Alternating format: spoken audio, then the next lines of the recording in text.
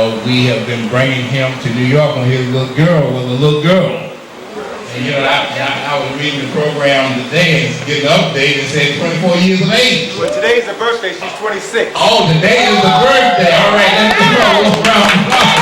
All right, today is the birthday. All right, that is so wonderful. And no better date because we have chosen to bring Brother Browder to us than on the birthday, on the Earth Day of his beloved daughter. Let's give a warm round of applause, put our hands together, stand on our feet for the man of the hour, Brother Anthony Browder.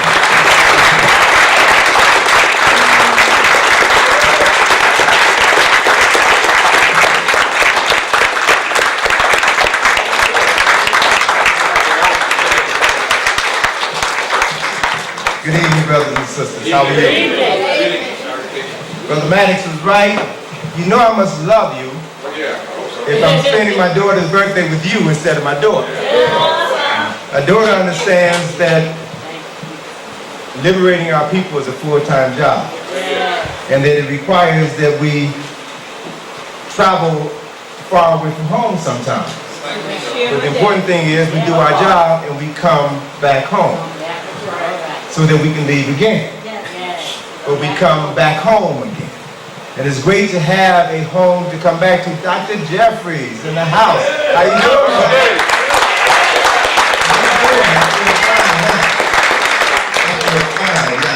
Yes, indeed. Well, I'm so pleased to be here. Always pleased to be with my brothers and sisters here at UAM. You all have been extremely supportive. I see a brother back in the back wearing one of our Egypt on the Potomac t-shirts. Those of you who take the field trip, next Sunday we'll have the opportunity to really see what that trip is all about. It is not a tour, it is a field trip. It's a field trip in the literal sense of the word. A field trip like the field trips you took when you were in school. It is an extension of the classroom where you're going to be exposed to historical, cultural, scientific, architectural, and symbolic information that will help you begin to understand what I refer to as secrets which have been literally hidden in plain sight. And the whole concept behind hiding secrets in plain sight is that if you want to keep something hidden from the people, you don't have to put it in a safe. You don't have to put it under 24-hour guard. The best way to hide a secret is to hide it in the open where everyone can see it. All you need to do is to separate people from their ability to understand what they see. So they'll walk past it, they'll drive past it, and they'll never know that the key to their mental salvation is right at their feet. So, you know, the field trip that I've done in Washington is something that I've been doing all over the country, because I found our fingerprints, our historical, cultural, architectural, and symbolic fingerprints everywhere I've gone in the world. It just so happens that they are probably a bit more plentiful in Washington than there are any place else, because it shows the extent to which white men value African knowledge, such that they use that knowledge in order to create what has become the capital of the wealthiest and most powerful nation in human history. They knew the value of African knowledge, and part of their job was to keep us on mental lockdown so that we could never truly understand who we were, what we came from, and what our contributions were to culture and civilization. So as long as we remain Negroes, as long as we remain mentally dispirited, then we will never be able to access that which is right within our grasp. And so these meetings that you all have here and have had through UAM for so many, many years are vital, because it is your opportunity to begin to re-immerse yourself in your history, your culture, into those traditions that will help you begin to recover your mind. Because Brother Maddox was right in terms of doing those radio interviews. You really begin to realize how sick we are. We are a sick people. But I understand the depth of that sickness. I understand the source of that sickness. And before we can truly heal ourselves, we must first acknowledge that we are sick. That's the problem. That's the hardest part of the problem.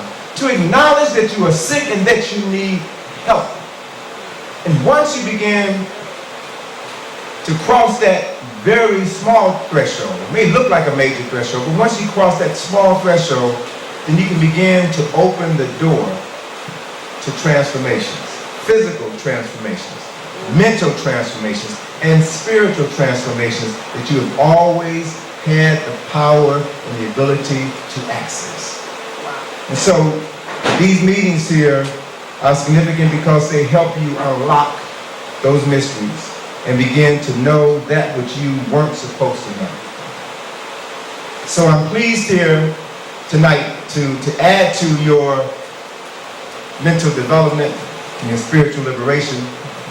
And the topic that I chose for my presentation this evening is entitled Barack or Not Barack, an analysis of the historical and spiritual significance of a Barack Obama presidency to America, to Black America, and to the world. And so this analysis is going to be based on investigating 6 different areas. The first area is, who is Barack to America? Who is he to Black America? And who is he to the world? The second point of interest is, does Barack really care about Black people? So this is going to be a critique of the Black critics of Barack. The third point is the significance of Obama as America's first Black president. The fourth point is racism in America dead or in a state of suspended animation? And how wrong was Jeremiah Wright? The fifth point is Barack Speaks. I want to analyze 3 of his speeches and look at the content of his words. And then the final point is, it's not about me, it's about you. Direct quote from Obama for his acceptance speech. It's not about me, it's about you. The role that African Americans must play in the upcoming presidential election. So those are the 6 areas that I'm going to examine. So the first one, who is Barack to America, Black America, and the world?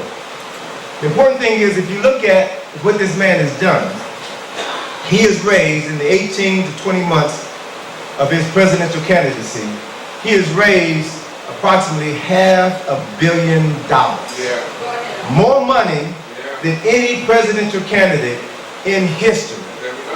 Most of this money has been raised via the internet. Yeah.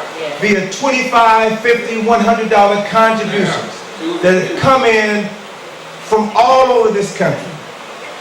And what's important for us to realize is that most of this money has come from white people. Yes. Yeah. Particularly white women. Yes. Particularly white women. So we have to begin to look at what is the appeal of Barack Obama to white America, and specifically white women. Well, the main appeal is that he's a mulatto. That his mother is European American and his father was African. Not African American or Black, he's African. He doesn't have the stain of slavery. He doesn't have the stain of the civil rights movement. He is apart from this country. So he is separated from the guilt that white folk have about what they did to our ancestors. So they can see him through a different light. And so because of the fact that so many whites have taken to Barack, many blacks have questioned his blackness. You know, who is he? Why do white folk like him so much? And in response to all of the criticism, or much of the criticism about him, in Washington, D.C., where I now live, there's a brother who I'm sure some of you are familiar with, a brother by the name of Haile Garima. Wrote, produced, and directed a film called Sankofa. And he has a bookstore and video store on Georgia Avenue, 2 blocks north of Howard University. And one of his close colleagues, a good brother from the Caribbean, a good brother from Trinidad by the name of Ackland Lynch, who's a professor, a brilliant mind, retired professor from Howard University. And they talk a lot. And so Ackland is very politically astute, was talking about this Barack phenomenon. And so he encouraged Haile Garima to sponsor a 3-week lecture series at his space so that they could bring in scholars, activists, community organizers, and have them discuss before the community who Barack is to me. So Brother Lynch structured this program, which was held over the course of 3 weeks. The first week, you had community organizers. The second week, you had a number of scholars from Howard and several other educational institutions. The third week, you had artists, spoken word artists, and other social activists. And those 3 weeks of activities were profoundly engaging in so many different levels. So you had folk who talked about the validity of Barack running for president. You had others who said that, well, he's nothing more but an extension of this country. He won't be able to do anything for black folk. You know, so all kinds of issues came out during this discussion. And what we found is, and what I found as I was sitting in the audience observing everything, was that there were a number of people in the audience, majority of people in the audience, who weren't in favor of Barack, who were not supportive of Barack. So let me kind of put this in context for a minute. I've had the pleasure of traveling throughout this country and throughout the world, specifically within the last 6 months, 12 months. You know, my travels have taken me to India, to England twice, to Mexico, to Belize, to Egypt, and everywhere I've traveled outside of this country, everyone that I have encountered, once they found out that I was from America, they all expressed to me with great excitement about Barack running for president. Outside of this country, everybody is rooting for this man. Why? Because they hate America. They don't hate Americans. As one Egyptian told me, I don't hate Americans, I hate your government. I hate your government because your government has exported terrorism and war all over this world. Your government is disenfranchising governments and people all over this world. And in their mind's eye, to have a person of color at the helm of this government might make a difference.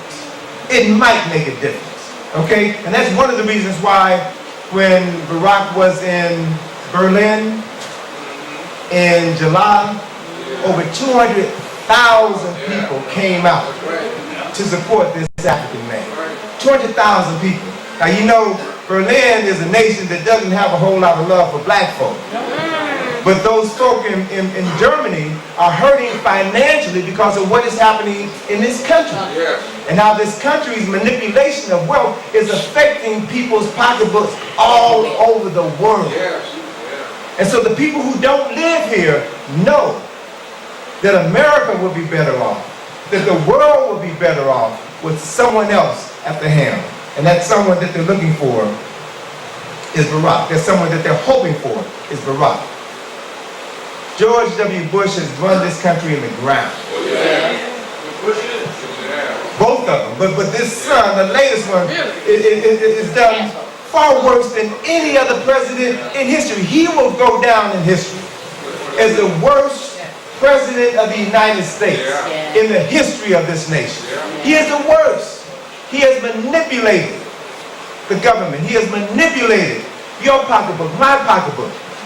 He has created wars based on lies and cost the lives of thousands of American citizens, but hundreds of thousands of foreigners all throughout the world. He is the worst. And when he was re-elected president the second time, or re-selected president, I stand corrected. When the election was stolen the second time, I remember the front page of a newspaper in London, England, asked the question, the headline read, "How stupid are Americans to have allowed him to steal the election twice?" And we did nothing. We didn't protest. We didn't demonstrate. We just said, oh well, that's the elected process, and we went on with our business. And he went on with his business, which was the continued destruction of this nation and by extension, the rest of the world. And so others that I've encountered throughout this country know what we need to begin to understand on a very basic and fundamental level, that Barack is America's last chance to redeem itself. If they don't get it right this time, we can kiss it all goodbye. So let's look at point number 2. Does Barack really care about black people? And I want to look at some of the critiques, some of the critics of Barack. At the 3-week lecture series that Acton Lynch held at Sankofa, when he saw that there was so much overwhelming, not hatred, but distrust for Barack, Brother Ackman stood up and just asked one simple question of the audience. How many of you all have read his book? And of the 50 or 60 people in the audience, maybe 2 read his book. So he asked the question, how can you critique him? If you haven't read his book, you can't critique him based on what you've seen on television or what you read in the newspaper. Have you read his own words? Do you know how he thinks? And if you haven't done that, then you need to shut up. Plain and simple. So, Ackman's declaration made me read his book because I hadn't read it. And because he's a man who I respect, who I love, who I appreciate, I decided to read the book. And as I've read the book, I've come to understand his first book, Dreams from My Father. When I read this book, I came to understand that Barack Obama is blacker than most black folk that I know, including a whole lot of folk who consider themselves to be African-centered. I'm telling you the honest God truth, based on my reading of his book. His book is a soulful telling of a black man in search for his father, in search for his identity. And as he talked about this search, I can relate to it. Because I spent my life as a black man searching for my father. I don't know who my father was. Never met him. I spent my life searching for my identity as a black man in the world. And so I can identify with his quest, the basic quest that every person has. Who am I? Where did I come from? And what is it in me that drives me to do the things you do? If you're lucky and have 2 parents, then part of that question can be answered. Because you can look at your parents and see yourself in them, their speech, their walk, their talk. But if you're separated from one of your parents, then 50% of you will never know. And you don't know how deeply that bothers someone until you're missing that 50%. So his book deals with that. He talks about the fact that he was raised by a white mother from Kansas who introduced him to black literature.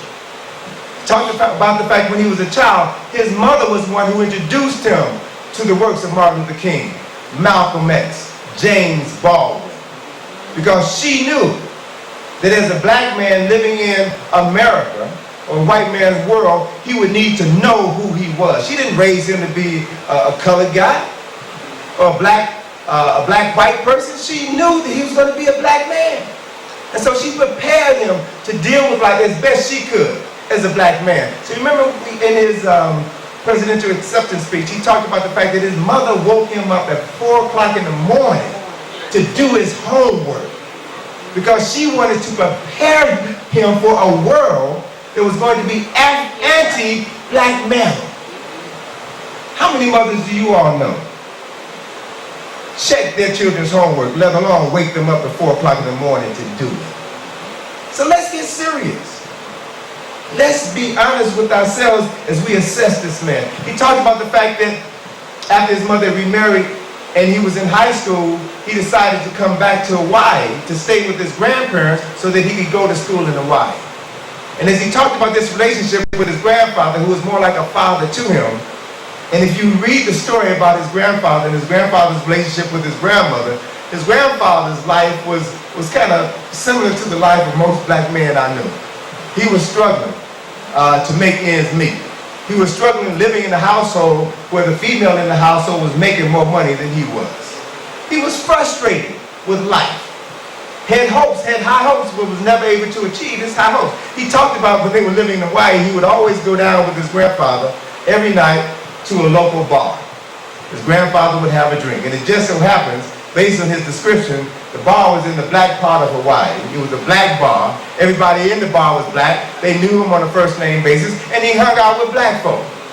So while Granddad was sitting down, drinking his beer, talking with the brothers, Barack was sitting down at the bar, drinking his Coke, talking with other folk in the bar. So he grew up around us. He knows our issues, and he's very clear about who he is. And then after college, after he graduated from Columbia, he moved to Chicago, my hometown. Moved to Chicago. And specifically, he got a job as a community organizer working in Argyle Gardens. Now, I grew up on the west side of Chicago. Argyle Gardens is on the far south side of Chicago. I didn't go to Argyle Gardens, all right? I didn't go to Argyle Gardens because as a black man living in Chicago, you knew that there were certain places you don't go because white folk would beat you up and your own folk would beat you up if you're from the wrong neighborhood. So he worked in Argyle Gardens. So I can respect him going back into the community to work with our folk. He could have got a decent job working on Wall Street here in New York, or working in downtown Chicago or DC or Philadelphia, but he chose to work with his own people. So we have to acknowledge that. And in the book he talks about his relationships with people in Chicago. He talks about the various communities that he lived in and worked in Chicago. So I can relate to this book again on many different levels because he was talking about my city. He was talking about people that I knew, that I grew up with. And there's a passage in the book where he talks about meeting this brother, this older brother, who was training young men or preparing young men for high school. And I want to read you this passage, a couple of passages from this section of the book because it describes his understanding of what black children, specifically male children, have to go through in this country. He met this brother, he was introduced to this brother named Asante, who was a counselor for young men. He said that we followed Dr. King's directions to a small office toward the rear of the building. It was decorated with African themes, a map of the continent, posters of ancient African kings and queens, a collection of drums and gourds, and a kente cloth wall hanging. Behind the desk sat a tall, imposing man with a handlebar mustache and a prominent jaw. He was dressed in an African print, an elephant hair bracelet around the thick wrist. He seemed a bit put off at first, and he had a stack of SAT papers. Let me go on. He said the first thing, and so he was talking to Barack and his assistant about the work that they were doing as community organizers and the people that they were interacting with. So I want you to listen to this statement from Brother Asante here. The first thing you have to realize, he said, looking at Johnny and me in turn, is that the public school system is not about educating black children. Never has been. Inner city schools are about social control, period. They operate as holding pens, miniature jails, really. It's only when black children start breaking out of their pens and bothering white people that society even pays attention to the issue of whether or not these children are being educated. Just think about what a real education for these children would involve. It would start by giving a child an understanding of himself, his world, his culture, his community. That's the starting point of any educational process. That is what makes a child hungry to learn. The promise of being part of something, of mastering his environment. For the black child, everything is turned upside down. From day one, what is he learning about? Someone else's history, someone else's culture. Not only that, this culture he's supposed to learn is the same culture that has systematically rejected him and denied his humanity. Right, and that's a foundation, that's a discourse on education, a basic understanding of education. And then he talks about the fact that he chooses to give them, he chooses to expose these children to African history, African geography, artistic traditions. I try to give them a different values orientation, something to counteract materialism and individualism and instant gratification that's fed to them the other 15 hours of the day. I teach them that African people are a communal people, that Africans respect their elders. So he lays out a basic foundation, and he incorporated this conversation in his book, which means that this conversation had meaning and value to him. What's important in this description of coming into Asante's office, he describes the poster on the wall with the African kings and queens. You all have seen those posters, haven't you? The Budweisers, great kings and queens of Africa, all right? And what's so interesting about it is that I remember in the conversation I had with Dr. Clark, Dr. Johnny Clark, years ago, Dr. Clark had shared with me that he wrote the narratives for those posters. And as he was discussing that with some of his colleagues ragged on him for being associated with Budweiser. Now, you know Budweiser, I mean, they're producing this alcohol that's killing our people. And Dr. Clark said, well, listen, fool, our people gonna drink the Budweiser anyway. So we might as well give them something to learn while they're drinking the Bud. That's real. That is real. And I can't tell you how many thousands, hundreds of thousands of lives were touched by those posters. You don't understand the extent to which something small, something seemingly insignificant and anti-African can plant seeds in the minds of someone, whether they are conscious of it or not. And so we've got to begin to look at our situation from multiple perspectives before we start criticizing our people for what they do. A couple of other passages in the book, Barak describes his journey to Africa to visit his father's relatives after his father died. Now the book begins with him receiving a phone call from his sister in Africa that his father died in a car accident. And Barak only knew his father for 1 month. His father met his wife when they were students at the University of Hawaii. Got pregnant, he lived with them for about 2 years, and then he left, returned to Africa. He didn't come back until Barak was about 10 for Christmas, stayed for a month, and then he was gone again and never saw his father again. So he spends this book, dreaming about his father. Because everyone said how bright his father was. Everyone talked about how much character and how he could walk into a room and just change the energy in the room with his presence. And so he tried to imagine the presence, the power of this man. He tried to imagine that power manifesting itself in him as he tried to find his place in the world. And then there's a description here where he finally goes to Kenya to visit his father's relatives and to go to his father's grave. And there's an interesting conversation that takes place when he's in the airport in Nairobi. His baggage is lost. And so he meets with the teller to fill out the form to secure his luggage. And let me just read you this short passage, which again gives you some insight into the mind of this man.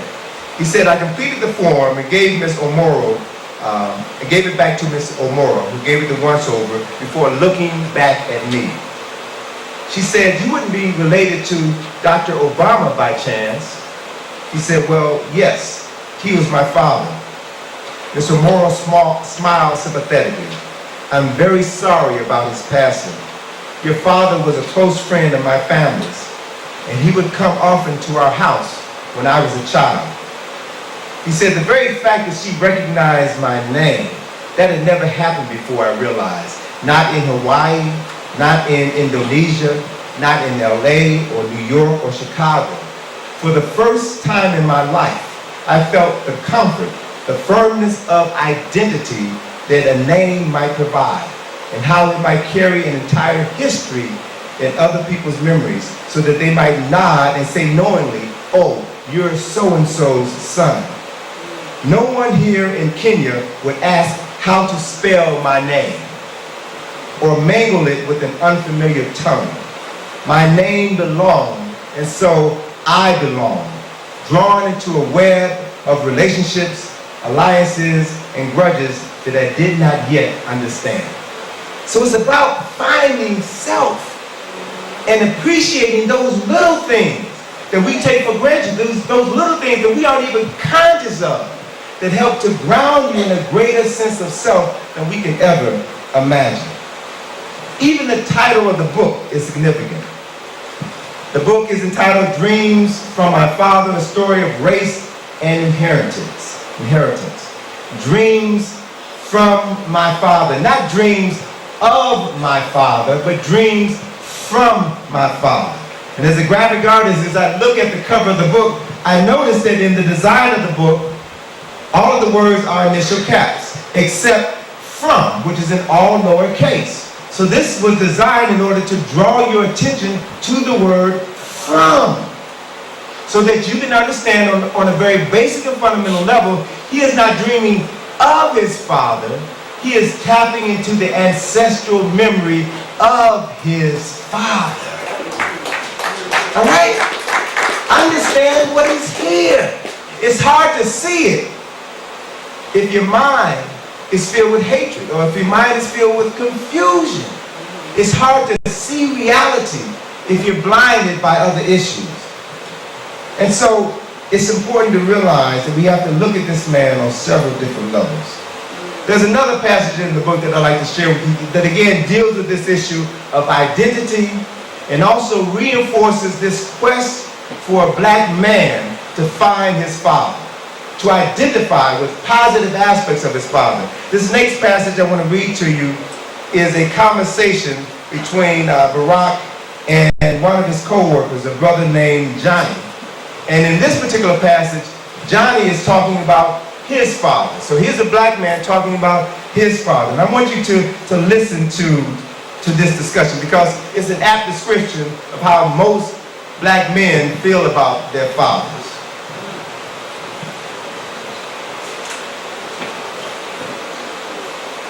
He says here, Johnny says, it's funny, he said, how listening to Asante back there made me think about my old man.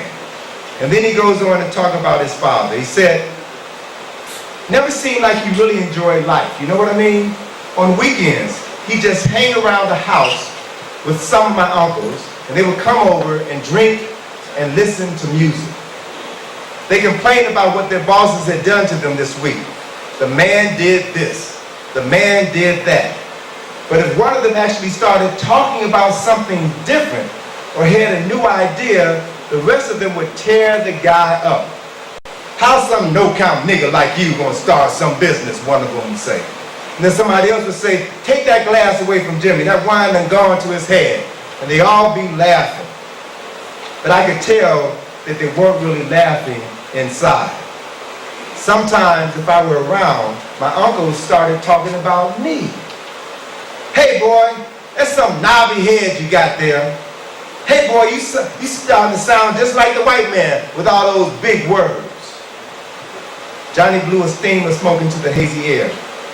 When I was in high school, I felt ashamed of him, my old man, I mean, working like a dog, sitting there getting drunk with his brothers. I swore that I would never end up like that. But you know, when I thought about it later, I realized that my old man never laughed when I talked about wanting to go to college. I mean, he never said anything one way or the other, but he always made sure that me and my brother got up for school, and that we didn't have to work, and that we had a little walking around money. The day that I graduated, I remember he showed up in a jacket and a tie and just shook my hand. That's all. He just shook my hand, and then he went back to work. So Barack says to him, but he was there, Johnny. Who? Your father. He was there for you. Yeah, Barack, I guess he was. Did you ever tell him that? No, we're not really good at talking. Johnny looked at the window, and then he turned to me. Maybe I should, huh? Yeah, John, I said, nodding. Maybe you should. All right? Black men, searching to find identity, searching to find relationships with other black men. Particularly the most important black man in your life, your father. But too many black men don't have fathers, don't know their fathers. So I want you all to understand very clearly that without that 50% of yourself, you are not whole. I don't care who you are, I don't care how much education you have, you are not whole. So in this book, he talks about trying to complete himself, trying to get whole. And he did that by trying to find his roots, something that many of us can't do by virtue of the fact that many of us don't know where in Africa our foreparents came from. But he was fortunate in that he was able to go to the village, see his grandparents, go to his grandfather's tomb, and participate in the rituals that have been passed down from generation to generation to generation. The third point I want to look at is the significance of Obama as America's first obviously black president. And in doing so, I want to do a quick overview of J.E. Rogers' little pamphlet, which was published in 1965, Five Negro Presidents. I'm surprised, I'm shocked at the number of our folk that have never heard of this book, let alone read it. And it's 18 pages. Yeah, right. It's 18 pages. Read that on your coffee break. The title of the book, the working title of the book is Five Negro Presidents According to What White People Say They Were, by J.E. Rogers, and was published in 1965. The five Negro presidents were Thomas Jefferson, third president of the United States, who served 2 terms from 1801 to 1809. The second black president was Andrew Jackson, the 7th president of the United States, who also served 2 terms from 1825 to 1837.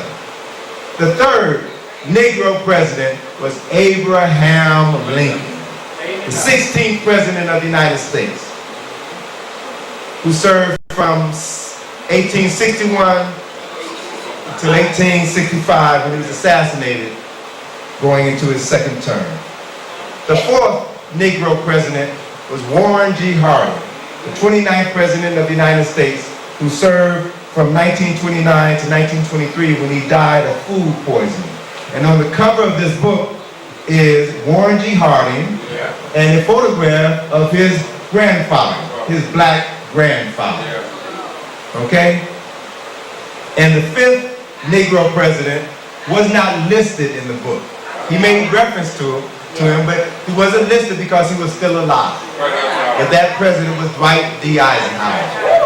And I don't know how many of you all are familiar with Dr. Edward Nichols, who's a psychologist from Washington, D.C. But when I first met Dr. Nichols, he talked about the fact that after Kennedy was elected president, Life magazine did an expose, cover story, on all of the living presidents of the United States. And they had on the cover a photograph of Dwight D. Eisenhower as a child and his mother. And his mother was black. His mother was a mulatto, all right? And so that was on the cover of Look magazine. It was on newsstands all throughout the country. Somebody saw that cover, made a telephone call, and in 24 hours, every single magazine was taken off the newsstand and was placed with a different cover. All right? Now, all 5 of these men were black, according to the 1 drop rule.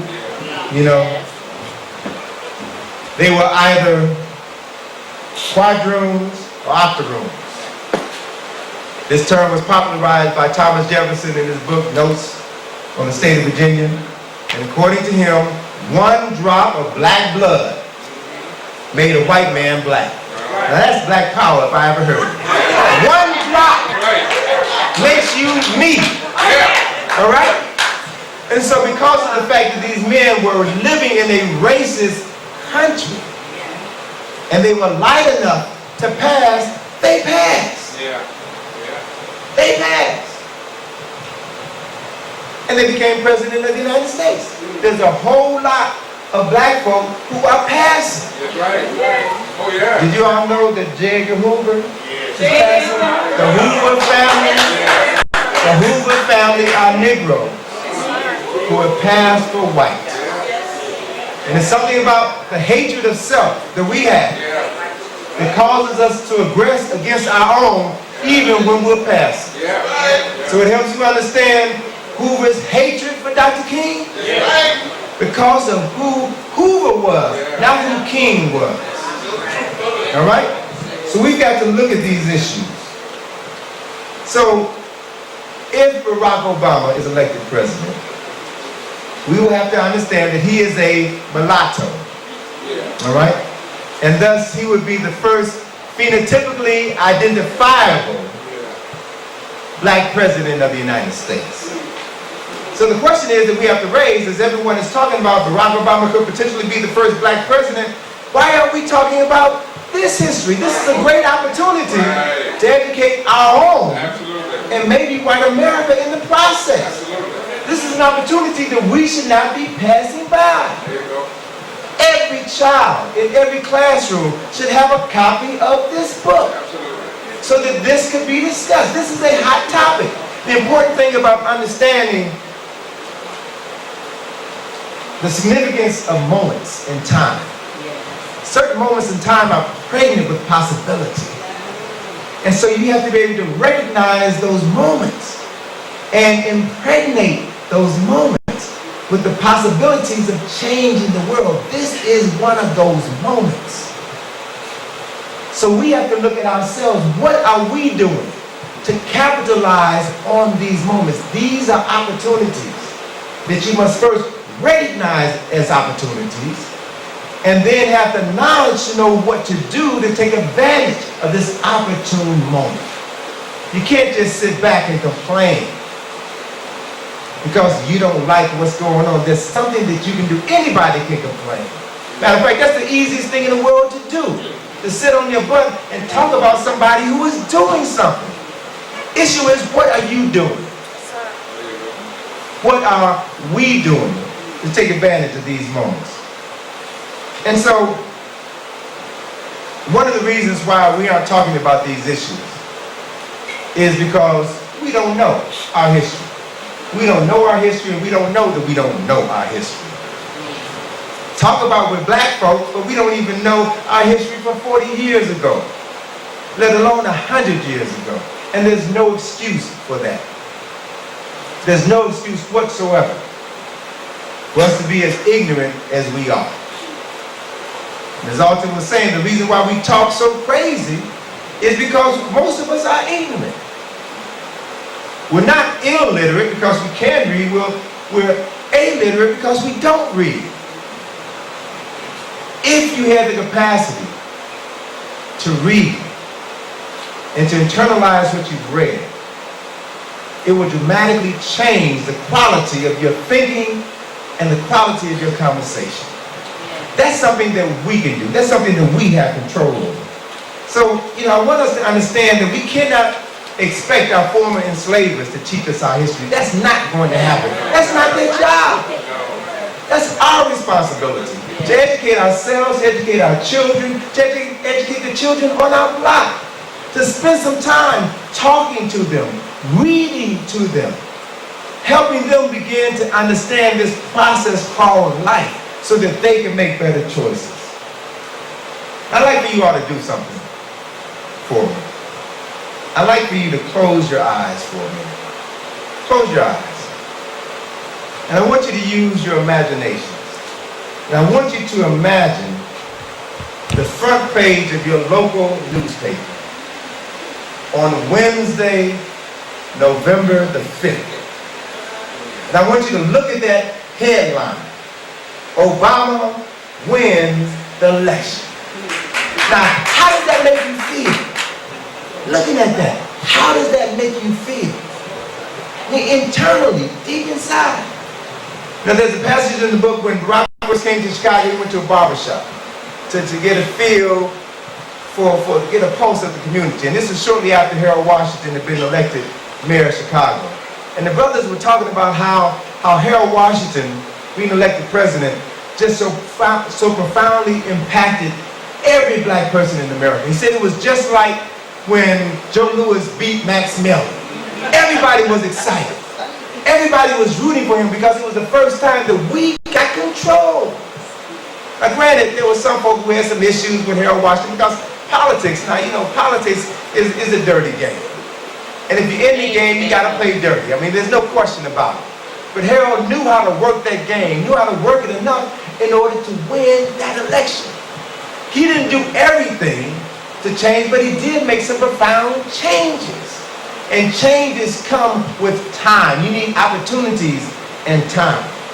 I want you to imagine that if Obama is elected president, or I saw Dr. Fukuyama. You all familiar with Dr. Fukuyama? Yes. He was in Washington last month to do a lecture. And when he walked in the door, he was wearing an Obama pin. And I said to him, it's obvious who your candidate for president is. And he looked at me with all seriousness, because Dr. Fukuyama was a very serious brother, a deep brother, very serious brother. And he said, the ancestors have said that Obama is going to win. So he was dealing with this situation from a totally different perspective than I was. The ancestors said that he is the right man for the job at this particular point in time in history. I want us to understand how just on a psychological level, how Barack will affect everybody in this country, not just black folks, but everybody in this country. Do you realize that his photograph will be in every federal office in this country?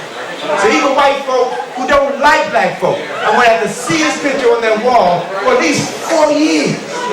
Understand the psychological effect that that image of that black man is going to have on them on a conscious and subconscious level.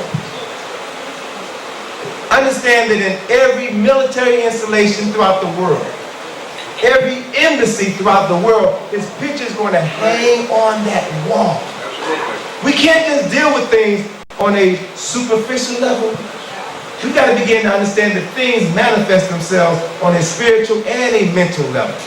And all of these things are going to be working within the next couple of months. So we got to begin to broaden our perspective of this moment in time, where we are in this moment in time, and how we must use our time to take advantage of every single second. Fourth point I want to talk about is racism dead or in a state of suspended animation. Barack addressed the issues of race in his book, Dreams of My Father, a story of race and inheritance. So he was very clear about these issues of race. The book was published in 1995, 4 years after he graduated from Harvard Law School, 9 years before he spoke at the Democratic Convention in 2004, where he delivered a keynote address. So this book was written before anybody ever heard of Barack Obama. And he laid out his heart and soul. He talked about what life was like for him as a child. Talked about getting high. Talked about shooting school. He's talking about all the things that any young child does growing up. And he talked about how he found himself and charted the course for his life. Again, the issue that impressed me was that Barack chose to work as a community organizer in the south side of Chicago. Chicago was, in the early 80s, and still is today, and it certainly was the 21 years that I lived in Chicago, from actually 20 years, from 1951 to 1971, Chicago was and still is the most racially segregated city in the United States of America. It still is, even more so than New York, even more so than New York. If you all recall, in the 60s, Dr. King decided to move his civil rights movement from the South, came to Chicago. He came to Chicago, not Cicero, not Cicero. Cicero has changed. Chicago has changed a lot over the years. Black folk live in Cicero now, you know. But Martin Luther King decided that he was going to integrate community in Marquette Park. Marquette Park was on the near south side, around 35th Street. Black folk, when I was growing up in Chicago, you don't drive through Marquette Park. Marquette Park was a lot like Bensonhurst. You don't drive through Marquette Park. You don't walk through Marquette Park. But Dr. King decided that he was going to integrate this all-white community. And those of you all who are old enough to remember when King was living in Chicago, you probably remember the images in the newspaper and on the television news where there were crowds of white folk, hundreds and hundreds of white folk, men, women, and children, protesting his presence in their neighborhood, spitting at him. You would think that these things were taking place down in Birmingham, Alabama, or Meridian, Mississippi. This is on the south side of Chicago. And in one event, up south, exactly right. And one particular occasion, as Dr. King was walking through this crowd with Jesse and all of his other lieutenants, someone took a brick and threw it at King, hit him in the head. And Dr. King, when he got into the department, began to reconsider his decision, trying to integrate this community in Chicago. He said, now, I've dealt with racism all throughout the South, but I have never experienced racism like he was experiencing in my hometown, Chicago. Matter of fact, Mayor Daley, Richard J. Daley, came into his apartment and said, look, I can't protect you in this neighborhood. You know, so if you want to make your point, I would suggest you do it someplace else. So what did King do? He left the south side and he went into a project on the near north side. So he changed his focus, but he still talked about the disparities of housing in Chicago. Now, Chicago housing projects, some of the worst housing projects in the world. New York is bad, but Chicago, some of the worst in the world. And I didn't really understand how bad it was. I mean, I knew folk who lived in the projects, and they would tell me stories about the murders that took place within the projects on a regular basis, the rapes that took place in the projects, all of the beatings and shootings and stabbings that took place. Our folk killing our folk every single day.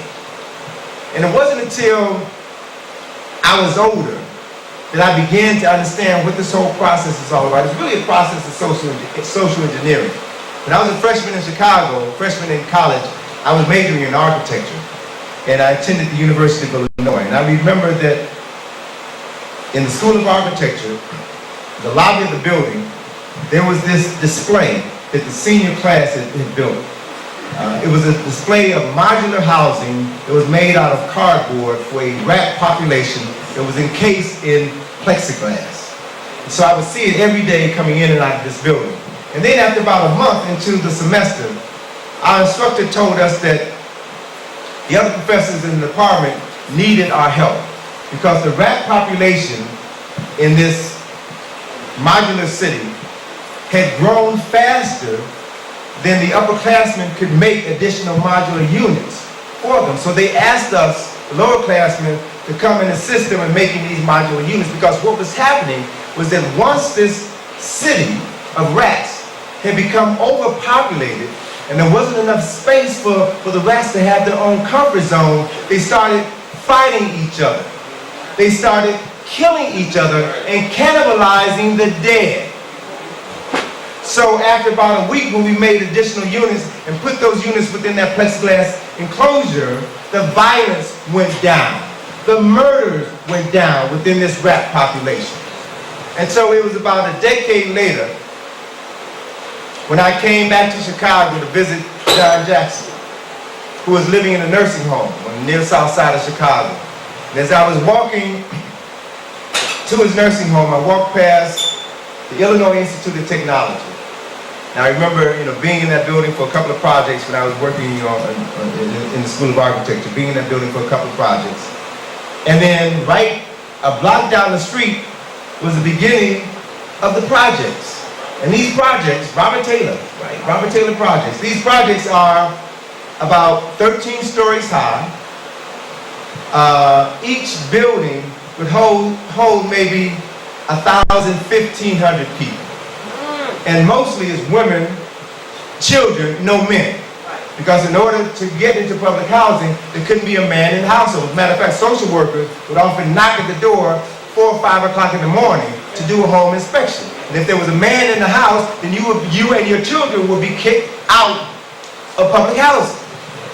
And so, when in these buildings, there were 4 buildings to a block, and they stretched for over a mile. And they were all throughout the city.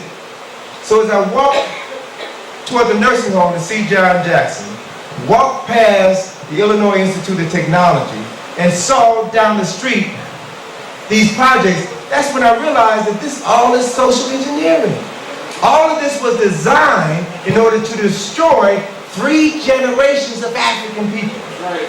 Separate families, separate the men from the wives, the children from their fathers, so that this dysfunctionality could be passed down from generation to generation to generation. Right. And I applaud Barack for going to Chicago to work in this community to make a difference in the lives of young black men who needed some positive male images to relate to. Okay? So, in the book, he talked about his community. Barack lived in the hood, lived with black folk, lived in the neighborhood that some of us wouldn't want to live in. So he's well aware that racism is a game created by whites. Yeah. Whites wrote the rules of the game. They manufactured the deck. They dealt the hand. And then they want to accuse him of playing the race card. How about that? I understand how this game is played. Hillary Clinton can talk about putting 18 million cracks in the glass ceiling and appeal to female voters. John McCain can talk about spending 5.5 years as a prisoner of war and appeal to veterans. Sarah Palin can talk about being a soccer mom or a pit bull with lipstick and appeal to mothers. But when Bill Clinton suggested that the only reason that black voters were voting for Barack was because he was black, and Barack expressed his displeasure with that comment, then they accused him of playing the race card. What is that? What kind of craziness is that? Everybody else can talk about issues that define them as people except us. And in the middle of that, he still is dealing with the issue, simply because he's black. But the reality is, he can't deal with race directly. It has to be indirect. As a presidential candidate, he can only talk about race in the context of supposedly racist remarks that were made by his former minister, Jeremiah Wright. Right? So let's look at this Wright situation for a minute, and let's analyze his comments and the context in which his comments were made. Since Reverend Wright burst on the scene with his soundbite of "Goddamn America," which was played over 500 times in 1 week, over and over and over and over again. That's the media doing that in order to connect Barack to this minister. So that even though he wasn't talking about race, he went to the church of Reverend Wright, so obviously these must be his thoughts as well. Projection and association. The interesting thing is about Wright's comments, I have not spoken to one Negro, I have not spoken to one black person, I have not spoken to one colored or African American who disagreed with what Wright said. All of us know that Wright was right. His comments were absolutely right. And anybody who lives in America truly understands what he was saying to be true. And Barack initially addressed those issues. That the black church is different than a white church. And that we talk about issues in our churches that white folks don't talk about in their churches. Because of how we relate to this country and how we relate to the Lord. But the interesting thing is that Wright's comments were comments that were somewhat similar to Malcolm's comments 45 years ago when he said chickens were coming home to roost. Malcolm was kicked out of the nation when he made those comments. Remember that? He was kicked out the Nation of Islam for talking about the assassination of John F. Kennedy and saying America's chickens are coming home to roost. Khalid Muhammad was kicked out of the Nation of Islam when he made comments about the Pope. Alright? So let's put all of this in context. Anytime a black person speaks out, a high-profile black person speaks out and talks about racial issues in this country, he is kicked to the curb. Alright? So, let's look at this. Wright's comments that he made at this church were right on point. But the comments that he made several weeks later in Detroit at the NAACP convention, and then the next day at the press club in Washington, D.C., was when it became clear to most folk that Wright had lost his mind. Now let me put this in context, all right? Because anytime you're speaking before an audience, you really have to be careful of what you say and how you say it. Particularly if you are a target of the media. You don't give the media the most powerful form of mind control and manipulation. You don't give them any ammunition to use against you, or by extension, anyone who has been associated with your church, Barack Obama. So when Wright spoke at the NAACP convention and he talked about the educational differences between black children and white children, he raised issues that were right on point, but they were over the head of most of the people in his audience. So what was he doing? He was, in my humble estimation, he was showing off. He was showing off. Now there's nothing wrong with doing that, but you have to do it in the right context. If you're going to talk about information that most people are not familiar with, then you need to provide documentation. You need to provide documentation, especially if your presentation is being broadcast all over the world. That broadcast wasn't just for the United States, it was being broadcast by C-SPAN all over the world. So this was his opportunity to educate everyone throughout the world. And he didn't, in my humble estimation, he didn't do everything that he could have done and should have done at that opportune moment. It was a missed opportunity because he was showboating. Got so caught up in showboating that he struck the Q pose.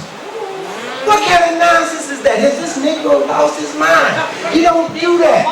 You don't do that with an international audience. You don't do that. There's certain things that you do with family behind closed doors. This is family. I would say and do certain things with family, but that I won't do with the larger audience because I know that they don't look at me like you look at me. And I've got to say things to appeal to them on a different level because they're evaluating me different than how you will evaluate me. And the idea is, anytime you speak to a large audience, you want to have the entire audience move with you. You don't want to lose them by saying something that they may misinterpret. So you are very careful or very structured about what you say and how you say it, if you care about your message and how your message is going to be received. The following day, when Wright spoke at the press club, the National Press Club in Washington, D.C., that's when he lost it. Now, he's a bright man, he's an educated man, he is an articulate man, but he should have known that he was being set up. He should have known that he was being set up. He was there in D.C. for a conference of black ministers that was being held at Howard School of Divinity. The meeting at the press club was set up by Barbara Reynolds, who is a supporter of Hillary Clinton. So they set up that meeting knowing how Wright is, knowing how large his ego is, putting him in front of his peers, knowing that he's going to cut up. And he did cut up. His talk was good, but then he went overboard during the Q&A session when he started attacking that poor white girl who was asking the question, the moderator of the program. All right? Now, he almost made me feel sorry for her. Almost. But you got to understand how other people watching this.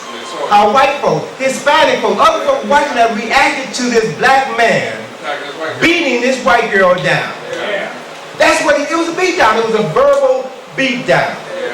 And he should have known you don't do that before an international audience. You don't do that because you're going to draw negative attention to yourself, to your church, to your parishioners, and to anybody associated with you. His ego was out of check. And he's paid for it because you have not heard from him since, have you? You have not heard from him since. And there's some stuff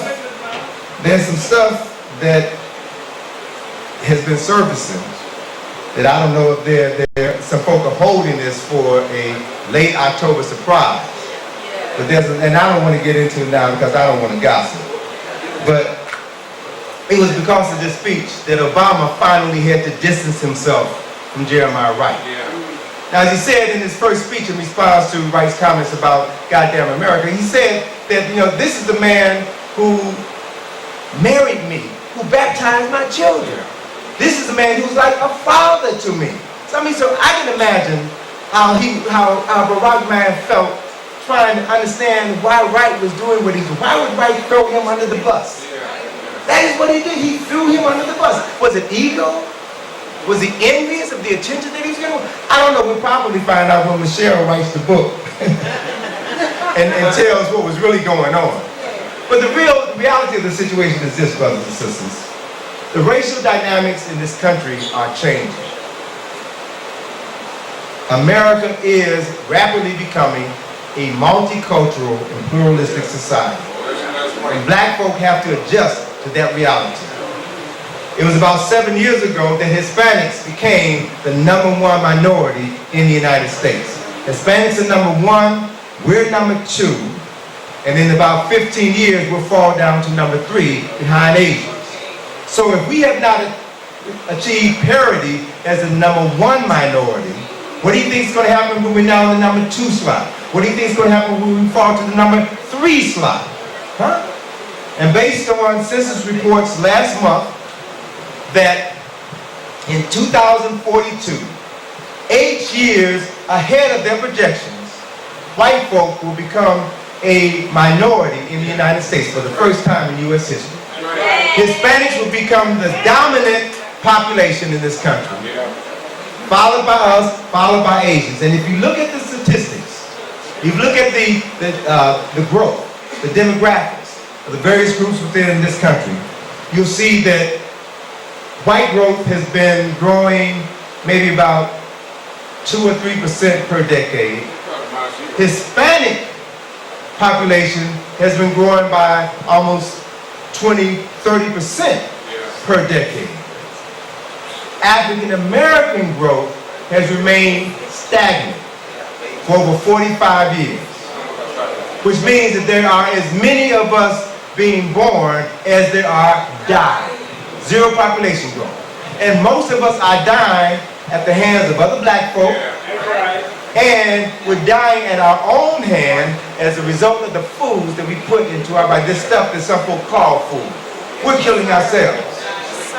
So, we have to take all of this into account in order to assess where this country is going. So that racial dynamics are changing such that we won't be able to blame whitey for all of our problems now. Because they won't be in the minority, they won't be in the majority. Hispanics will begin to be in the majority.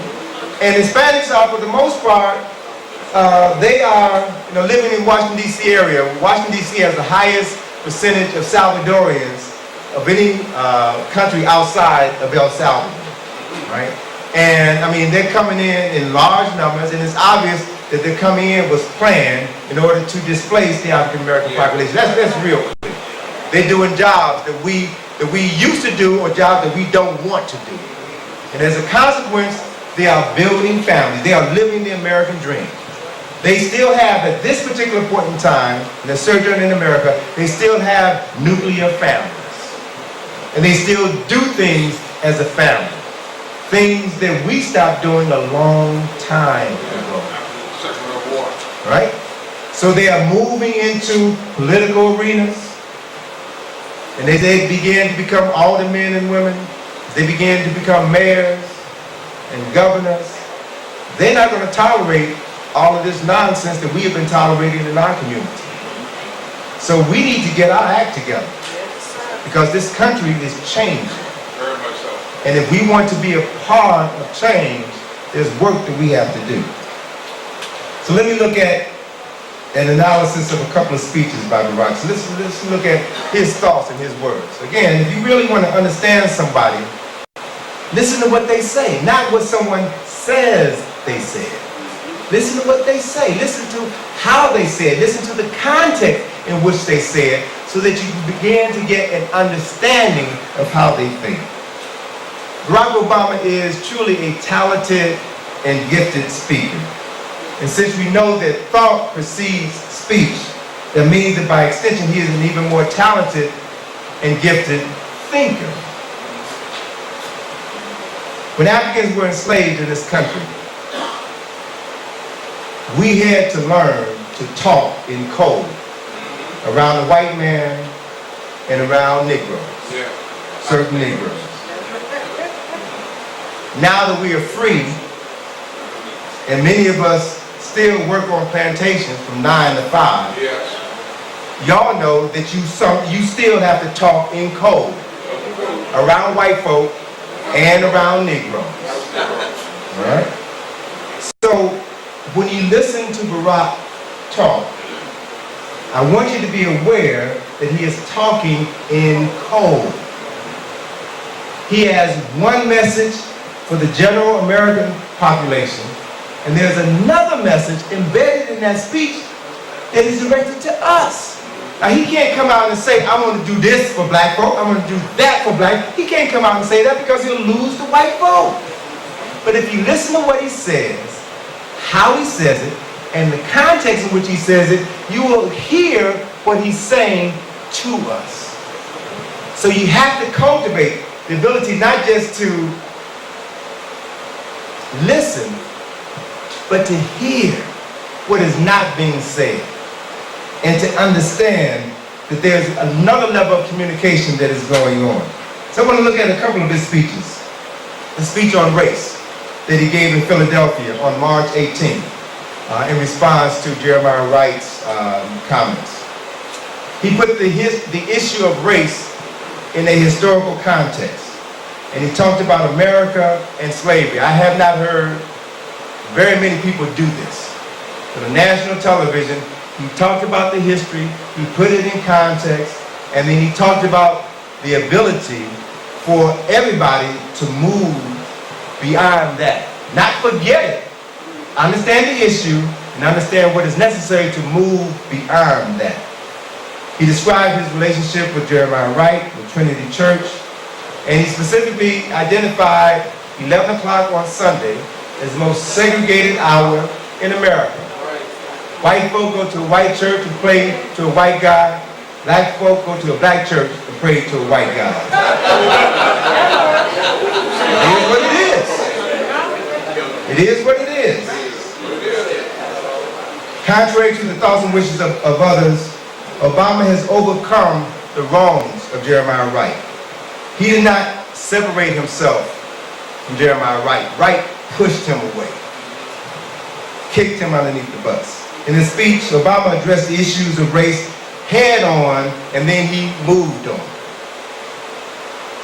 He won the primary races. He won the Democratic presidential nomination, and he can potentially win in November with your help. If you look at his Father's Day speech, which was held at a church in Chicago, June 15, 2008, in his speech, Barack used scripture in order to frame his discussion about fathers. Specifically, he used Jesus' Sermon on the Mount, where Jesus preached about a man building his house on a rock which has a firm foundation. And Barack used this message to illustrate that family also has to be built on a strong foundation. Family is the foundation of every community. And the man, the father, is to be the rock of that family, the rock of that community.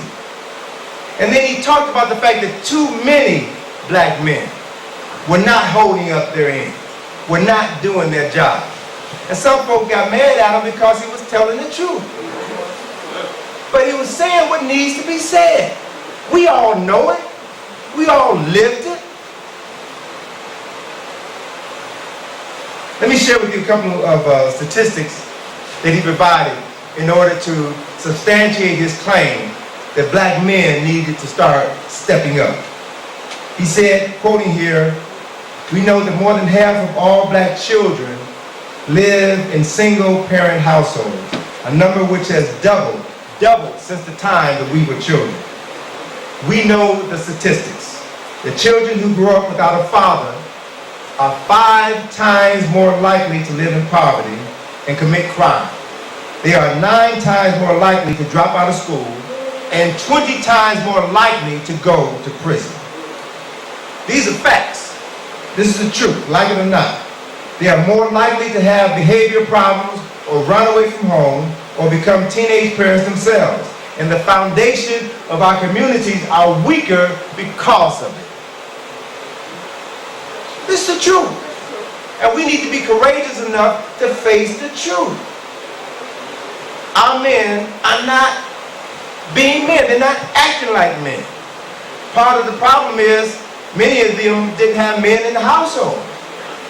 And I have to be honest with these sisters, a woman cannot raise a man. A mother cannot raise a man. My mother could not raise me to be a man. I needed men in my life to help me understand certain things that my mother didn't understand or couldn't explain to me. So we need men, courageous men, strong men to work in our communities, to be models, to be examples for our children, for our daughters, for our nation and our community. Barack proceeded to give examples as to what men could do to improve the quality of their lives and their community lives. So he didn't just talk about the problem, he gave statistics to validate the problem, and then he gave solutions to the problem. That's what you're supposed to do if you want to help somebody. You don't just criticize them. You help them understand what the issues are, and you give them the means by which they may help themselves. So the conclusion was simple. Since it's a simple and truthful message which needs to be repeated over and over again until it sinks into our heads and we realize that the only way we can change our condition is to confront our condition. We can't run away from it. You can't deal with the truth by simply ignoring it or wishing it away, or committing character assassination upon the messenger of that truth. So in that context, I gotta say, shame on Tabitha Smiley. I gotta say, shame on Cornel West for being overly critical of his speech. I have to say, shame on Michael Eric Dyson for getting on Bill Cosby for saying the same thing. Now come on, now we gotta be serious. You know, folk accuse Cosby, folk accuse Barack of airing our dirty laundry. But don't you realize the world can see your dirty drawers because our children are walking around with their pants hanging out of their behind. What people on this planet allow their children to walk out of the house like that? No one. No one on any country that I've gone to allows their children to accept such dysfunctionality as the validity of their humanity. That is insane. That is unacceptable behavior. And as long as we are silent on this issue, the world will continue to look at us as if we have lost our minds. And so we can't do better until we start acting better. And I applaud any black man who holds black men up to a higher standard. We need to have regular discussions like this on an ongoing basis. At Barack's Democratic DNC presidential acceptance speech last month, he talked about a number of important things. I call this speech the Promise of America speech. You can do what you will. And in this speech, Barack talked about what was wrong with America. He identified George Bush as the source of many of America's ills. And then he linked McCain to George Bush. He went on to talk about the economy. And he talked about the promises that he would keep as President of the United States, and then he proceeded to detail those promises. And he said that he promised to help you if you would help your community. Huh? I would help you, but you got to help yourself. I can't do it all for you. And then he broadened his Father's Day message to talk about all fathers in this country needed to step up and do more. And then he delivered his punchline with the skill of Muhammad Ali in his prime, right? When he said, I get it. I realize that I'm not the likeliest candidate for the office. I don't fit the typical pedigree, he said. But I stand here before you tonight because all across America, something is stirring. What the naysayers don't understand is that this election has never been about me, it's about you. It's about you. And understanding that this is an opportunity for every single one of us. He said that history teaches us that at defining moments like this one, the change we need doesn't come from Washington, change comes to Washington. Change happens because the American people demand it, because they rise up, because they insist on new ideas and new leadership and a new politics at a new time. That's what we need. Because the same old is not going to cut it. Said America, this is one of these moments. I believe that as hard as it will be, the change that we need is coming because I've seen it. He's seen it. He has lived that change. And he truly has. He is an international brother. Born and raised in Hawaii. Moved to Indonesia when his mother remarried. Came back to Hawaii for high school. And then went to college in LA. And then transferred to New York. And then came to Chicago. And then came to New York, and then went back to Chicago. So this is a brother who has always been around us. He has not left his community, even though he had the chance to do so many, many times. Then he went on to talk about the promise of America. He says, this country of ours has more wealth than any nation, but that is not what makes us rich. We have the most powerful military on earth, but that is not what makes us strong. Instead, it is that American spirit, that American promise that pushes us forward even when the path is uncertain, that binds us together in spite of our differences, that makes us fix our eyes on what is unseen. But what is unseen is that far better place around the thing. He's talking about vision. He ain't talking about a dream. He's talking about a vision. And as we all know, in order to do anything, you must first have a vision in your mind.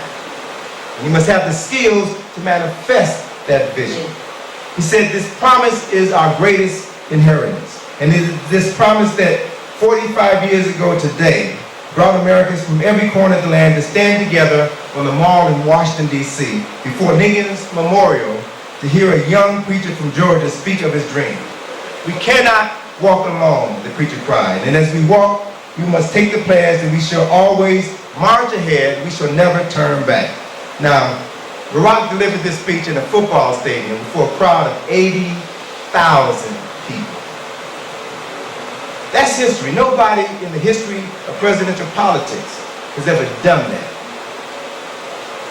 He moved the world with that speech. So we can't just look at him in the context of a black man speaking here in the United States. This is a black man speaking to the world. The world which he has been a part of all of his life. And even mean-spirited Pat Buchanan had to acknowledge that Barack's speech was the greatest speech that at any political event by a presidential nominee. Even mean-spirited Pat Buchanan was moved by that message. Now, yeah, it's a lot of movement. Now, I got to be honest with you. As I watched the speech on television, I hung on his every word. Because I wanted Barack to do well, because I knew he was representing us before the eyes of the world. But as I heard Barack talk about America and the economy and the wars in Iraq and Afghanistan, and as I heard him talk about homosexuals, and I heard him talk about Israel, I found myself feeling like Jennifer Hudson in Dreamgirls. You know that scene in Dreamgirls when Curtis, the manager, is about to push her to the back and put Beyonce up front, and she said, "But what about me? But what about, I was waiting to hear him say something about us. I was waiting." But Barack, very skillfully and in code, made two references to a young preacher from Georgia who spoke of his dream 45 years ago that day. Now, the truth of the matter is, as we analyze his speech, we realize that he saved the best for last. He didn't have to mention King's name because everybody knew what day that was. Everybody knew the significance of Dr. King's accomplishment. So he didn't have to say his name. Just reference him. And symbolically, that reference would draw you to that particular moment in time. He's talking in code. Now, Eugene Robinson, a black reporter for the Washington Post, summed up this moment. And I want you to hear his analysis of that speech at that particular moment. He said that I haven't heard much about race during the Democratic National Convention, and that was clearly by design. And in terms of Obama's prospects, it was probably a good thing. A recent New York Times CBS poll found that 16% of white voters feared an Obama administration would favor blacks over whites. Obama has taken great pains to reassure voters that as president he would act without racial animus or resentment, and that he bears no grudges and intends to settle no scores. His success to date has depended largely on his ability to be seen as a candidate who happens to be black rather than a black candidate. Right? Now understand the truth of that. Understand where we live, in a racist country. If he came out and said what he really wanted to do, he would not have gotten as far as he had.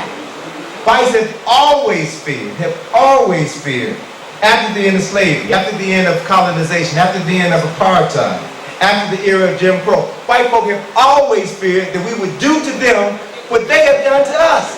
But that's not in us. That's not our spirit. We have never aggressed against them like they have aggressed against us. But because of our miseducation, let's understand that. We aggress against ourselves. Yes. We aggress against ourselves because of that internalized racism, because of that internalized hatred. The key is, it took me a long time to really understand this and to resonate with what Dr. King's message was, that you can't harbor hate. If you really understand the process, the power and the emotions of love and hate. Hate destroys the person who harbors hatred more than it destroys the object of your hatred. If you understand the power of the mind, the power of thought and consciousness, it's better to be neutral and indifferent than to hate, because that hatred destroys you. That is why we are destroying ourselves, sisters and brothers. That's why we kill each other, attack each other physically or verbally. That's why we kill ourselves with the poisons that we feel put in our bodies, because of this hatred that we have not learned to neutralize, because we have not learned to love ourselves. Because when people love themselves, they talk differently to each other. They treat each other differently. They don't accept unacceptable behavior in their community. So there are lessons that we have to learn. So if we are to heal ourselves, we need to begin to understand my final point. The final point that Barack talked about, it's not about me, it's about you. We have to begin to understand the role that we must play in this upcoming presidential election and beyond. Because it doesn't stop with this election. It doesn't stop with you registering to vote. It doesn't stop with you voting. That's just the beginning. We have to begin to galvanize ourselves, to mobilize ourselves, to do the things that we did 50 years ago, before we had the right to vote, before integration. We worked together as a people, but we lost all of that simply because we had the opportunity to live next to white folk, to work with white folk, to go to school with white folk, as if that was going to solve our problems.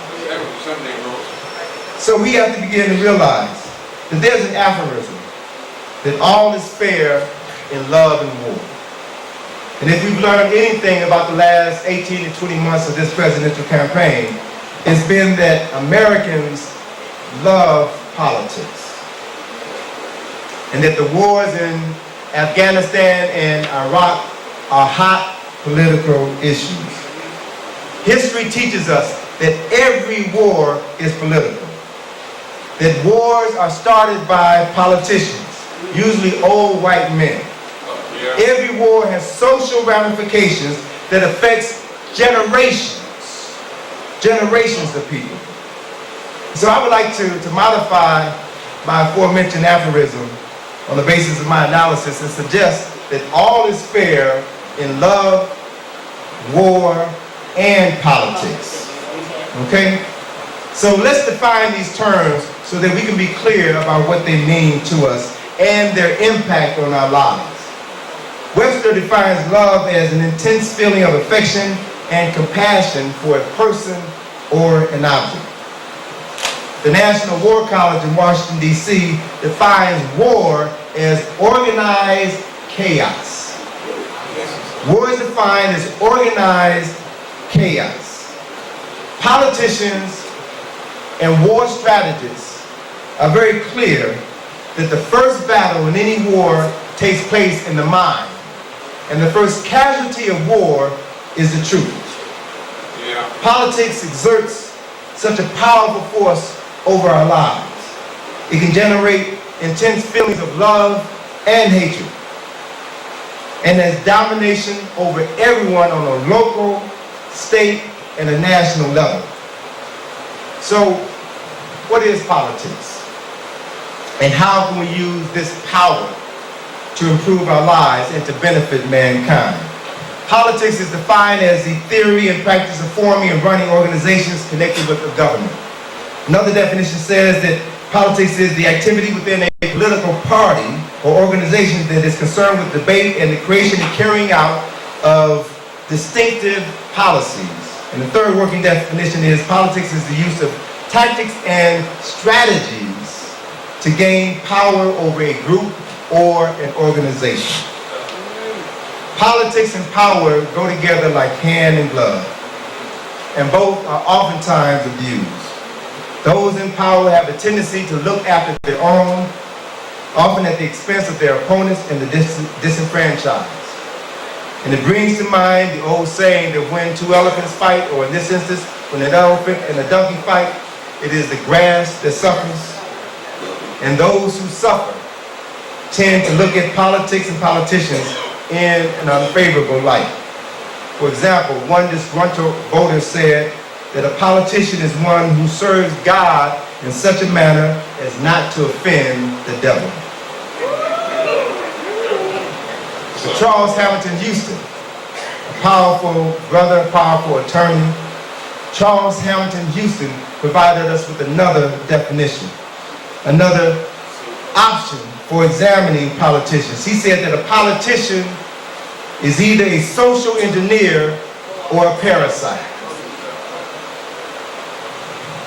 And so, I think to a large extent, those social engineers who can introduce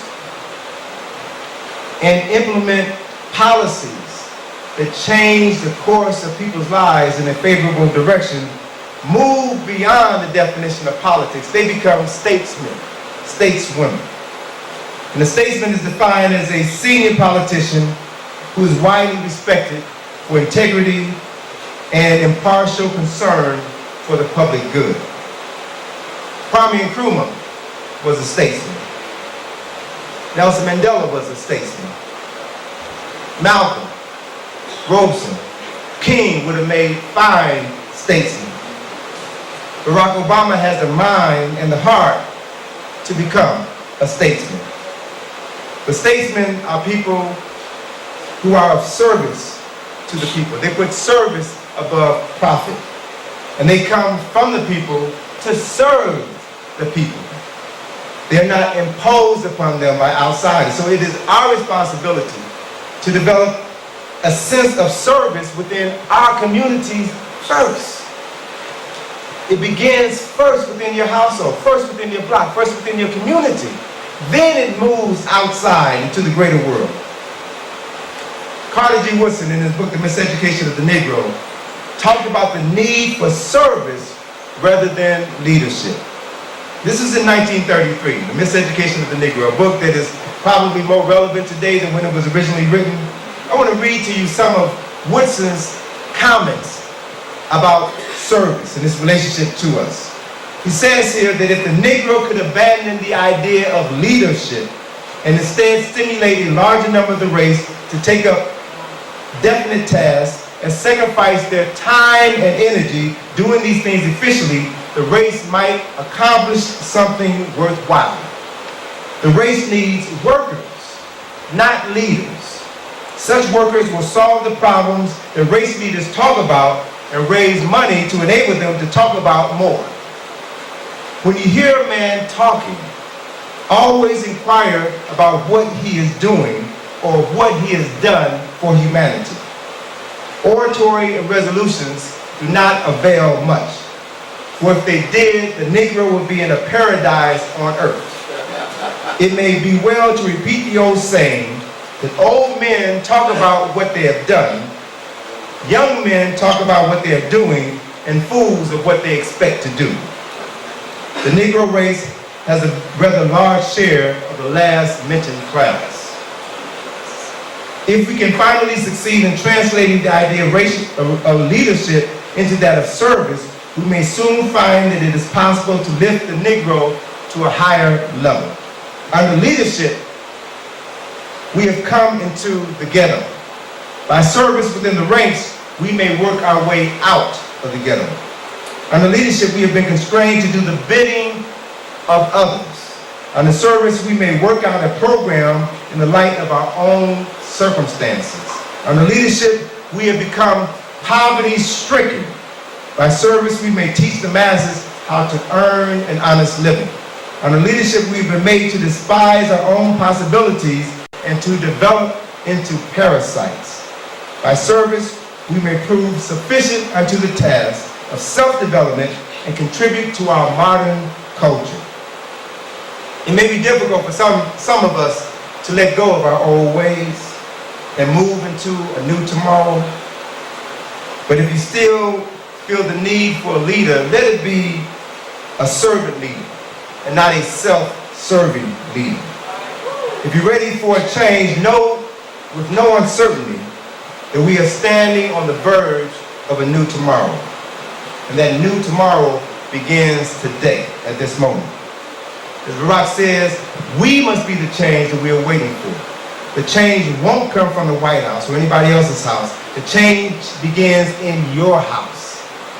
And once you understand who you are and what you need, then you will organize yourselves to let your voice be heard on a larger level so that you can affect meaningful and lasting change. The change begins for many people when you travel outside of this country, when you leave America and see the world. Traveling outside of this country is one of the best things that anybody can do because it helps you put your life in perspective. It helps you realize at one very basic and fundamental level that this is the wealthiest nation on earth. And the average poor person in this country lives better than the average person, than 90% of the people on this planet. And what are we doing with our money? What are we doing with the resources that we have at hand? We're making other folk wealthy. Right. We've heard the statistics. That's our doing. That's not someone else, that is us. And so I've learned from my own personal experiences the benefit of traveling out of the country. I made my first trip to Africa in 1980 when I went to Egypt with Dr. Vinny. That trip changed my life forever because I had the opportunity to see with my own eyes information that I had never been exposed to in elementary school, high school, or college, even though I attended predominantly black schools all of my life. Teachers who looked like me didn't teach me the truth. Not because they didn't like me, but because they didn't know the truth themselves. They had never cultivated a deep appreciation for who they were as African people and travel outside of this country and see what we had done and bring those experiences back into the classroom. This past July, I made my 41st trip to Egypt. And it was a trip, this trip was basically my most profound trip. I saw things. I came back a changed person after this trip. I saw things that made me begin to see myself and my world differently. I'm working on a new book. I'm working on the second volume of Nile Valley Contributions to Civilization. And so I plan to have it out next November. So I decided that I was going to go to Egypt early before my group. I normally take my groups in the summer. And I decided to go to Egypt early so I could do some research for this new book. And one of my colleagues in Egypt, an Egyptian guide that I've used for the last 20 years, have been encouraging me to come to Egypt early so that he could take me on a safari in the Western Desert. Safari that most African Americans, well actually no African American that he knows of has ever done this trip. So I decided, well, let me go out into the desert with this brother and spend like 4 days in the desert and see what's out there, and then I'll spend the rest of my time in Luxor doing some research, getting some photographs, preparing myself for this next book before my group comes over and have to be involved with this, my group for 2 weeks. These 4 days that I spent in the desert were incredible because in the middle of the Sahara Desert, we went from the West Sahara Desert, west of the mountains, in the region between the Western Mountain and Libya. We moved from Cairo in the north to Luxor in the south and traversed the distance of about 600 miles in the desert. Now, it's real bona fide desert. But in the middle of the desert, I made some incredible finds. I found in the desert on one day shark's teeth in the sand. 8-million-year-old shark's teeth. Yeah. Which means that at one point in time, millions of years ago, all of this was an ocean. I found seashells in one area, seashells all over the sand. In another area of the desert, I found petrified trees, which meant that after the ocean receded, this was a lush tropical area. And the physical evidence I held in my hands in the form of a petrified piece of tree trunk. One evening, we're camping out in the desert, in the middle of the desert, sleeping on a blanket, on the sand, pitch black darkness. Woke up about 2:30 in the morning, and for the first time in my life, I understood the expression, a blanket of stars in the sky. I could look up and every square inch of the blackness of night was dotted with the light, star, planet. I mean, it was gorgeous, it was beautiful. I'd never really seen the sky before. And as I'm, watching the sky, all of a sudden I began to make out constellations. I began to make out the star Sirius. And then to the left of Sirius, I saw this cluster of stars and gas known as the Milky Way, stretched from horizon to horizon, all the way across the sky. And then I saw shooting stars. And then, as I was up for like a couple of hours just taking all of this in and realizing that all we are is flesh and bones on this rock in space with billions and billions of other rocks, planets, stars, galaxies, solar systems. And it makes you realize how insignificant our lives are on one very basic and fundamental level. And on the other hand, it makes you realize how precious life is. How precious life is. Our ancestors in Kemet, thousands of years ago, saw those same stars. They saw the Milky Way. And in developing their culture, they created along the Nile River pyramids at Giza, which were a symbolic and astronomical representation of stars in the sky. There's research that's shown that the 3 stars at Giza are a representation of the 3 stars in the constellation of Orion, which the people of Kemet knew as Sahu, was associated with Asar. And in their text, in the very last lecture that Dr. Asa Hilliard did last year in Aswan, Egypt,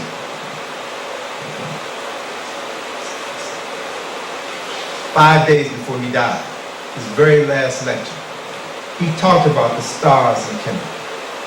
And he related those stars to their sacred texts, their spiritual texts.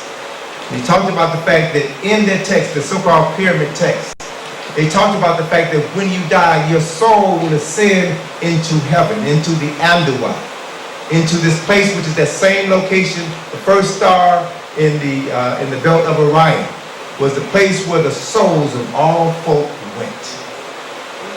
And then he shared with us that NASA has acknowledged that it is that same star, it is that same segment of the universe, which is where stars are born. Galaxies are born. Our ancestors knew with crystal clarity things that we don't have the slightest idea. There's so much knowledge and information that is waiting for us to rediscover. So much information that is at our fingertips. But if you don't like to read, if you're too busy criticizing somebody, tearing somebody down, and engaging in activities to lift yourself up, you will never know a fraction of what there is to know. It's your life. It's your time. You have to use it to empower yourself. And then once you are empowered, then use that knowledge and that power to transform your world, your community. This is the time in which we live. The most significant part of that trip, though, was when I went to Luxor, and a colleague of mine told me about this Egyptologist who was digging in Luxor, a Russian Egyptologist who happens to live here in New York City. He introduced me to her, and what she showed me just took me on another level. This woman has discovered 3 tombs of Kushite noblemen from the 25th dynasties that are as important to the African community as the discovery of the King Tut's tomb has been to the European and contemporary Egyptian community. She's found this knowledge, and I went into the tomb. I've seen the tomb. I've seen the significance of what is there. They are tombs of Karakabashkin, who is the vizier or mayor of the city of Waset, or Luxor today, under Shabaka and Piankin. There's another tomb of Karakamun, who was a priest of another king, who was royalty. And these tombs are significant because they are tombs built by Kushites of the 25th dynasty. They are tombs which depict these Africans clearly as Africans. The nose and lips haven't been chiseled out yet.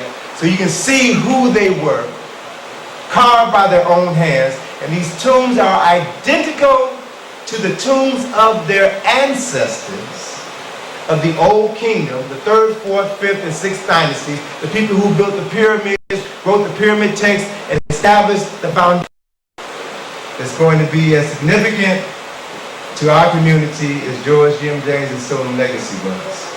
It is a book in which he is going to substantiate beyond a shadow of a doubt the physical and spiritual reality of ancestral memory. All right? She's got the physical evidence from Johns Hopkins University to show that ancestral memory is real. They have identified the point in the body, the point in your brain where ancestral memory exists. And so now our job is to realize, as she talks about, as Dr. Newton talks about so eloquently, our job is to realize that our ancestors are waiting for us to come into our right minds so that they can work through us. These things that are happening now are not happening by coincidence. It's no accident that George Bush has flushed this nation down the toilet. It's no accident that this country is going to hell. It's no accident that Barack is poised to become the leader of this country, the most powerful nation on earth. And that is quite possible. It's quite possible because prior to April this month, I was one of the naysayers who said, well, you know, Barack becoming president of the United States is just like someone being promoted to the captain of the Titanic 5 minutes before it hits the iceberg. Yeah. Right? It looks like America's going down, but I know that spirit is real. Spirit is strong. And it flows best through melanated bodies. And the Barack has pure African blood in him and is connected to folk back in Kenya who are working on a spiritual level to protect this brother, to put him in a position where he can bring about meaningful change. But in order for that to happen, we got to do our job. We got to vote. We got to vote. We can't sit this out. Think about Medgar Evers. Think about Rosa Parks. Think about all the people who lost their lives, who lost their jobs, who went to jail, just so that we can have the basic right to pull that lever and cast our vote. See, and there is evidence of this biogenetic rope in the tomb in Egypt, the tomb of Ramesses IV. There's a scene on the wall that shows you this biogenetic rope, which means that in the 19th dynasty, our ancestors understood DNA. They understood ancestral memory and illustrate how that ancestral memory is passed down from generation to generation to generation to generations. Let us remember who we were. Let us be clear about who we are. And with reconstituted minds, let us build the world that our descendants will be proud to inherit. That's our job. That is what we have always done. And if we step up and do these things, then long after we are gone, our children will call our names when they pour libation. And they will say, well done. They will applaud us, they will respect us, they will revere us, because we have shown them what real men and women do when they are in their right minds and when they have courage. So we're going to close with a phrase that's all too familiar in this political season. I'm Tony Browder, and I approve this message.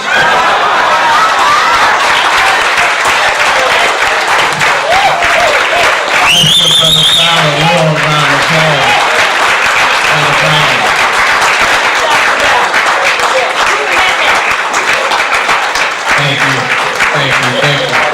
I want everybody 10 minutes and we're going to be out of here. This is very important. 10 minutes and we're gone.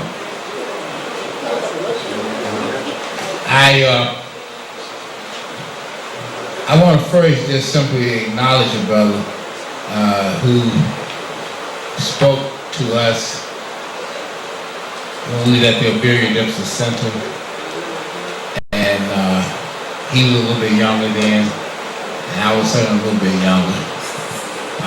But he's been doing some great things, and he's in the audience with us today, and that's Brother Shangi, Ghetto Time. Let's give Brother Shangi a warm round of applause. Also, a sister I hadn't seen in quite a while, Sister Linda Fletcher and company. Let's give them a warm round of applause over here. With us, Brother Browder dropped a few names, and I think that he didn't necessarily know where he was when he dropped those names. He asked us about, did we know Dr. Nichols? And fortunately, we have had him. In fact, I think we introduced Dr. Nichols to New York City. And outside of the academic circle, I believe we introduced Sister Pat Newton. to New York City as well. So there's a lot of history I want you to know. But it's been a real long struggle. It hasn't been easy, and there's been efforts afoot in this town to suppress it. And this is not only coming from white folks, but from Negroes as well, especially the Negro media, who are all in cahoots in trying to make sure that we do not learn anything. And one of the key culprits in all of this is Reverend Al Sharpton, because he seemed to hold sway over WLIB and KISS and others. So it is his job to try to keep us dumbed down and dealing with his sound bites. And then on top of that, he just joined up, as you probably know, because the Washington Post reported it, June 12th, 08, of him and Klein, as well as your school's chancellor down there in D.C., the female down there.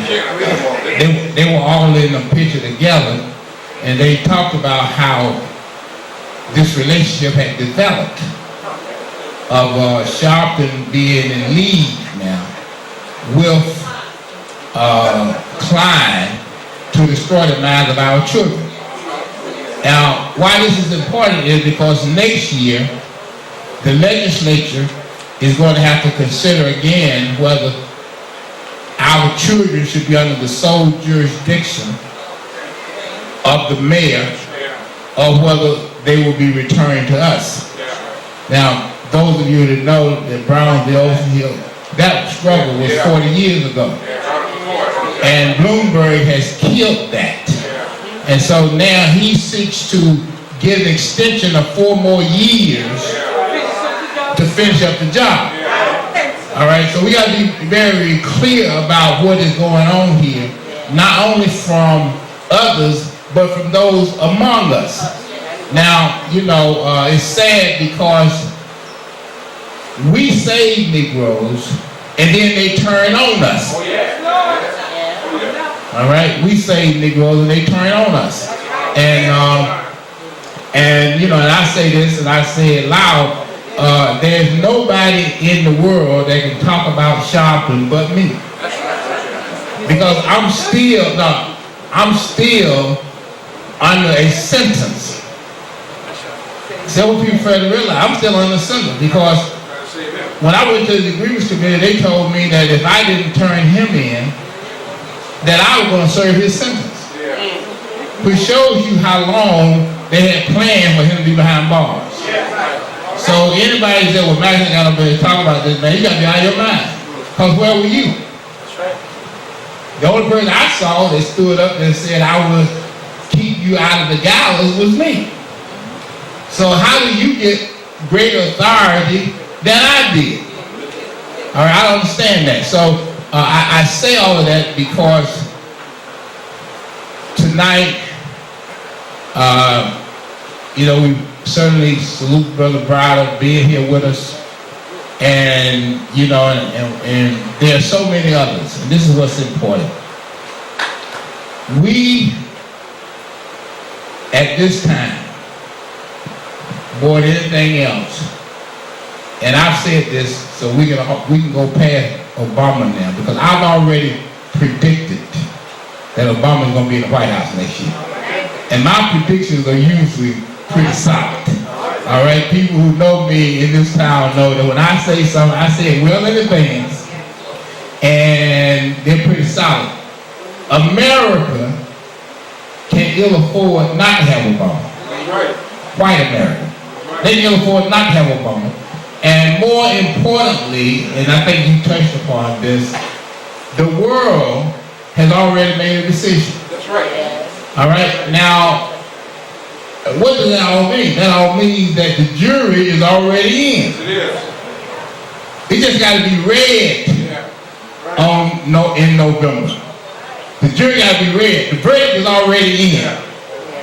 The people that run this world have already voted. All right? Let's understand that. The people that run this world already voted. And they have already voted Bush out. All right, they've already voted Bush out. And these people that we're talking about are the major bondholders all over the world. And they've already voted. They're the ones who own all of us. And they've already made a decision. This decision is too critical for us to have an impact on it. See, the world is at such a crisis that they can't take a gamble on us, and they certainly can't take a gamble on McCain, who is insane. All right, he's insane. All right, his insanity is wrapped up in his medical records, which is sealed to us. All right, now George Herbert Walker Bush already knows those records, and he knows the depth of his insanity. All right, but to all of us, we're very much aware of that. But I think there's a couple things that you touched on which we should understand. There's no question about it, the demographics are very important. And demographically, we are going down. But the flip side of demographics is organization. That's the flip side. See, the mere fact that we are becoming the second largest minority, in quotation marks, in America, also has its benefits if we deal with organization. You see, and out of organization, the question becomes the skillful use of strategy and tactics. All right, that's what this is all about. See, we don't have to worry about numbers. All right, numbers are not that important. You have the power of one. Lieberman is controlling the Senate with only one vote. That's power of one. All right, he just talked about the power of one drop of black blood. See, you don't need the power of one. All right, you don't need the power of majority. It's the power of one. And as long as we know how to use that one, we will go ahead. That's the power of one. Tonight we're getting ready to leave. We had a wonderful evening.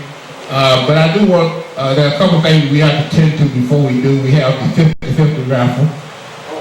And anybody who has not gotten a 50-50 ticket should hold your hands up, and we'll certainly take advantage of that. And the reason why the 50-50 raffle is done, because we got to understand, we run an office, and there's something called petty cash. And you can't run a business without petty cash. See, when you get ready, last week we sent out petitions to the Senate Banking Committee and to the House Financial Services Committee opposing the bailout plan. And in addition to opposing the bailout plan, we had our own remedy of asking for reparations and asking for a Marshall Plan for enslaved Africans.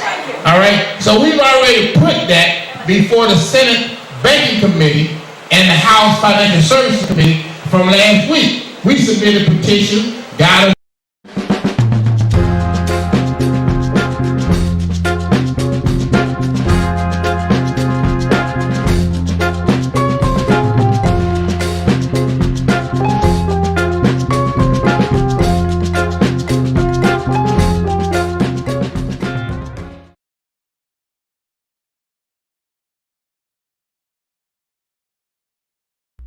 First of all, Brother Browder, what would you prefer? Professor Browder, Dr. Browder, Brother Browder? Tony. Tony. Tony School. All right, good morning, Tony. How are you? I'm fine, brother. It's a pleasure to be here in your home. It is so beautiful, so comfortable, that doing this interview is a sheer pleasure. I'm glad to be here. Thank you.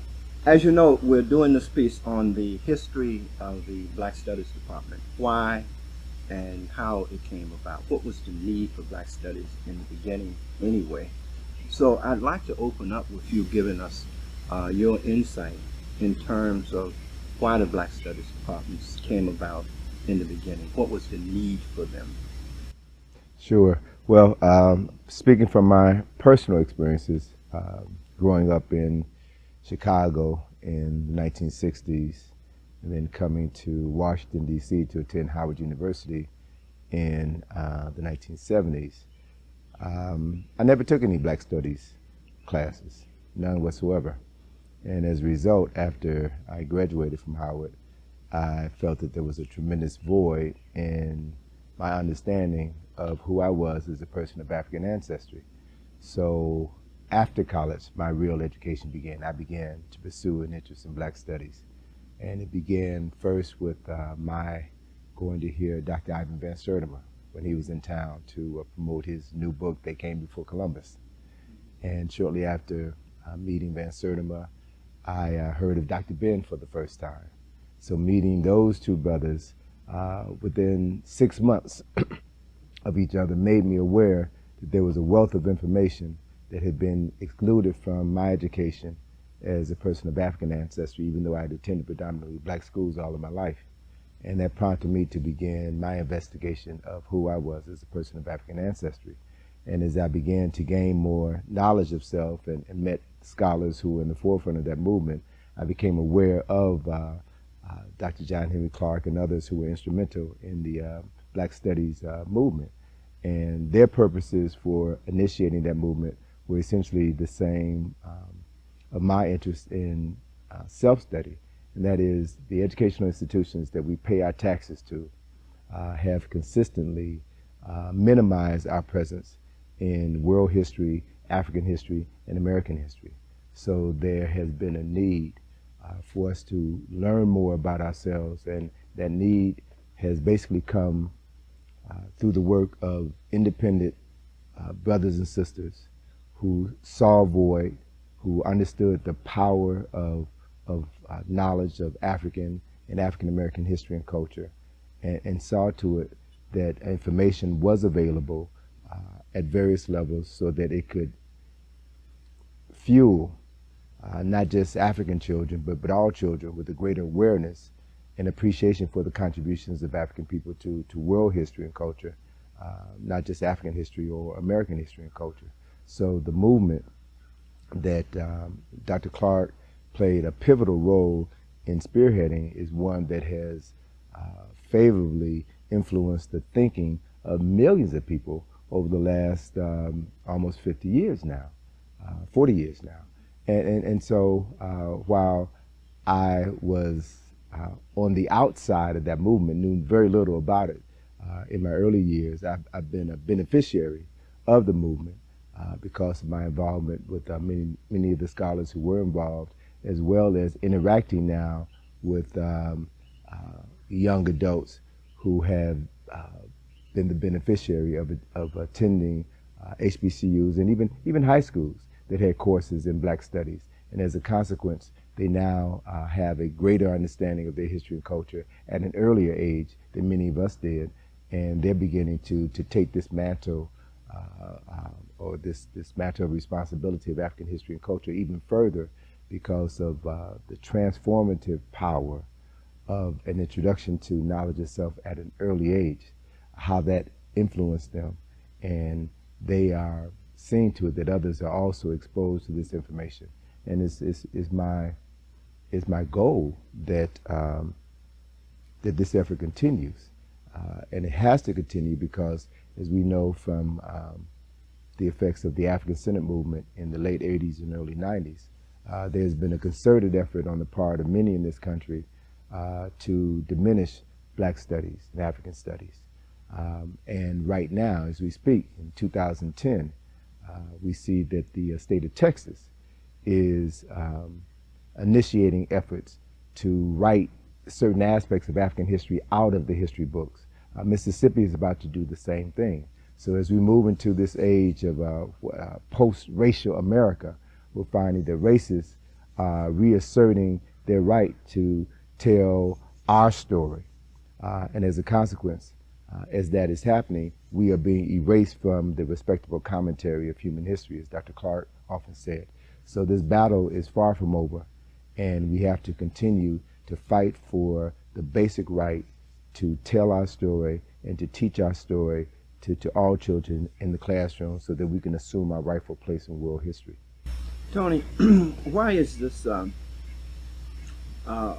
why is the creators of Nile Valley civilization, or African, or Egyptian history, why is that such so contested? Why is this war so hot over who are the creators of Nile Valley civilization? Sure.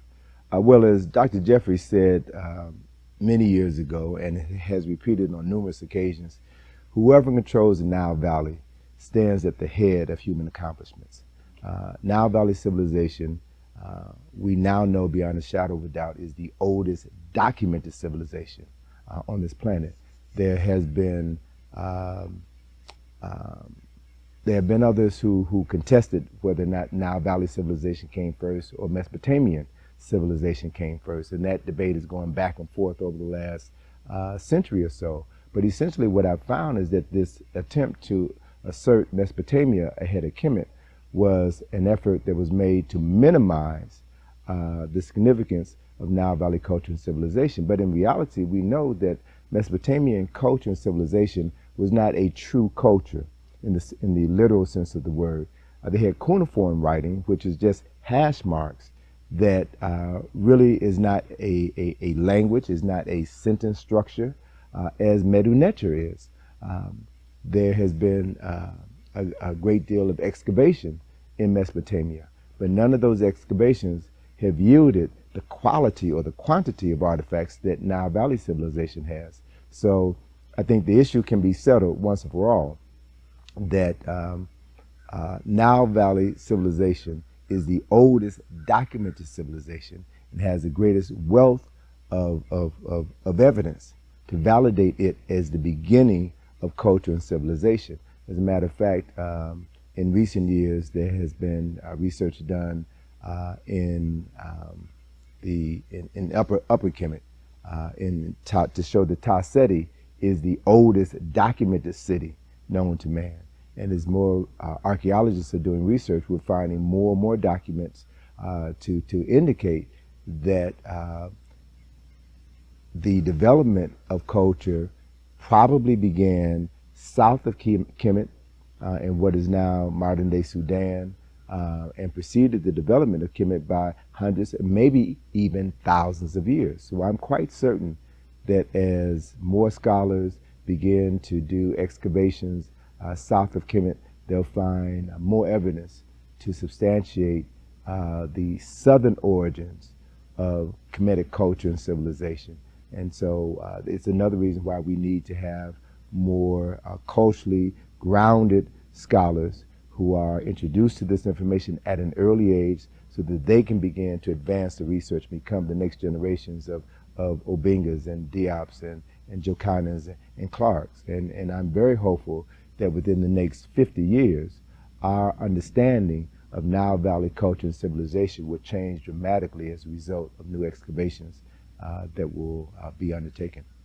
When we say Nile Valley civilization, what geographical land area are we talking about, and who are we talking about? Well, when we talk about Nile Valley civilization, we're talking about the Nile River is the longest river in the world, flows from south to north, has its origins in Central East Africa, from the tributaries of the White Nile, which comes out at the foot of Mount Kilimanjaro, and the Blue Nile comes out of the Rwenzori Mountains in Ethiopia.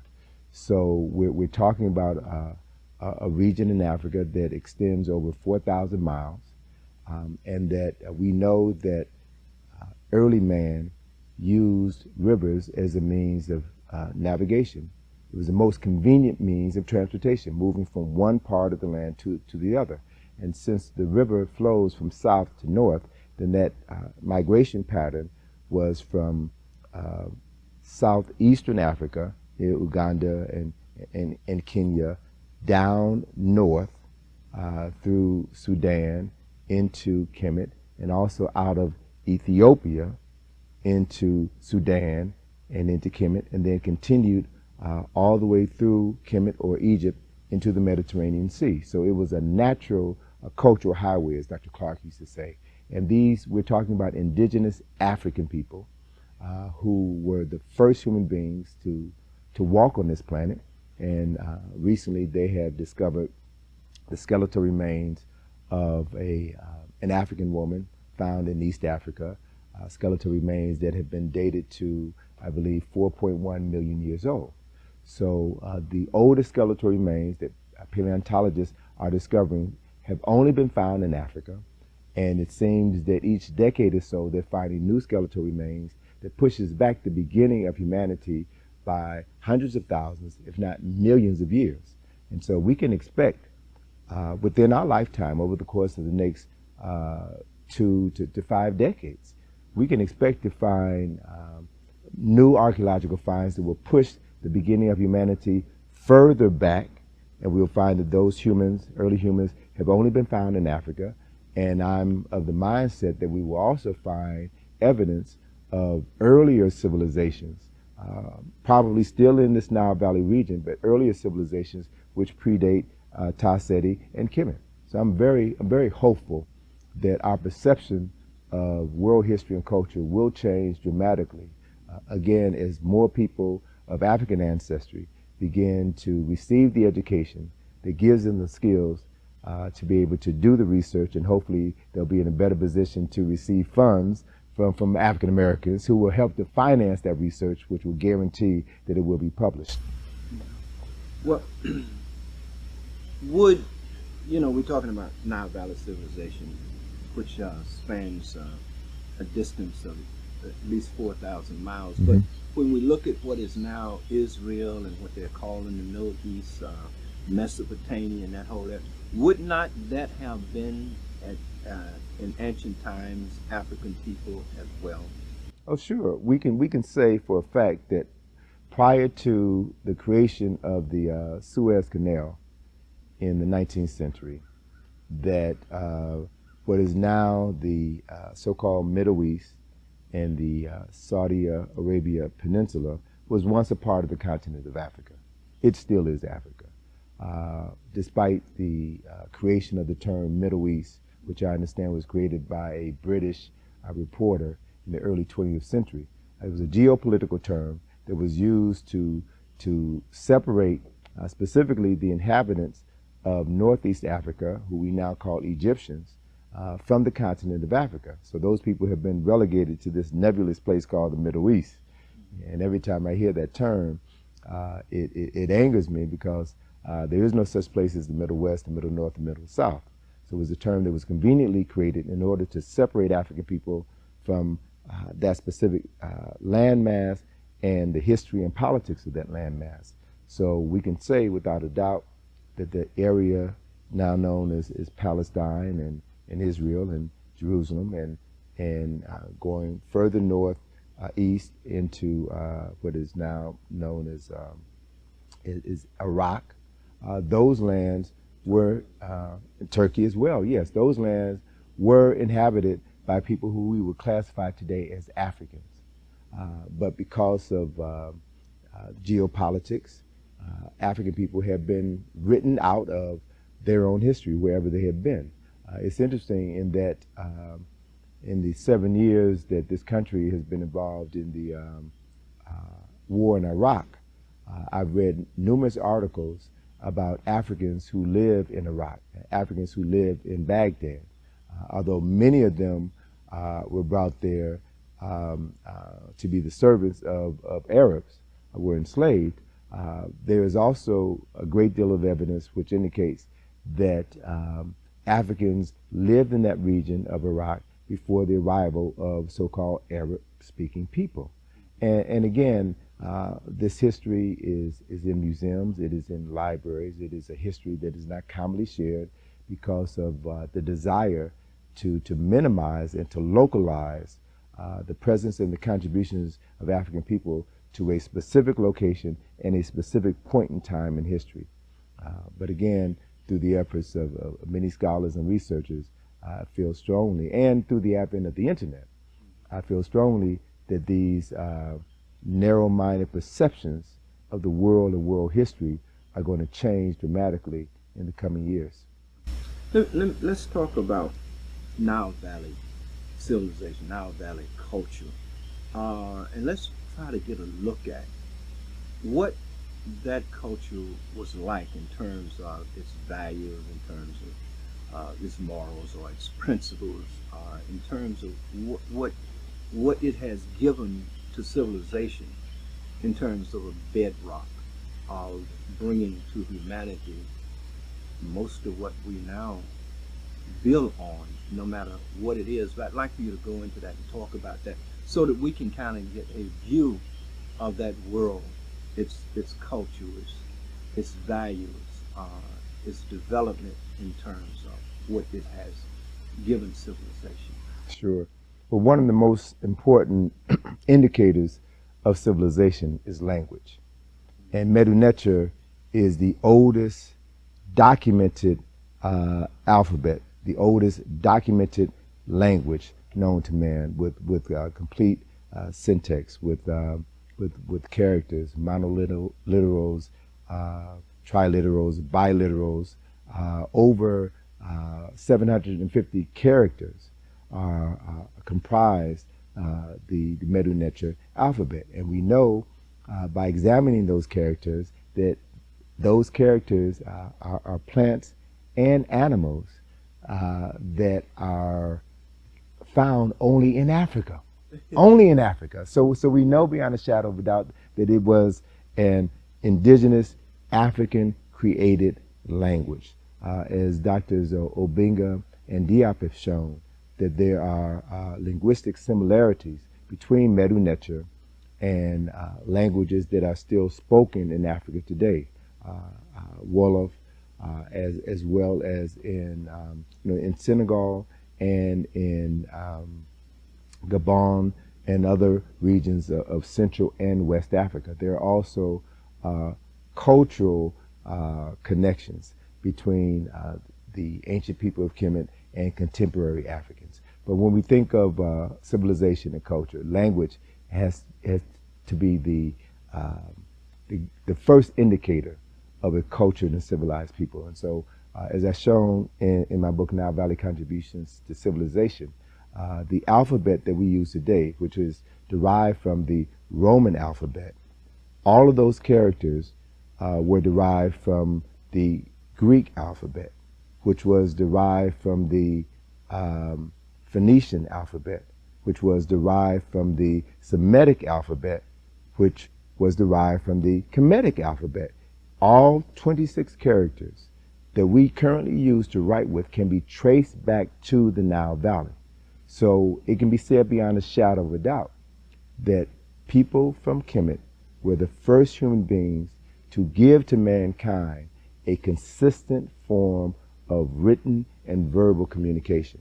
So hand in hand with communication comes the ability to now organize people, to record knowledge.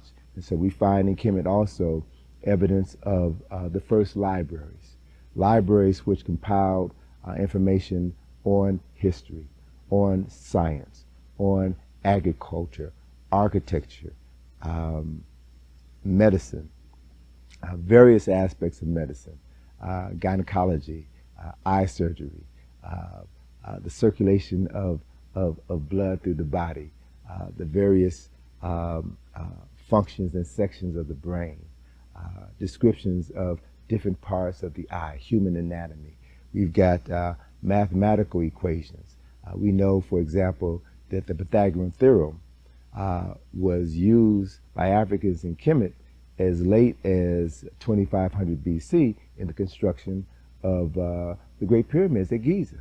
So there's a wealth of knowledge that has been traced back to Kemet, and it's simply a matter now of helping people understand that this knowledge came from the minds of indigenous African people and not Greeks or Romans or people of Jewish ancestry or extraterrestrials. So this has been proven. And so with the ability to write and to speak now begins to give people the ability to organize other people. And so we also find in Kemet the development of the first nation state. Now there's been ongoing debate as to when Kemet was first unified. The generally accepted time frame is about 3200 BCE. But there are other scholars who feel very strongly that the civilization of Kemet could have been established as late as 5000 BCE. And I'm inclined to agree with that, but let's just say we go with the standard accepted time frame at 3200 BCE. So what we're talking about are principles that were set in motion, which accounted for the unification of Upper and Lower Kemet, the establishment of the first government, the first nation state, and an important part of the maintenance of that state was to be able to tax the people, tax the citizens, so that you would have a steady flow of income. And the taxes were levied as a result of the annual flooding of the Nile. The Nile flooded every year, and for approximately 3 to 4 months of the year, farmers couldn't farm because the waters from the Nile covered the east and west banks of the Nile for about 10 miles in both directions.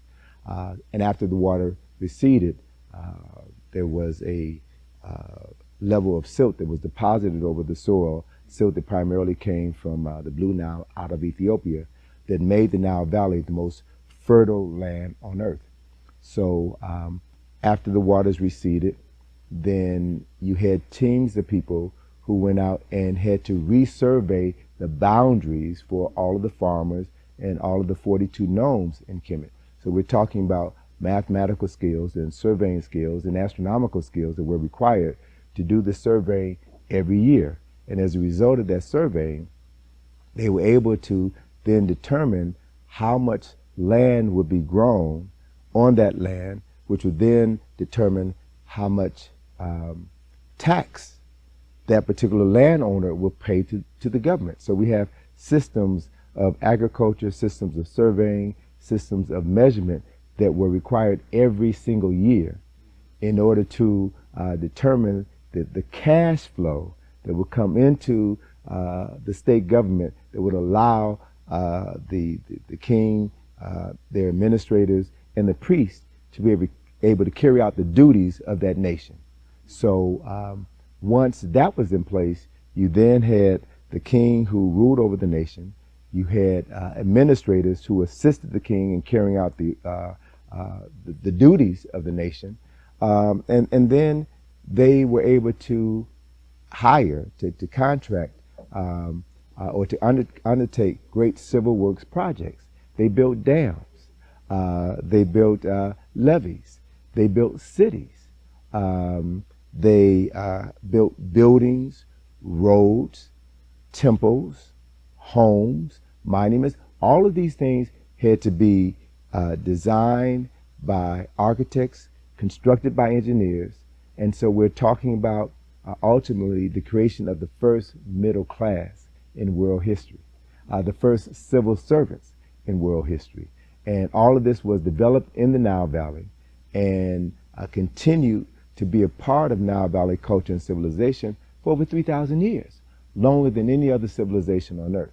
And as a result of this development and the annual flooding of the Nile, which was an annual guarantee of wealth and stability, no nation on earth had the quality of life that the people in Nile Valley did for as long as they had it.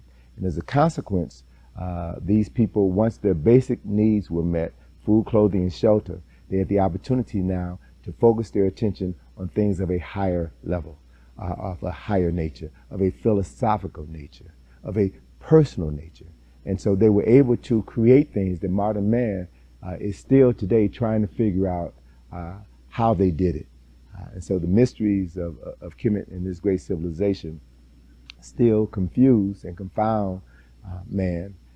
And again, I'm hopeful that in the coming decades and centuries, with greater emphasis now being placed on the African origins of Nile Valley culture and civilization, there will be generations of scholars who will understand its importance and will have the mental, spiritual, and personal understanding to know how to tell this story correctly so that the world can benefit from this knowledge.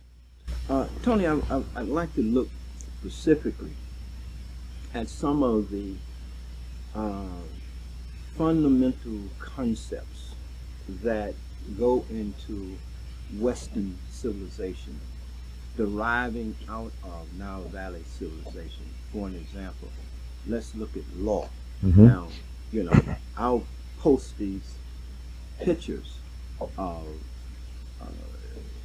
the the 24 L's, 12 L's. But if you explain them, I'll find Sure. the pictures Sure. and throw them up because they're all in your books. So Right, I want right, you right. to deal with that. Well- And I'll turn to that in your book as you deal with. Looking now specifically at law, Mm-hmm. as Dr. Ben is pointed out that Africa is the origins of Western law. Sure.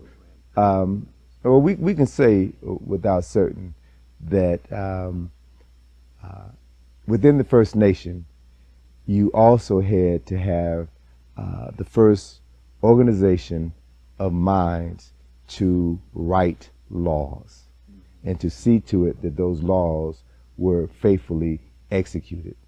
And within that system of government, you had a means of judging people who violated those laws. So there are dozens of texts that talk about civil, criminal cases that were tried in courts in ancient Kemet.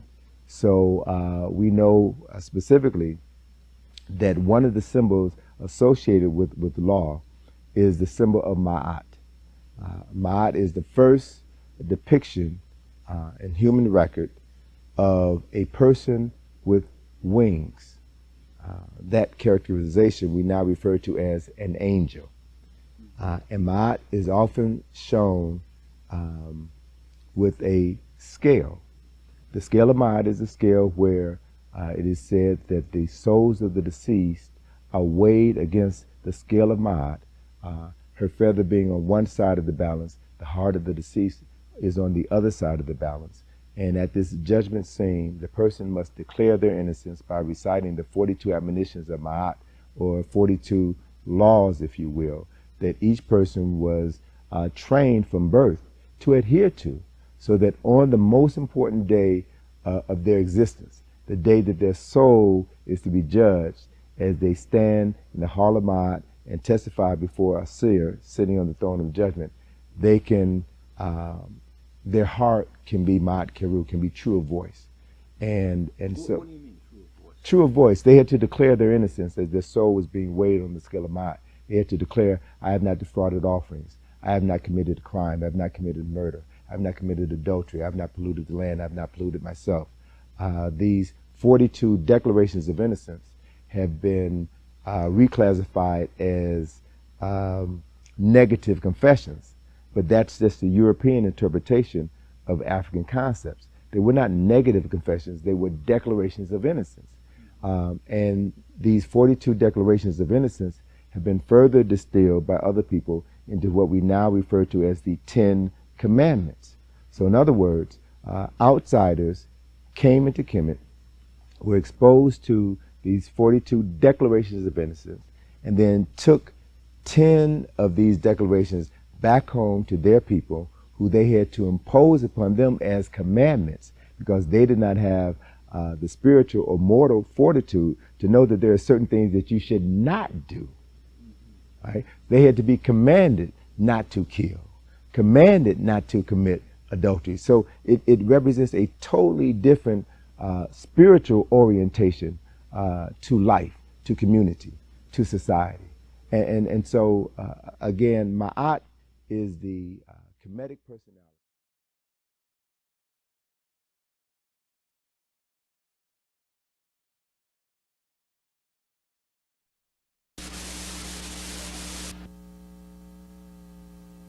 Have waited for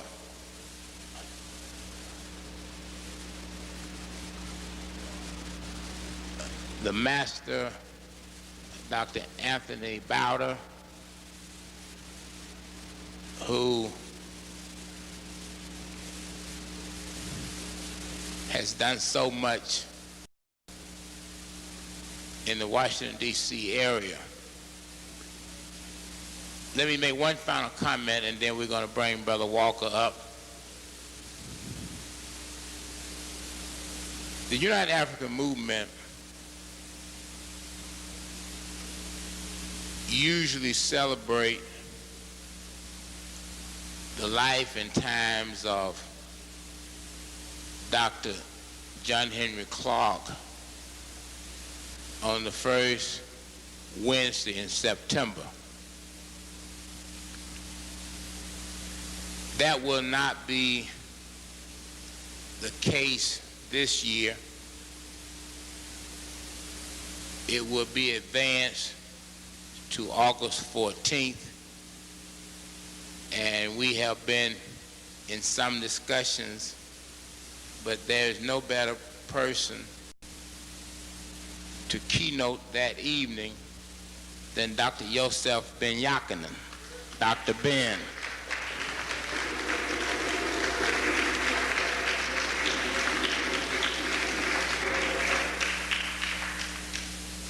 Dr. Clark made his transition in July 1998. And he is still with us in so many ways. And there have been a lot of activities this month around his transition. But you cannot celebrate the life and times of John Henry Clark enough, because he and Dr. Ben are truly our spiritual fathers and our mentors, and they open up so many of our eyes. And there have been so many people who have grown up on their wisdom and on their teachings. Tonight I also want to recognize his queen, Dr. John Henry Clark's queen, and make sure that on the 14th of August, if at all possible, she would be with us as we celebrate Dr. John Henry Clark's life. That is Sister Sybil Williams Clark, who is in the back.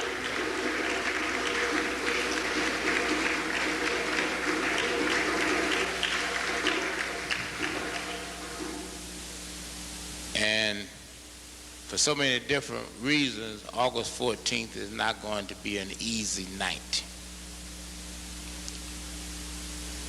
It is one of the most painful, it will be one of the most painful nights in my life. It will not be easy.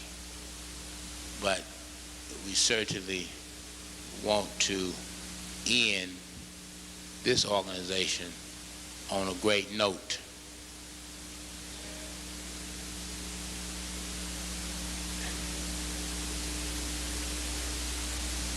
It is not easy. And there have been a lot of great years. But as Clayton said, there come a time when we all must wake up or we must perish.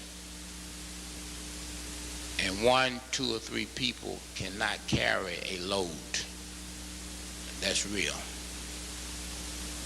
That's real.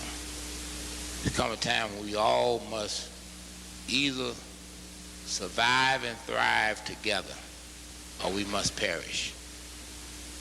And that is real. And we make our own decisions, ultimately, as to which way we want to go.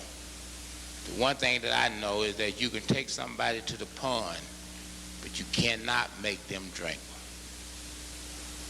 And that's reality. I don't care how much preaching you engage in, how much begging, how much pleading. You can't make people drink.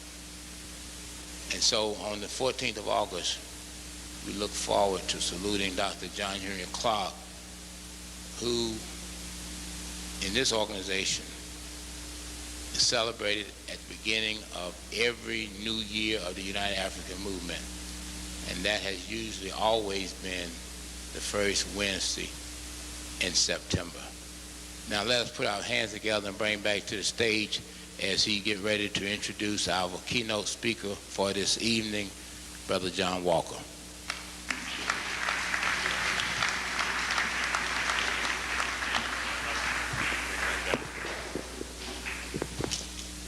give Brother Automatics a round of applause, please.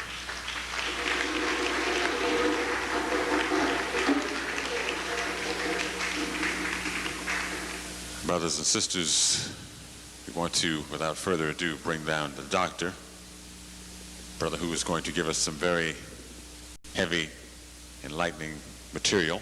Is he ready? Brother Tacky? Okay, you're going to find a brother. Yes, the brother is ready. He's ready and raring to go.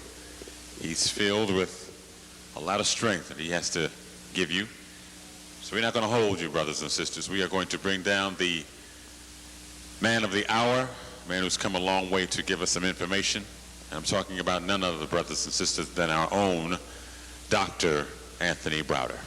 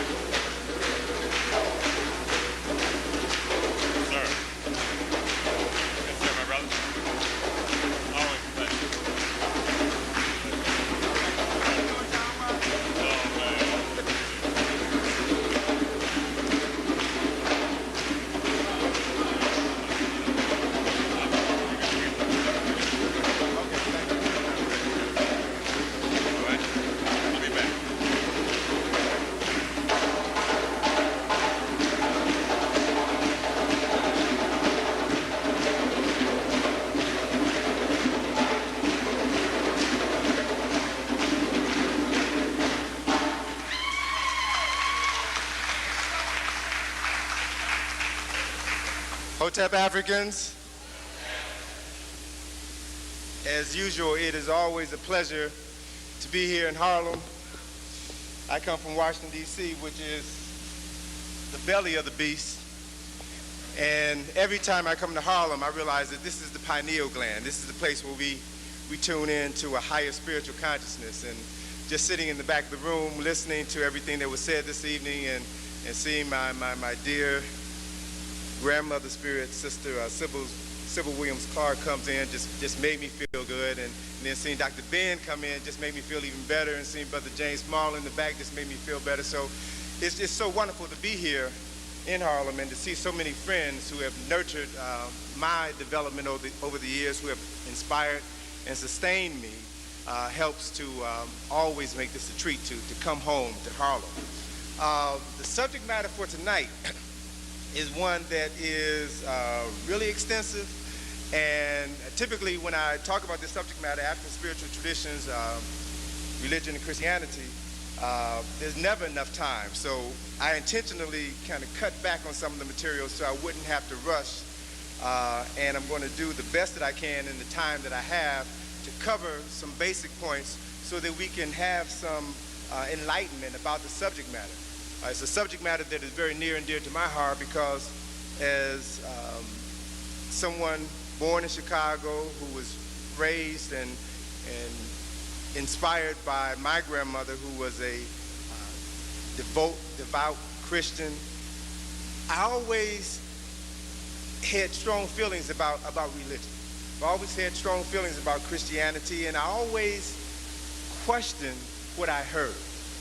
I always questioned the images that I saw in my grandmother's Bible. And it wasn't until I heard and met Dr. Ben, and heard and met Dr. Clark, and heard and met Brother John Jackson, that I began to hear from my elders information that justified my inquisitive nature and taught me that it was wise to question, because we've been fooled and manipulated and taken advantage of for so long because we never questioned. And so what I want to do this evening is to share with you some research that I've been working on for the last couple of years regarding concepts and ideas of spirituality and their relationship to religion, so that we can begin to see ourselves, to see the world, and see God, and see the universe through a different set of eyes. And I'm here tonight to share this knowledge with you that I've acquired over the years.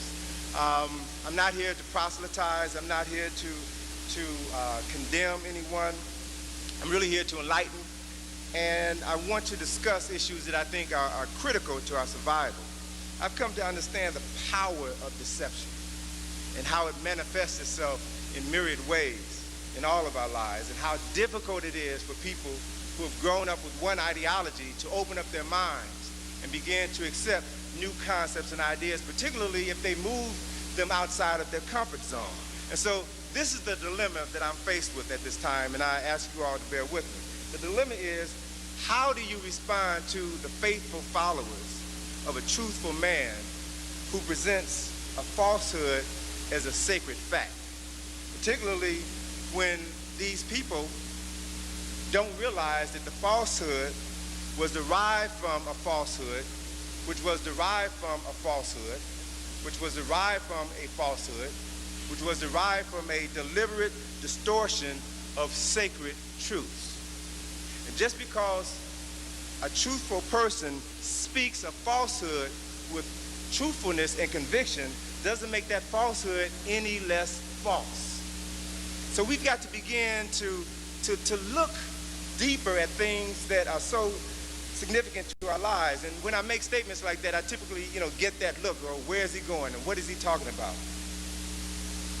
People ask me, do I believe in God? And my response to that is, no, I don't believe in God, because a belief is something that you accept without proof. I know that there is a creator, and I know that creator has manifested itself throughout time in our environment. What I don't believe is how this concept of the creator or God has been presented to us by those who are responsible for our enslavement. The very act of enslavement unqualifies someone to teach me about God. And so what I also know is that the creator has been called many names by many people over time. God, Jehovah, Ra, Jah, Olodumare, the Great Spirit, Lukalu, Mother, Father, God, Allah, Buddha.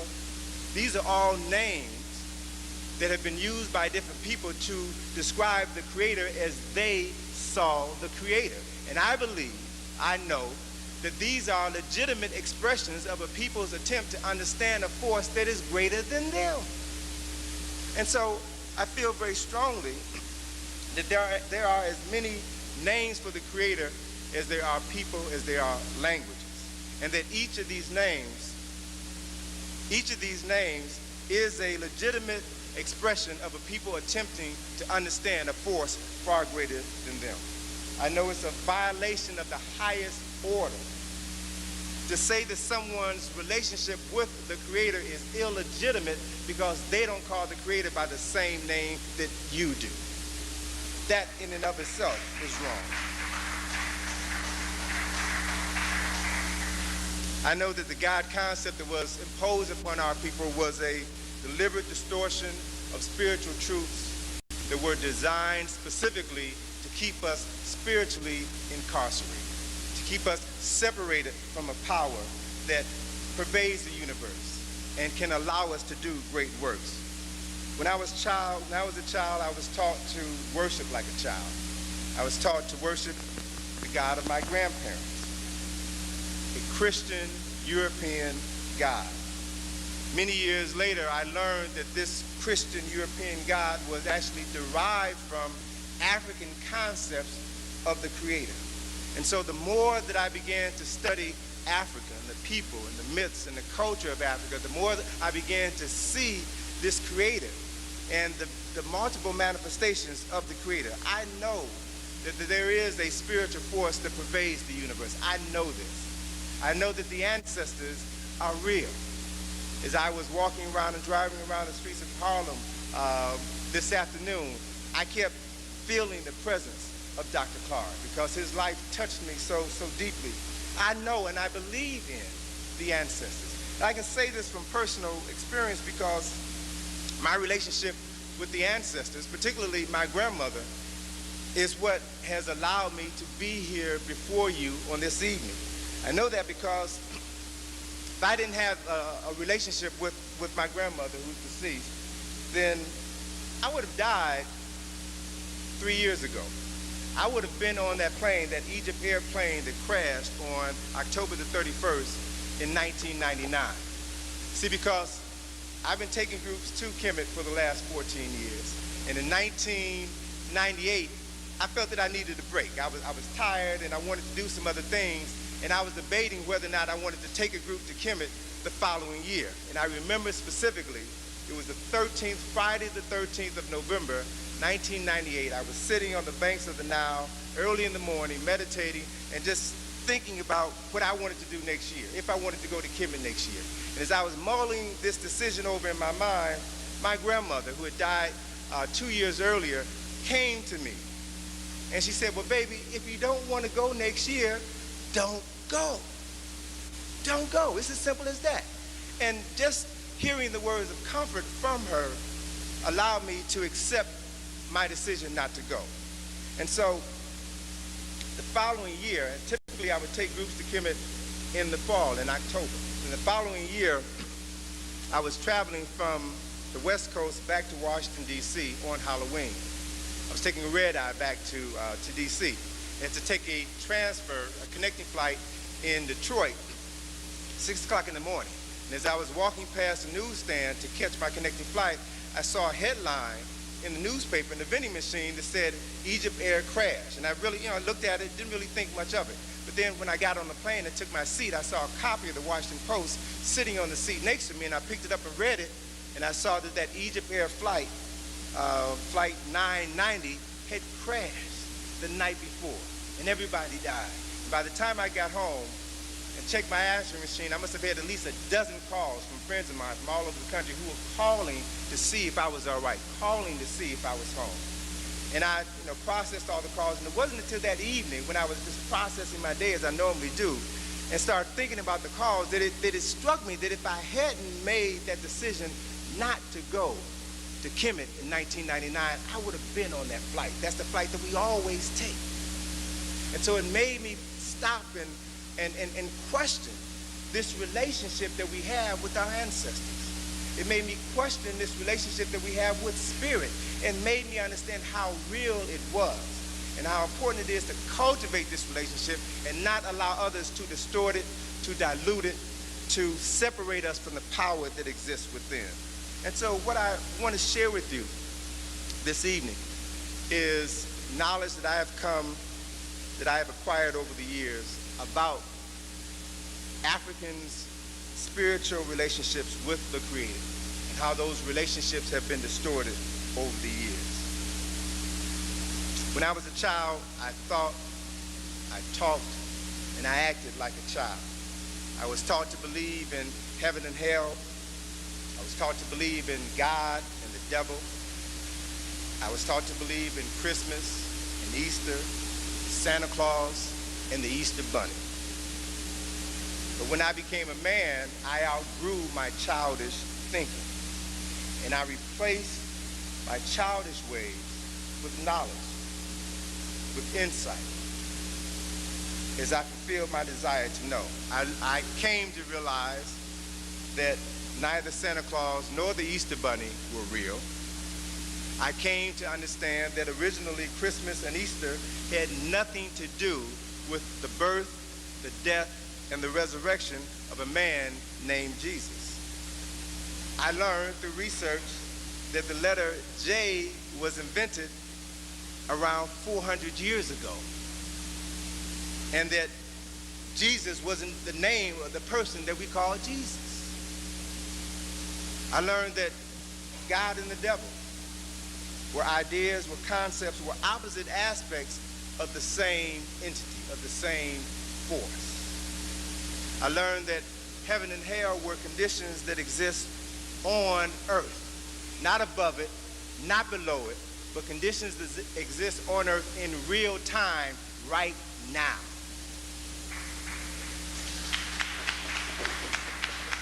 Came to understand that religions were invented by men in an attempt to codify spiritual systems which existed thousands of years earlier.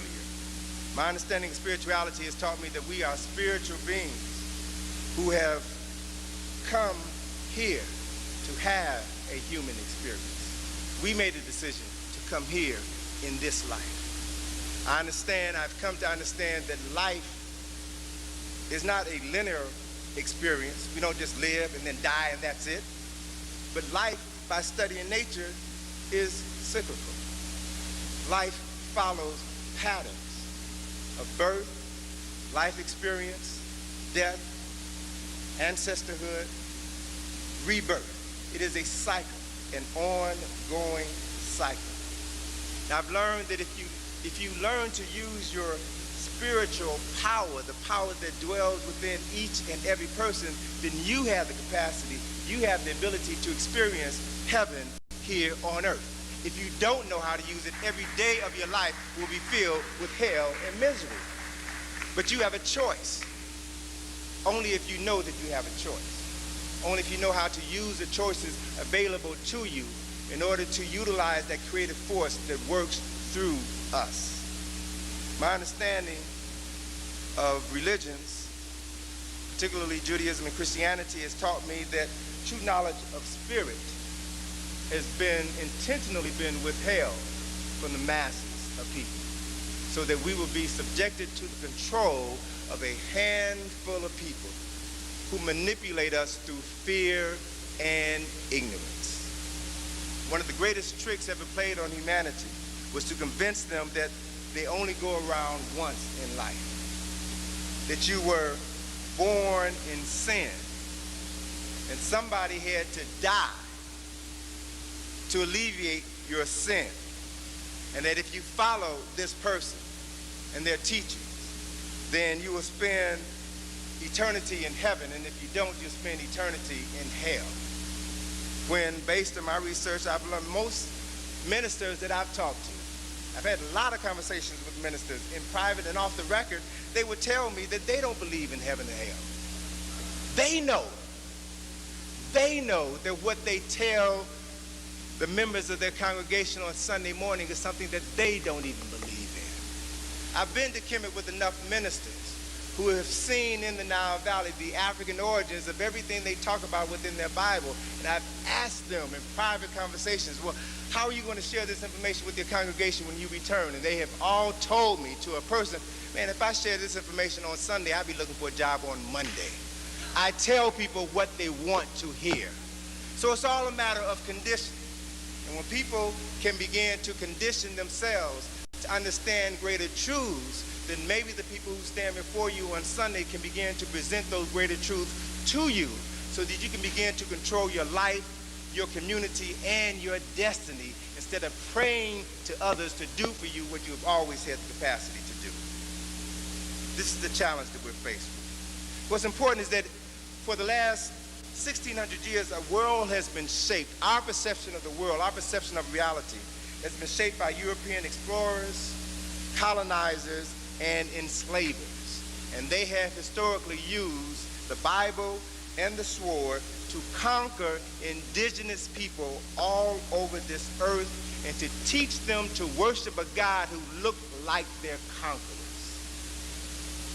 This action was initiated by Constantine, the first Christian emperor of Rome, who wasn't even a Christian. If you read the stories about Constantine, he was a Christian emperor, but he was not a Christian himself, who in 312 ACE, on the eve of a major battle, had a vision. And in this vision, God came to him and said that he would grant Constantine victory if he fought under the sign of the cross. And so Constantine had all of his soldiers paint on their shields the Greek letters chi and rho. The Greek letters chi and rho are the first two letters in the word Christ. And they fought under the banner of Christ, and they were victorious. Now, they used the letters chi and rho because the letter J had not been invented at that point in time. All right, let's put all of the dots together so that when we connect them, we understand what we see. Constantine was victorious in his battle, and he discovered a weapon that was more powerful than any nuclear weapon. Constantine discovered the power of theological warfare, and he conquered people in the name of God.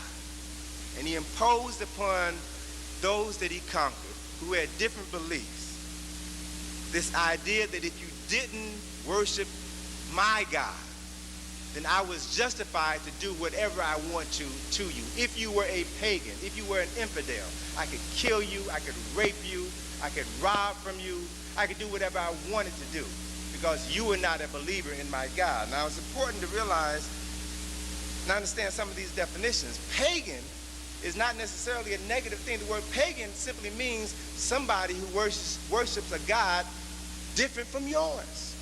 That's all pagan means. So to a Jew, a Christian is a pagan. To a Muslim, Jews and Christians are pagan. They simply worship a God different than their own. There's nothing bad or derogatory or evil about that word if you understand it in its correct context. Every European conqueror, from Columbus to Cortez to Washington, engaged in theological warfare. And each of these men violated the very commandments that they taught their slaves to adhere to.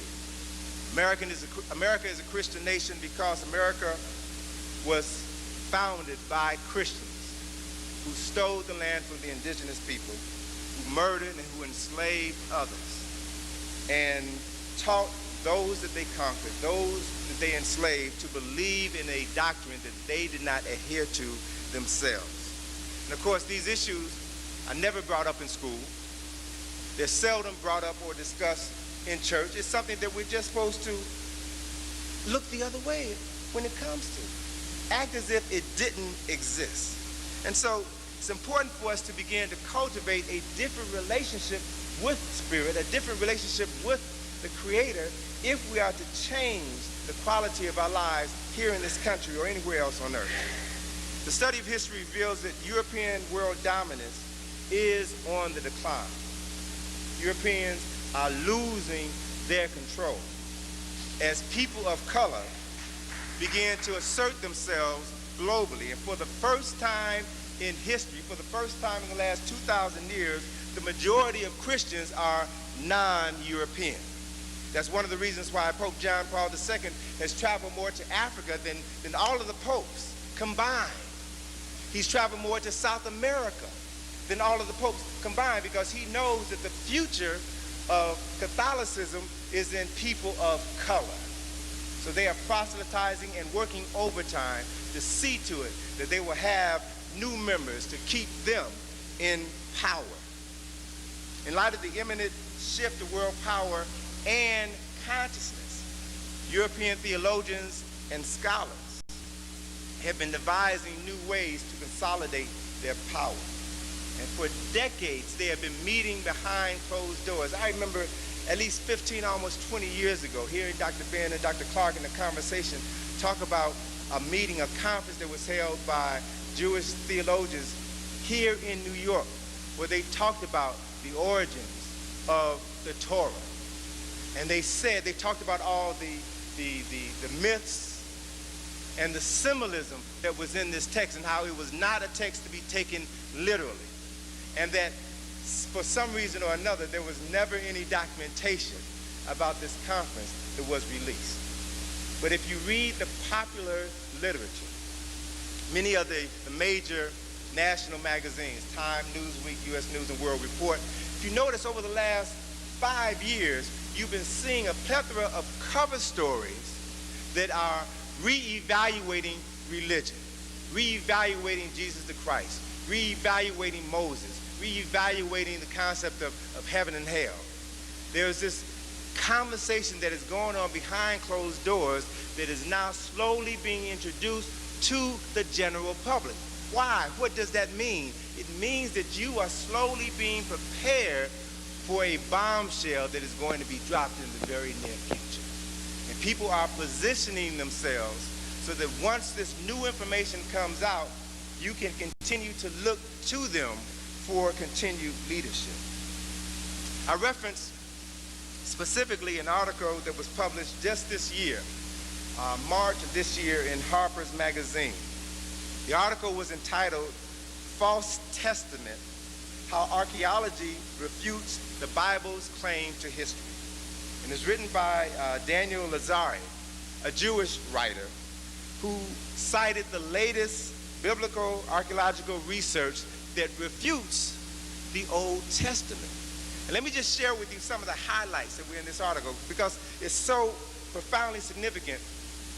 It's significant because of the fact that it hasn't been talked about in the general community, but others are beginning to talk about it more openly. Some of the points that he raised in this article is that Israelites who are now thought to have been an indigenous culture that developed west of the Jordan River around 1200 BCE.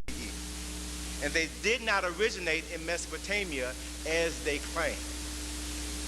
There is no archaeological evidence to support the fact that they immigrated to that area called Palestine from elsewhere. Another important point, and this one hits right at the heart of the matter, that Abraham, Isaac, and Jacob and other tribal founders depicted in the book of Genesis, and this is his quote, a direct quote, were no more real than the gods of Greece or Norse mythology. That they were not real personalities. These are Jews telling their story to the world. They also said that Moses never existed. I want you to understand this. They are saying that Moses never existed and that the Israeli flight from Egypt never occurred. Understand what they're saying.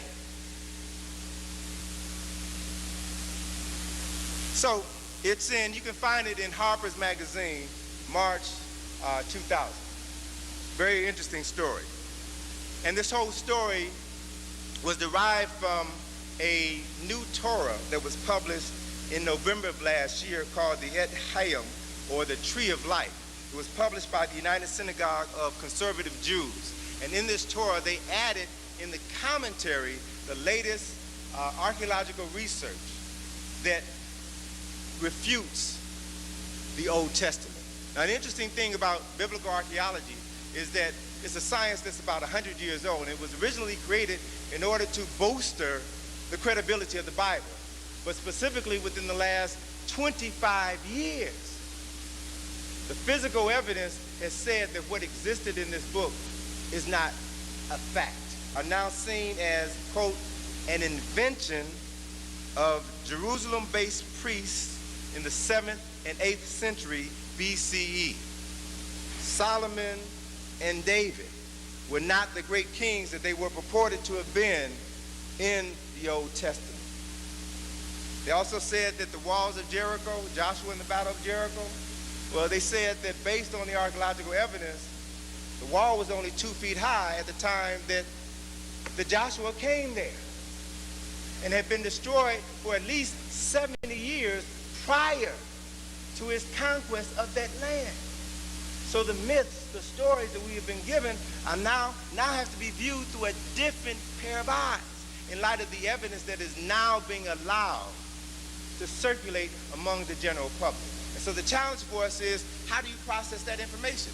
Do you categorically deny it and throw it away simply because it challenges everything that you've been taught? Or do you begin to read it and study it to understand the truth that may be in this information? It's important to understand it. Another profound statement in this new Torah was that Genesis, the book of Genesis, was, again, quoting from them, an artificial construct. It was a narrative framework created long after the facts in order to link together a series of unconnected folk tales like pearls on a string. In other words, they made it up.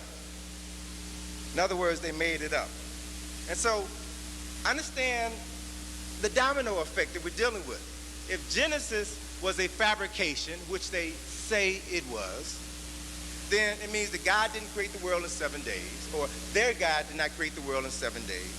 It meant that their God did not create Adam and Eve, and they were never expelled from Eden, which means then that there was no original sin, and there was no reason for anybody to come back and die for sins that you never committed in the first place.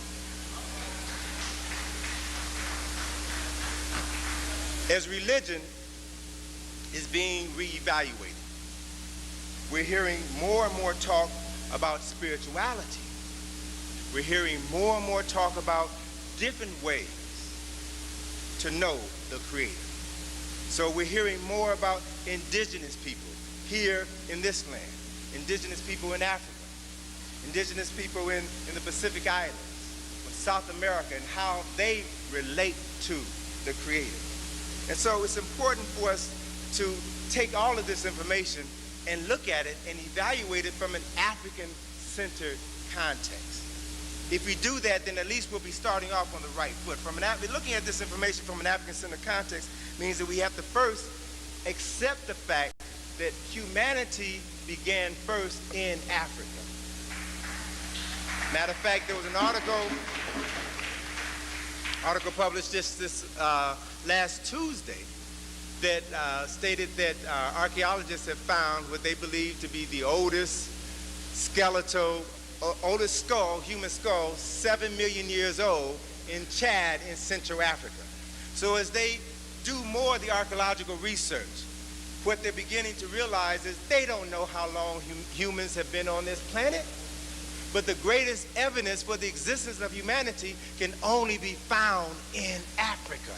So Africa is the place where everything begins. So we have to begin to see Africa through different eyes. Since Africa was the birthplace of humanity, we also have to acknowledge the fact that Africa is the birthplace of civilization. And Dr. Ben has devoted his life to teaching us about the Nile Valley origins of civilization. And it's in the Nile Valley where you can find the first organized method of relating to a force more powerful than you, an unseen force. There were literally thousands of texts that were written by our ancestors thousands of years ago that talked about ways of cultivating a relationship with this force so that you could empower yourself, because they knew something that we've forgotten. You know, what's interesting, let me just share this with you. I've been traveling to Kemet for 22 years, and have probably been there maybe about 35, 36 times. You know, the first couple of times you go, you know, you're very excited about being there, and you're tripping out on the fact that, oh, we were here and we built this and we did that. But after you get past all of that and realize that the Arabs control this land and we ain't never getting it back. And we ain't never getting it back, all right? But there's a lot there that we can study, that we can examine.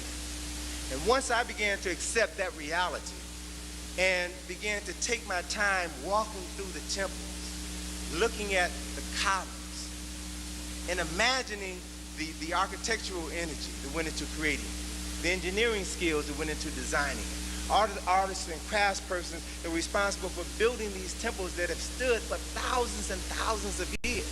And I began to see this place, or try to see this place through the eyes of the people who created it when it was brand new. And doing that made me realize that we, so-called modern human beings, are literally functioning on a subhuman level. that the people who created this ancient culture and civilization knew how to manifest the aspects of God, the creator, whatever term you want to use. They knew how to manifest that knowledge within themselves so that they literally created heaven on earth. And when you walk through these temples and see the monuments, you will see the handiwork of people who knew how to manifest God within them, and they built for eternity. That's one of the reasons why Europeans over the last 3,000 years have been trying to claim Kemet for themselves. Because it is there where you can find the record of what men and women did when they were more closely connected to the creative force than we could ever imagine. And that's a model for us to aspire to recreate in our minds, in our hearts, and in our lives today. Meta Nature wasn't just a form of communication. Meta Nature, God's words or God's writings, was a ideographic form of communication which used symbols that represented ideas as opposed to letters, which mean nothing until they're strung together in a series that they form words, and words in a series form sentences, and sentences form concepts and ideas. But each component of Meta Nature was a symbol, was a complete thought, and a spiritual force in and of itself. It is a different way of connecting with a source of power, which is one of the reasons why when they wrote the language, they didn't write it in vowels. They never wrote with vowels. Why? Because vowels, A-E-I-O-U, vibrate at a rate 600 times faster than consonants. Vowels, when properly placed in between consonants, give power to those words and are able to bring into manifestation from the spiritual realm whatever it is you focus your energy on creating. This concept was so powerful that they did not insert the vowels, because not just anybody could handle this power, this force, this knowledge. You had to be trained. You had to go through an educational process that endured for over 40 years before you were qualified to begin to speak it, to write it, to use words, to bring creation into the physical form. So if you look at others who have copied from us, who have stolen from us, they tried as best they could to emulate some of these same principles, concepts, and ideas. So when you look at the Hebrew alphabet, which was derived from Meta Nature, you'll notice that Hebrew, like Meta Nature, does not have vowels, only consonants. And if you read a Torah and read the commentary of the words, each character has a profound meaning. And when you string these characters together to form words, and you are writing on a symbolic level, a level that is, you're writing and you're communicating with a spiritual force that the average person knows nothing about. This knowledge, this power was derived from Kemet. But unfortunately, or fortunately, depending on how you want to look at it, these people who created the Hebrew alphabet didn't have all the clues, didn't have all the keys. They had enough to overpower those who had nothing, but they had nothing in comparison to the true source of that knowledge and information. The tradition, if you look at Meta Nature, many of the characters in Meta Nature come directly from nature, objects that were in your immediate environment. It is from the word nature, which means principle or aspect of the divine. It is from the word nature that we have derived the word nature. So when looking at the Creator's creations and using them as a modality for writing, thinking, and speaking, you could begin to tap into this creative power and bring things into manifestation as well. But you had to understand the power in the words. You had to go through a process to be trained to speak correctly, to write correctly, so that you did not abuse this relationship with the Creator or their power. This spiritual philosophy was based on a view of the cosmos as the domain of the divine. And since human beings were a part of the cosmos, human beings were also divine. Divinity exists within us. As human beings, we never fell from grace. We are never disconnected from the Creator. We can always begin to reconnect if we know how. African spirituality teaches us that we are spiritual beings who are currently having a divine human experience. And when you know who you are, then you can use this knowledge, you can use this language, you can use this speech to build, to add to your character, to add to your community, as opposed to exploiting others. Rituals were designed in order to maintain connections between community and this spirit. African spiritual traditions teaches that spirit manifests itself in everything. The Creator, the creative God created the world and everything in the world, and it means that everything that we see, everything that we touch, contains within it aspects of that creation. So if you look at things with the right eye, when you see them, you see the Creator in those things. You look at your brother and your sister and know that the Creator exists within them. Then when you communicate with them, you don't communicate with bitches and hoes. You're communicating with God. And so when you talk, you all should be having a higher form of communication so that the God in you can communicate with the God in the other person. And you can transform your consciousness through a higher level of communication. That's what we have to get back to. Africans believe that all life is ritual. All life is ritual. And rites of passages helped us move from one phase of life to the other, if life is cyclical. And as you move through this circle, you move from one phase of physical development, one phase of mental development, one phase of spiritual development into another, into another, into another. And each phase of development requires that you learn, that you master new information, and that you prove yourself to be proficient in the utilization of this information before you can move to the next level. It's all designed to raise your consciousness so that you can give back to those within your community. And so we go through this process. We move from spirit to birth, to maturation, to adulthood, to death, to ancestorhood, to spirit, and to rebirth. This is the cycle of life.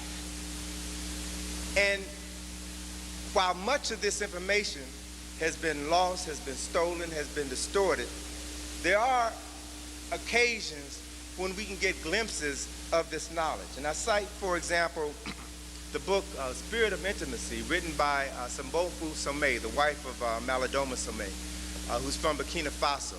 And she talks about a ritual that they have within their community, a ritual called the hearing ritual, where when a woman is pregnant, she goes to see a priest. And a priest engages this pregnant woman in this ritual that is designed to allow the mother to communicate with the spirit of the ancestor that is in her womb. And through this ritual, the mother not only communicates with this ancestor in her womb, but she understands, she knows who that ancestor is, that is, who is now coming back through her to be born into the community to continue the work that they left undone. So knowing who is coming back means that you know who this person is. You know what their destiny is in life. You know what name to give this child. So that when this child is born, there are other components of this ritual. So when this child is born, you take that object that was the object that belonged to the ancestor that they have come back as, and you bury that object at a specific location.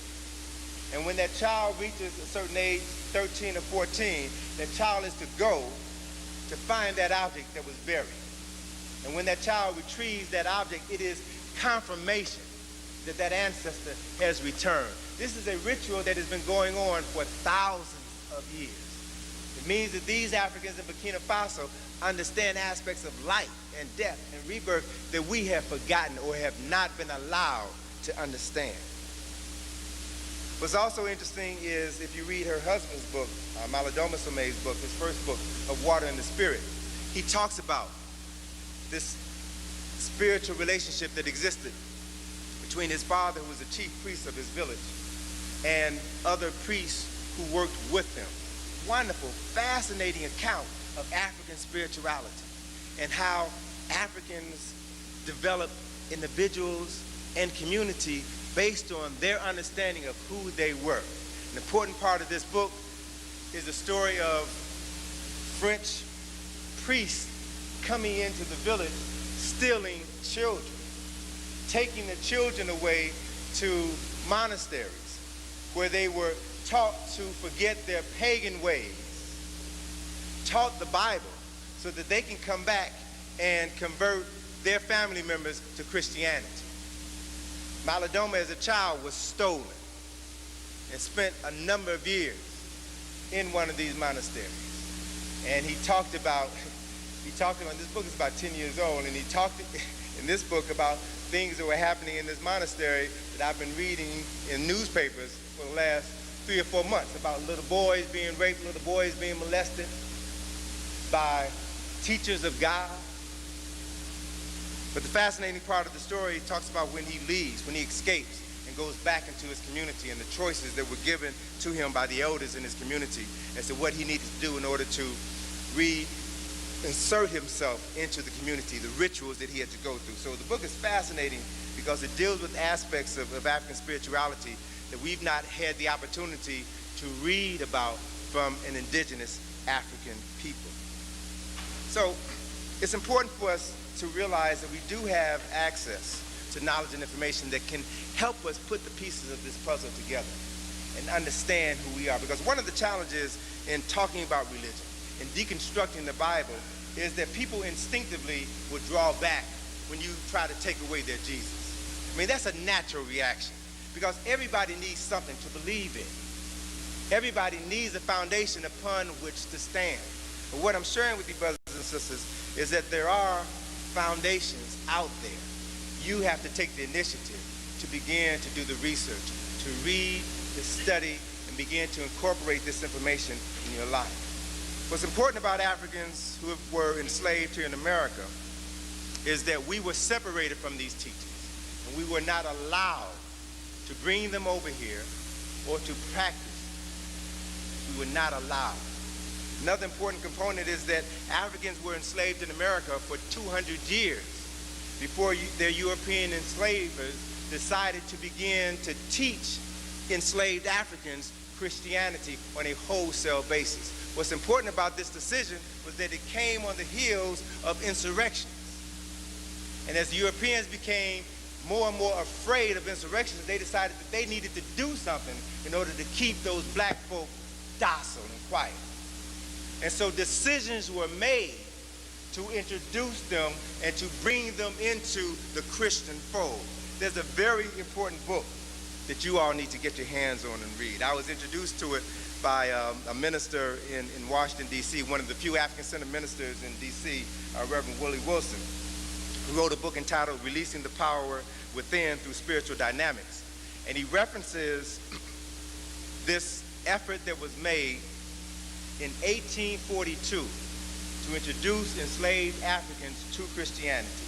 It was a book written by a preacher by the name of Reverend C.C. Jones, who in 1842 wrote a book entitled Oral Instructions, the Oral Religious Instructions of the Negroes in the United States. He documents in this book the fear of the white enslavers of insurrections and how Christianity can be used to contain them and keep them docile. And he literally met with ministers. He met with groups of enslavers to share this philosophy with them in order to maintain the status quo. And he outlined specific things, specific outcomes that could be expected by introducing your enslaved population to the Christian Bible. He said specifically, you would teach them through oral instructions, since they were not allowed to read, teach them through oral instructions that God ordained slavery for the heathen African. So they stress, and he specifically cited all of the passages in the Bible where slavery was justified by Moses, by God, by all of these personalities, so that the Africans could begin to see that, yeah, I'm supposed to be here because this is where God wants me to be. He said you could also use Christianity to teach the enslaved Africans that God ordained whites in America to be their slave masters. This was the purpose behind this indoctrination. And again, it took place on a wholesale level in this country in 1842. Another point that he made is that since God ordained whites to enslave Africans, then Christianity must not interfere with this divine relationship. All right? So you can begin to understand why the Klan and why other white Christians would burn a cross when they lynched black people, why there was always this relationship between the Bible and religious activities as they were killing other people. That to me seemed to be a violation of the very laws within this book. But the way that it was constructed was that God said it was all right for white folk to do whatever they wanted to do, these heathen Africans. Another important point that he used to sell this idea of introducing Christianity to enslaved Africans was that if you give Africans Sunday off, they don't have to work on Sunday, and you spend that day teaching them this information and allow them to congregate as a group, then they will learn to accept poverty, pain, and enslavement on earth because they know that they will get their reward in the next life. Huh? That's not an accident. This is a cold-blooded, calculated design in order to keep a group of people subservient to others. Reverend Jones said that the immediate benefits to the enslaver were introducing Christianity to the enslaved would be the one, slaves would be more obedient to their masters. Because God said, yeah, this is how the relationship is supposed to be. The Christian morality would reduce rebelliousness.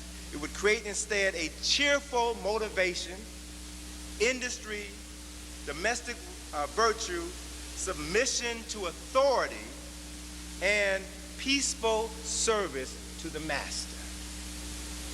All right? This was the intent. And did it work? Is it still working? We have to understand why.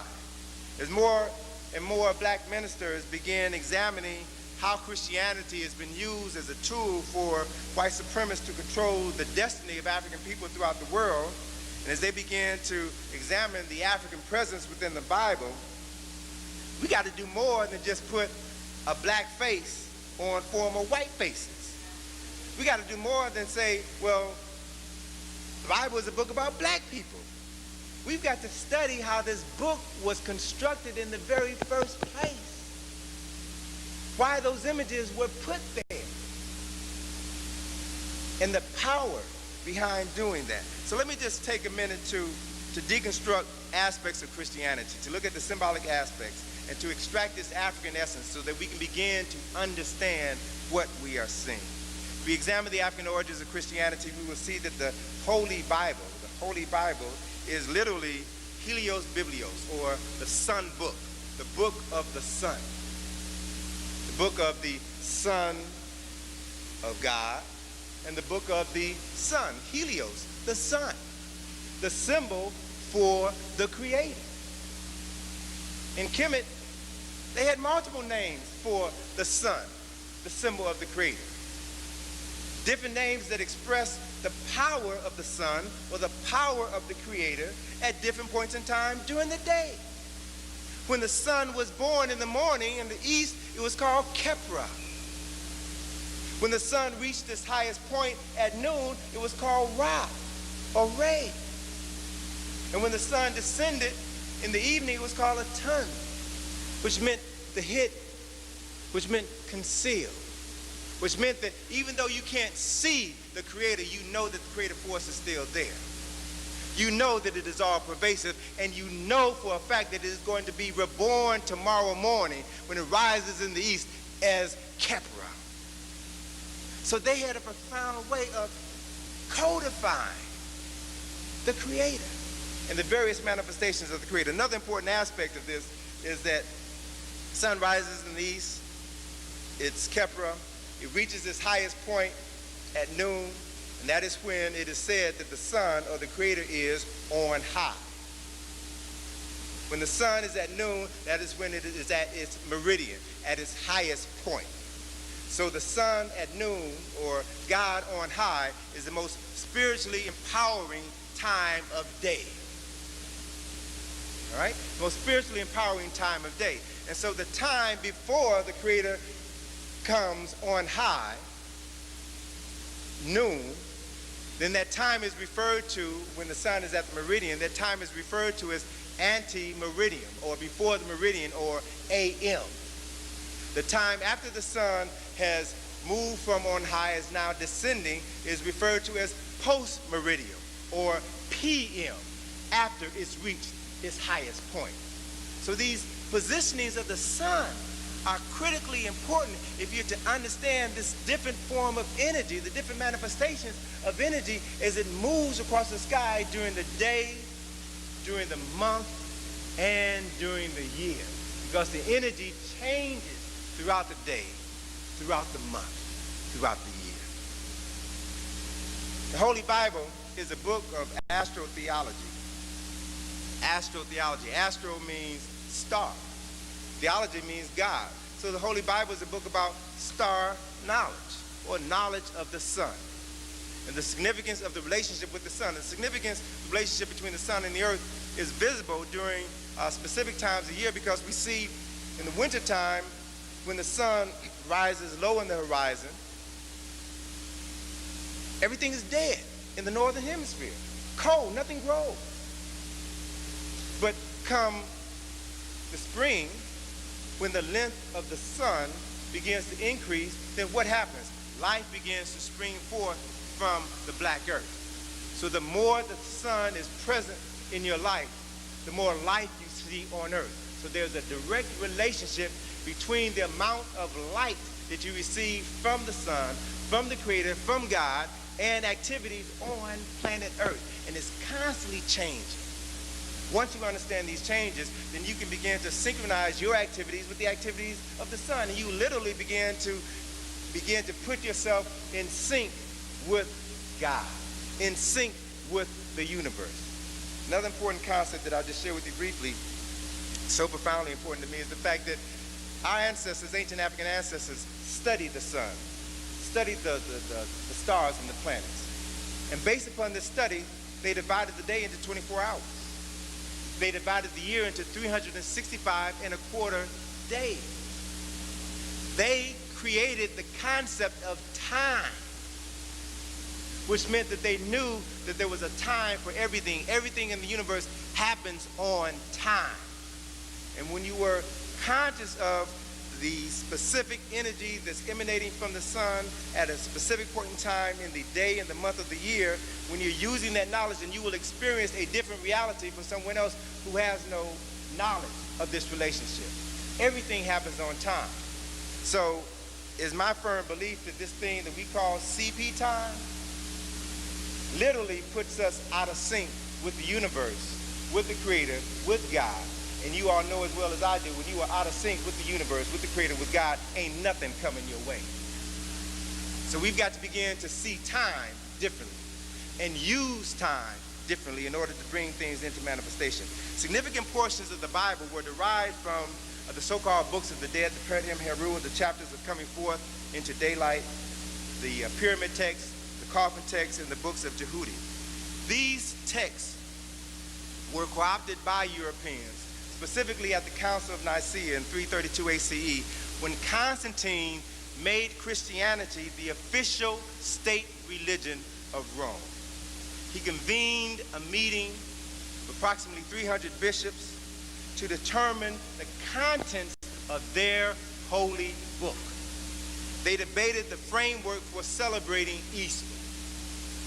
They established Christmas 18 years after the Council of Nicaea, or 350 years after the birth of Jesus the Christ. Christmas was celebrated. What was that all about? It was all designed specifically to keep those people with competitive religious and spiritual views under your control. Because for thousands of years before Christmas was an official Christian celebration, December the 25th was celebrated by indigenous people throughout the world as the time frame of the birth of the sun. And if you've ever read John Jackson's Introduction to African Civilization, there's a chapter, there's a section in the book where he talks about the symbolic astronomical significance of the winter solstice. And that December the 25th is the first day after the winter solstice, when the length of the solstice means the sun is still. So during the 4 days of the solstice, from December the 21st through December the 24th, the length of the day does not increase nor decrease significantly. The sun is still as the earth tilts on its axis and begins to move in another direction. And so December the 25th is the first day when one can observe a significant increase in the amount of sunlight. It means to those African scientists that the sun, or God, was born on December the 25th, which means that you were guaranteed another year of life. So we got to see and understand the symbolism that was codified in this text in order to keep the masses of people away from the true source of power. It was said that 18 books were excluded from this new Christian Bible. These books can be found in a host of books, lost books of the Bible, the Apocrypha, and other texts. It's important to realize that at this Council of Nicaea, they deleted references to astronomy, to astrology, numerology, symbolism, and metaphysics. Now, when I talk about astronomy, I'm not talking about the stuff that you read in newspapers about Leos and Scorpios. I'm not talking about that nonsense. I'm talking about the profound science that is related to the movement of celestial bodies around planet Earth and how they affect everything on planet Earth is affected by celestial bodies. The moon goes through its phases every 29 days. And as the moon goes through its phases and reaches the full moon, you notice that during the time of the full moon, you have the highest tides during the time of the full moon. You have 2 high tides every day. What does that mean? It means that the electromagnetic energy, the gravitational energy from the moon is pulling all of the water on planet Earth towards it. That is what creates a high tide. Right? And so this water is being pulled toward the moon.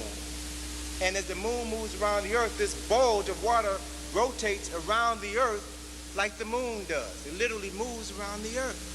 So people who study astronomy study the effects that celestial bodies, the sun, the moon, the planets, and other stars have on all life on planet Earth. If the moon can pull the water in the oceans, in the streams, in the lakes, the moon is also pulling the air as well. The Earth is 70% water. And if the moon can pull the ocean, then what do you think the moon can do to the water that is within your body? You are 70% water. That is the reason why in the late 1800s, psychologists at an insane asylum in England coined the phrase lunacy to describe those people in the insane asylum who only seem to go crazy 3 or 4 days out of the month. And those days, those periods of insanity coincided with the full moon. Hence they were called lunatics. Luna from the Latin word luna meaning moon. They were affected by this electromagnetic gravitational effect of this one celestial body. There are hundreds of celestial bodies in the sky, sisters and brothers. And they affect us in more ways than we can imagine. So the science of astrology, astrologos, star knowledge, is the science of the understanding of these effects on everything on planet Earth. Not just the water, but the atmosphere, the plants. Every living thing is affected by these forces. It's important to realize that, well, let me just skip and move to the next point, because I want to make some key points before time runs out. This whole concept of monotheism was said to have been formally introduced in Kemet by Akhenaten, who lived from 1353 to 1333 BCE. And according to a number of texts, it was believed that his chief priest was the personality that we call today Moses, who was a person from Kemet. And by the time Moses, this historical person named Moses, surfaces in Egypt, there were already 4 kings of Kemet with the suffix Moses in their name. There was Jehudi-Mes, or Tutmosis the first, Tutmosis the second, Tutmosis the third, Tutmosis the fourth. There was Ahmose the first, Ahmose the second. It's from the word, Kemetic word Ahmoses, that Hebrews derived the word Amos. Most of the names, according to Gary Greenberg in his book, The Moses Mystery, all of the names of the Hebrew patriarchs were derived from the names of Kemetic personalities. They used Kemetic history as the framework for fabricating this new text. It says in Acts chapter 7, verse 22, that Moses was learned in all of the wisdom of the Egyptians, and he was mighty in words and deeds, which meant that Moses went to school in Kemet, that he studied the priesthood in Kemet. And so the story gets a little quirky when Moses leaves, and he gives those who leave Kemet with them 10 commandments. But what we aren't taught is that he left 32 behind. In Kemet, they had 42 declarations of innocence. And if you compare the 42 declarations of innocence, the 42 admonitions of Ma'at, with the 10 commandments, you can see where these 10 commandments were derived. And what's significant is that in James Henry Breasted in Chicago at the Oriental Institute made this statement, I think back in the 40s, and he got in trouble when he said it, but it's true. James Henry Breasted did an account of personality known as Moses and the 10 Commandments, and showed how the 10 Commandments were derived from the 42 admonitions of Ma'at. And he said that you will notice that there is no commandment stating, "Thou shalt not lie." And as I like to remind people, if the people who taught us religion and taught us Christianity believed in just one of the 10 Commandments, "Thou shalt not steal," we'd be having this conversation in Africa right now. Brother Smalls, at a lecture in Baltimore a couple of months ago, raised a point that I think was very significant. I want to share that with you now. That the significance of the Passover, you know, we buy into these activities without really understanding their origin. The whole essence of the Passover is rooted in the last of the 10 plagues of Moses. But Moses said that that the firstborn son of every Egyptian was going to die, and that the Jews were protected by putting blood on their doorstep. The spirit of death would bypass their homes so that the firstborn children in their household would not die. So every time you celebrate Passover, what you're celebrating is the death and the murder of tens of thousands of African children. No one has ever put it to you in this context. It's not very often that people talk about the murder, the death, the brutality that was issued out or meted out at the hands of Moses. I'll give you another example. Numbers 31. An Israeli war party comes back to Moses after having defeated an enemy, and they report to Moses that they killed all of the adult males. And Moses flew into a rage, and he sent them back to, and I quote now, to kill every woman who has slept with a man, to kill all of the boys, and save the virgins for yourself. Now, what's honorable about that? There's nothing honorable about this behavior, about this language, but we've got to begin to read it with a different set of eyes in order to understand who this book is really about, or what aspects of this book we can use for ourselves. What's significant about the 42 Admonitions of Ma'at is a scene that is one of my favorites, the scene of the weighing of the soul, where the heart of the deceased person stands before the scale of Ma'at, the scale of truth and justice and righteousness, and his soul, his heart is weighed on the scale of Ma'at. And it is at this scene where the soul of the deceased recites the 42 admonitions of Ma'at, declares their innocence. I have not stolen, I have not robbed, I have not defrauded offerings, I have not polluted myself, I have not polluted the land, I have not committed adultery, I have not committed murder, I have not committed crimes. And so it is a way that our ancestors understood that we had to be pure of heart in order to move through life. The 42 admonitions of Ma'at were not just so that your heart could be weighed favorably on the scale of justice at the time of your death, but it was designed specifically for you to live a meaningful life while you were here on planet Earth and cultivate meaningful relationships with the people that you interacted with every day of your lives. So it was not just for death, it was for right now. Children were raised. They didn't have Sesame Street and all of this other nonsense. They were raised with Ma'at to understand the principles and concepts of Ma'at. So there was a different consciousness that emanated from these African people. It's important to realize, as Gerald Massey references in his Ancient Egypt, the Light of the World, parallels and similarities between Heru and Jesus. Because you will find all of these personalities existed first in ancient Kemet. The earthly Jesus is equivalent to Heru. Jesus the Christ corresponds to Asar, the resurrected God. So he is a combination of the stories between Asar and Heru. Some of the early names for Heru in Kemet were the Prince of Peace. He was called the Good Shepherd. He was called the Lamb. He was called the Light of the World. He was called the Lord of Resurrection. He was called the Raiser of the Dead. He was called the Son of God, 4,000 years before Jesus. You can find symbols of Heru and his mother Aset throughout Europe. They're called shrines of the Black Madonna and Child. You'll find them in Spain. You'll find them in Russia. You'll find them in Paris. You'll find them in Poland. Pope John Paul II is Francesca Colba. That is where they have a major shrine of the Black Madonna. Every time he goes home to pray at the shrine of the Black Madonna. Many of these images of this black mother and child are kept in the basements or kept out of public view. Black faces. What's interesting, on the ones that are for public display, they would tell you these protracted stories of how these statues became black.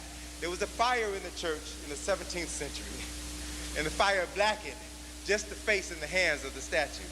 It's really interesting the extent to which people will go through to try to camouflage the truth.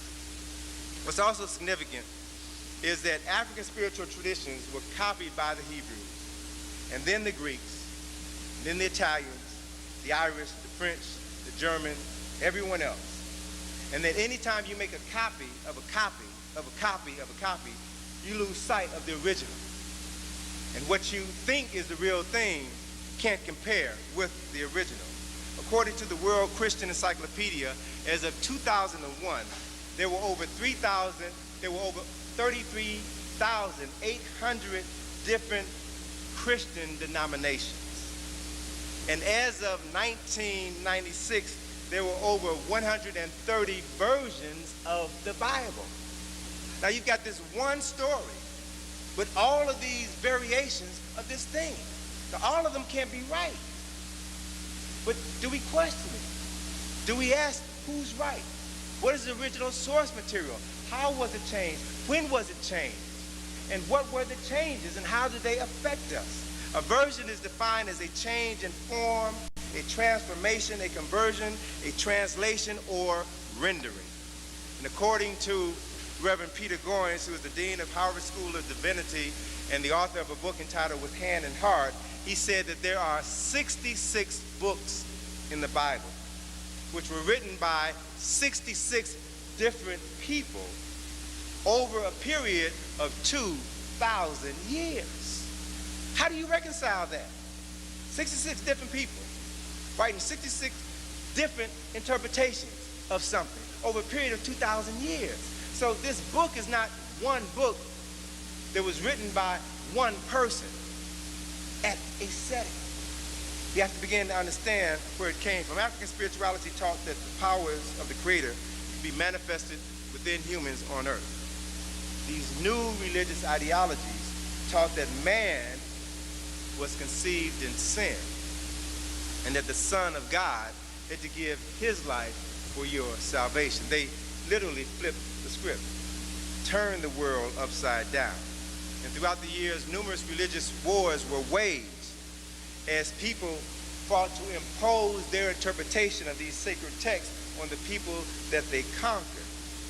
As Europeans imposed Christianity throughout Europe, throughout Asia, they fought a variety of wars. There were 8 crusades, religious wars between Christians and Muslims, which took place between 1096 and 1291. The war against terrorism that George Bush talked about in his State of the Union address in January, he referred to the axis of evil, and this war can be considered as the 9th crusade. As a matter of fact, in his speech, he used this language, crusade. And there were a host of people who criticized him because it conjured up images of these 8 other crusades, wars between Christians and Muslims. So what we're dealing with now in this war of terrorism is nothing but a continuation of a war that has been going on for hundreds and hundreds and hundreds of years, which has cost millions and millions of lives. All because of 2 groups of people battling each other for their concepts of God. It's important to realize that inquisitions were organized by the Roman Catholic Church to silence those who resisted their doctrines. They began with Constantine in 306 and lasted until the late 1500s. Christians who protested the dogma of the Roman Catholic Church and broke away called themselves Protestants or Protestants. They are comprised of Anglicans, Baptists, Lutherans, Mormons, and others. Those who broke away from the Roman Catholic Church. Let me just kind of go through a couple of things I want to share with you in terms of one of the significant changes took place in 1534 when King Henry VIII separated from the Vatican and decided that he was going to establish the Church of England, felt that it was no longer necessary for him to receive orders from someone living hundreds and hundreds of miles away, that he was king of his domain. He was going to be responsible for the religious and spiritual directions of his people. And so he created a new church and a new religious ideology. And in this new religious ideology, he said that no women, no females, unless they were members of the noble class, were allowed to read their sacred book, their holy Bible. No apprentices, no journeymen, no laborers were permitted to read the Bible under penalty of death. So let's understand something about this book, the book that many of us grew up reading, the King James Version of the Bible, and understand something about what went into this book, what has come into our minds and our consciousnesses, and how it has affected our behavior. In 1604, King James authorized a committee of 50 scholars to write a uniform translation of the Bible. And by royal authority, all people, all citizens of England were bound to read his official version of the holy book only. You could be killed if you read another version of the Bible. And there's a minister, a friend of mine said that this King James Version of the Bible is probably one of the most inaccurate versions ever written. But let me just share some information with you. See, I've gotten the 5-minute warning. So let me kind of bring some things to a close by sharing with you some information that I had originally published in the Browder file in the essay entitled Exploding the Myths, the piece on religion. It was one of the longest pieces, and it attracted the most interest or the most comments because of my discussion on religion, the African origins of the Bible, and how the Bible has been modified by others throughout the centuries. And specifically, what interested a number of people were the references that I made with regards to Shakespeare and the role that he played in writing this King James authorized version of the Bible. What's significant is that King James was 46 years old when this project of the King James version of the Bible was completed in 1610. And during that time, many artisans, painters, writers, sculptors were commissioned to do sacred work, but they were not allowed to put their signatures on them. And so many artists found very creative ways to write their name. They put it upside down, or they put it backwards, or they put it in the corner of a painting. Shakespeare found an equally creative way of inserting his name into the text. For example, if you look in Psalms 46, the third verse, the 46th word from the beginning of Psalms 46 is the word shake. The 46th word at the end of Psalms 46 and Psalms 46 verse 9 is the word spear. That is Shakespeare's signature in the Bible. Now, when I first referenced that in the book in '89, I received a lot of inquiries about people wanted to have some more information about that. So when I revised this book, I incorporated in the revision additional information, supplemental information about Shakespeare and his role in the Bible. As a matter of fact, one of the things that I did was I got maybe about a dozen different versions of the Bible. And I looked at Psalms 46 verse 3, Psalms 46 verse 9. And the King James version of the Bible is the only version of the Bible where you will find the word shake, 46th word from the beginning of Psalms 46, and spear, the 46th word from the end of Psalms 46. So it's the only Bible where you find the strategic placement of these two words together that codify Shakespeare's involvement with this text. It's also important to realize that certain language in the Bible, thee, thou, ye, shall, this is Old English terminology. They didn't speak like that 2,000 years ago. But that is a language in the text. It's what I refer to as biblical sampling, where folk they borrow sacred text and incorporate it into their own. And let me just share just one more piece here about Shakespeare before I bring things to a close. With regards to Shakespeare, a little additional information about Shakespeare, who lived from 1546 to 1616, is still considered the greatest dramatist the world has ever known, the finest poet who has ever written in the English language. The World Book Encyclopedia said that Shakespeare originated such familiar phrases as fair play, foregone conclusion, catch cold, disgraceful conduct. He also invented such common words as assassination, bump, eventful, and lonely. Right? He was a writer of history. Shakespeare was primarily a writer of history, and he had a way of writing with such compassion that he was able to interest the common man in these stories. It's important to realize the impact that he has had on people throughout the ages, particularly in some of his other historical works. Much of what we know about Julius Caesar, Cleopatra, and Mark Antony was made up by William Shakespeare. Mark Antony never said, friends, Romans, countrymen, lend me your ear. The whole story about the death and the suicide of Cleopatra and Mark Antony was made up by Shakespeare. So what I'm trying to get you all to understand is the extent to which information can be incorporated into text, and we accept it automatically without analyzing what this information is, who wrote it, and the impact that it had on us. So it's time to bring this to a close, unfortunately. And let me just leave you with this. The information that I share with you today, I hope will enable you to cultivate a meaningful relationship with the Creator. I hope you will begin to question everything. Seek answers to those who are responsible for giving you spiritual direction. and continue to look to Africa as the source of all spirituality. Study the ancient Kemetic texts. Read them, because we're at a point in time where the Bible is going to be replaced. Within the next 25 years, the Bible is going to be replaced. We have available to us sacred texts that can direct us and guide us.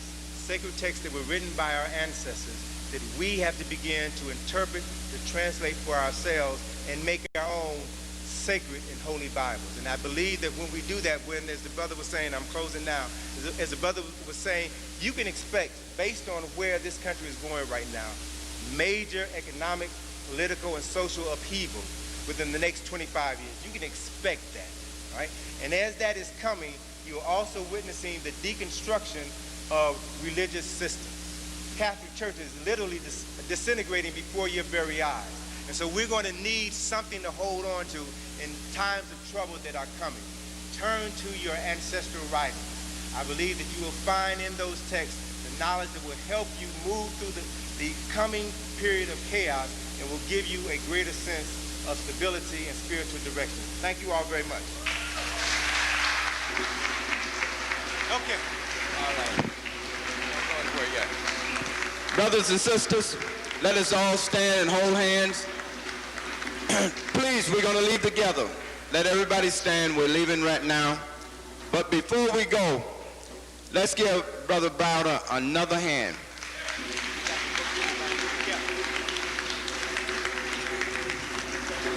Two things. Brother Browder has some books in the back. He's on his way in the back now, and he'll be able to sign, autograph those books. So I just want to say to Dr. Ben, all that Tony, and it's just marvelous to see the students who have come along since Dr. Ben over the past 30, 35 years have been taking us to Egypt and pointing these things out on the walls and temples of Egypt. Again, I just want to give thanks to Dr. Ben, because I was able to travel to Egypt with him about 8 times.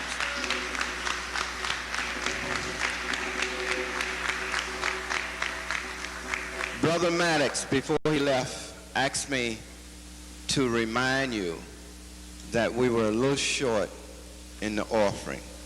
So the sister's going to be at the back, right there, with that bucket. Hold that bucket up in the back. We want you to please pull out a couple dollars and put them in the bucket on your way out, that we may meet our obligations tonight. We did stay overtime, and that costs. We're an African people, stolen from our homeland, robbed of our culture, robbed of our language, our names, our history, and our statehood, our peoplehood. But we will rise, never again to be oppressed. Up, you mighty people. Up, you mighty people. You can accomplish what you will. No justice, no peace. No justice, no peace. Good night.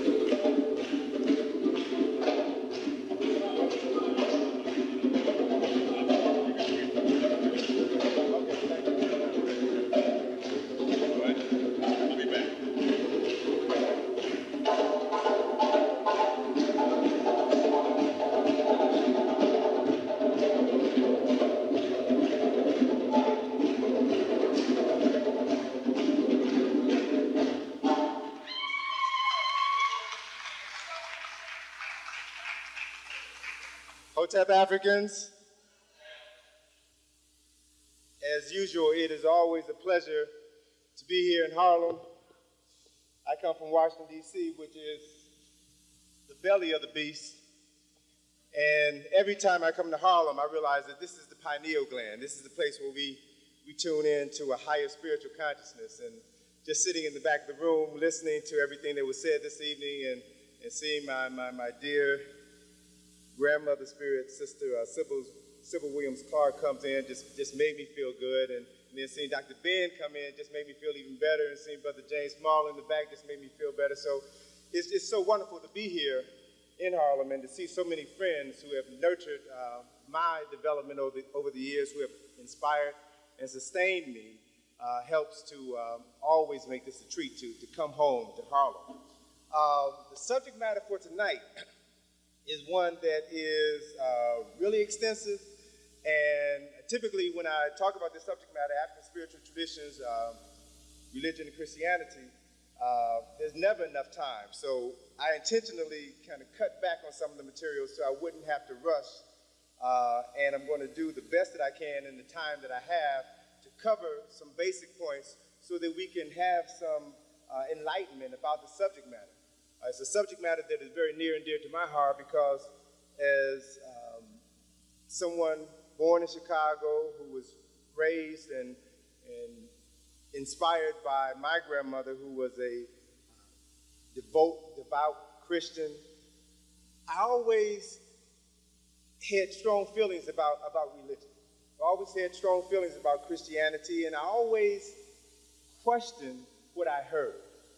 I always questioned the images that I saw in my grandmother's Bible. And it wasn't until I heard and met Dr. Ben and heard and met Dr. Clark and heard and met Brother John Jackson, that I began to hear from my elders information that justified my inquisitive nature and taught me that it was wise to question, because we've been fooled and manipulated and taken advantage of for so long because we never questioned. And so what I want to do this evening is to share with you some research that I've been working on for the last couple of years regarding concepts and ideas of spirituality and their relationship to religion, so that we can begin to see ourselves, to see the world, and see God, and see the universe through a different set of eyes. And I'm here tonight to share this knowledge with you that I've acquired over the years.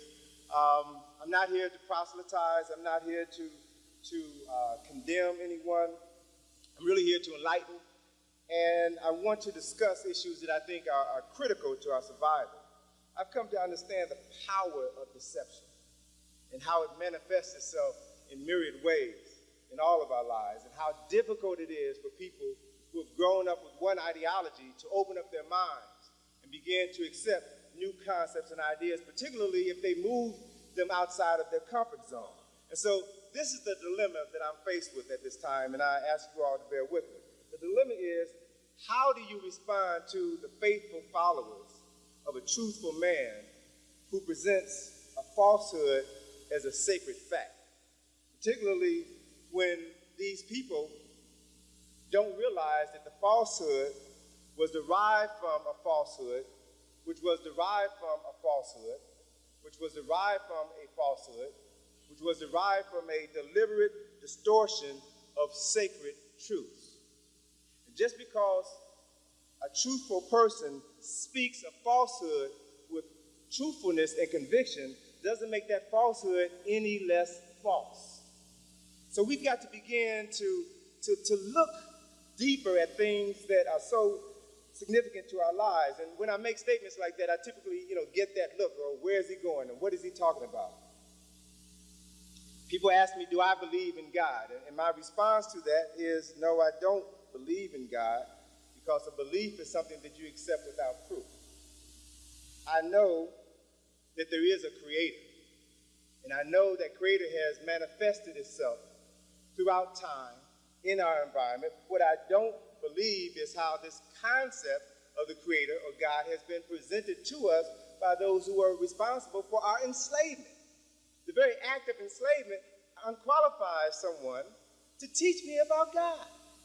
And so what I also know is that the Creator has been called many names by many people over time. God, Jehovah, Ra, Jah, Holy Damari, the Great Spirit, Lukalu, Mother, Father, God, Allah, Buddha. These are all names that have been used by different people to describe the Creator as they saw the Creator. And I believe, I know, that these are legitimate expressions of a people's attempt to understand a force that is greater than them. And so I feel very strongly that there are as many names for the Creator as there are people, as there are languages. And that each of these names is a legitimate expression of a people attempting to understand a force far greater than them. I know it's a violation of the highest order to say that someone's relationship with the Creator is illegitimate because they don't call the Creator by the same name that you do. That in and of itself is wrong. I know that the God concept that was imposed upon our people was a deliberate distortion of spiritual truths that were designed specifically to keep us spiritually incarcerated, to keep us separated from a power that pervades the universe and can allow us to do great works. When I was a child, I was taught to worship like a child. I was taught to worship the God of my grandparents, a Christian European God. Many years later, I learned that this Christian European God was actually derived from African concepts of the Creator. And so the more that I began to study Africa and the people and the myths and the culture of Africa, the more that I began to see this Creator and the multiple manifestations of the Creator. I know that there is a spiritual force that pervades the universe. I know this. I know that the ancestors are real. As I was walking around and driving around the streets of Harlem this afternoon, I kept feeling the presence of Dr. Clark because his life touched me so deeply. I know and I believe in the ancestors. I can say this from personal experience because my relationship with the ancestors, particularly my grandmother, is what has allowed me to be here before you on this evening. I know that because if I didn't have a relationship with my grandmother who's deceased, then I would have died 3 years ago. I would have been on that plane, that Egypt airplane that crashed on October the 31st in 1999. See, because I've been taking groups to Kemet for the last 14 years. And in 1998, I felt that I needed a break. I was tired and I wanted to do some other things. And I was debating whether or not I wanted to take a group to Kemet the following year. And I remember specifically, it was the 13th, Friday the 13th of November, 1998. I was sitting on the banks of the Nile early in the morning, meditating and just thinking about what I wanted to do next year, if I wanted to go to Kemet next year. And as I was mulling this decision over in my mind, my grandmother, who had died 2 years earlier, came to me. And she said, well, baby, if you don't want to go next year, don't go. Don't go. It's as simple as that. And just hearing the words of comfort from her allowed me to accept my decision not to go. And so the following year, typically I would take groups to Kemet in the fall, in October. And the following year, I was traveling from the West Coast back to Washington, D.C. on Halloween. I was taking a red-eye back to D.C. and to take a connecting flight in Detroit, 6 o'clock in the morning. And as I was walking past the newsstand to catch my connecting flight, I saw a headline in the newspaper, in the vending machine, that said, Egypt Air crash. And I really, looked at it, didn't really think much of it. But then when I got on the plane and took my seat, I saw a copy of the Washington Post sitting on the seat next to me, and I picked it up and read it, and I saw that Egypt Air flight, Flight 990, had crashed the night before, and everybody died. By the time I got home and checked my answering machine, I must have had at least a dozen calls from friends of mine from all over the country who were calling to see if I was all right, calling to see if I was home. And I processed all the calls, and it wasn't until that evening when I was just processing my day as I normally do, and started thinking about the cause, that it struck me that if I hadn't made that decision not to go to Kemet in 1999, I would have been on that flight. That's the flight that we always take. And so it made me stop and question this relationship that we have with our ancestors. It made me question this relationship that we have with spirit, and made me understand how real it was and how important it is to cultivate this relationship and not allow others to distort it, to dilute it, to separate us from the power that exists within. And so what I want to share with you this evening is knowledge that I have acquired over the years about Africans' spiritual relationships with the Creator, and how those relationships have been distorted over the years. When I was a child, I thought, I talked, and I acted like a child. I was taught to believe in heaven and hell. I was taught to believe in God and the devil. I was taught to believe in Christmas and Easter, Santa Claus, and the Easter Bunny. But when I became a man, I outgrew my childish thinking, and I replaced my childish ways with knowledge, with insight, as I fulfilled my desire to know. I came to realize that neither Santa Claus nor the Easter Bunny were real. I came to understand that originally Christmas and Easter had nothing to do with the birth, the death, and the resurrection of a man named Jesus. I learned through research that the letter J was invented around 400 years ago, and that Jesus wasn't the name of the person that we call Jesus.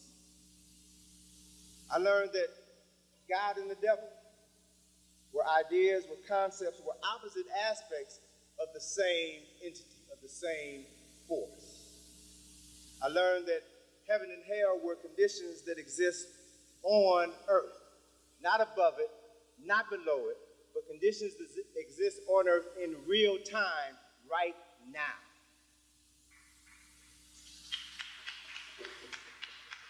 Came to understand that religions were invented by men in an attempt to codify spiritual systems which existed thousands of years earlier. My understanding of spirituality has taught me that we are spiritual beings who have come here to have a human experience. We made a decision to come here in this life. I've come to understand that life is not a linear experience. We don't just live and then die and that's it. But life, by studying nature, is cyclical. Life follows patterns of birth, life experience, death, ancestorhood, rebirth. It is a cycle, an ongoing cycle. Now, I've learned that if you learn to use your spiritual power, the power that dwells within each and every person, then you have the capacity, you have the ability to experience heaven here on earth. If you don't know how to use it, every day of your life will be filled with hell and misery. But you have a choice. Only if you know that you have a choice.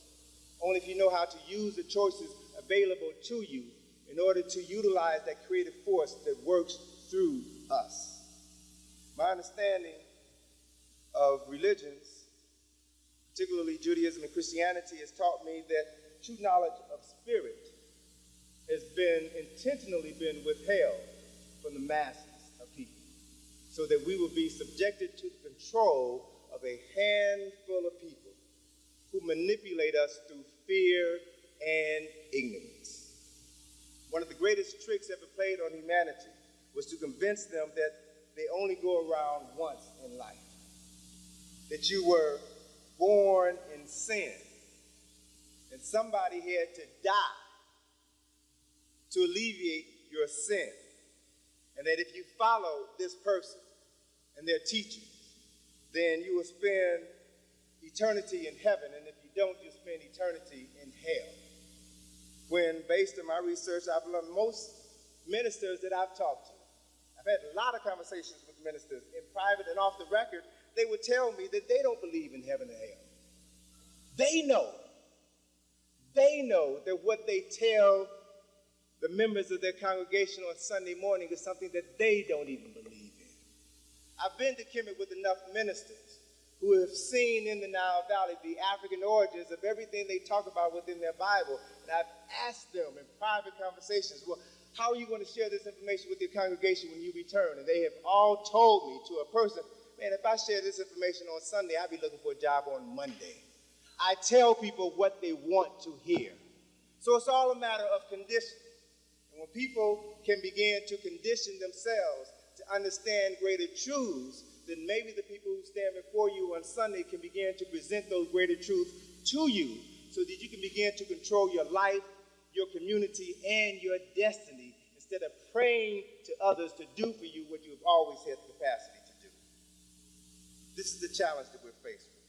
What's important is that for the last 1,600 years, a world has been shaped. Our perception of the world, our perception of reality, has been shaped by European explorers, colonizers, and enslavers. And they have historically used the Bible and the sword to conquer indigenous people all over this earth and to teach them to worship a God who looked like their conquerors. This action was initiated by Constantine, the first Christian emperor of Rome, who wasn't even a Christian. If you read the stories about Constantine, he was a Christian emperor, but he was not a Christian himself, who in 312 ACE, on the eve of a major battle, had a vision. And in this vision, God came to him and said that he would grant Constantine victory if he fought under the sign of the cross. So Constantine had all of his soldiers paint on their shields the Greek letters chi and rho. Greek letters chi and rho are the first two letters in the word Christ. And they fought under the banner of Christ, and they were victorious. Now, they used the letters chi and rho because the letter J had not been invented at that point in time. All right, let's put all of the dots together so that when we connect them, we understand what we see. Constantine was victorious in his battle, and he discovered a weapon that was more powerful than any nuclear weapon.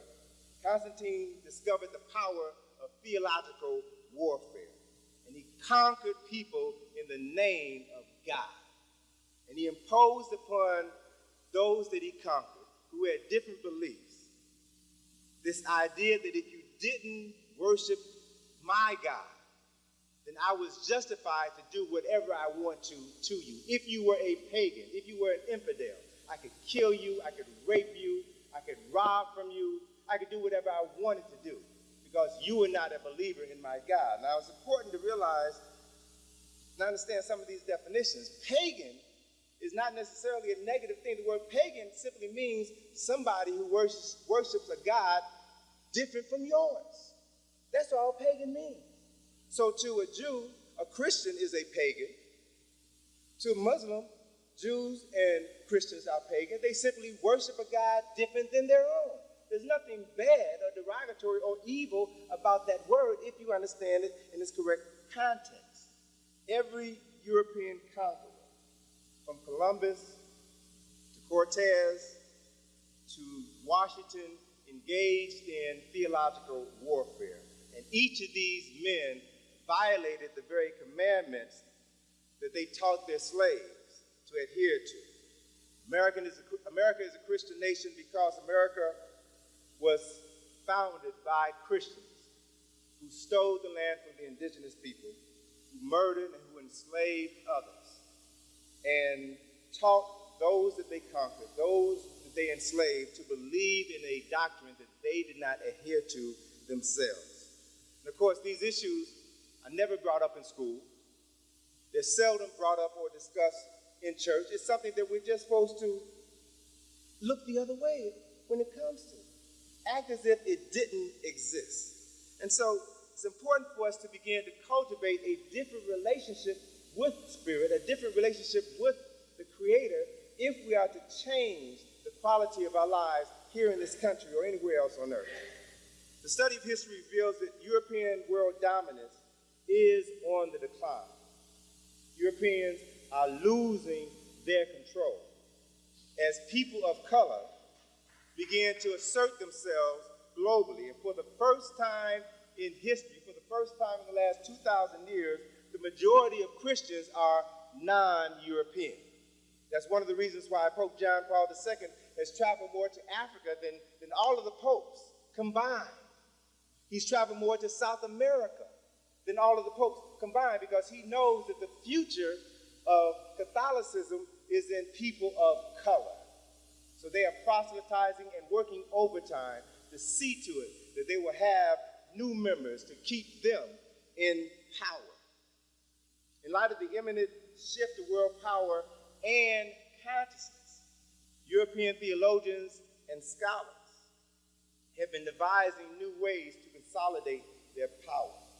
And for decades, they have been meeting behind closed doors. I remember at least 15 years ago, hearing Dr. Ben and Dr. Clark in a conversation talk about a meeting, a conference that was held by Jewish theologians here in New York, where they talked about the origins of the Torah. And they talked about all the myths and the symbolism that was in this text, and how it was not a text to be taken literally. And that for some reason or another, there was never any documentation about this conference that was released. But if you read the popular literature, many of the major national magazines, Time, Newsweek, U.S. News and World Report, if you notice over the last 5 years, you've been seeing a plethora of cover stories that are reevaluating religion, reevaluating Jesus the Christ, reevaluating Moses, reevaluating the concept of heaven and hell. There's this conversation that is going on behind closed doors that is now slowly being introduced to the general public. Why? What does that mean? It means that you are slowly being prepared for a bombshell that is going to be dropped in the very near future. And people are positioning themselves so that once this new information comes out, you can continue to look to them for continued leadership. I reference specifically an article that was published just this year, March of this year, in Harper's Magazine. The article was entitled "False Testament: How Archaeology Refutes the Bible's Claim to History." And it's written by Daniel Lazari, a Jewish writer who cited the latest biblical archaeological research that refutes the Old Testament. And let me just share with you some of the highlights that were in this article, because it's so profoundly significant. It's significant because of the fact that it hasn't been talked about in the general community, but others are beginning to talk about it more openly. Some of the points that he raised in this article is that Israelites, who are now thought to have been an indigenous culture that developed west of the Jordan River around 1200 BCE, and they did not originate in Mesopotamia as they claim. There is no archaeological evidence to support the fact that they immigrated to that area called Palestine from elsewhere. Another important point, and this one hits right at the heart of the matter, that Abraham, Isaac, and Jacob and other tribal founders depicted in the book of Genesis, and this is his quote, a direct quote, were no more real than the gods of Greece or Norse mythology. That they were not real personalities. These are Jews telling their story to the world. They also said that Moses never existed. I want you to understand this. They are saying that Moses never existed, and that the Israeli flight from Egypt never occurred. Understand what they're saying. So it's you can find it in Harper's Magazine, March 2000. Very interesting story. And this whole story was derived from a new Torah that was published in November of last year called the Et Hayim, or the Tree of Life, It was published by the United Synagogue of Conservative Jews. And in this Torah, they added in the commentary the latest archaeological research that refutes the Old Testament.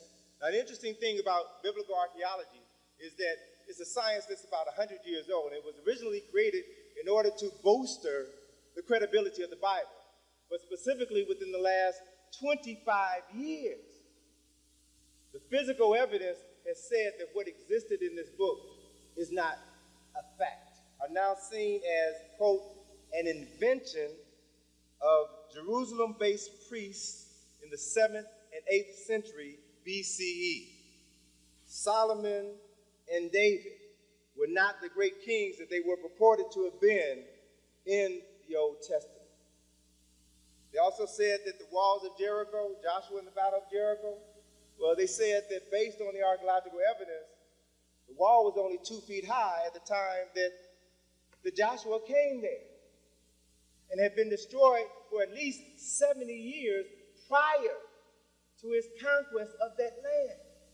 So the myths, the stories that we have been given are now have to be viewed through a different pair of eyes in light of the evidence that is now being allowed to circulate among the general public. And so the challenge for us is, how do you process that information? Do you categorically deny it and throw it away simply because it challenges everything that you've been taught? Or do you begin to read it and study it to understand the truth that may be in this information? It's important to understand it. Another profound statement in this new Torah was that Genesis, the book of Genesis, was, again, quoting from them, an artificial construct. It was a narrative framework created long after the facts in order to link together a series of unconnected folk tales like pearls on a string. In other words, they made it up. And so, understand the domino effect that we're dealing with. If Genesis was a fabrication, which they say it was, then it means that God didn't create the world in 7 days, or their God did not create the world in 7 days. It meant that their God did not create Adam and Eve, and they were never expelled from Eden, which means then that there was no original sin, and there was no reason for anybody to come back and die for sins that you never committed in the first place.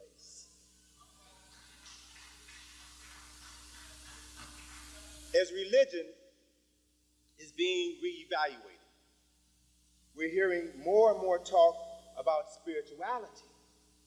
We're hearing more and more talk about different ways to know the Creator.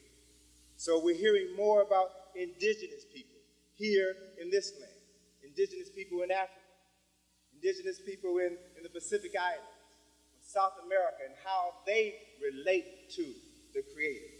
And so it's important for us to take all of this information and look at it and evaluate it from an African-centered context. If we do that, then at least we'll be starting off on the right foot. Looking at this information from an African-centered context means that we have to first accept the fact that humanity began first in Africa. Matter of fact, there was an article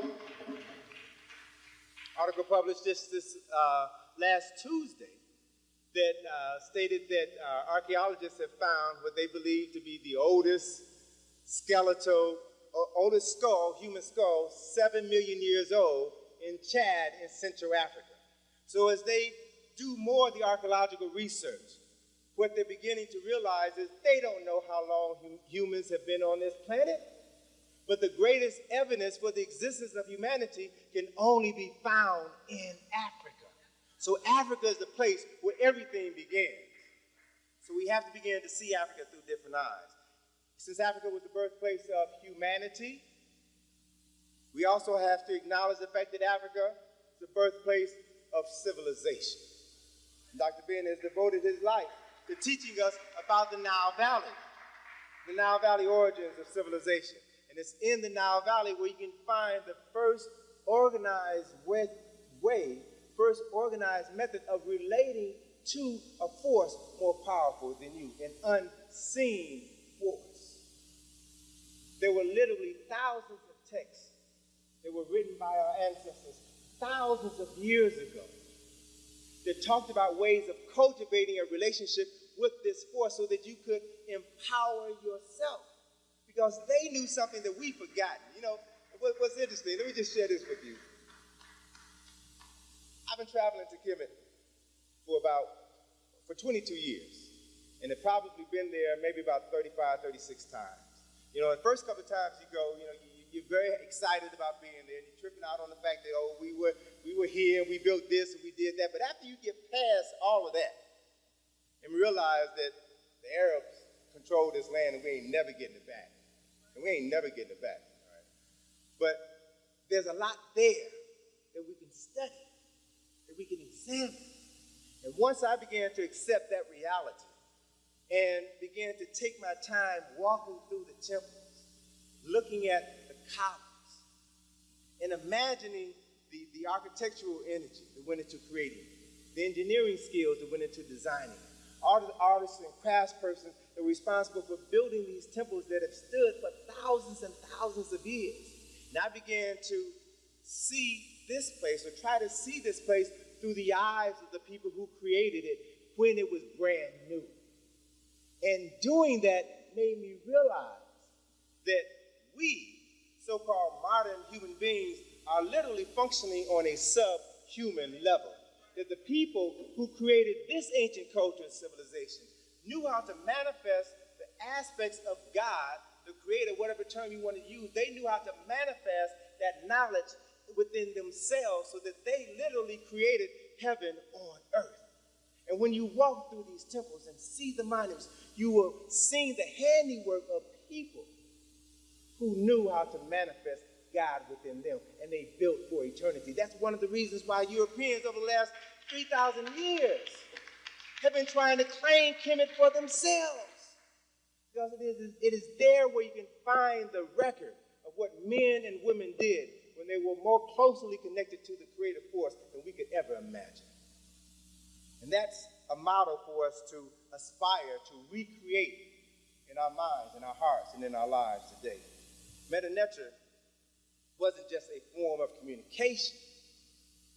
Meta Nature, God's words or God's writings, was an ideographic form of communication which used symbols that represented ideas as opposed to letters, which mean nothing until they're strung together in a series that they form words, and words in a series form sentences, and sentences form concepts and ideas. But each component of Meta Nature was a symbol, was a complete thought, and a spiritual force in and of itself. It is a different way of connecting with a source of power, which is one of the reasons why when they wrote the language, they didn't write it in vowels. They never wrote with vowels. Why? Because vowels, A-E-I-O-U, vibrate at a rate 600 times faster than consonants. Vowels, when properly placed in between consonants, give power to those words and are able to bring into manifestation from the spiritual realm whatever it is you focus your energy on creating. This concept was so powerful that they did not insert the vowels, because not just anybody could handle this power, this force, this knowledge. You have to be trained. You have to go through an educational process that endured for over 40 years before you were qualified to begin to speak it, to write it, to use words, to bring creation into the physical form. So if you look at others who have copied from us, who have stolen from us, they tried as best they could to emulate some of these same principles, concepts, and ideas. So when you look at the Hebrew alphabet, which was derived from Meta Nature, you notice that Hebrew, like Meta Nature, does not have vowels, only consonants. And if you read a Torah, and read the commentary of the words, each character has a profound meaning. And when you string these characters together to form words, and you are writing on a symbolic level, a level that is you're writing and you're communicating with a spiritual force that the average person knows nothing about. This knowledge, this power was derived from Kemet. But unfortunately, or fortunately, depending on how you want to look at it, these people who created the Hebrew alphabet didn't have all the clues, didn't have all the keys. They had enough to overpower those who had nothing, but they had nothing in comparison to the true source of that knowledge and information. The tradition, if you look at Medu Neter, many of the characters in Medu Neter come directly from nature, objects that were in your immediate environment. It is from the word Neter, which means principle or aspect of the divine. It is from the word Neter that we have derived the word nature. So when looking at the Creator's creations and using them as a modality for writing, thinking, and speaking, you could begin to tap into this creative power and bring things into manifestation as well. But you had to understand the power in the words. You had to go through a process to be trained to speak correctly, to write correctly, so that you did not abuse this relationship with the Creator or their power. The spiritual philosophy was based on a view of the cosmos as the domain of the divine. And since human beings were a part of the cosmos, human beings were also divine. Divinity exists within us. As human beings, we never fell from grace. We are never disconnected from the Creator. We can always begin to reconnect if we know how. African spirituality teaches us that we are spiritual beings who are currently having a divine human experience. And when you know who you are, then you can use this knowledge, you can use this language, you can use this speech to build, to add to your character, to add to your community, as opposed to exploiting others. Rituals were designed in order to maintain connections between community and this spirit. African spiritual traditions teaches that spirit manifests itself in everything. The creative God created the world and everything in the world, and it means that everything that we see, everything that we touch, contains within it aspects of that creation. So if you look at things with the right eye, when you see them, you see the Creator in those things. If you look at your brother and your sister and know that the Creator exists within them, then when you communicate with them, you don't communicate with bitches and hoes. You're communicating with God. And so when you talk, you all should be having a higher form of communication so that the God in you can communicate with the God in the other person. And you can transform your consciousness through a higher level of communication. That's what we have to get back to. Africans believe that all life is ritual. All life is ritual. And rites of passages helped us move from one phase of life to the other, if life is cyclical. And as you move through this circle, you move from one phase of physical development, one phase of mental development, one phase of spiritual development into another, into another, into another. And each phase of development requires that you learn, that you master new information, and that you prove yourself to be proficient in the utilization of this information before you can move to the next level. It's all designed to raise your consciousness so that you can give back to those within your community. And so we go through this process. We move from spirit to birth, to maturation, to adulthood, to death, to ancestorhood, to spirit, and to rebirth. This is the cycle of life. And while much of this information has been lost, has been stolen, has been distorted, there are occasions when we can get glimpses of this knowledge. And I cite, for example, the book Spirit of Intimacy, written by Sambofu Somé, the wife of Malidoma Somé, who's from Burkina Faso.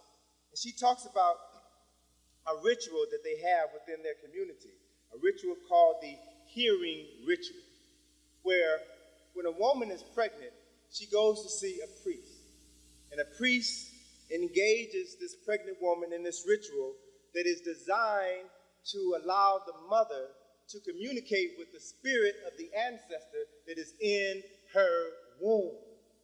And through this ritual, the mother not only communicates with this ancestor in her womb, but she understands, she knows who that ancestor is, that is, who is now coming back through her to be born into the community to continue the work that they left undone.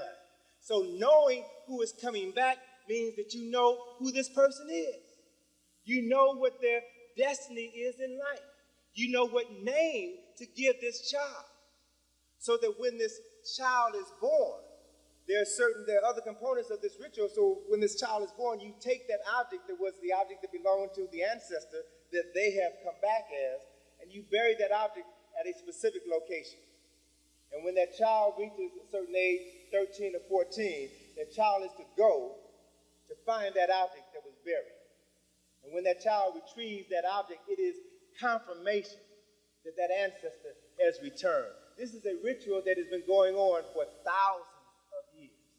It means that these Africans in Burkina Faso understand aspects of life and death and rebirth that we have forgotten or have not been allowed to understand. What's also interesting is if you read her husband's book, Malidoma Somé's book, his first book, Of Water and the Spirit, he talks about this spiritual relationship that existed between his father, who was the chief priest of his village, and other priests who worked with him. Wonderful, fascinating account of African spirituality and how Africans develop individuals and community based on their understanding of who they were. An important part of this book is the story of French priests coming into the village, stealing children, taking the children away to monasteries where they were taught to forget their pagan ways, taught the Bible so that they can come back and convert their family members to Christianity. Malidoma as a child was stolen and spent a number of years in one of these monasteries. And he talked about, this book is about 10 years old, and he talked in this book about things that were happening in this monastery that I've been reading in newspapers for the last 3 or 4 months, about little boys being raped, little boys being molested by teachers of God. But the fascinating part of the story, he talks about when he leaves, when he escapes and goes back into his community and the choices that were given to him by the elders in his community as to what he needed to do in order to reinsert himself into the community, the rituals that he had to go through. So the book is fascinating because it deals with aspects of African spirituality that we've not had the opportunity to read about from an indigenous African people. So it's important for us to realize that we do have access to knowledge and information that can help us put the pieces of this puzzle together and understand who we are. Because one of the challenges in talking about religion and deconstructing the Bible is that people instinctively will draw back when you try to take away their Jesus. I mean, that's a natural reaction because everybody needs something to believe in. Everybody needs a foundation upon which to stand. But what I'm sharing with you, brothers and sisters, is that there are foundations out there. You have to take the initiative to begin to do the research, to read, to study, and begin to incorporate this information in your life. What's important about Africans who were enslaved here in America is that we were separated from these teachings. And we were not allowed to bring them over here or to practice. We were not allowed. Another important component is that Africans were enslaved in America for 200 years before their European enslavers decided to begin to teach enslaved Africans Christianity on a wholesale basis. What's important about this decision was that it came on the heels of insurrections. And as the Europeans became more and more afraid of insurrections, they decided that they needed to do something in order to keep those black folk docile and quiet. And so decisions were made to introduce them and to bring them into the Christian fold. There's a very important book that you all need to get your hands on and read. I was introduced to it by a minister in Washington, D.C., one of the few African-centered ministers in D.C., Reverend Willie Wilson, who wrote a book entitled Releasing the Power Within Through Spiritual Dynamics. And he references this effort that was made in 1842 to introduce enslaved Africans to Christianity. It was a book written by a preacher by the name of Reverend C.C. Jones, who in 1842 wrote a book entitled Oral Instructions, the Oral Religious Instructions of the Negroes in the United States. He documents in this book the fear of the white enslavers of insurrections and how Christianity can be used to contain them and keep them docile. And he literally met with ministers. He met with groups of enslavers to share this philosophy with them in order to maintain the status quo. And he outlined specific things, specific outcomes that could be expected by introducing your enslaved population to the Christian Bible. He said specifically, you would teach them through oral instructions, since they were not allowed to read, teach them through oral instructions that God ordained slavery for the heathen African. So they stressed, and he specifically cited all of the passages in the Bible where slavery was justified by Moses, by God, by all of these personalities, so that the Africans could begin to see that, yeah, I'm supposed to be here because this is where God wants me to be. He said you could also use Christianity to teach the enslaved Africans that God ordained whites in America to be their slave masters. This was the purpose behind this indoctrination. And again, it took place on a wholesale level in this country in 1842. Another point that he made is that since God ordained whites to enslave Africans, then Christianity must not interfere with this divine relationship. All right? So you can begin to understand why the Klan, why other white Christians would burn a cross when they lynched black people, why there was always this relationship between the Bible and religious activities as they were killing other people. That to me seemed to be a violation of the very laws within this book. But the way that it was constructed was that God said it was all right for white folk to do whatever they wanted to do with these heathen Africans. Another important point that he used to sell this idea of introducing Christianity to enslaved Africans was that if you give Africans Sunday off, they don't have to work on Sunday, and you spend that day teaching them this information and allow them to congregate as a group, then they will learn to accept poverty, pain, and enslavement on earth because they know that they will get their reward in the next life. Huh? That's not an accident. This is a cold-blooded, calculated design in order to keep a group of people subservient to others. Reverend Jones said that the immediate benefits to the enslaver were introducing Christianity to the enslaved would be the one, slaves would be more obedient to their masters. Because God said, yeah, this is how the relationship is supposed to be. The Christian morality would reduce rebelliousness. It would create instead a cheerful motivation, industry, domestic virtue, submission to authority, and peaceful service to the master. All right? This was the intent. And did it work? Is it still working? We have to understand why. As more and more black ministers begin examining how Christianity has been used as a tool for white supremacists to control the destiny of African people throughout the world, and as they began to examine the African presence within the Bible, we got to do more than just put a black face on former white faces. We got to do more than say, well, the Bible is a book about black people. We've got to study how this book was constructed in the very first place. Why those images were put there. And the power behind doing that. So let me just take a minute to deconstruct aspects of Christianity, to look at the symbolic aspects, and to extract this African essence so that we can begin to understand what we are seeing. If we examine the African origins of Christianity, we will see that the Holy Bible is literally Helios Biblios, or the Sun Book, the book of the sun. The book of the Son of God, and the book of the Sun, Helios, the sun, the symbol for the Creator.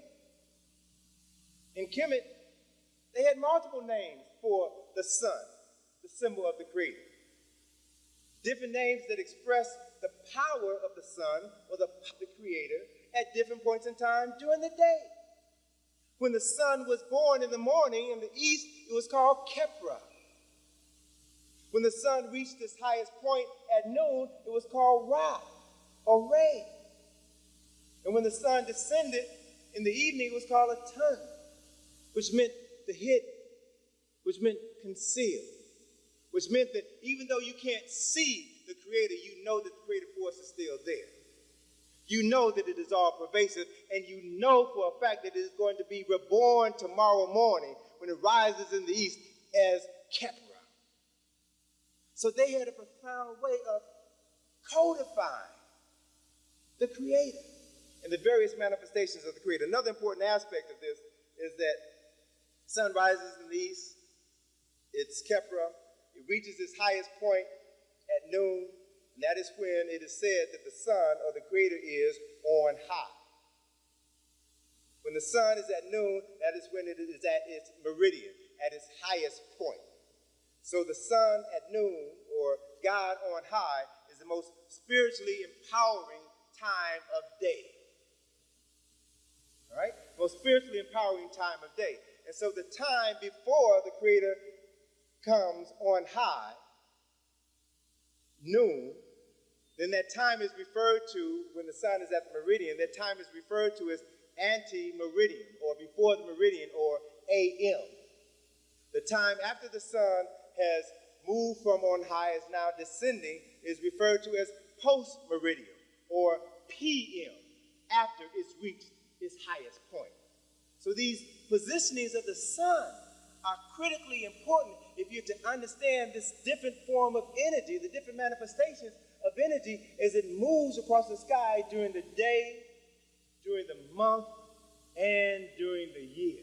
Because the energy changes throughout the day, throughout the month, throughout the year. The Holy Bible is a book of astrotheology. Astrotheology. Astro means star. Theology means God. So the Holy Bible is a book about star knowledge, or knowledge of the sun, and the significance of the relationship with the sun. The significance of the relationship between the sun and the earth is visible during specific times of year, because we see in the wintertime, when the sun rises low in the horizon, everything is dead in the northern hemisphere. Cold, nothing grows. But come the spring, when the length of the sun begins to increase, then what happens? Life begins to spring forth from the black earth. So the more the sun is present in your life, the more life you see on earth. So there's a direct relationship between the amount of light that you receive from the sun, from the Creator, from God, and activities on planet Earth. And it's constantly changing.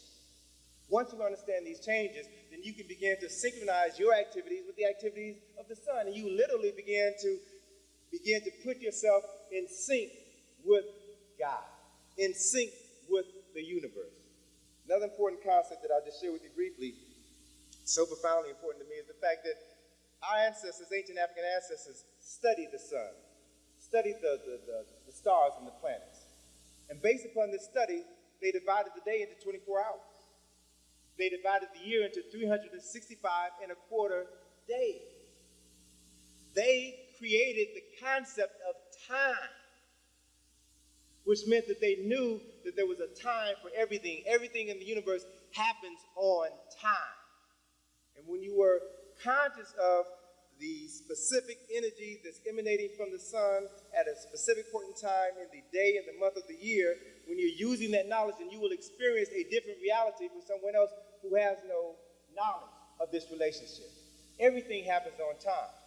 So it's my firm belief that this thing that we call CP time literally puts us out of sync with the universe, with the Creator, with God. And you all know as well as I do, when you are out of sync with the universe, with the Creator, with God, ain't nothing coming your way. So we've got to begin to see time differently and use time differently in order to bring things into manifestation. Significant portions of the Bible were derived from the so-called books of the dead, the Perim Heru, the chapters of coming forth into daylight, the pyramid texts, the coffin texts, and the books of Jehudi. These texts were co-opted by Europeans, specifically at the Council of Nicaea in 332 ACE, when Constantine made Christianity the official state religion of Rome. He convened a meeting of approximately 300 bishops to determine the contents of their holy book.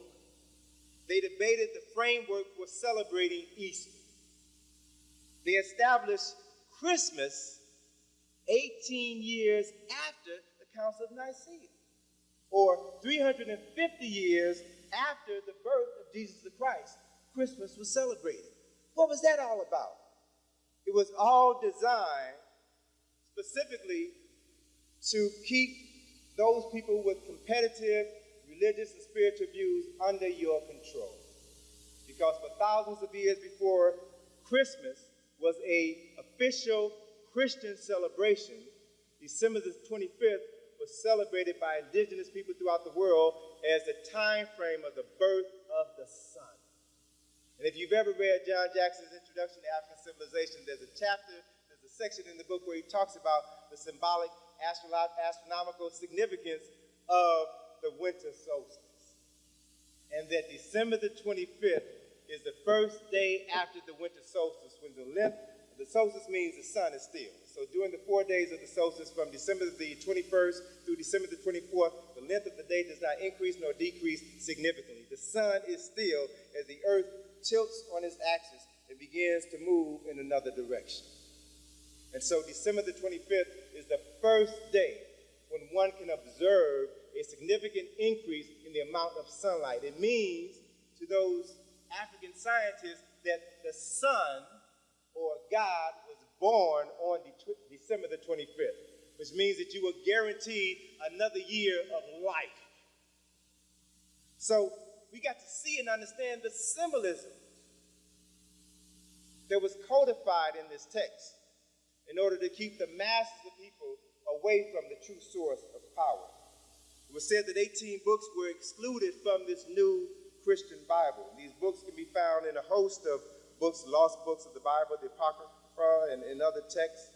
It's important to realize that at this Council of Nicaea, they deleted references to astronomy, to astrology, numerology, symbolism, and metaphysics. Now, when I talk about astronomy, I'm not talking about the stuff that you read in newspapers about Leos and Scorpios. I'm not talking about that nonsense. I'm talking about the profound science that is related to the movement of celestial bodies around planet Earth and how they affect everything on planet Earth is affected by celestial bodies. The moon goes through its phases every 29 days. As the moon goes through its phases and reaches the full moon, you notice that during the time of the full moon, you have the highest tides during the time of the full moon. You have 2 high tides every day. What does that mean? It means that the electromagnetic energy, the gravitational energy from the moon is pulling all of the water on planet Earth towards it. that is what creates a high tide. Right? And so this water is being pulled toward the moon. And as the moon moves around the earth, this bulge of water rotates around the earth like the moon does. It literally moves around the earth. So people who study astronomy study the effects that celestial bodies, the sun, the moon, the planets, and other stars have on all life on planet Earth. If the moon can pull the water in the oceans, in the streams, in the lakes, the moon is also pulling the air as well. The Earth is 70% water. And if the moon can pull the ocean, then what do you think the moon can do to the water that is within your body? You are 70% water. That is the reason why in the late 1800s, psychologists at an insane asylum in England coined the phrase lunacy to describe those people in the insane asylum who only seem to go crazy 3 or 4 days out of the month. And those days, those periods of insanity coincided with the full moon.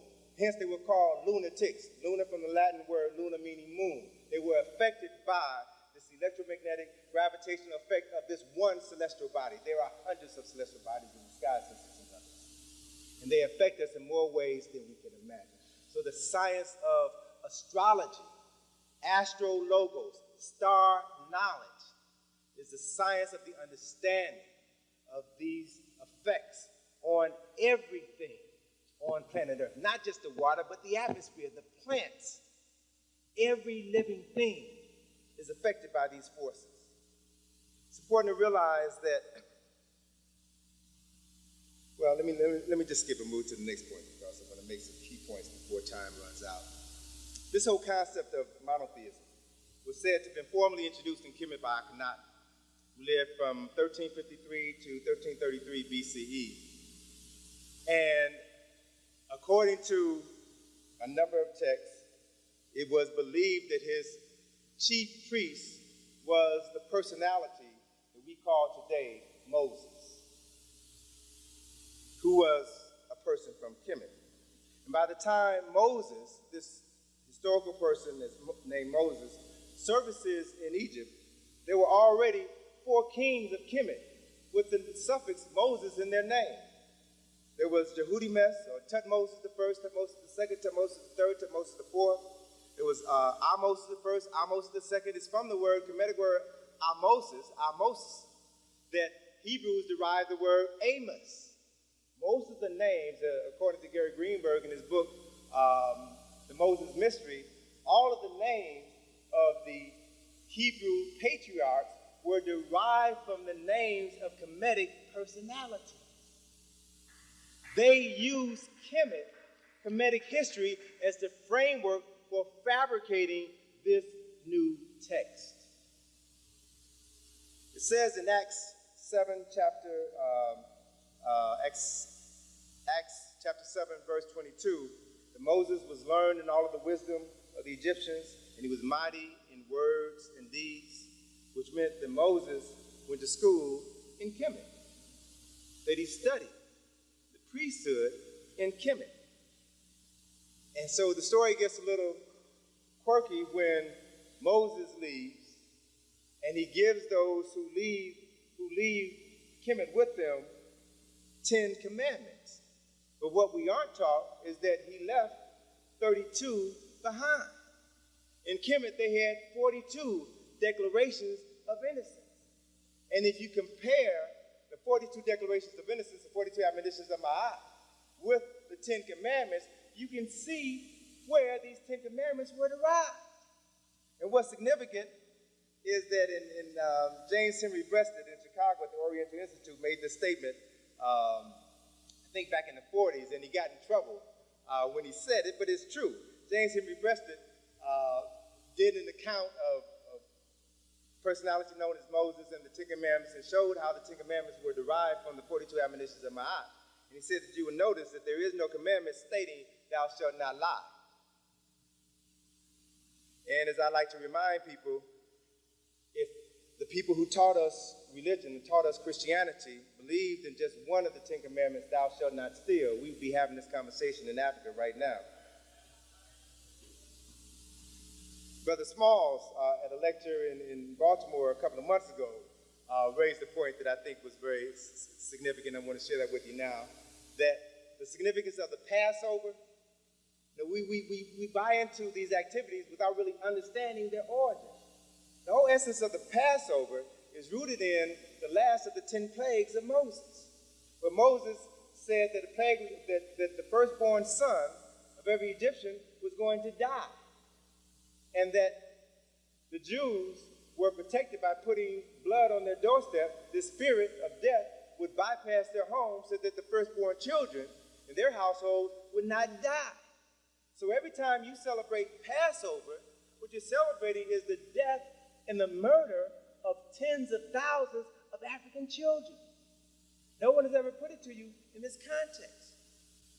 It's not very often that people talk about the murder, the death, the brutality that was issued out or meted out at the hands of Moses. I'll give you another example. In Numbers 31, an Israeli war party comes back to Moses after having defeated an enemy, and they report to Moses that they killed all of the adult males. And Moses flew into a rage, and he sent them back to, and I quote now, to kill every woman who has slept with a man, to kill all of the boys, and save the virgins for yourselves. Now, what's honorable about that? There's nothing honorable about this behavior, about this language, but we've got to begin to read it with a different set of eyes in order to understand who this book is really about, or what aspects of this book we can use for ourselves. What's significant about the 42 admonitions of Ma'at is a scene that is one of my favorites, the scene of the weighing of the soul, where the heart of the deceased person stands before the scale of Ma'at, the scale of truth and justice and righteousness, and his soul, his heart is weighed on the scale of Ma'at. And it is at this scene where the soul of the deceased recites the 42 admonitions of Ma'at, declares their innocence. I have not stolen, I have not robbed, I have not defrauded offerings, I have not polluted myself, I have not polluted the land, I have not committed adultery, I have not committed murder, I have not committed crimes. And so it is a way that our ancestors understood that we had to be pure of heart in order to move through life. The 42 admonitions of Ma'at were not just so that your heart could be weighed favorably on the scale of justice at the time of your death, but it was designed specifically for you to live a meaningful life while you were here on planet Earth and cultivate meaningful relationships with the people that you interacted with every day of your lives. So it was not just for death, it was for right now. Children were raised. They didn't have Sesame Street and all of this other nonsense. They were raised with Ma'at to understand the principles and concepts of Ma'at. So there was a different consciousness that emanated from these African people. It's important to realize, as Gerald Massey references in his Ancient Egypt, the Light of the World, parallels and similarities between Heru and Jesus. Because you will find all of these personalities existed first in ancient Kemet. The earthly Jesus is equivalent to Heru. Jesus the Christ corresponds to Asar, the resurrected God. So he is a combination of the story between Asar and Heru. Some of the early names for Heru in Kemet were the Prince of Peace.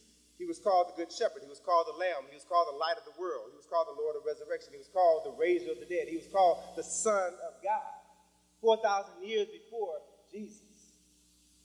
You can find symbols of Heru and his mother Aset throughout Europe. They're called shrines of the Black Madonna and Child. You'll find them in Spain. You'll find them in Russia. You'll find them in Paris. You'll find them in Poland. Pope John Paul II is from Czeskokowa. That is where they have a major shrine of the Black Madonna. Every time he goes home to pray at the shrine of the Black Madonna. Many of these images of this black mother and child are kept in the basements or kept out of public view. Black faces. What's interesting on the ones that are for public display, they would tell you these protracted stories of how these statues became black. There was a fire in the church in the 17th century, and the fire blackened just the face and the hands of the statue. It's really interesting the extent to which people will go through to try to camouflage the truth. What's also significant is that African spiritual traditions were copied by the Hebrews, and then the Greeks, then the Italians, the Irish, the French, the German, everyone else. And that anytime you make a copy of a copy of a copy of a copy, you lose sight of the original. And what you think is the real thing can't compare with the original. According to the World Christian Encyclopedia, as of 2001, there were over 33,800 different Christian denominations. And as of 1996, there were over 130 versions of the Bible. Now you've got this one story with all of these variations of this thing. Now, all of them can't be right. But do we question it? Do we ask who's right? What is the original source material? How was it changed? When was it changed? And what were the changes and how did they affect us? A version is defined as a change in form, a transformation, a conversion, a translation, or rendering. And according to Reverend Peter Goins, who is the Dean of Harvard School of Divinity and the author of a book entitled With Hand and Heart, he said that there are 66 books in the Bible, which were written by 66 different people over a period of 2,000 years. How do you reconcile that? 66 different people writing 66 different interpretations of something over a period of 2,000 years. So this book is not one book that was written by one person at a setting. You have to begin to understand where it came from. African spirituality taught that the powers of the Creator could be manifested within humans on earth. These new religious ideologies taught that man was conceived in sin and that the Son of God had to give his life for your salvation. They literally flipped the script, turned the world upside down. And throughout the years, numerous religious wars were waged as people fought to impose their interpretation of these sacred texts on the people that they conquered. As Europeans imposed Christianity throughout Europe, throughout Asia, they fought a variety of wars. There were 8 crusades, religious wars between Christians and Muslims, which took place between 1096 and 1291. The war against terrorism that George Bush talked about in his State of the Union address in January, he referred to the axis of evil, and this war could be considered as the 9th crusade. As a matter of fact, in his speech, he used this language, crusade. And there were a host of people who criticized him because it conjured up images of these 8 other crusades, wars between Christians and Muslims. So what we're dealing with now in this war of terrorism is nothing but a continuation of a war that has been going on for hundreds and hundreds and hundreds of years, which has cost millions and millions of lives. All because of 2 groups of people battling each other for their concepts of God. It's important to realize that inquisitions were organized by the Roman Catholic Church to silence those who resisted their doctrines. They began with Constantine in 306 and lasted until the late 1500s. Christians who protested the dogma of the Roman Catholic Church and broke away called themselves Protestants or Protestants. They are comprised of Anglicans, Baptists, Lutherans, Mormons, and others. Those who broke away from the Roman Catholic Church. Let me just kind of go through a couple of things I want to share with you in terms of one of the significant changes took place in 1534 when King Henry VIII separated from the Vatican and decided that he was going to establish the Church of England. Felt that it was no longer necessary for him to receive orders from someone living hundreds and hundreds of miles away, that he was king of his domain. he was going to be responsible for the religious and spiritual directions of his people. And so he created a new church and a new religious ideology. And in this new religious ideology, he said that no women, no females, unless they were members of the noble class, were allowed to read their sacred book, their holy Bible. No apprentices, no journeymen, no laborers were permitted to read the Bible under penalty of death. So let's understand something about this book, the book that many of us grew up reading, the King James Version of the Bible, and understand something about what went into this book, what has come into our minds and our consciousnesses, and how it has affected our behavior. In 1604, King James authorized a committee of 50 scholars to write a uniform translation of the Bible. And by royal authority, all people, all citizens of England were bound to read his official version of the holy book only. You could be killed if you read another version of the Bible. And as a minister, a friend of mine said that this King James Version of the Bible is probably one of the most inaccurate versions ever written. But let me just share some information with you. I've gotten the 5-minute warning, so let me kind of bring some things to a close by sharing with you some information that I had originally published in the Browder file in the essay entitled Exploding the Myths, the piece on religion. It was one of the longest pieces, and it attracted the most interest or the most comments because of my discussion on religion, the African origins of the Bible, and how the Bible has been modified by others throughout the centuries. And specifically, what interested a number of people were the references that I made with regards to Shakespeare and the role that he played in writing this King James authorized version of the Bible. What's significant is that King James was 46 years old when this project of the King James version of the Bible was completed in 1610. And during that time, many artisans, painters, writers, sculptors were commissioned to do sacred work, but they were not allowed to put their signatures on them. And so many artists found very creative ways to write their name. They put it upside down, or they put it backwards, or they put it in the corner of a painting. Shakespeare found an equally creative way of inserting his name into the text. For example, if you look in Psalms 46, the third verse, the 46th word from the beginning of Psalms 46 is the word shake. The 46th word at the end of Psalms 46 and Psalms 46 verse 9 is the word spear. That is Shakespeare's signature in the Bible. Now, when I first referenced that in the book in '89, I received a lot of inquiries about people wanted to have some more information about that. So when I revised this book, I incorporated in the revision additional information, supplemental information about Shakespeare and his role in the Bible. As a matter of fact, one of the things that I did was I got maybe about a dozen different versions of the Bible. And I looked at Psalms 46 verse 3, Psalms 46 verse 9.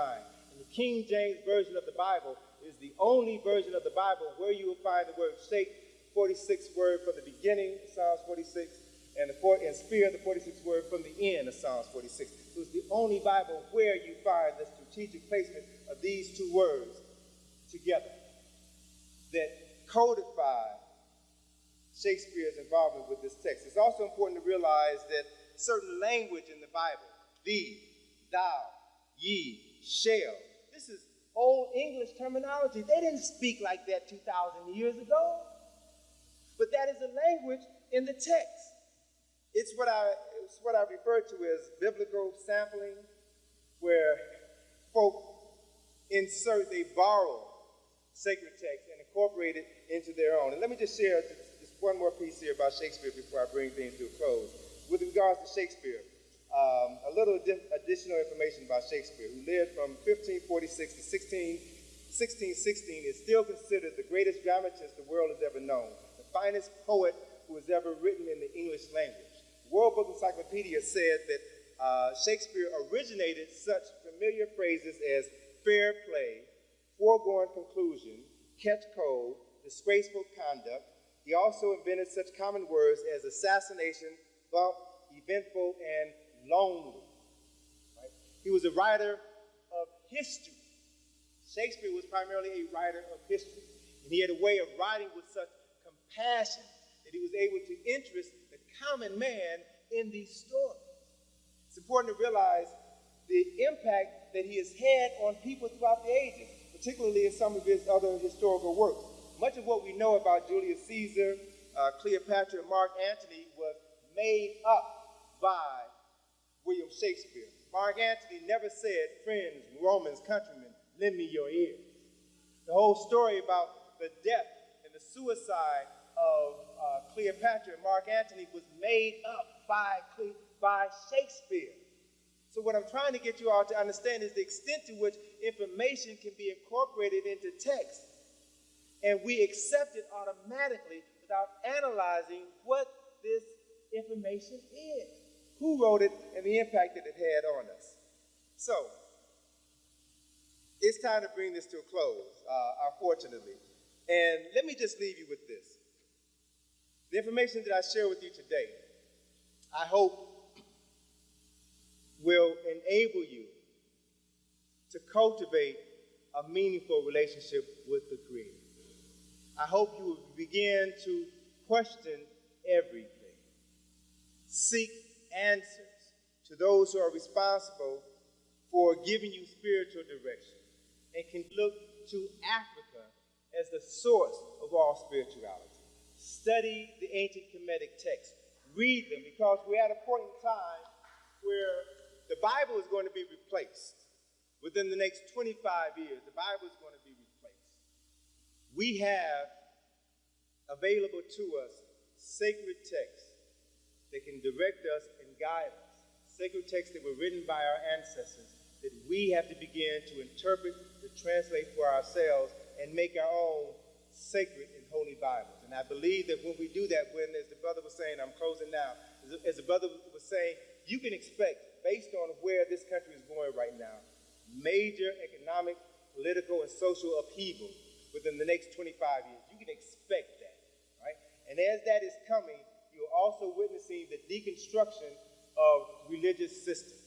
Catholic Church is literally disintegrating before your very eyes. And so we're going to need something to hold on to in times of trouble that are coming. Turn to your ancestral writings. I believe that you will find in those texts the knowledge that will help you move through the coming period of chaos and will give you a greater sense of stability and spiritual direction. Thank you all very much.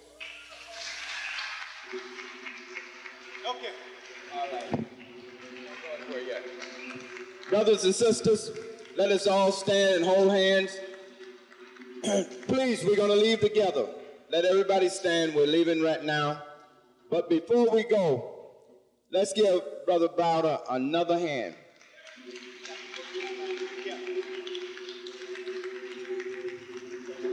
Two things. Brother Browder has some books in the back. He's on his way in the back now, and he'll be able to sign, autograph those books. So I just want to say to Dr. Ben, all that Tony, and it's just marvelous to see the students who have come along since Dr. Ben over the past 30, 35 years have been taking us to Egypt and pointing these things out on the walls and temples of Egypt. Again, I just want to give thanks to Dr. Ben because I was able to travel to Egypt with him about 8 times.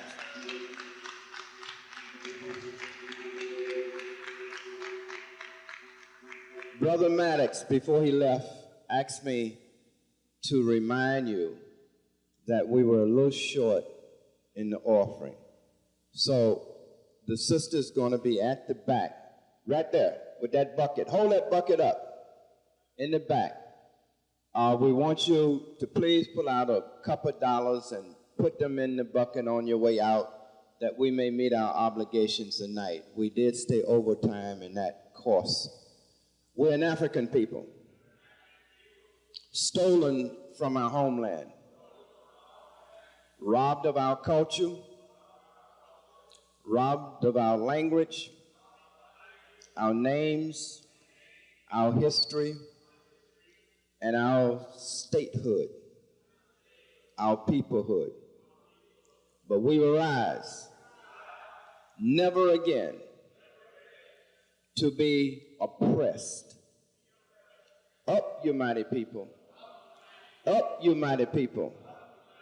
You can accomplish what you will. No justice, no peace. No justice, no peace. Good night. That I had several colleagues who work with me in D.C.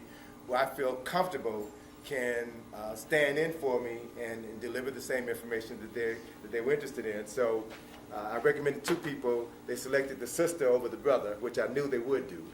And then I prepped the sister for the interview and said, well, when you talk to them, don't be too African. You know, say Egypt instead of Kemet, because they're not gonna air Kemet, right? So you have to know who you're dealing with.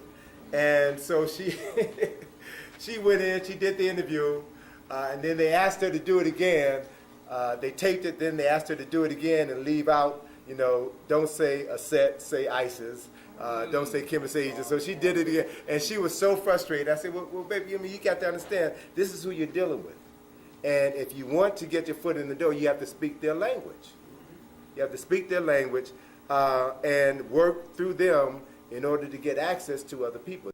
That's the way the game is now. Hopefully that's not how it's always going to be, but that's how the game is now, right? So until we get our own television stations, and I'm not talking about BET, BET never was ours, even when it was black controlled.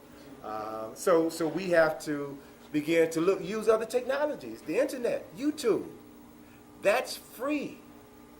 What we have to begin to do is to produce some quality information. Brother, you mentioned that, Tyrone, you mentioned that you're doing some stuff in the media. We need to get some professional people who understand the media to produce some short clips, because people have a very short attention span. So if you want to create something that's going to appeal to young folk, it should be no more than 10 to 15 minutes. And you hit your major points, not too deep, superficial information, not superficial information, surface information that hits on relevant points so that you can get their interest and then direct them to something that is more substantive. But you have to be able to reach the basic audience, and you got to use the technology. You got everything you need to change the consciousness of millions of people. You just have to begin to use the technology strategically. All right? Anybody else have a question? Yes, sir. All right. Anybody ever tell you you look like Chuck D? I just did. I told her. That earlier. I've been hearing that all day. All right. Public enemy in the house. My question is to the chronology of Kemet. Now, I see that most people, including you in your presentation, you use the chronology that European people have put together for us, which is 3100, 3200 BC. My question is, when are we going to start to analyze the information ourselves and put together our own chronology and use it in our presentations and stop letting other people define when our period ends and begins? Even the dynasty periods comes from Matthew. These are something that has been addressed by Robin Walker in his book When We Rule. He pushes the chronology back to 5600 BC. Also, John Anthony West in Serpent in the Sky pushes it to 4200 BC. I just want to know, when are we going to start assessing our own information and presenting it to our own people in our own way, so that letting other people delegate to us how we're supposed to categorize our ancestors on a historical basis? True. All right, good. That's a good question. And answer that question based on understanding your audience and understanding the environment in which you're working. What I'm interested in is getting my information into classrooms. Right? Of the 6 books that I've written, along with the 2 with my daughter, I'm really pleased to say that all of my information are in elementary schools, high schools, and colleges throughout the United States, in the Caribbean, in Japan, certain parts of Africa. So I know who the audience is that I want to appeal to. So understanding the audience and where they are, I gotta appeal to that audience. And so, which means that if you're presenting the history and you want it to be accepted within the classroom, you want it to be accepted within certain educational structures, then you got to work within certain frameworks. I understand that. Now, behind closed doors and private conversations with folk, I'll tell them that, yes, I believe the time frame is older than that. I believe it's older than that, but where I am right now, what my mission is right now, I've got to deal with where the majority of people are. And so I go with the, traditional timeline, the short timeline. I know it's short. And once I begin to interest people in the information, then I can tell them that this is the timeline that they have settled on. I don't think it's accurate, but this is what we're using right now for the sake of clarity. Right? The other issue is, and this is a reality, is that a lot of people, because of the fact that we've been brainwashed for so long and lied to for so long, a lot of us are strangers to the truth. And when they hear the truth, they become frightened by it. The main reason, and I referenced this in Nile Valley Contributions, I use the standard timeline, but in the chapter of the book I talked about the reason why that standard timeline was adopted was because of a German Egyptologist who was aware of the earlier timelines, but he was also a staunch Christian. He was a Christian and believed, according to his interpretation of the Bible, that God created the world September the 21st in 4004. So how can the chronology of Egypt be thousands of years older than that? So he intentionally pushed it back to a later time frame. So I put that information out there as I explain why I'm using this timeline. So people have to be able to synthesize the knowledge that you're sharing and come to certain conclusions for themselves. You can't always tell people everything. You lay out the facts, and then you have to trust people to be able to analyze the facts and come to their own conclusions, and then seek out additional information when they're ready. So that's how we're dealing with things right now. John Anthony West, I like what West is doing. I like what Robin Walker has done. And to be perfectly honest with you, we don't know what the proper timeline is, time frame. We don't know. I wouldn't be surprised if 50 years from now, there are other timelines that are put forth that are proven valid. So we're working with what we have right now and trying to build on this with the knowledge that everything that we know now is going to change. If we're honest with ourselves, nobody has all the answers. And as you gather new information, you change your mind. It doesn't mean that everything that you knew prior to that point is false. Everything changes, everything evolves. That's life. And so you live life to win this game. Okay? Also, one other point I just want to make quickly. The book that you mentioned, Black Genesis, there's also a book, one of the co-authors of Black Genesis, Thomas Brophy, the astrophysicist. He's the astrophysicist. About Naphtha Fire. He also in his the calendar. the origin map. Yeah, I'm reading that. The origin map. He also says that it's the great year, also too. For the great year. So I just wanted to put that out there that we had that before. Sure. The minds had it. But and most folks don't know what you're talking about when you say that. All right. See, and part of the thing we're standing on the precipice of a profound shift in consciousness. Yes, sir. We're standing on the verge of a profound shift in consciousness, and the things that we have believed all of our lives are about to change. Now, let's be aware of the fact that when that happens, a lot of folk won't be able to make that change because they can't conceive of anything outside of what they have been taught to believe in. There's a psychological term for that, and that's scotoma, right? Scotoma. What you believe makes you feel good. It makes you comfortable.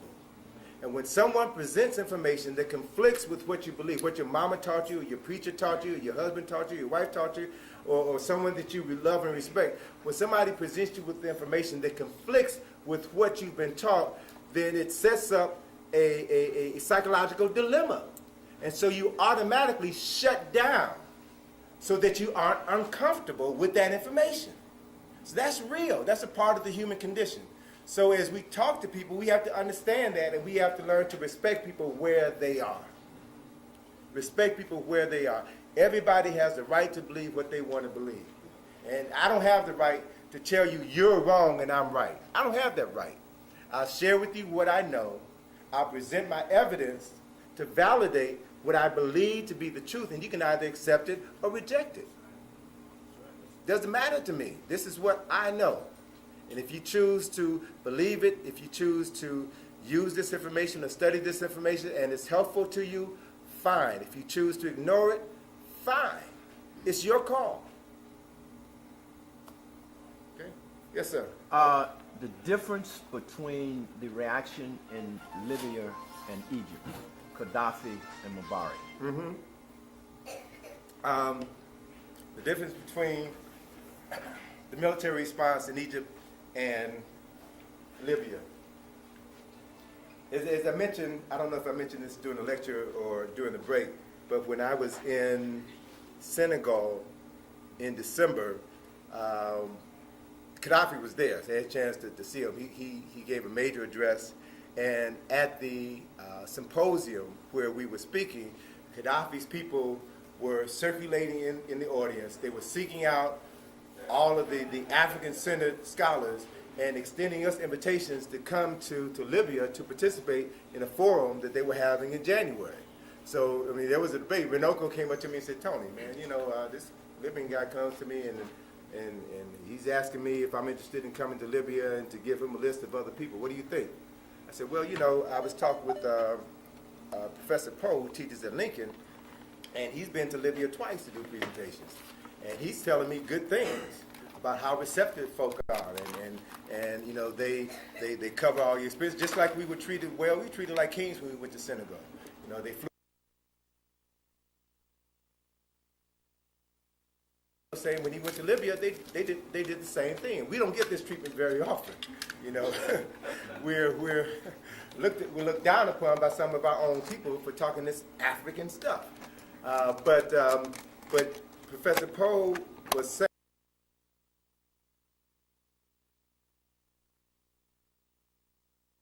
put our names on the list, and we talked to the brother who was compiling the list, and he said that he would get back with us, and none of us ever heard from him. So I assume this conflict probably put an end to that for the time being. But the reality was, I was talking with someone back at home about, I think I was talking to my wife, about this unrest in Libya. And I said, well, you know, while America is painting Gaddafi as a bad guy, the reality is if the same thing was happening right here, President of the United States, whether it was Barack Obama or George Bush, would send the troops out into the street. They did that in the 60s. You all know about Kent State and killing white folk. They killed black folk. They would do the same thing right here, because the government is run by big business. Government is run by big business, and they're always interested in protecting their interests. And so I can't, on one hand, I can't fault Gaddafi for doing what he feels is necessary to stay in business, stay in government. It may not be what I do, but I understand why he's doing what he's doing. I understand why Mubarak was reluctant to leave. And what was interesting, as I mentioned, I had an Egyptian colleague was over at the house, and that Thursday evening was when everybody expected Mubarak to resign, right? And Mubarak said, I ain't going nowhere. Y'all ain't putting me out. So I said to him that evening that, you know what's going to happen now?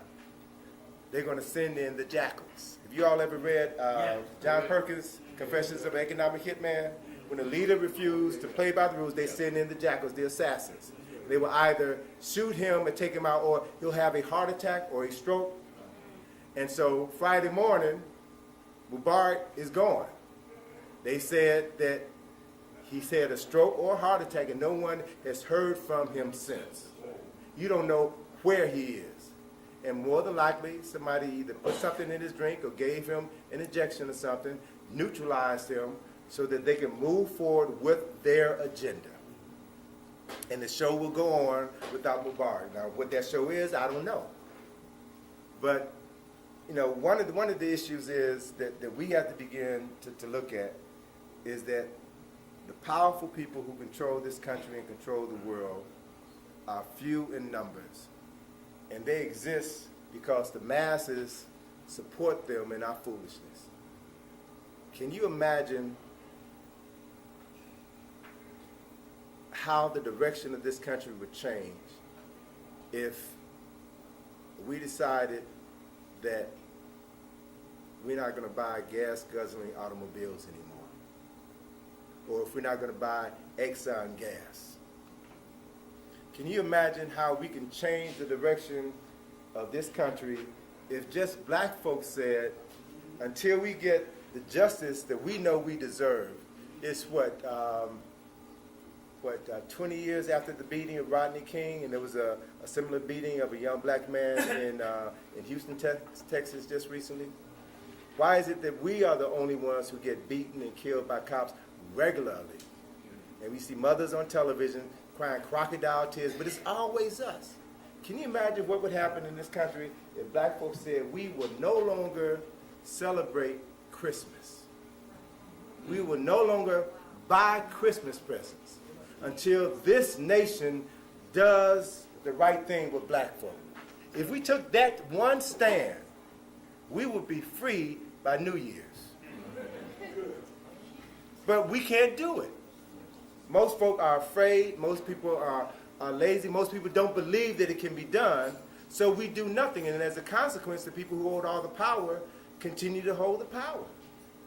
So until enough people are courageous enough or motivated enough to work strategically for our collective best interests, we aren't going to see any meaningful change in this country in our lifetime. Let me get the brother and then the sister. Yes, I was saying basically about the African way for us to make the first move. My opinion, I think we're going to have a long wait. Because just like you said, we don't, a lot of us that are unconscious don't want to become conscious or know what's going on. Because it's easier to be a slave and comfortable than be out in the street and cold.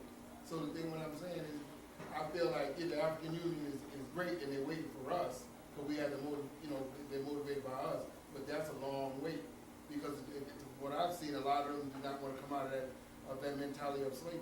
All right. I understand what you're saying, and I don't disagree with what you're saying, but I think there's another option that we need to look at, and that is, if we're honest with ourselves, the changes that have happened in the course of history that have affected the majority of people in history were initiated by a small handful of folk.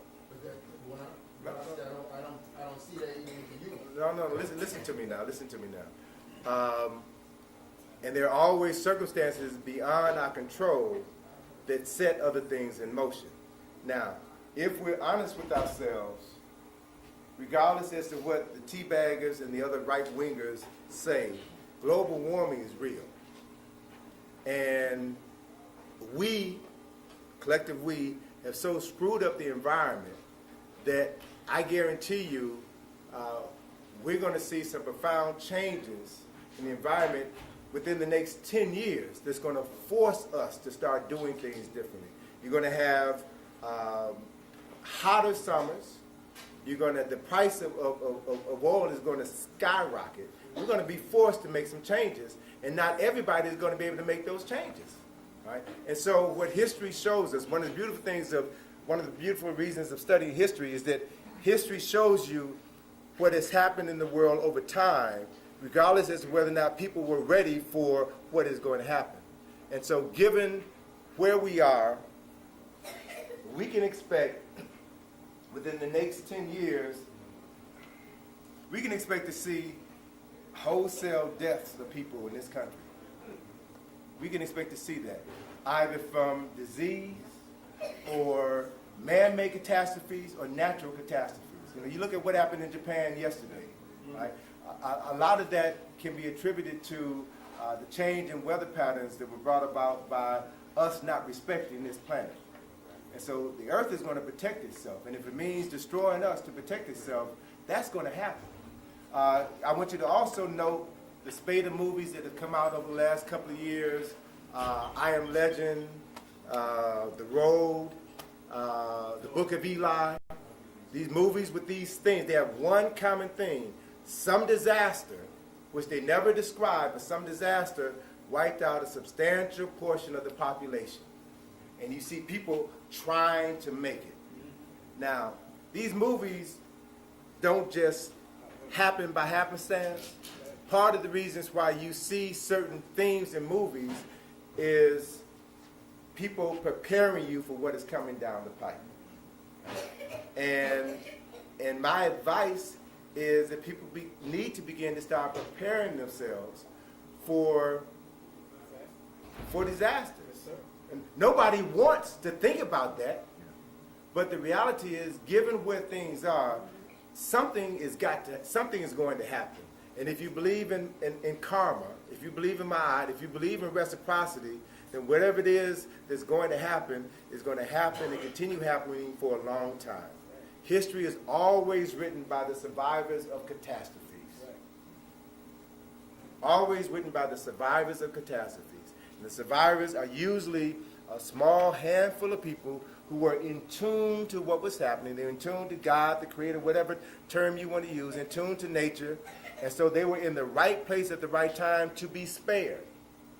And they knew how to survive the difficult times in order for humanity to replenish itself. You see that pattern happening over and over again throughout history. So why are things going to be different on our watch just because we're here? Please, we're not that important. We really aren't that important in the overall scheme of things.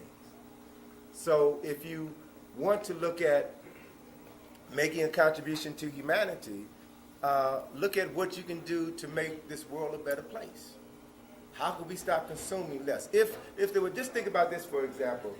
If there was a disaster that was either brought on by an earthquake or a tornado or a storm, and crops were wiped out. You know, a large percentage, over 40% of our food comes from California. Now that doesn't make a whole heck of a lot of sense to rely on the West Coast, which is in danger of being destroyed by an earthquake. You know, they're predicting the big one is coming. They don't know when, but they know it's coming. So why would you depend on a region of the country that may probably be destroyed to supply you with food? Why aren't you developing other areas of the country where you could get food? So let's just say hypothetically, if a major supplier of food is no longer available, where are you going to get your food? How many of you all know how to grow food? How many of you all have space to grow food? How many of you all can survive on, what, a meal every 2 days? If gasoline is no longer available, how many of you all can walk 10 miles to get to food? I mean, these are things that we need to start thinking about. What are you doing now to prepare yourself for the bad times? And if the bad times never come, then at least you're in good physical shape. You know, and that's a good thing. But it's about being prepared. It's about being prepared. And the idea of being prepared frightens a lot of people. But you have to get over your fear. You have to get over your fear. And you conquer your fear through knowledge. You conquer your fear through preparation. Right? And as Dick Gregory says, fear is the absence of God. Sister, you had a question? Yeah, you conquer your fear through love and service. But the question I had was, I didn't get, because I just didn't hear, I just couldn't get it, what the Chinese brothers thing was. You know, they were asking about how he prepared the masses for revolution. Oh, sure. I just couldn't get it. And then I also would ask you, after you answer that, sometimes we show what we think of positive images in the African community, and they turn out to be some of the most destructive people to our people. So sometimes those so-called positive images, again, the brother was talking about that in the clip, they're not serving a seed. But I want to hear what he was saying. Sure. Well, what Mr. Yet was talking about was the writer said that to help transform the consciousness of people, to show the distinctions between the oppressor and the oppressed, then you never show the oppressed people in an unfavorable light. You never. The oppressed people are clothed like, what was that line in Stevie Wonder, living for the people, living for the city. My clothes are old, but never are they dirty. All right? I may not have everything, but at least I carry myself as if I have everything inside of me. Right? So that's the difference. And with regards to positive images, you got to look at the source. You got to look at the source. Everybody was so happy years ago when Bob Johnson started BET. And last year, Mr. Johnson's former wife said in a piece in, it's either Newsweek or Time magazine, that when her grandchildren come to her house, she does not allow them to watch BET. She says that she is ashamed of what they have created. So discretion is the issue. Discretion is the key. Not all black folk have the best interests of black folk at heart. And you have to ask yourself, you know, when you look at something, when you listen to somebody, I guess a good rule of thumb, and I used to do this with a lot of young folk. I do a lot of training with college students every summer down at the Alex Haley Farm. And of course, young folk are always walking around with their iPods listening to music. So what I do, I walk up to them and say, what are you listening to? I say, let me listen to what you listen. Oh, no, you don't want to hear it. You don't want to hear this. I don't want to hear it, then why are you listening to it? You know, I just have a conversation. Why are you, if you don't want me to listen to it, then why are you listening to it? How would your grandmother feel if she heard you listening to that? You know, I just make it real personal to them, and they like, the brother stuff, you know, how would my grandmother feel? And he knows what his grandmother would say if she knew that he was listening to that pornography. So I'm not telling them not to listen to it, but I'm just asking them to think about what you're listening to. Think about what you're putting into your body, what you're putting into your mind. Because whatever comes into your body stays with you. You are, you know the expression, you are what you eat? Well, you are what you see. You are what you listen to. You are what you think. You are who you associate with. All of these things affect you on a cellular level. They change your DNA.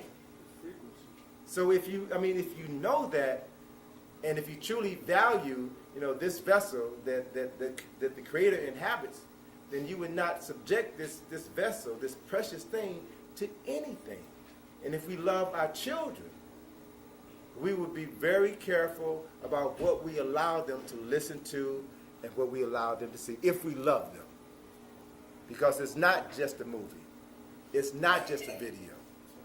Because no other people allow their children to ingest that poison to the extent to which we do.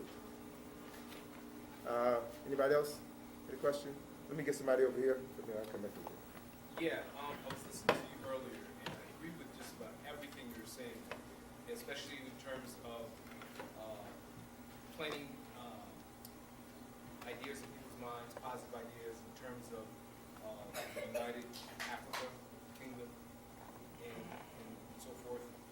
And the question I have for you is, especially with Africa and their plans with us, and how we're basically to close the deal for them, is, are they part of or against you alluded to it so many times, these small group of individuals that are ruling the world? Are there going to be a de jure state or a de facto state? And I'm really curious about that, in terms of, refer to it again, the jackals and so forth. I want to know if they're going to be organic. It remains to be seen. There are many options on the table.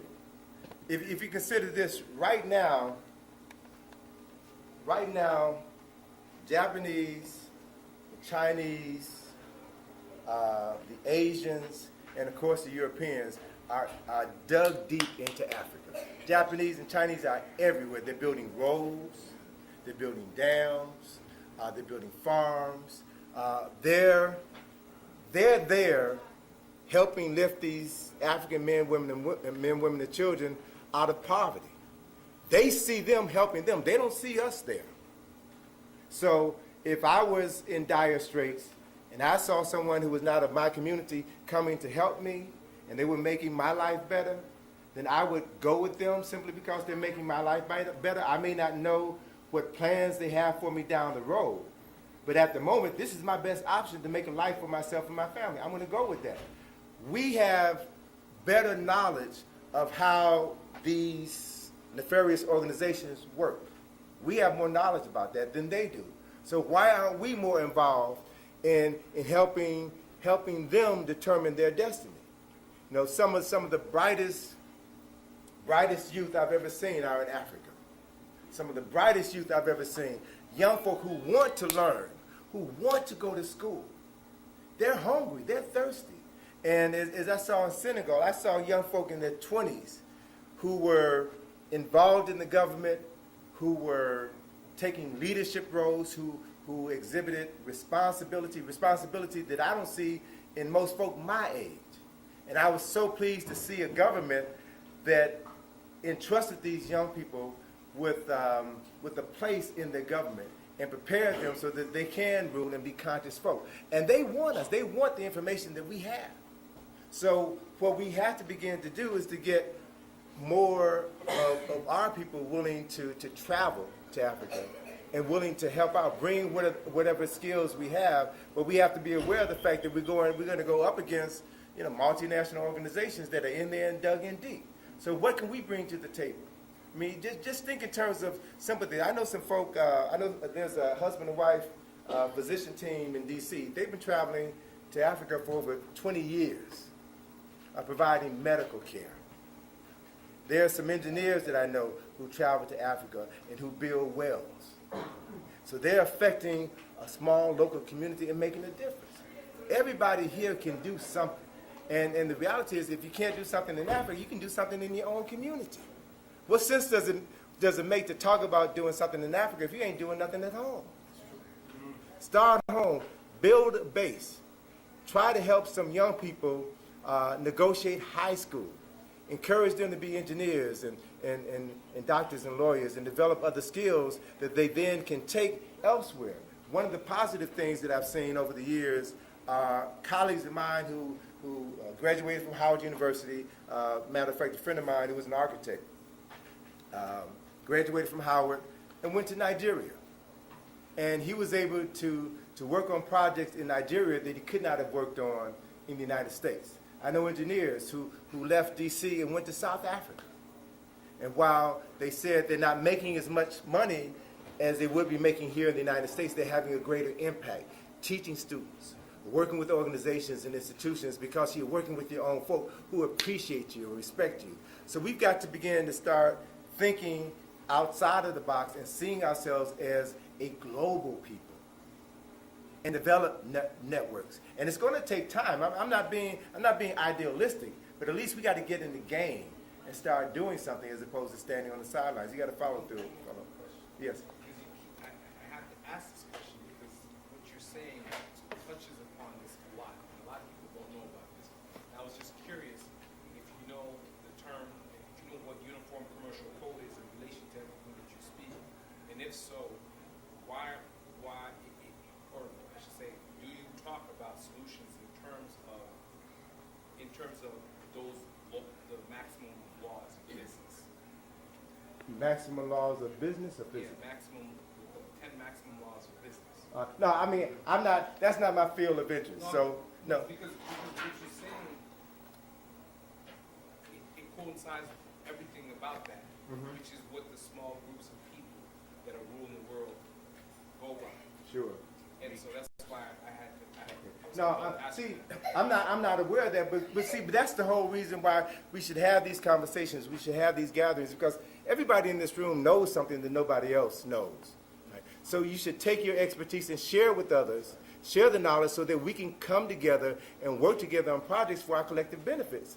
But I'm saying, I can't Google everything because I have to accept the fact I'll be 60 years old this year, right? And I'm accepting the fact I have more years behind me than ahead of me. I can't do everything. I don't want to do everything.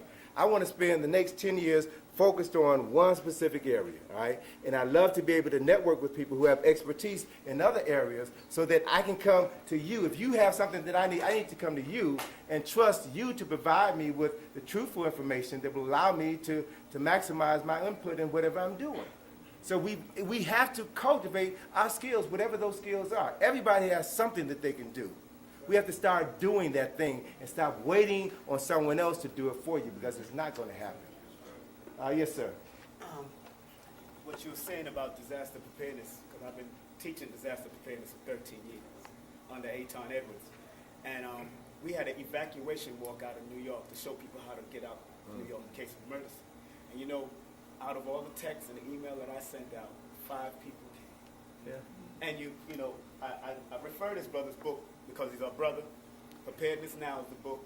He shows you urban survival, but we teach a workshop right up on Nicholas Bookstore every Wednesday. And the first Wednesday of the month we teach survival. So I know it's important what you're saying about disaster preparedness. I mean, I walk with my survival kit, different types all the time, with different things in case of emergency.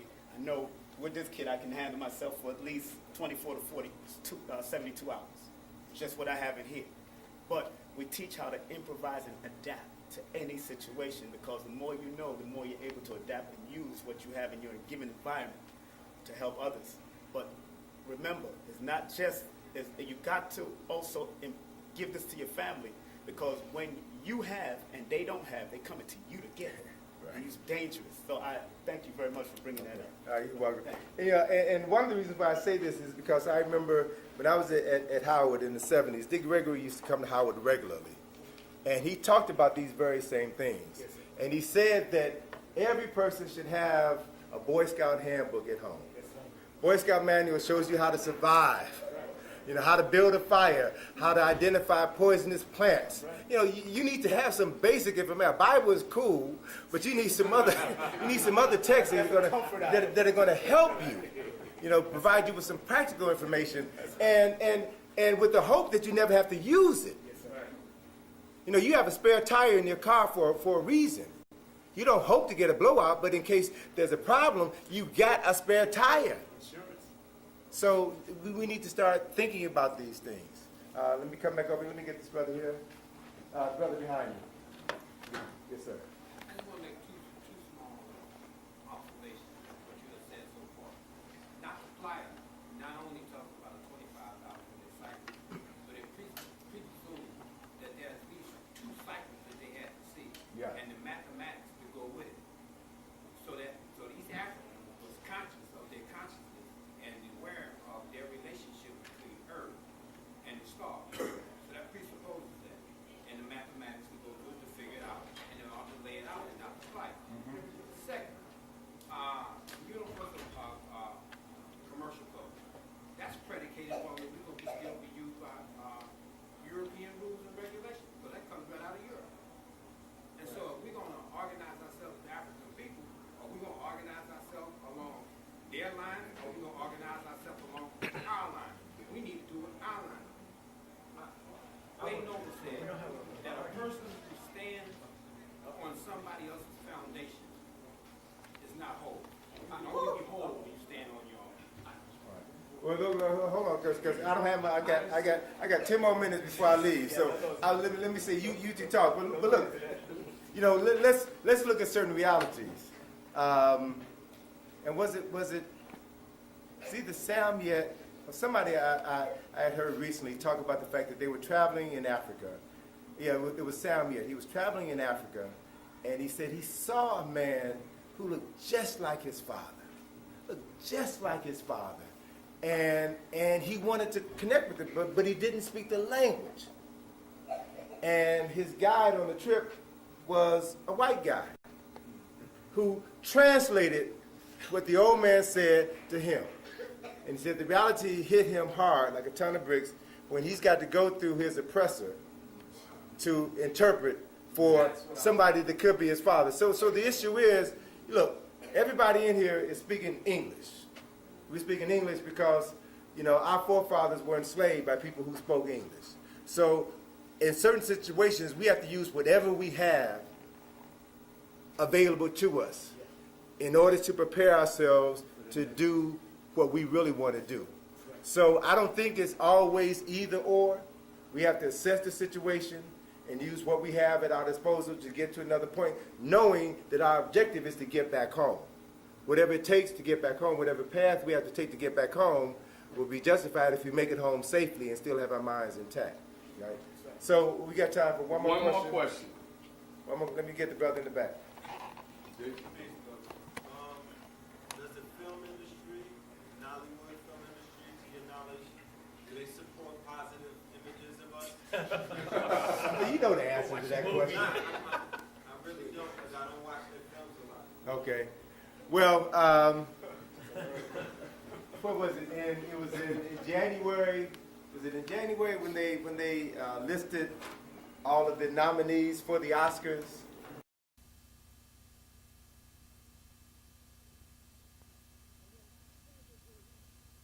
And without further ado, let's get up on our feet and put our hands together again for our keynote speaker of the night, all the way from Washington, D.C., Brother Anthony Browder.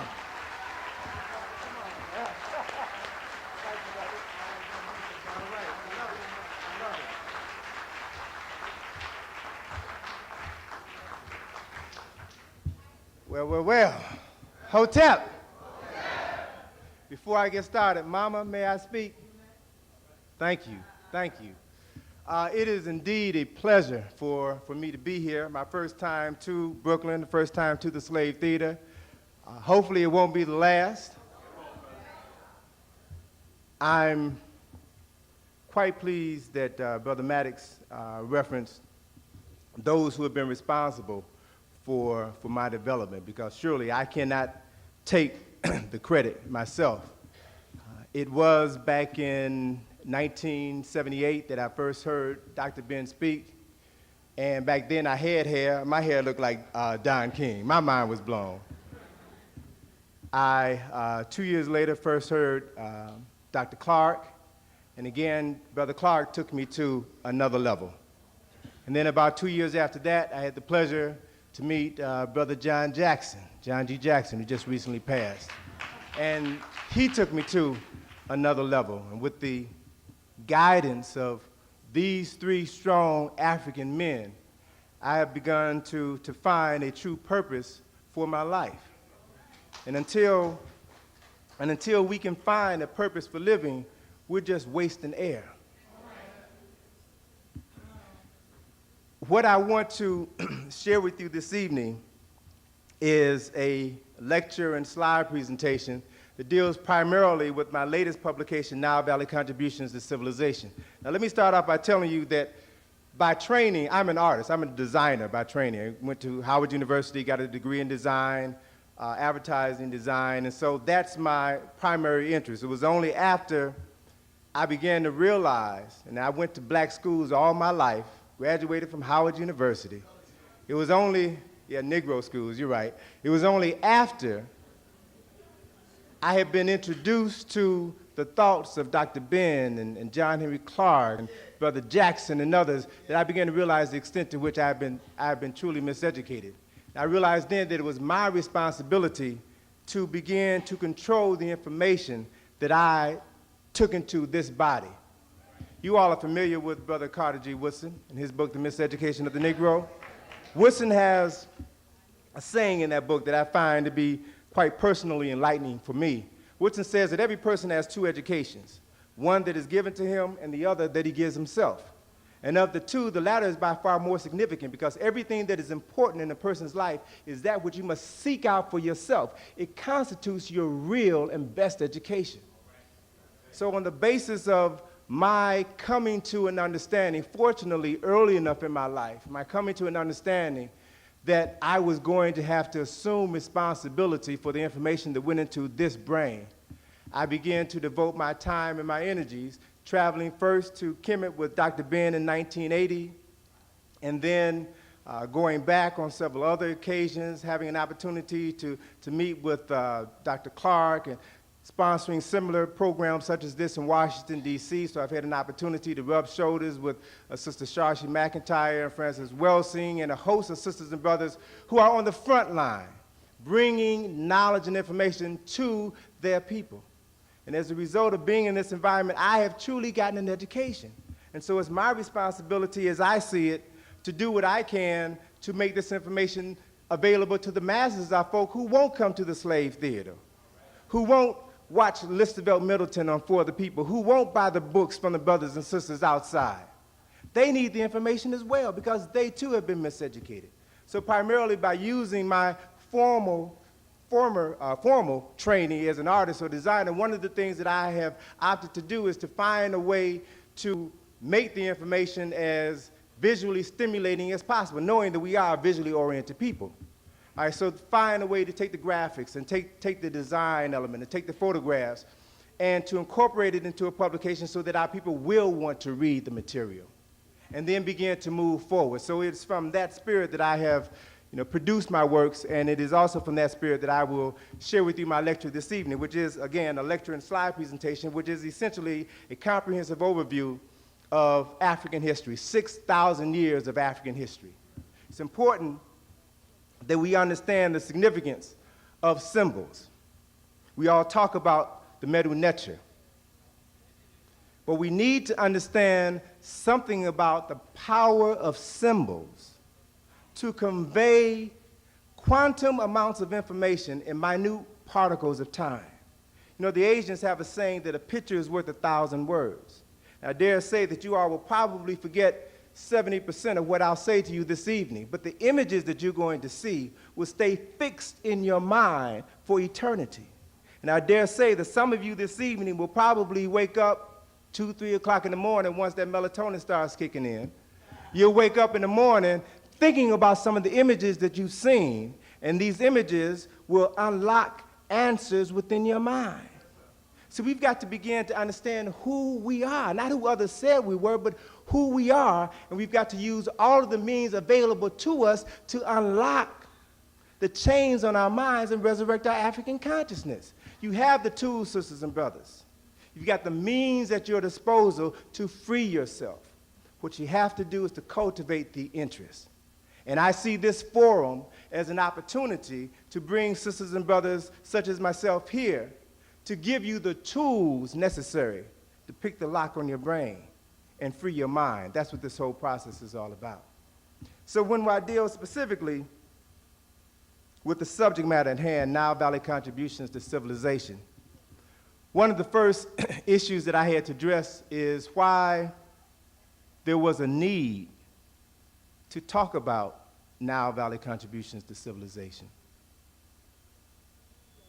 When you truly understand the extent to which we have been written out of our own history, and others have taken our historical accomplishments and claimed them as their own creation, and then used that information to empower themselves, and then later enslaved us and told us that we had never created anything of worth, and they desire in practically every way possible to reclaim the spiritual essence of Africa, while they have effectively brainwashed us into rejecting the essence of who we are.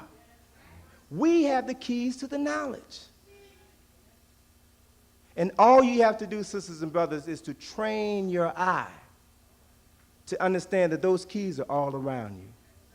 You can take one here, you can take one there, and begin to unlock the various doors in your mind and literally free yourself. It's important for us to understand, again, the extent to which lies have been fabricated, primarily by educational institutions, to marginalize our worth as a people. I referenced on the radio show this morning the Encyclopedia Britannica,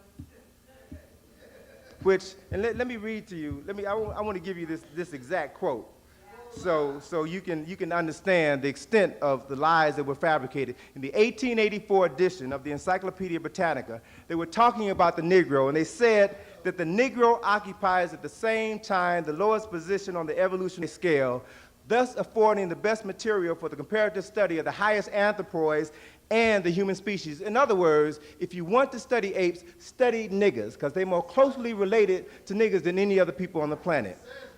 Scientific documentation. They also went on to talk about why we don't have the intellectual capacity of other races. And again, a quote. They stated that the cranial sutures close much earlier in the Negro than in other races. to this premature ossification of the skull, preventing all further development of the brain, many pathologists have attributed the inherent mental inferiority of the blacks, an inferiority which is even more marked than their physical differences. What they were saying scientifically was that the cranial sutures of your skull, the three pieces of your skull that come together, begin to fuse together at the onset of puberty, around the age of 13 or 14. And by the time the Negro reaches the age of 19, those cranial sutures have fused shut, thereby preventing the Negro from learning anything else after the age of 19. So if you haven't gotten all there is to get by the age of 19, you out of luck. This lie was used to justify our enslavement. And we have to understand that it is a lie. More importantly, we have to begin to use every means at our disposal to uncover the lies and to enlighten ourselves to assume our rightful place in history. So when we study the Nile Valley is significant because it represents the oldest evidence of the development of culture. By culture, I mean writing, science, philosophy, architecture, mathematics, medicine, engineering, you name it, it was developed in the Nile Valley before there was a Europe. And so what had to happen was to remove the Nile Valley from Africa, remove Egypt from Africa. And so in the 1940s, they came up with this notion that Egypt is in the Middle East. So whenever somebody tells you this lie, you got to stop and ask the question, if Egypt is in the Middle East, then where's the Middle West? Where's the Middle North? Where's the Middle South? We've got to begin to understand, sisters and brothers, that we are in a war. We are existing in a state of war. It is unlike many wars that we're used to. They're not bombs bursting in the air, and we don't see the rockets' red glare. The war, the battlefield is right here in our minds. And whoever controls what you think, particularly your perceptions of the past, will be able to determine your quality of life today, and more importantly, the quality of life for the next 3 generations. Why 3 generations? You see, because what you know, you're going to pass on to your children. And your children will pass on to their children. And their children will pass on to their children. So if you have not taken a stand to challenge the lies, and you will continue to perpetuate this miseducation process, which is going to affect the quality of life of your great-grandchildren. This is a serious dilemma that we're confronted with, sisters and brothers. But we're at a crossroads, a very important crossroads in history, where we have the ability now to change things almost instantaneously. Through lectures such as this, through books, through audio tapes and videotapes, there's more information available today about African people than at any point in time within the last 500 years. You can change the world tomorrow. But you must begin here. You must begin here. So let me begin by going into the slides. Let me just jump right into it. And hopefully, as I hope is the tradition, we'll have some time at the end of the presentations for some questions and answers. In terms of just sharing with you the images, I'd like to, brother, can you kill that light? I'd like to begin with this image because it's important. This is an ad that you'll generally find in many publications during the month of February, so-called Black History Month. It was an ad that was published by the now defunct corporation, Eastern Airlines, that states a historical truth. And that truth is, before there was American history, there was Black history. And they accurately portray that Black history as ancient Nile Valley history. The only problem is, the only time you'll find ads such as this is during February. The only place you will find ads such as this is in so-called Black publications. Jet, Essence, Ebony. You'll never see an ad such as this in Time, in Life, in Newsweek. It is as if we are the only ones who are supposed to know this story. And the only time we're supposed to know it is February, which is the shortest month of the year, and the coldest month of the year, which has been set aside to celebrate the history of the oldest people on the planet. It is insane. So we have to begin to understand that every day is an opportunity for us to celebrate our history and our culture. We must see and understand the reality that history is a weapon that can be used in your mental liberation. Next slide, please. Again, when we talk about the Nile Valley, we talk about the development of architecture. The very first building ever designed and constructed by human beings is still standing today in Africa, the Step Pyramid of Saqqara, designed by a person that I'm sure all of you all know, Imhotep, the brother responsible for designing this structure. Again, when you see this image, you must allow this image to wash away all of the derogatory stereotypes that we have in our mind, that we have ingrained in our minds about Africa, believing that Africans lived in caves, lived in trees, lived in huts. They designed the first skyscrapers on the planet. This is a remarkable accomplishment. Do you understand the thinking that went into designing this structure? The engineering that went into cutting the stones and placing the stones together. Can you imagine the coordinated effort it took to transport the stones, to manage the crews necessary for constructing this? We're talking about an architectural marvel, sisters and brothers, that we don't see anywhere else in the world. Next slide. It's also important, can you give me some focus on that too? It's also important to identify certain faces with specific points of time in history, particularly now that folk want to claim that Egypt was this multicultural environment. It was after it had been conquered by the foreigners, and that was very late in the history of ancient Kemet. Thousands of years after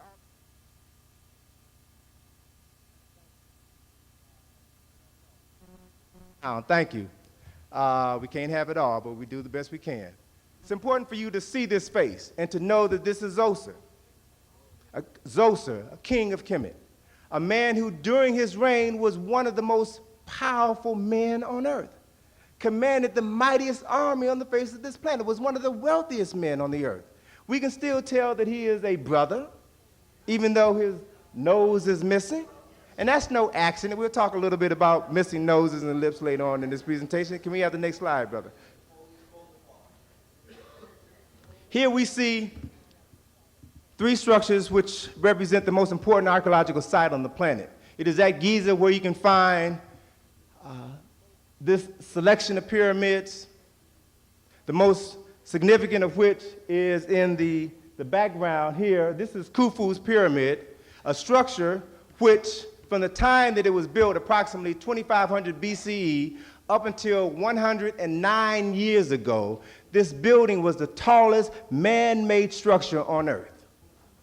It covers an area of 13 acres. 3.5 blocks wide by 3.5 blocks wide by 3.5 blocks wide by 3.5 blocks wide. Rises to a height of 450 feet, as tall as a 45-story building. This one building is comprised of over 2.5 million stone blocks, which weigh an average of 2.5 tons each. There are 5 stones inside of this building that weigh 70 tons, as much as a railroad locomotive. And the technology does not exist today to move a stone that weighs 70 tons. I want you to understand something about the technological greatness that existed thousands of years ago that cannot be duplicated today. There's enough stone in this great pyramid of Khufu to make 30 Empire State Buildings. Do you understand what you are seeing, sisters and brothers? And you must also understand that this building was not built by slave labor, nor was it built by so-called Jews when they were enslaved in Africa, because as Doc Van has said on numerous occasions, this structure was built over 1,000 years before the first Jew, Abraham, was born. This is a reality. So again, you have to understand why the Europeans are unwilling to give up Kemet, because this is a testimonial to the greatness of the minds of African men and women. It is a testimonial to what you can do when you get that little white man out the back of your mind, when you resurrect your African consciousness and recreate your greatness. Next slide, please. Now, you all know what this statue is, don't you? What is it? All right. Now, I hear several different names, and let's deal with that issue right now because it's important for us to realize that most of the names of African people, places, and things have been renamed by non-African people. The word pyramid is not an African word. The word pharaoh is not an African word. The word Egypt is not an African word. The word sphinx is not an African word. This is a statue of Her-Maket, Heru on the horizon. It is an image, and there are many scholars who, upon re-examination of this statue, there are now many scholars who believe that this was the oldest sculpture ever carved by human beings. It has been dated to have been built somewhere between 7,000 and 10,000 years ago. It has the face of Heru, the son of God, and the body of a lion. And one of the things that you must understand when it comes to interpreting African objects is that we must begin to see them through the eyes of African people.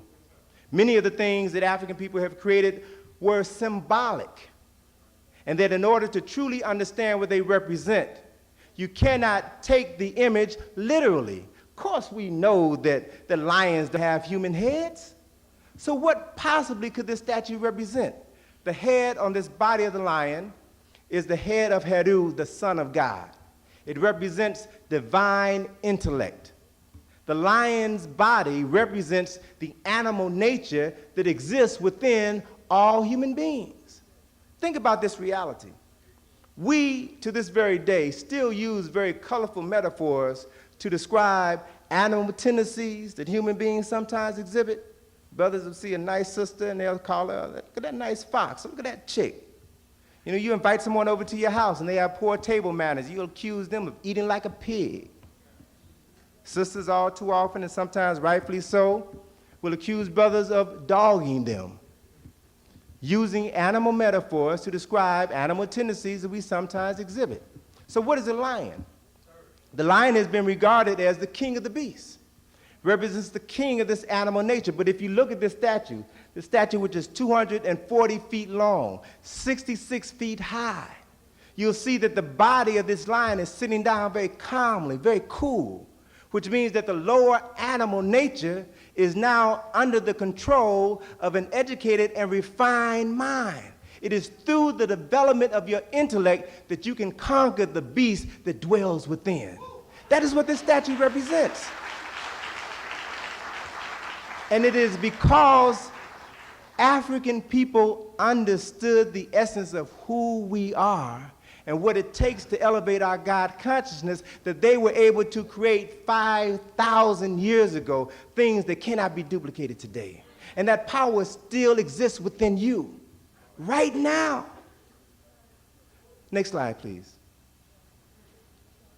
Here's a close-up of that face. Her-Maket, the face of the statue, 13 feet, 8 inches wide. It is the head of Heru, the son of the resurrected God, Asar.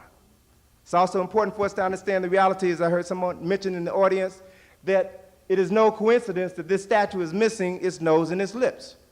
We know specifically that in July of 1798, Napoleon Bonaparte came to Egypt in the first leg of his journey to conquer the world. He came to Egypt because he had always held this ancient civilization in very high regard. So Napoleon assumed that if he could conquer Egypt and rediscover some of the greatness of the ancient Egyptians, this would assist him in his quest to conquer the rest of the world. So then imagine Napoleon's surprise when he comes upon this statue of Her-Maket, the statue which still today sits in a pit below ground level. And it was at that time in 1798 literally buried up to his neck in sand. And the only image that Napoleon saw staring down upon him was this 13-foot, 8-inch wide head of an African, of a brother. and Napoleon was unable to accept the historical reality that he was confronted with. He therefore instructed his soldiers to take the cannons and shoot the nose and the lips off of this statue. Napoleon is also responsible for giving us a statement that history is a lie agreed upon. And I submit to you all this evening, sisters and brothers, that when it comes to telling the history of the story of African people, the general consensus has been to lie, to say that you have no history, you have no culture. But if you are willing to do the homework, then you can pull the covers off of the lies. All right? Next slide. Let me share with you one process. On the right here is a photograph of 1/30th of the beard of Harry Market. This segment, this fragment of the beard, is now on display in the British Museum in London. This is a portion of the original beard. The shattered pieces of the face of Harry Market, the nose and lips, are in the basement of the British Museum, and they're not on display. But this portion of the beard is. Now, I want you to understand that this is the original beard. It was broken into at least 2 pieces, and you can see here where it's been fused back together. The image on the left is a copy of this beard. The copy is in the Cairo Museum. So the Europeans have the original, and the Egyptians have a copy. Again, I want you to identify the copy because it is seamless. Okay, you don't see this broken segment here. Make a mental note of this slide because I'm going to refer to it a little bit later on. Okay, next slide. Now, this, sisters and brothers, is a sphinx. This is a Greek sphinx. The word sphinx is a word, if you were to go home this evening, pull out your dictionary and look up the word sphinx, you'll find that the word sphinx means the strangler. The word sphinx means to strangle or to hold. The story of the sphinx comes from the Greek and the story of Oedipus Rex, King Oedipus. The story of Oedipus is the story of this winged monster that had the head and breast of a woman and the body of a lion that was perched on a cliff alongside of the road that led to the city of Thebes in Greece. And this sphinx would ask a question of every person who wandered down that road. And that question was known as the riddle of the sphinx. This riddle was nothing more than a metaphor for the human experience. The riddle was what walks on 4 legs in the morning, 2 legs in the afternoon, and 3 legs in the evening. And the more legs that it walks on, the weaker it becomes. Whoever this sphinx put this riddle to, when they could not answer the riddle, they were strangled by the sphinx. Hence the association of the word sphinx meaning the strangler or to strangle or to hold. Why does the sphinx have the head of a woman? Because the Greeks believed that women were inherently inferior to men. The Greeks believed the women were evil. The Greeks legitimized the concept of homosexuality because they believed that the greatest love that a man could ever have is with another man. And still believe that, yeah. Unfortunately, so do some confused brothers believe that as well. But listen, according to the story of the Sphinx, this monster killed everyone, strangled everyone who could not answer the riddle. The only person who successfully answered that riddle was a man by the name of Oedipus, who, realizing that the riddle was a metaphor for the human experience, thought about it and said that the correct answer is man. Man, as a child, in the morning of his life, crawls on 4 legs. As an adult, in the afternoon of his life, stands erect on 2 legs. And in the evening, as an elder, walks with a cane on 3 legs. So after having given the correct answer to the riddle, the Sphinx then commits suicide by jumping off of a cliff. Oedipus then goes into the city of Thebes, where he proceeds to murder his father, marries and has sex with his mama. Now, this is the Greek interpretation.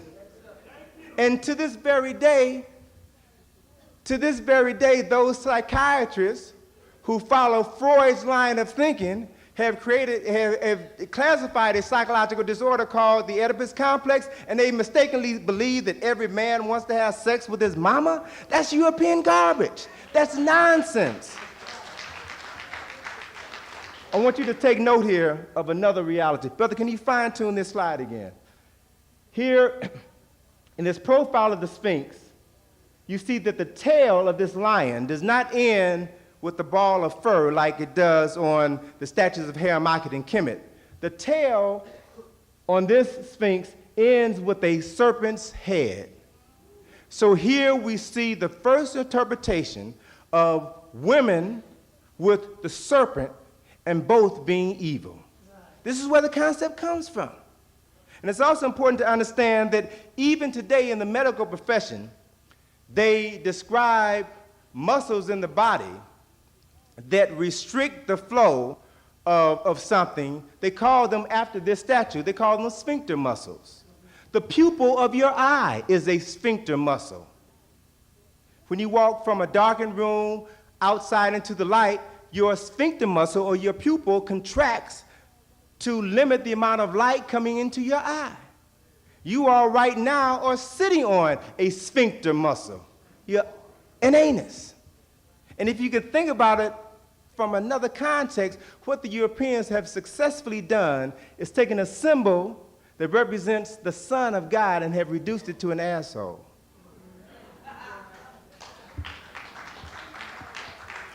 We're talking about serious business. We're talking about understanding the need to begin to reevaluate everything that impacts upon our lives. Everything that impacts upon our lives. Next slide, please. Now, I spoke earlier about Heru. This is his daddy, Asar. Asar, the first individual in the recorded history of humanity, the first crucified Savior, the first resurrected Savior. The story of Asar and his wife, Aset, and their son, Heru, is the first story of a trinity. See, because after Asar was murdered, his spirit came back and impregnated his wife, Aset, who was a virgin. And then 9 months later, she gives birth to their son, Heru, who was born coincidentally on December the 25th, the same date as his daddy. This is a story that was written by African people over 4,000 years before the story of Jesus the Christ. Those of you who travel to Kemet can see these scenes painted on the temple of Luxor. You can see these scenes carved on the Philae temple. You can read the writings. You can see it for yourself. Next slide. That's Asar. This is his wife, Aset, and their son, nursing their son, Heru. We know them all now by their Greek names, Osiris, Isis, and Horus. But it's important to realize that this statue here is the prototype for the Madonna and Child. The prototype. There were thousands of these images which were carved in the Nile Valley. They were later taken throughout the world. It's also important for us to understand that after Kemet was conquered by the foreigners, during their initial stay in Kemet, they worshiped these African gods. It was only later when they began to return home, they realized that they couldn't take African gods back to their European brothers and mothers and fathers, so they Europeanized these African gods. In the next slide, we see the Greek interpretation of this couple. The next slide, please, brother. We see the Greek interpretation of Aset and Heru now as Isis and Horus. After the Romans ran the Greeks out of Egypt, the Romans also worshiped the African gods, and just as their Greek predecessors could not take African gods back home with them, so they Latinized Isis and Horus. In the next slide, we see them portrayed as the Madonna and Child. Next slide, please. So this is the image that we mistakenly accept as the real story of the Madonna and Child. when it is in fact nothing but a pale imitation, literally, nothing but a pale imitation of an African original. Next slide. Now, in terms of understanding the depth of the knowledge which came out of ancient Kemet, we've got to begin to realize that one of the reasons used to justify our enslavement was the fact that we were heathens and had no concept of God. It was the Portuguese who first sanctioned our enslavement. It was the Pope who deemed us as soulless individuals, who stated that it is through our enslavement that we would have an opportunity to know God, and if we are good slaves, maybe we will go to heaven. Well, I want to share with you an image, a scene, that can be found in numerous temples and papyri in Kemet. A scene that is referred to as the weighing of the soul. It is one of the first images of the resurrected Savior, Asar, seated on the throne of judgment, making a determination whether or not the soul that comes before him will go to heaven or to hell. All of these steps are carefully identified, and let me walk you through them. Here we see the image of the soul that comes before Asar. We see that this image is dressed in white because for thousands of years before the world was turned upside down, white was the color associated with death. White represented the absence of the life principle. And you all know this. I mean, subconsciously, I'm not telling you all anything new. Think about this next month, on Mother's Day, when you go to church. If your mother is alive, you will wear a red carnation. If she is deceased, you will wear a white carnation. Because we still know, that white is the color associated with death. Nothing racist about it, it just represents the absence of life. Black is the color associated with life. Life comes from blackness. So here we see the soul of this man, dressed in white, standing before two dual images of Ma'at. Ma'at is the counterpart, the wife of Jehudi. Ma'at represents the principles of truth, justice, righteousness, balance, harmony, and reciprocity. We see the symbol associated with Ma'at, the ostrich feather here in her hair. We also see the brother clutching the ostrich feather to his chest. In the next part of the scene, we see Impu and Heru standing before the scale of Ma'at. It is at the scale of Ma'at where on one side of the balance we see the feather. On the other side of the balance we see a symbol which represents the heart of the deceased. Why the heart? Because in the African tradition it was believed that the heart was the seat of the soul. Hence the title of this scene, The Weighing of the Soul of the Deceased. So as the soul of this man is weighed opposite the feather of Ma'at, he recites the 42 admonitions of Ma'at. He declares his innocence to God. He says, I have not stolen. I have not robbed. I have not committed adultery. I have not spoken ill of God. 42 admonitions of Ma'at. And if he is telling the truth, then his heart will be as light as a feather. That's where the concept comes from, meaning that he has lived a righteous life in accordance to the principles of Ma'at. And this event, the weighing of the soul, is recorded in the book of judgment by Jehudi, the husband of Ma'at. And then Asar, seated on his throne, makes the final judgment as to whether or not the soul of this man goes to heaven or hell. Powerful concepts, sisters and brothers, that were developed by African people thousands of years before they resurfaced in the Christian world. Next slide. Again, can we have some fine focus on that slide, please? Here's another image of Ma'at. Now, I want to play the role of a psychiatrist for a second. You know how when you're in therapy, trying to put the pieces of your life together, psychiatrists will sometimes show you images and will ask you what memories those images jar. So I want you to look at this image of Ma'at. See the ostrich feather in the hair, you see the ostrich hands and the wings. Look at that image. What memories does it bring to your mind? What thoughts does it trigger? The ego, Native American,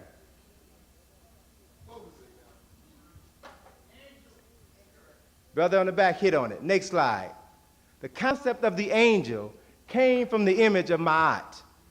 Here is a 15th century painting of the Archangel Michael.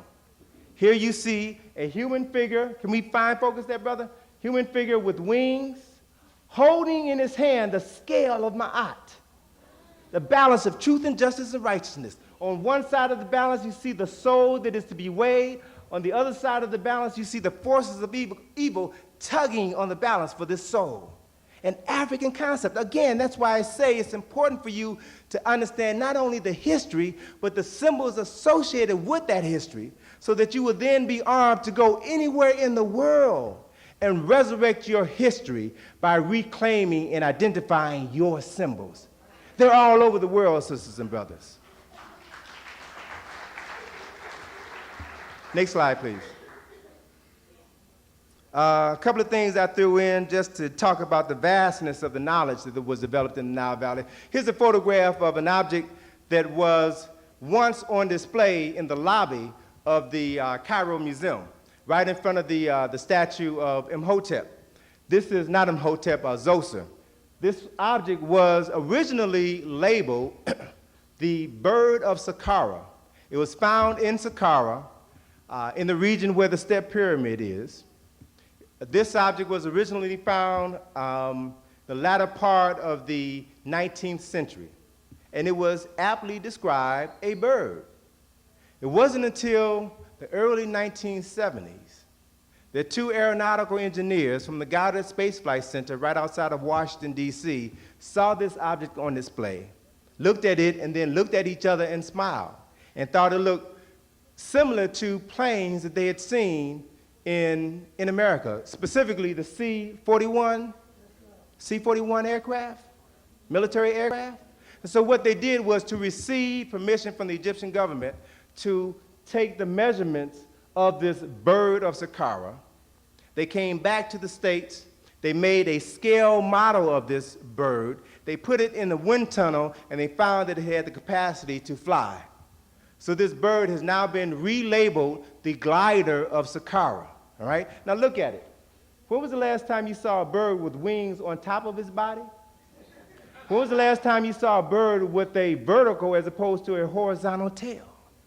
And what is so fascinating is that they have been unearthing other objects such as this in Saqqara, and is now leading many scholars to possibly question the existence of aerodynamic thought in ancient Kemet thousands of years before the Wright brothers.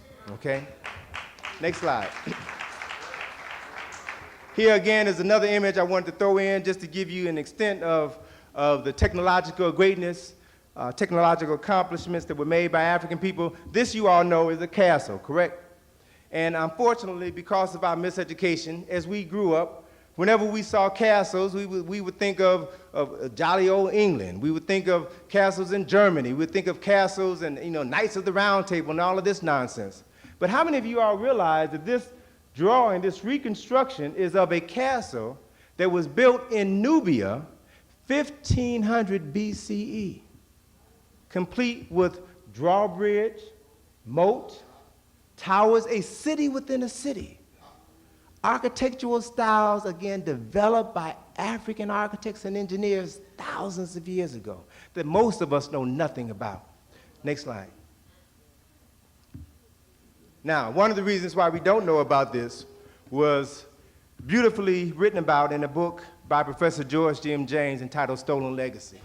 Professor James talks about how the Greeks first came into Kemet under the leadership of Alexander, the so-called Great Macedonian, who conquered Kemet.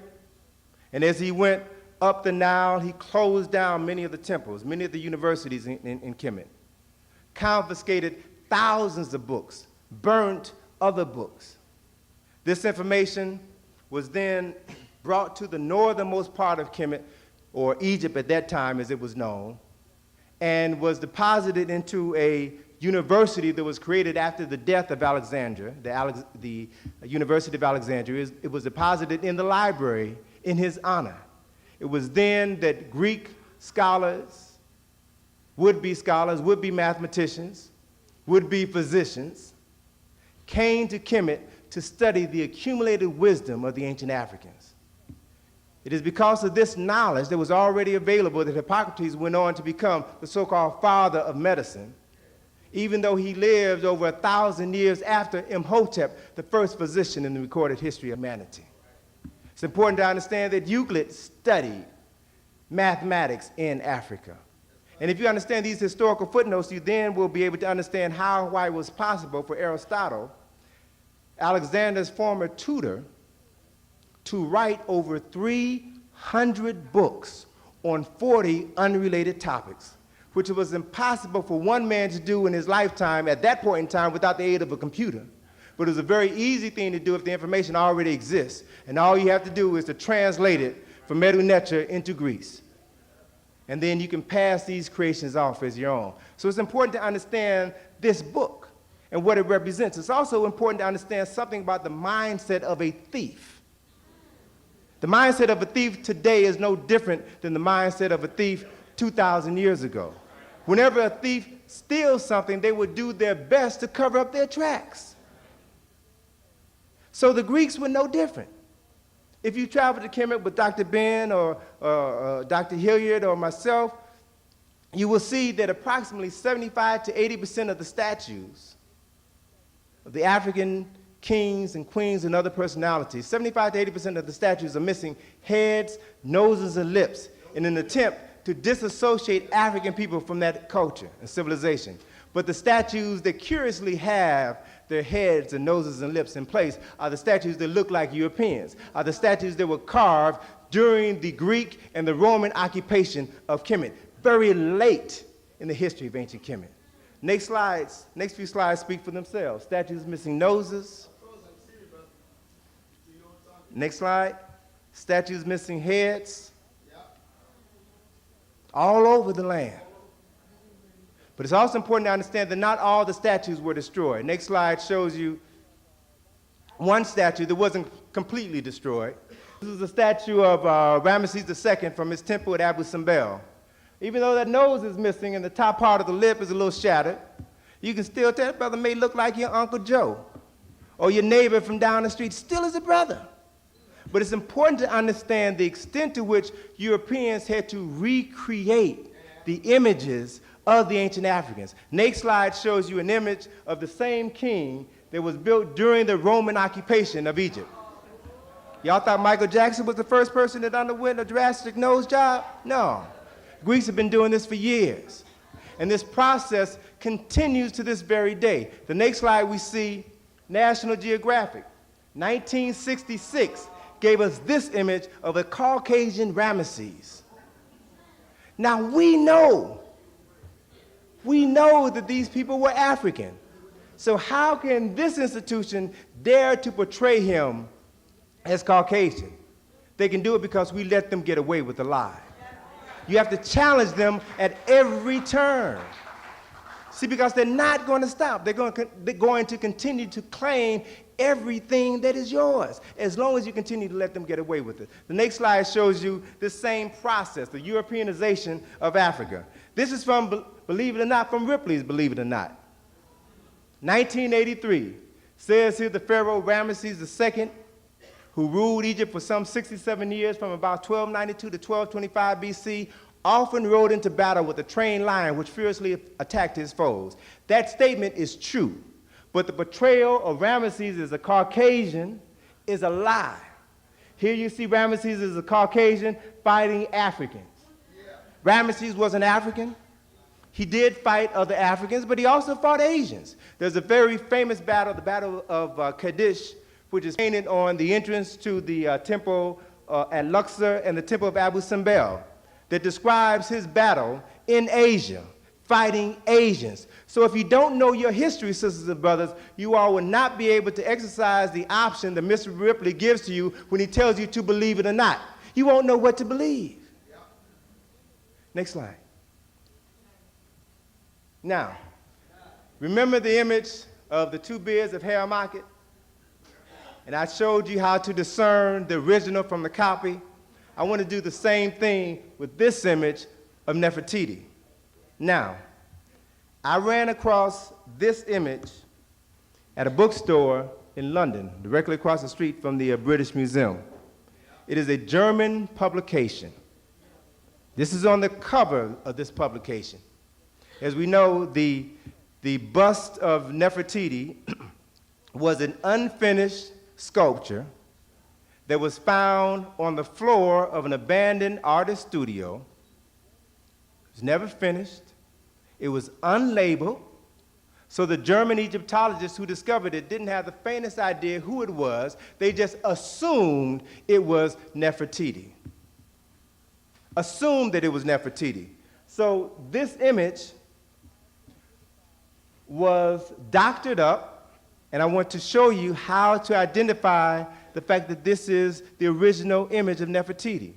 You see here a crack that runs down the entire crown, runs past the ear, which explains why the ear is damaged. It also extends down beneath her neck, which means that this statue was originally broken into at least 3 different pieces. You see here a gash above her eyebrow. You see here a hole in her ear where an earring once was. This is the original bust of Nefertiti. Now, sisters and brothers, what the Germans did is the same thing that the French have done, the same thing that the English have done. Whenever they find something that's a little bit too black, they'll take it in the back room and they'll doctor it up. Copy.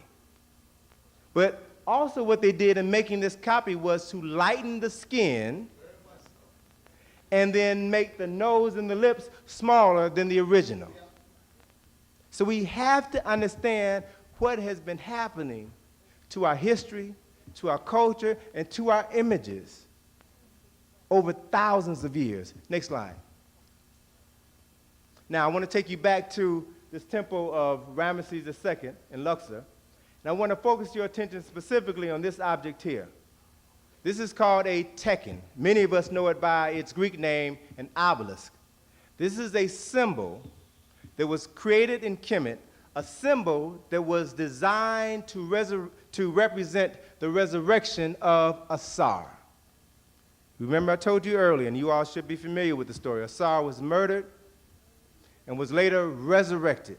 And so this symbol here, the tekken, came to represent the resurrection of Asar. There were at one time over 1,200 of these structures throughout all of Kemet. Wherever you saw there was at one time 2 of these structures flanking the entrance to this particular temple. Almost every temple had 2 tekkenu. Wherever you see 2 tekkenu standing in tandem with one another, they represent the masculine and feminine complementary aspects of the Creator. All right? But it's important for us to understand that in 1833, after Egypt was then ruled by the Arabs, Muhammad Ali, the Turkish ruler, Muhammad Ali, who was then the ruler of Egypt, who didn't have any affinity with the culture of the ancient Kemites, saw nothing wrong with giving this other tekken to his good friend, King Louis Philippe of France. Gave it to him as a gift in exchange for a clock which Muhammad Ali put in his mosque. And the next slide shows you this clock that was given to him by King Louis Philippe, a clock that never worked, all right, stands at the citadel at the mosque of Muhammad Ali in Cairo. And King Louis Philippe's gift, the next slide, now stands majestically at the Place de la Concorde in Paris, France. Now, understand what this structure is. It is a symbol. It has a variety of meanings, but I want to focus on just one interpretation tonight. It is a symbol which represents the resurrection of Asar, the first story of a resurrected Savior. It is a symbol of an African God. Today, there are probably less than a dozen of these structures in Kemet. The rest have been scattered all over the world. Next slide shows you, yeah, there's one right here in Central Park. That's right. It's growing. And there's a wonderful story. As a matter of fact, the next volume of this series, Exploding the Myths, is going to deal specifically with the European theft of African monuments. It's tentatively called An African-Centered View of Washington, D.C., Masonry in the United States, in which we're going to talk about the European lust for African monuments, their attempt to recreate the essence, the spirit of ancient Kemet in the United States of America. Here is an African Tekken that stands in the center of St. Peter's Square in the Vatican. Every Easter Sunday, the next slide, every Easter Sunday, as the Pope stands, okay, I don't have it. Every Easter Sunday, as the Pope stands on his balcony delivering his Easter sermon, he stands before a 6,000-year-old monument that represents the resurrection of an African god. The Pope knows that. That's why the Pope prays to images of Aset and Heru, the African Madonna and Child. Every time the Pope goes to his homeland in Czeskowa, Poland, he prays at the shrine of the Black Madonna and Child. He knows what the real deal is. African Tekkenu in England. Next slide. Everywhere you go, you find African symbols. Here is a symbol. This is in Charlestown, Massachusetts, right outside of Boston. A memorial built to honor the European Americans who died fighting in the Revolutionary War. Now think about this reality. They are fighting the British for the control of the land that they took from the Native Americans. And in honoring their dead, they do not use a British monument or a French monument or a Greek monument. They use an African monument. Why? Because of the secret reverence they have for those things that sprang from the minds of African people. This is an important reality that we have to understand. Next slide, please. Here, all right, my hometown, my current hometown is in Washington, D.C. We have a tour, an African-centered tour of Washington that I created back in 1986. And it was a tour that I did. I had just come back from my second trip to Kemet. And I kept, the trip was fresh on my mind. And as I drove around the city of Washington, I kept getting flashbacks to things that I had seen in Kemet. And then, it suddenly dawned upon me that there were a host of objects in Washington, D.C. that were similar to things that I had seen in Kemet. So what I did was to identify a number of these objects and to develop a tour that dealt specifically with the design of Washington, D.C. based upon African concepts of city planning, African concepts of monumental architecture. And so what I want to show you in these next few series of slides is the extent to which those responsible for creating the capital of the United States of America borrowed from your ancestors. Here is, wait, go back, brother, go back. Don't jump in now. This is the Washington Monument, the tallest Tekken in the world.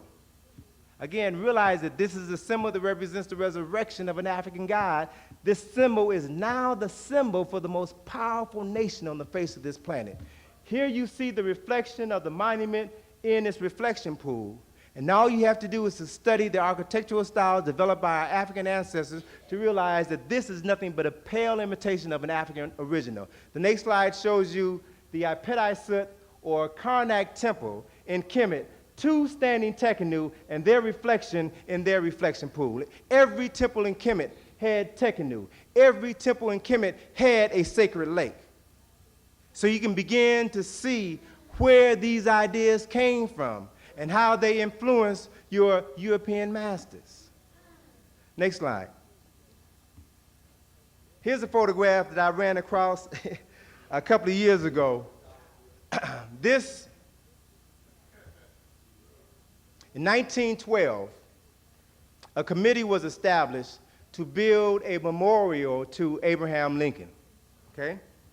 And John Russell Pope, one of the most famous architects of Washington, D.C., designed a number of really famous structures, submitted this drawing as a memorial for Abraham Lincoln. This is a drawing of a scale model of Khufu's pyramid as a memorial for Abraham Lincoln. Now, the members on that committee rejected this drawing because it was, quote unquote, unoriginal and would have been a little bit too obvious as to what their inspiration was. So they rejected his design, and they opted for the more traditional Greco-Roman style architectural structure, which you see in the next slide here. all right? They opted for this structure here. But what's interesting to note is that the artist, the sculptor that they hired to create the statue of Abraham Lincoln in the memorial borrowed from an image that can be found in the Nile Valley. The next slide shows you Abraham Lincoln sitting on his throne in the Lincoln Memorial. That was inspired by the next slide, Ramesses II seated on his throne in Abu Simbel. Again, if you understand the symbols, if you know how to interpret the symbols, you can find your history anywhere. You can walk down the street, any city in the United States, and see your historical greatness. Next slide. Memphis, Tennessee, 2 years ago, built this scale model of Khufu's pyramid, a 33-story pyramid. They're even talking about, or should I say, there was talk at one point in time about putting Elvis's body in this pyramid at what would be the equivalent of the king's chamber. But it's significant for us to understand something about the history of Memphis, Tennessee. Memphis was founded by Andrew Jackson along with 2 other individuals. He designated that site in Tennessee alongside the Mississippi River because the Mississippi reminded him of the Nile River in Egypt. You all are aware of the fact that the city of Memphis is a Greek interpretation of an African name. The African name is the city of Mennefer. It was renamed Memphis. It was the capital of Kemet. It is where the king of Kemet lived in his palace, his royal palace, which was called the Double White House. Okay? So Andrew Jackson built Memphis, Tennessee. Memphis, Tennessee, to this very day, has a sister city relationship with Memphis and Kemet. If you were to go up the Mississippi River to my home state of Illinois, you'll find at the tip of Illinois an African city named Cairo, Illinois. They got that southern twang. It should be Cairo, but they call it Cairo, Illinois. The whole southern region of Illinois is referred to as Little Egypt because the people who settled there saw a similarity between the Delta region of southern Illinois and the Delta region of Lower Kemet. In this region of Little Egypt, you'll find the city of Thebes, the city of Luxor, you'll find Lake Ramesses, you'll find Lake Egypt, a host of cities that were renamed after Egyptian cities. Next slide. San Francisco, California, you'll find pyramids. Again, I want you to understand how we have inspired people throughout the world and what these structures actually represent. The next slide, please. One of the pages in my book deals with this whole concept of architecture, in which I trace the origins of the Doric, the Ionic, the Corinthian, the Etruscan, and the Composite columns of Greco-Roman architecture are nothing but variations of a theme that were developed in the Nile Valley 2,000 years before the birth of Greece. All of these styles can be traced back to our African ancestors. You see these styles, the Ionic, specifically the Ionic and the Corinthian columns adorn most of the buildings in New York, in the world. This is an African-inspired style. Next slide, please. Here's a photograph of Imhotep, the world's first multi-genius, individual who is also referred to as the world's first Christ. Understand the meaning of that word. The word Christ means the anointed one who is endowed with certain talents and abilities. The first physician, the first architect, philosopher, prime minister to the king Zoser, a man worthy of his title. Next slide, please. These are symbols that came from the Nile Valley. The caduceus is a symbol that can be found in ancient Kemet, a symbol associated with Imhotep, the original father of medicine, a symbol associated with Jehudi, who is the Netcher of medicine. Jehudi represents the process of divine articulation of speech. He was a Netcher of science and writing and medicine. So this symbol that we call the caduceus, the symbol of medicine today, was derived from the Nile Valley and has been modified and used by the National Medical Association, the American Medical Association, is the symbol associated with veterinary medicine, all right? Associated with dentistry, the RX symbol for pharmacy. The RX symbol for pharmacy was introduced to Europeans by the Roman physician Galen in the 2nd century, who used to write prescriptions for his patients in medunecha. All right, so the RX symbol comes from the Achit eye, or the eye of Jehudi, the eye of the necha associated with medicine. The symbols are everywhere. Next slide. The gods, even the gods of Greece and Rome, can be traced back to their African counterparts. And what I did here is to show you just one example. Here we see the Roman god Mercury, who was copied from the Greek god Hermes, who was copied from the African god Jehudi. Here you see Jehudi, the necha of science and medicine, holding in his hands 2 staffs with serpents intertwined around them, one wearing the crown of Upper Kemet, the other wearing the crown of Lower Kemet. You see the same symbol has been modified. It is now being held by Hermes. It is called the caduceus, and you also see Mercury holding this same symbol. Again, if you understand the history and the symbolism, you can reclaim your heritage. Next slide. Again, another image out of the book, something as simple as the alphabet. You can trace back every letter of the Roman alphabet, which we use today, can be traced back to its Greek counterpart, which can be traced back to its Phoenician counterpart, which can be traced back to its Semitic counterpart, which can be traced all the way back to a Kemetic prototype. Every instance, they're the same. Even the meanings of these symbols are the same. Next slide. Now, the artist in me, looks for examples everywhere, all right? Here is the eye of Heru, the son of God. The right eye of Heru, the eye of the falcon. The eye of the falcon is important because the falcon flies above the earth, has keen vision. Falcons are birds of prey which have over 1 billion vision cells in their eyes, in contrast to humans that have approximately 1.5 million vision cells. So falcons represent, like God, the ability to see everywhere instantaneously, keen insight. And so the eye of Heru was modified and used as the symbol for the logo for CBS. I just discovered this past summer that it was a brother at CBS who designed this logo and later quit after they refused to pay him for his creation. This symbol represents the lens of the camera, which, like the eye of Heru, the eye of God, has the ability to see everywhere instantaneously and to transmit that information in a matter of seconds.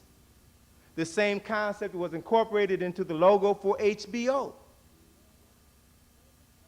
Hollywood Pictures uses a modified version of Harry Market and the sun for its logo. And there are many corporate entities in America and throughout the world that have embraced elements of African symbolism, of Nile Valley symbolism, and they will never give you credit for that. Next slide. Now let me just share with you another mind blower, all right? Another mind blower. And I can't take the credit for this. I was in Houston, Texas last April, and after my lecture, a brother came up to me and dropped this on me. He said, "Man, have you seen the image of Ptah?" The image of Ptah is exactly the same as the image of the Oscar. The Oscar is the highest award that is given by the National Academy of Artists and Craftsmen. All right? Ptah was the patron god of Mennephra, the city of Memphis. He was the patron god of artists and craftsmen. All right? They didn't even bother to change the concept. They didn't even change the pose. Our images, our culture is everywhere. That's why they don't want you all reading this stuff. That's why they don't want you all coming to these lectures. That's why they don't want you all teaching this stuff in the classroom. Next slide, please. Here. The front of the Great Seal of the Great Seal of the United States. Again, another important reality is that when this country was founded, 1776, when the quote-unquote official birth date of this country, 1776, they established a committee to design a great seal that was to represent the heart and the soul of this nation. There were 3 committees that met over a 6-year period from 1776 to 1802. Nope. Yeah, 1782, all right? 3 committees that met to determine everything that is incorporated into this seal that you see before you. So I want you to understand from an artist's perspective, I want you to understand that everything that you see on this seal has a meaning. It is there for a specific purpose. You all may not understand the purpose, but it doesn't mean that it doesn't have some significance for the people who created it. So if you look at this symbol, you'll see that the reverse of the Great Seal has an eye, which is the eye of Heru, the eye of God. You see here a pyramid. Now let me ask you a question. Where are pyramids? Any pyramids in France, Germany, Scotland, Ireland, Switzerland, Nova Scotia? The only place you'll find pyramids is in Africa. There's approximately 72 pyramids in Egypt, about 15 pyramids in the Sudan, and about a dozen pyramids in Ethiopia. The only other place outside of the continent of Africa where you'll find pyramids is in Mexico. And those of you who are familiar with the writings of Dr. Ivan Van Sertima know that Africans from the Nile Valley navigated the Atlantic Ocean somewhere between 600 and 400 BCE, 900 and 600 BCE, and brought with them knowledge of pyramid building, stone construction, math, and science. Wherever African people have traveled in the world, they've left their mark. They have built civilizations. They have not destroyed them as others have. So understand what this symbol means. It is a symbol of greatness. So when those responsible for creating this nation chose to pattern themselves after great nations in the past, they had to look to Kemet. It's also important that you understand how to interpret this symbol. Let me just take a moment to run this past you, because if you were to tour the Department of State where this symbol is displayed, the guide there will tell you that the pyramid here is comprised of 13 courses of stone, which represent the 13 colonies which form one nation in the year 1776, which is inscribed in Roman numerals at the base. The inscription Novus Ordo Seclorum means that this was a new order of ages that was created in the year 1776. The eye above the pyramid represents the divine eye of providence. The inscription Anua Coeptis means that God is pleased with the creation of this new nation. Now that is the official Department of State interpretation of this symbol.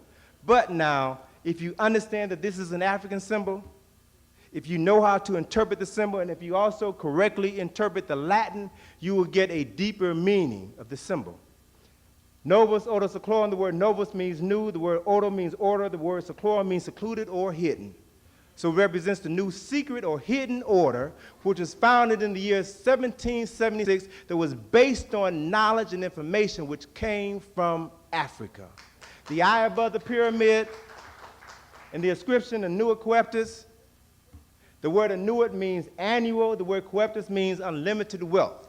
So the unlimited wealth that this nation received was not due to the blessings of God, but to the fact that they kidnapped the descendants of the people responsible for creating this structure and used them as a free labor source for over 400 years. If you ain't got to pay somebody for 400 years, you will become wealthy. That is what this symbol represents. The front of the Great Seal. Brother, can you focus that again? The front of the Great Seal is a symbol of the eagle, the symbol for the United States of America. And again, this symbol is symbolic. Every component in this symbol means something. It means one thing to you, it means something else to the people who designed it. If you study this symbol, you'll see that the eagle has on its chest a shield with 13 stripes. It has in one claw an olive branch which has on it 13 leaves and 13 berries. It has in the other claw arrows. It has in its mouth a banner with the words E pluribus unum, which is comprised of 13 letters. It has above its head a cluster of 13 stars. In total, the number 13 is repeated 13 times on the dollar bill. So a question that you have to begin to ask yourself is, what is the significance of that? Particularly if you've grown up in an environment that tells you 13 is an unlucky number. Friday the 13th is an unlucky day. Most theaters don't have a 13th row. Most buildings don't have a 13th floor. So if 13 is an unlucky number, why is the history of this country linked to the number 13? If you study something about the people responsible for developing this country, they were Masons. And Masonry represents nothing more but an attempt to recreate the educational system of ancient Kemet. You'll begin to understand that they had a different interpretation of numbers. Numbers are a language unto themselves. Every number represents profound concepts and ideas. For example, the number 1 has always been associated with God, the Creator. The number 2 represents man and woman who comes from God. Number 3 represents the union of man and woman, which creates a child, the Trinity. Every number represents something profoundly significant. The number 12 represents the completion of a cycle, as in 12 hours of day and 12 hours of night during the time of the equinox represent a complete day. 12 months represent a complete year. The number 13, therefore, represents the process of spiritual transformation. That is, the number 12 represents the completion of a cycle. The number 13 represents the energy from that completed cycle moving into a higher spiritual state. That is why this country was founded with 13 colonies. That is why the slogan that was used during the Revolutionary War was the spirit of 76, the spirit of spiritual transformation. Look at your history. And you see examples of it throughout your history. Jesus the Christ had how many disciples? 12 plus Jesus. King Arthur had how many knights in the round table? 12 plus King Arthur is every Christmas.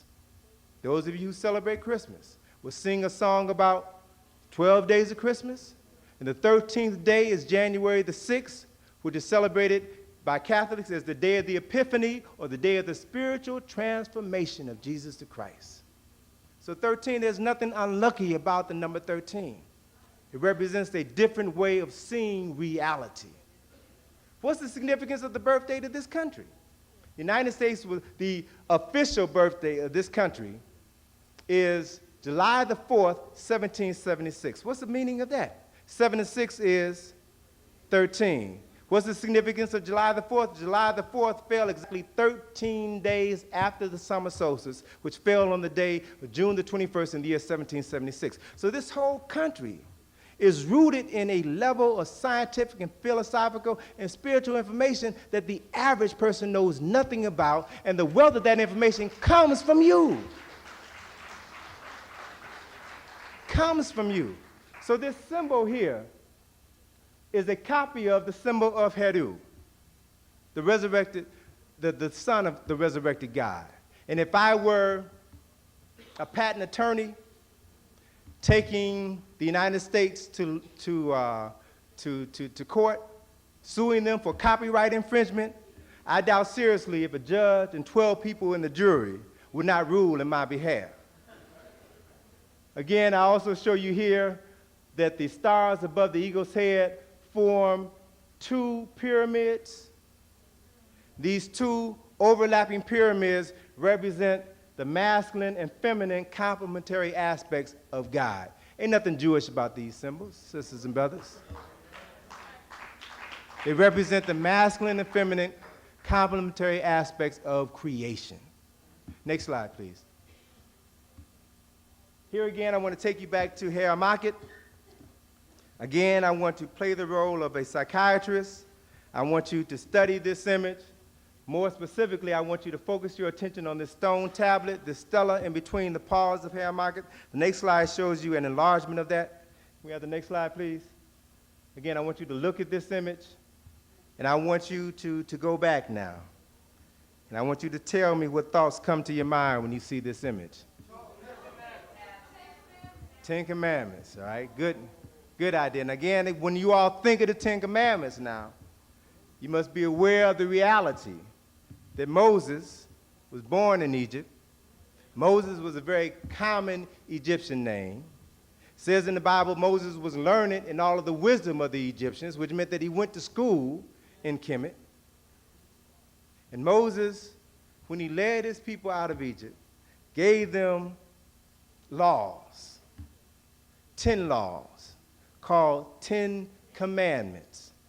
But what they don't tell you is that Moses left 32 behind. These 10 Commandments were a part of the 42 Declarations of Innocence that Moses studied when he was in Kemet. But it's important to note that one of the commandments that he did not give his people was one that said, "Thou shalt not lie." And it's also important to understand the psychological difference between a commandment and a declaration of your innocence.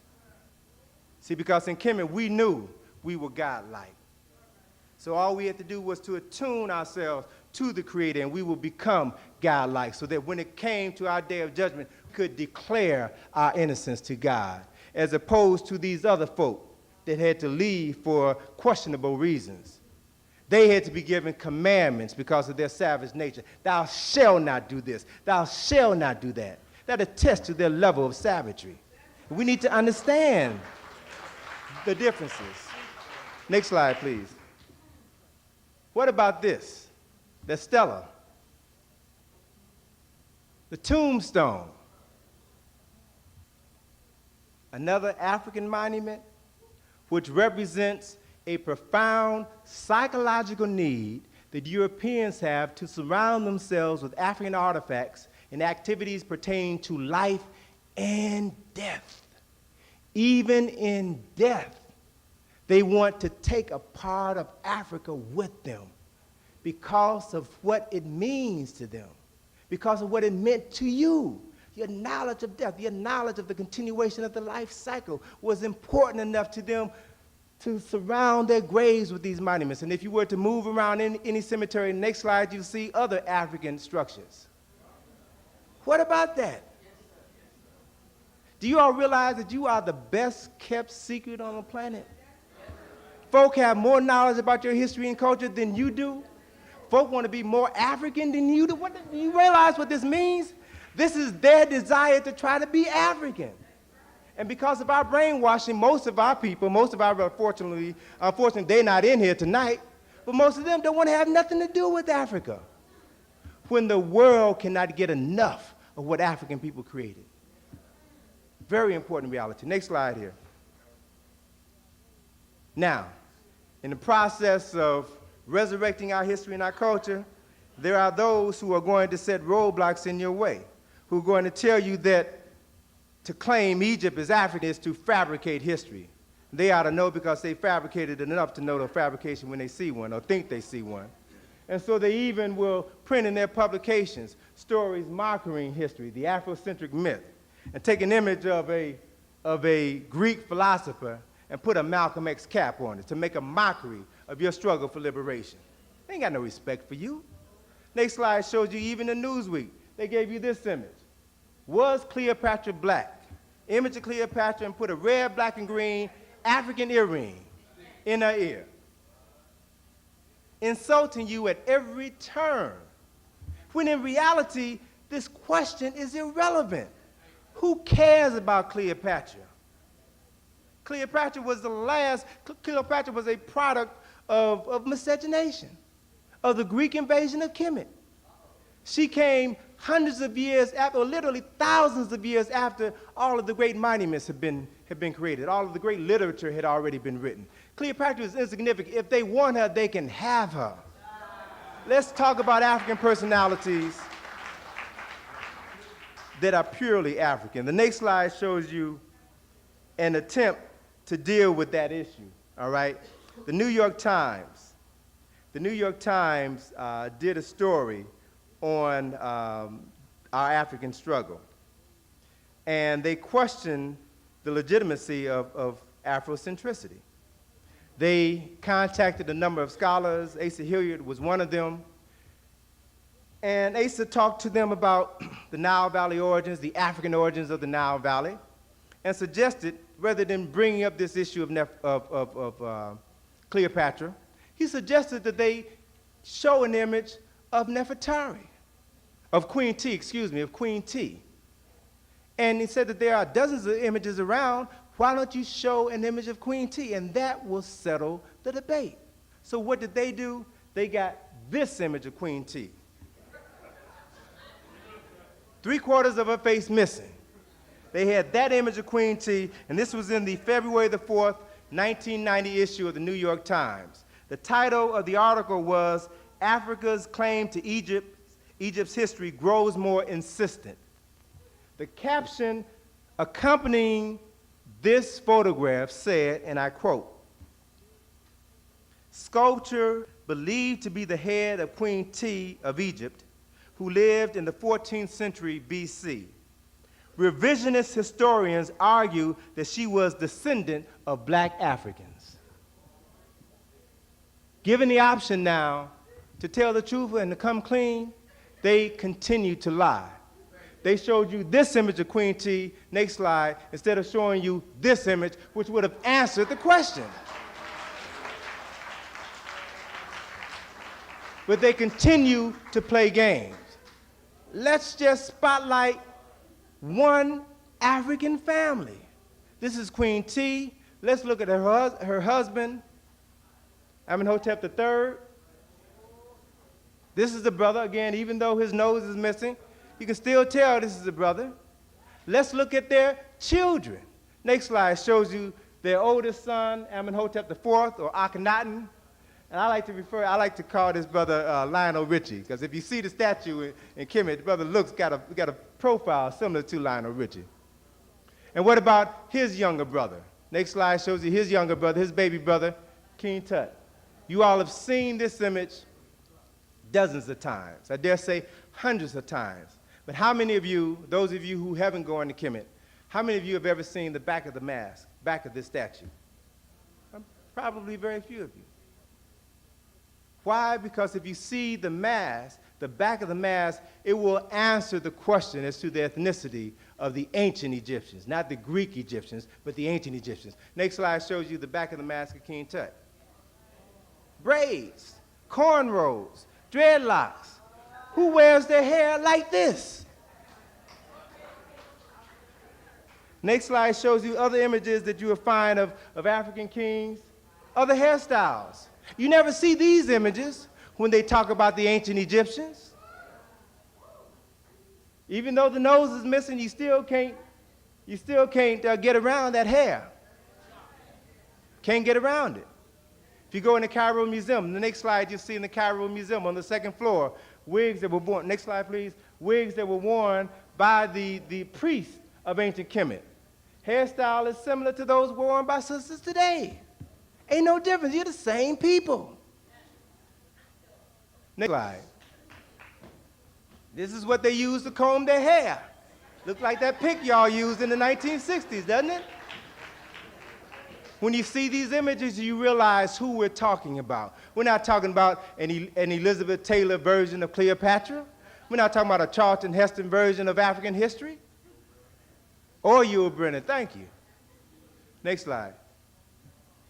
Now, let's deal with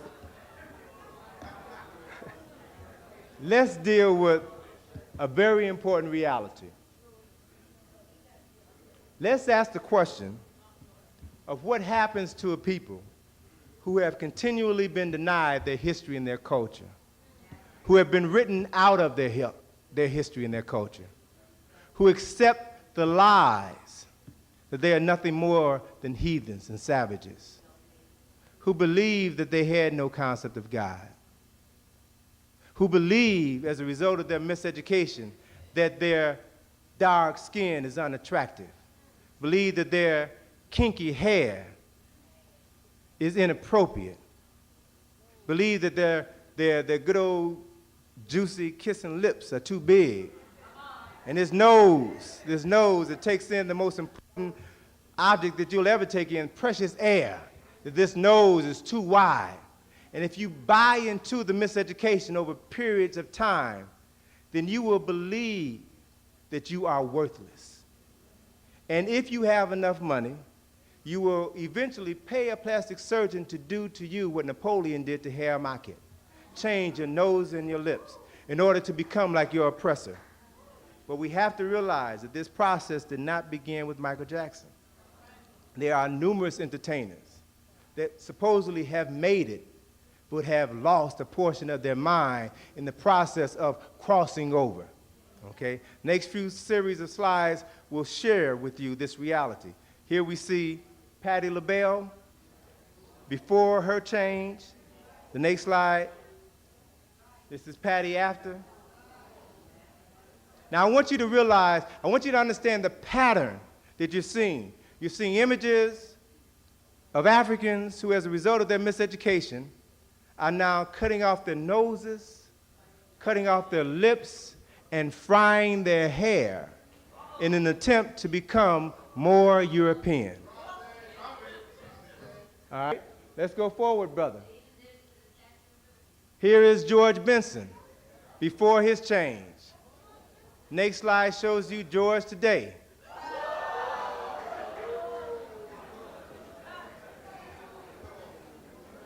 Next slide. Stephanie Mills. Stephanie Mills before. Next slide shows you Stephanie after she saw the Wiz, right? Next slide shows you Michael Jackson when he was a normal human being, when he exhibited normal human behavior, when his friends were other human beings and not chimpanzees or drug addict white women. All right. Michael, when he was a normal human being. Next slide shows you Michael after reconstructive surgery on his chin 3 times, plastic surgery on his nose 4 times after he's had his cheekbones surgically heightened, his eyes surgically widened, permanent mascara tattooed around his eyes. And you all can remember back in 1984, 1985, when he got a little bit too close to the hot lights and that electricity caught his Jerry curl on fire. So we've got to realize what happens to our people who buy into the lie, who try to become something other than what God created. See, because, we say that we're very spiritual people, and we say that we believe in God, and we say that we believe that we were created in the image of God, but miseducation is a powerful thing. It will make you deny your God by denying yourself. Next slide, please. Now, this issue, this concept was so important that an organization called the Black-Owned Communications Alliance published this ad. And they asked a question. They submitted this question to parents. What's wrong with this picture?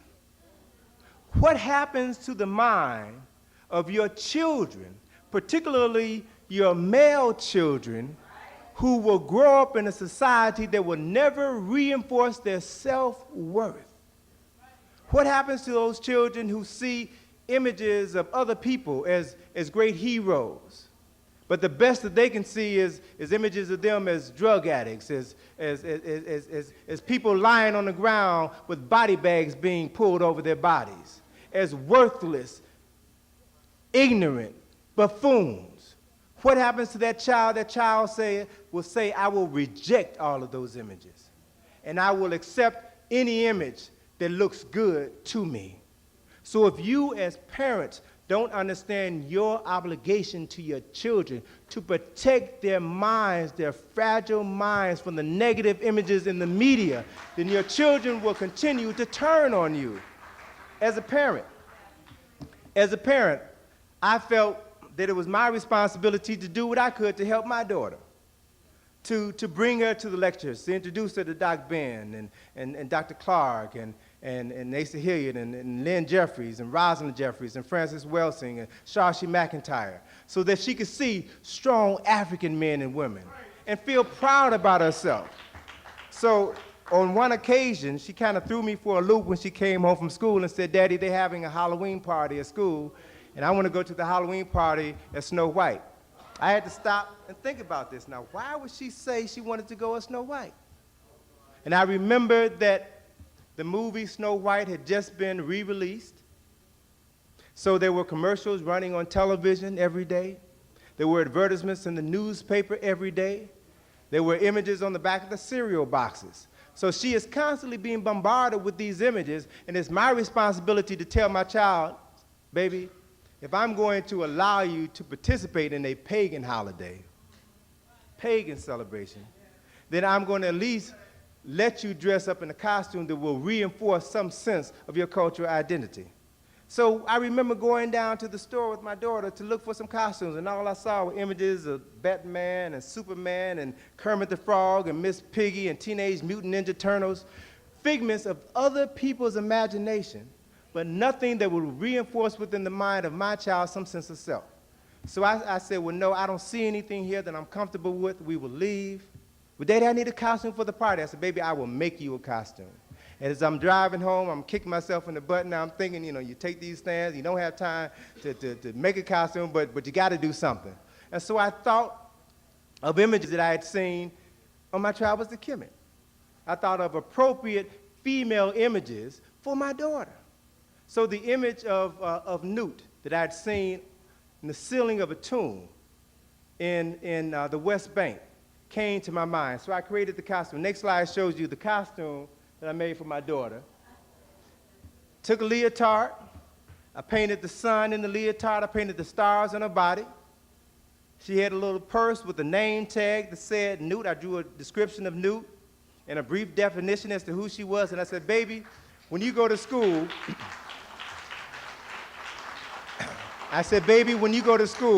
for that Halloween party, don't let anybody call you Nut. You are Newt, and you represent an African goddess, all right? Next slide shows you the inspiration for that and why this scene is so powerful, why we need to realize that there are images all around us that we can take, that we can modify to use for our own personal interests. Here's a painting of Newt that shows you this African goddess with her feet and her hands touching the earth and her body stretched across the sky. This is an image of Newt representing the nighttime sky. So here we see her mouth about to swallow the red disk of the sun as it sets in the western horizon. So the sun is now swallowed by Newt, swallowed by the sky, and it then moves through her body. Here you see the little stars in the nighttime sky. The sun moves through her body, and it emerges in the east now as a golden ball of light coming forth from the womb of this African goddess. I said, that is a powerful concept. It's powerful because our ancestors saw the sun as a symbol for God, and they had enough respect for their women to show a woman giving birth to God. Powerful information, powerful images that you all have at your fingertips. So what we've been doing every year since that point in time, while she still celebrated Halloween and they had Halloween parties at school, is that every year she went dressed as an African personality, all right? The next slide shows you an image of her. Let's see. This is when she went as Queen T, all right? Won first prize at the Halloween costume at school. All right? And what's so interesting is that as a result of our exchange, there are other sisters and brothers who are now coming to school, Halloween, dressed as African person. I saw a little brother come in one day as Imhotep, the first architect in history. All right? Queen Nzinga. We've got, see, stop and think about it. Why, what person in their right mind would allow their child to go out of the house dressed as a witch, dressed as a monster, dressed as Freddy Krueger, and then you wonder why your children are acting like beasts? You reinforce that madness. You have an opportunity every day to give your children something that they can hold on to, something that will allow them to resurrect their African personalities. I took my daughter to Egypt with me on one of my study tours in 1989. I took her because I wanted her to see what I had seen. I didn't want her to wait until she was 28 years old to begin to see the truth. I wanted to understand why Daddy was spending so much time traveling over in Kemet or traveling, lecturing to different people. And so what we did was, when we came back, my daughter was 8 when she made that trip to Kemet. And so what we did when we came back was to sit down and write about her experiences. And the end product was my daughter's book entitled My First Trip to Africa. All right? We made an extended homework assignment of that book. Worked on it every evening. We talked about what she had seen. We talked about why we went to Kemet. We talked about how we got there. We talked about what she did when she got back. And as a result of having written that book, my daughter, who is now 10, she was 8 when she wrote the book. My daughter now lectures. She's lectured with Dr. Clark in Cleveland, Ohio 2 years ago. She travels all over the country talking about her experiences as a young author. And so,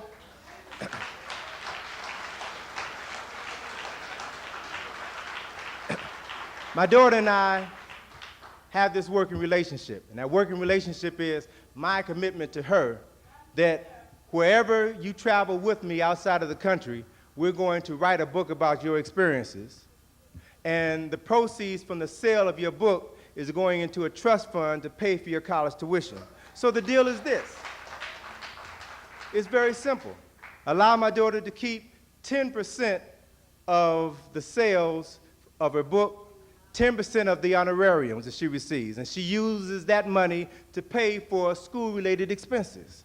She doesn't go out, no, don't buy no Nintendos in my house. You take that money, you want to take piano lessons? Okay, baby, you can take piano lessons.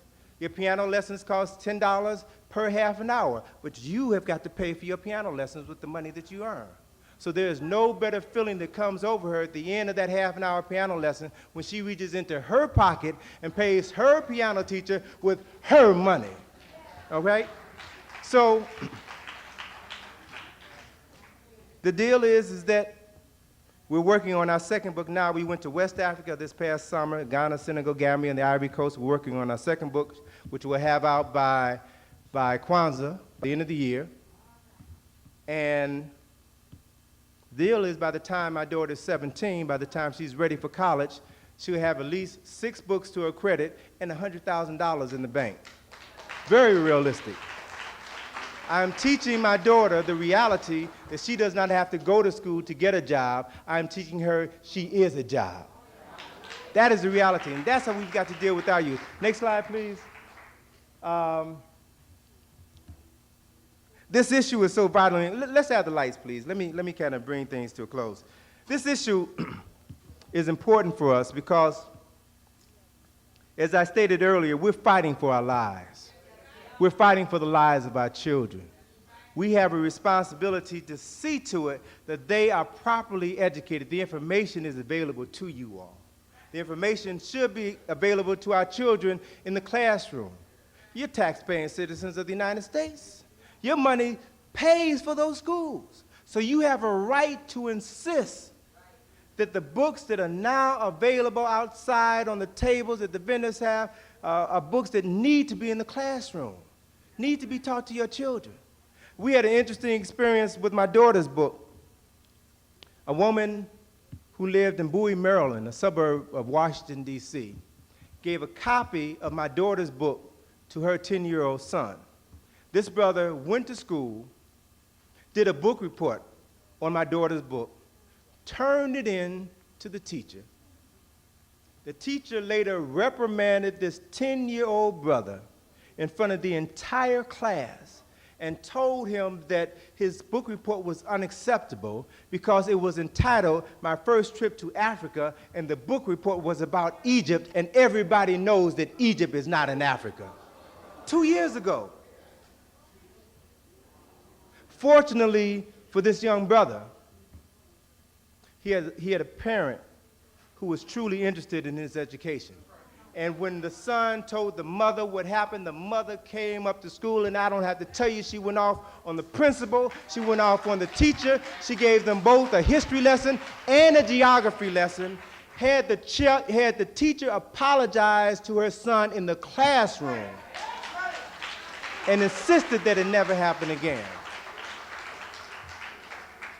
So when I was working on my latest publication, Nile Valley Contributions to Civilization, I wanted to design a publication that could be used for the classroom, a textbook, specifically for those teachers that want to teach about this information but don't have the books.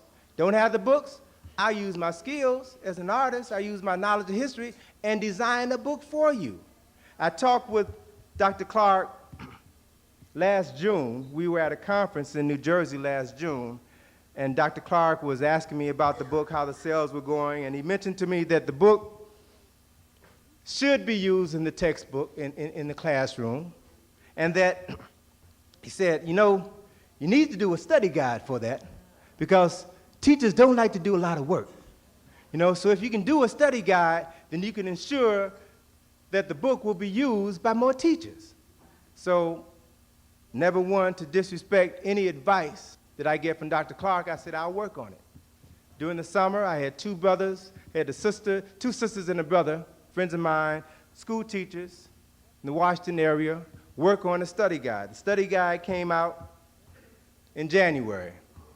Lesson plans, every chapter in the book, information that can be Xeroxed and passed out to the classroom, answers to the questions, all right? So there's no reason for people not to gain access to this information. We also just recently developed a videotape, and we've put together what we refer to as a multimedia educational system, all right? So that we're developing information that can be used specifically for the classroom. Information that can be used in the classroom, information that can be used at home, information that can be used in the study group. So that there's no reason for us not to begin to access that information and then not to begin to use that information to liberate ourselves and our children. Sisters and brothers, we're at a very critical point in our history. So pleased to see that as one president is being buried in the United States, a new president is being resurrected in South Africa. We need to understand that we're about to see the nature of the world change. And the question that we have to ask is, where are we going to be when the world changes? I want to leave you with a poem from my first book, the Browder file. The poem is entitled Transition 13. And now that I have explained to you the symbolic and the spiritual significance of the number 13, hopefully you can interpret this poem as it was meant to be interpreted. Transition 13 states, in the beginning we knew not, and we studied, and we learned all there was to know, and we taught others. Then we forgot what we had learned, and then forgot that we had forgotten. Now we are taught by those who were once taught by us knowledge that we already have. So we study, we learn all there is to know, and we teach others. And the question that we must ask ourselves, sisters and brothers, as we prepare to move into the 21st century is, will we forget again? Thank you.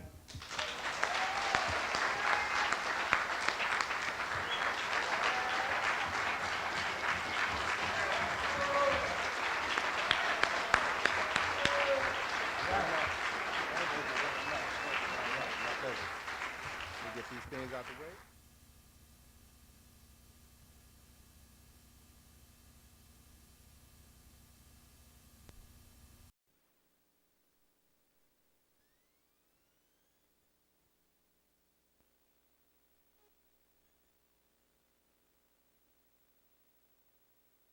Pleased to be back here and to have an opportunity to share with the New York community information dealing this time with my latest publication, the second volume of Browder File Essays entitled Survival Strategies for Africans in America, 13 Steps to Freedom.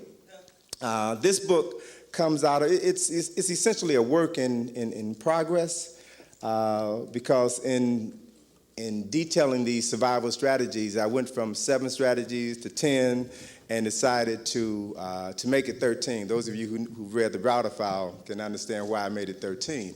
But the idea behind putting this information together has a lot to do with the work that I've been doing over the last several years, traveling across the country and sharing with audiences information about African and African American history and culture, and really trying to do my part to help raise the consciousness of our people. And several issues became crystal clear to me. One is that we need to become aware of the crises that is confronting us as a people.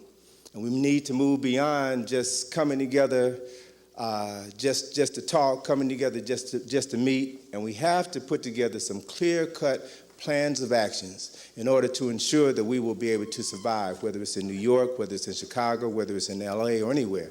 And so in this particular book, what I wanted to do was to try to articulate as best I could specific issues that I thought were of vital importance for African people, wherever we find ourselves, to begin to become aware of, and then to process within our procedure to reclaim ourselves. The book is broken down into 3 sections. The first section focuses on the African mind. The second section focuses on the African body. The third section focuses on the African spirit.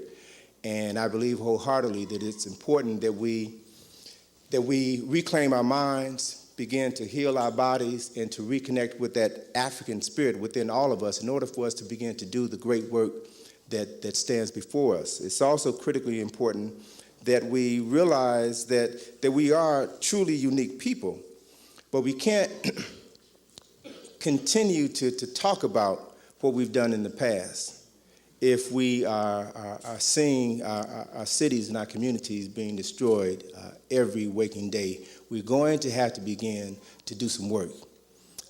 And there's nothing wrong with work. Once you understand the benefits behind work, you begin to develop a greater understanding and appreciation of the time that it takes to begin to develop strategies that will not only benefit you, but benefit the lives of those who will come behind you. And I'm a firm believer that everything that we do, everything that we say, everything that we think has to be done for the sake of those who are coming behind us. Now, I won't be around for another 60, 70 years, but the things that I do will set in motion a process which will benefit my children, my grandchildren, my great-grandchildren. And so we have to begin, as the brother said, we have to put our eyes on the prize, and the prize ain't us. You know, the prize is like 7 generations down the road. And when we can begin to shift our focus, shift our consciousness, and then to have that focus begin to affect every aspect of our being, then we can begin to see some specific changes come about in our thoughts and our actions and within our communities. And then we instill those beliefs and that motivation into another generation who now has a foundation upon which to build. And so my latest publication, Survival Strategies, is just my contribution to that effort. One of the things that motivated me to put this book together comes out of an experience that I had 7 years ago. I was invited to do a presentation during Black History Month in Washington at a government agency.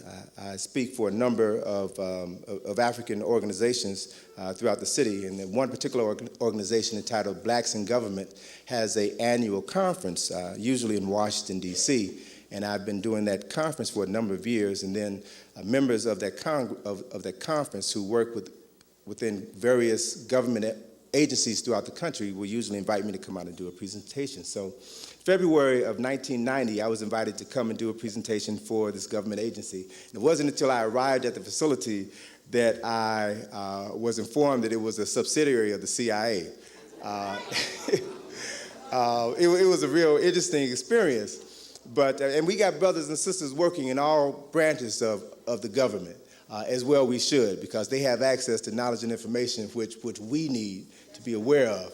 But in this particular instance, I was very conscious of where I was and who I was talking to, but I also felt that I needed to do a good job. And whenever I'm speaking at a governmental agency, I'm always interested to see how I'm going to be introduced. Not so much a matter to hear what they say about me, but hear what they don't say, what things they don't include in my bio. But in this particular instance, the guy who introduced me, the head of that facility, a little short, Peter Lorre-looking European guy, came up to the podium and he introduced me to the audience and recited my bio from beginning to end, okay? The interesting thing was that he was not reading from anything, all right? And then he changed one last sentence in my bio, in my introduction. He stated that, saying to the audience now, Tony is in the same business that we're in. The only difference is rather than gathering information crucial to the existence of the United States, he gathers information crucial to the existence of the survival of African Americans. And I thought about, the impact of that comment didn't hit me until a couple of days later, once I began to really get a better understanding of information gathering agencies, whether it's the CIA, the FBI, Army Intelligence or Navy Intelligence. Intelligence gathering agencies exist primarily to gather data on their enemies. That data is then analyzed and then disseminated to people within the agency who would then determine how that information is going to be used in order to ensure the survival of that agency, of that nation, and of those people. And so when I thought about his comments from that context, I said, well, essentially that is what I'm trying to do, trying to gather information, document information that is crucial to the survival of African people. It's also important that in the process that information be used not just to help us survive, because an animal can survive. We need to move beyond just functioning in survival mode and begin to map out processes of thinking, map out changes in our behavior so that we can achieve this elusive thing called freedom, all right? And we can begin to raise our children within an environment in which they, as free people, will be able to do the things necessary to ensure their development as human beings. All right? And it is a process that we have to go through in order to do these things. So what I'm going to do this evening is to go through these survival strategies and to use some visuals to help illustrate some of the themes, concepts, and ideas that I'm going to be introducing to you this evening. I am, by formal training, an artist, a designer. I have a PhD in nothing. I'm not trained as a historian. I began to develop an interest in African history and culture only after I graduated from Howard University and realized that I had been miseducated. Realized that all of my life, even though I had gone to predominantly black schools, I was learning about other people's history, culture, philosophy, other people's God concepts. And it wasn't until late that I began to realize that I had a history, I had a culture, I have concepts of God that I felt were crucial to my development as a person. And so when I began to shift my focus and study our history and our culture, my life was transformed. Specifically, when I made my first trip to Egypt with Dr. Ben in 1980, my life has not been the same. And so I'm eternally grateful to Dr. Ben and other scholars who have paved the way for me to do the work that I'm doing now. And so as a result of my coming to that level of awareness, then I have sought within my own being to seek out information that is going to help me perfect my essence as a person of color, as a person of African descent. So I submit these survival strategies to you this evening. The method through which I'm going to present this information is through lecture as well as through visuals, because through my training as an artist, as a designer, my experience in the field of advertising, I understand the power of images to speak to the subconscious mind. And so it's quite helpful to use some of those images to convey concepts and ideas, to reinforce some of the concepts and ideas that I'll be sharing with you.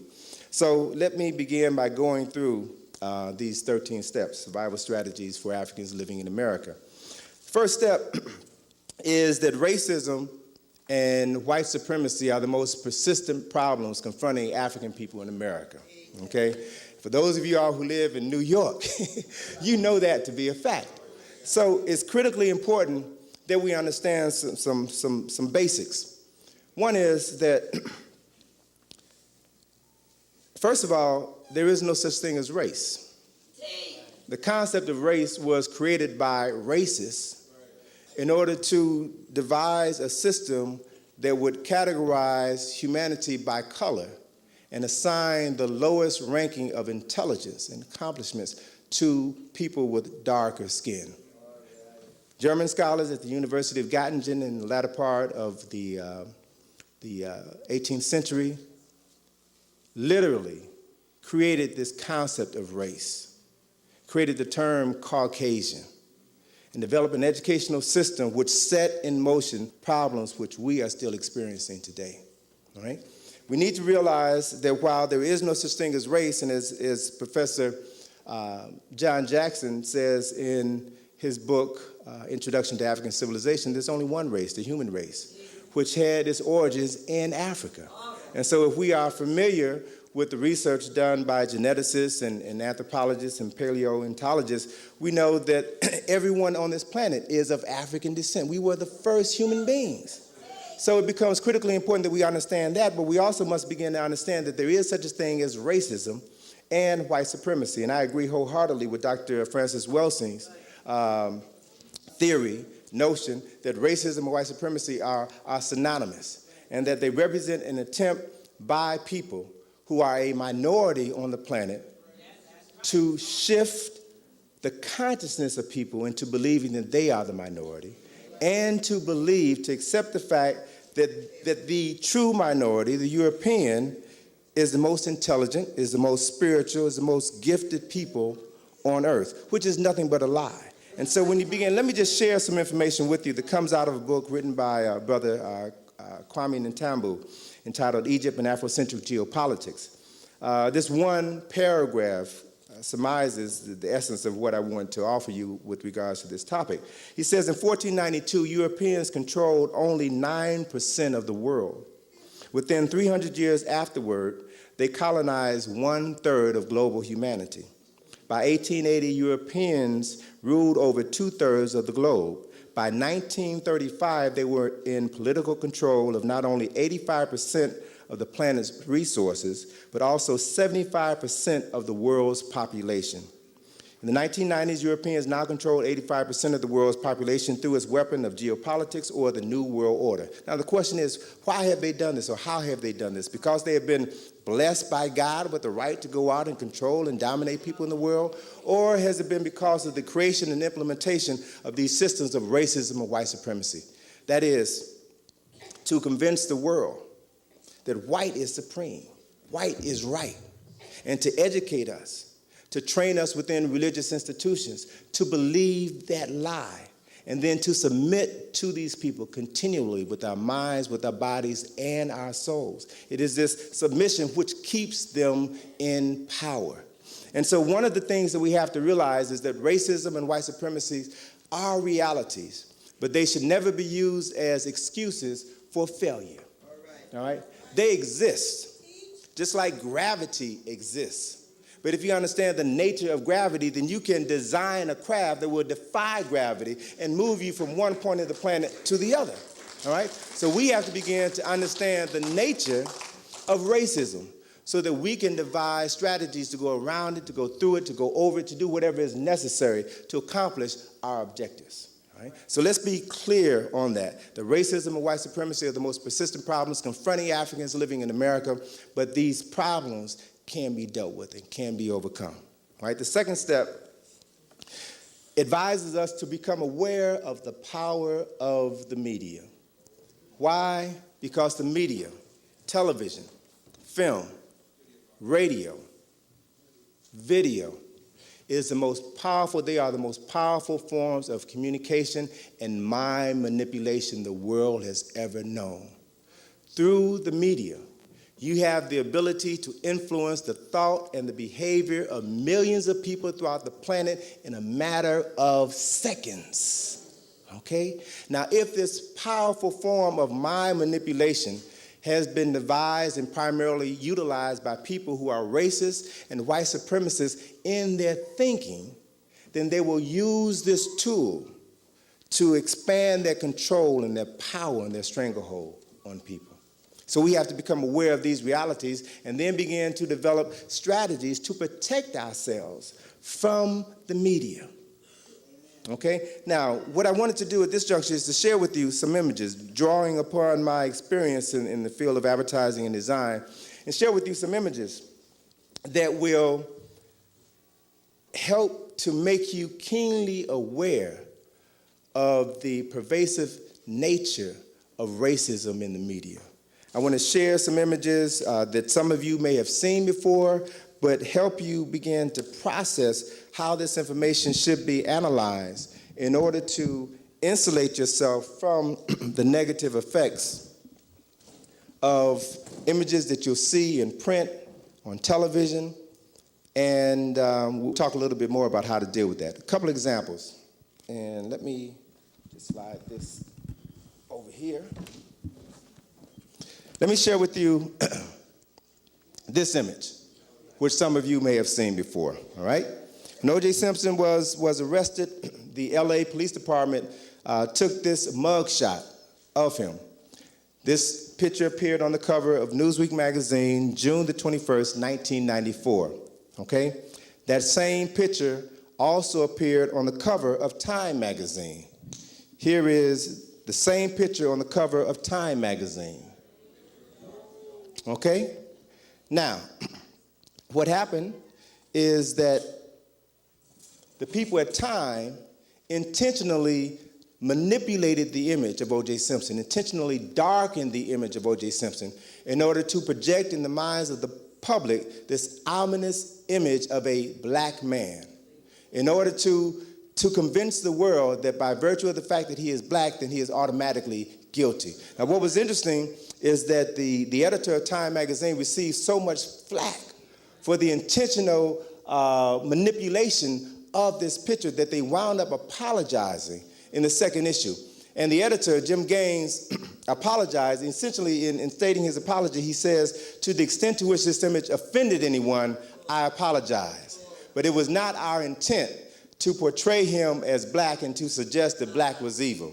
Now, the important thing that we have to become critically aware of is that whenever Europeans whenever their racist intentions in the media are exposed, they will issue a standard apology. And we need to be aware of that apology and know how to deal with it, to be able to realize that the apology is unacceptable and yet be able to formulate significant plans of action. Now, let me share with you some other images that have also come out in the media that represent how others see us. Okay, and it's important to realize how others see you, all right? Because what you will see in the images created in the media is their impression of you. And that impression, again, has the ability to influence millions of people throughout the world. In September of 1993, AT&T published in their newsletter 300,000 copies of this newsletter was circulated to AT&T employees throughout the world. And it wasn't until the African American employees at AT&T received their newsletter and registered their complaints that the management at AT&T began to apologize for this illustration. What you see here is a cartoon depicting various people using the telephone equipment which is manufactured and produced by AT&T. You see in North America, a Caucasian on the telephone. In South America, a Caucasian on the telephone. In Northern and Central Europe, 2 Caucasians on the telephone. But in Africa, what do you see? A gorilla on the telephone. Now, let me explain something to you about the process that material has to go through before it is exposed to the general public. You usually will have an art director, a photography director, an editor, and teams of people sit around a table and determine every single component that the public is going to see weeks, sometimes months, before it is finally put out into the public's eye. So this is no accident. For weeks, everyone sitting around that table saw this image and had no objection to an African, to a gorilla in Africa on the telephone. But when the African American employees registered their complaints, then the editors of this particular newsletter apologized, and they said that they didn't realize this image was offensive. Sound familiar? But what it tells you is how they see you, how they see all people of African descent. All right? It's important to know, it's important to have a strong perception of self, but it's also important to understand how others see you. All right? Several months later, in Indiana, an organization entitled the Indiana State Medical Association, which sponsors an annual conference and reception, they sent out 5,000 copies of an invitation for their reception to every member of the Indiana State Legislature, as well as all of the physicians in the state of Indiana. And again, it wasn't until the African American members of the Indiana State Legislature received the invitation for the reception and registered their disgust that the person responsible for creating the invitation began to apologize. Here is the invitation. It consisted of 3 basic components. The theme of the reception was jungle fever. It had a monkey sitting on a stack of bananas. Another component within the invitation was a depiction of an African dressed as a cannibal with a bone in his nose cooking 2 white people in a pot. All right? Just so happened that the person responsible for designing this invitation happened to be of Jewish ancestry. All right? And when complaints began to come on a consistent basis, he apologized and issued the standard apology and said, I didn't realize that this image was offensive.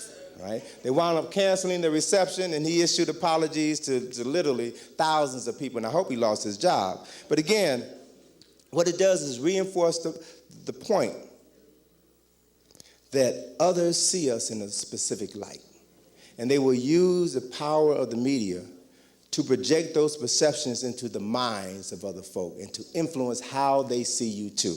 Let me give you another quick example, and then we move on to some other issues. Again, I'm showing you these things because I want you to realize how subtle and not so subtle these attacks are against your being. They exist all around you. And the challenge is you cannot afford to take anything for granted. Everything that you see, especially here in New York, where the media reigns in New York, you all are constantly bombarded by images and billboards and all kinds of things that assault your senses and your spirit 24 hours a day. You have to be aware of the assault and then begin to do specific things to insulate yourself from this barrage that is designed to demoralize you, whether you are conscious of it or not. And the worst thing that you could do is to participate in your own demoralization. All right? So you have to be aware of what is happening. Let me give you another example, again, using two photographs of the same, reflecting the same thing that also reflect 2 different interpretations, 2 different ideologies. In June of 1991, Spike Lee released his then latest film, Jungle Fever, which was about an interracial relationship. And the week that the film was released, 2 nationally syndicated publications featured the lead actors in the film, which was about an interracial relationship, featured the lead actors in the film on their front covers. Now, if you just saw the magazine covers independent of one another, you may not have thought very much of them. But when you compare the 2 side by side, you begin to see that there are things that you have to take note of. All right? Here's the cover of Jet magazine on the week of June the 10th, 1991. Okay? Here's the cover of Newsweek magazine the week of June the 10th, 1991.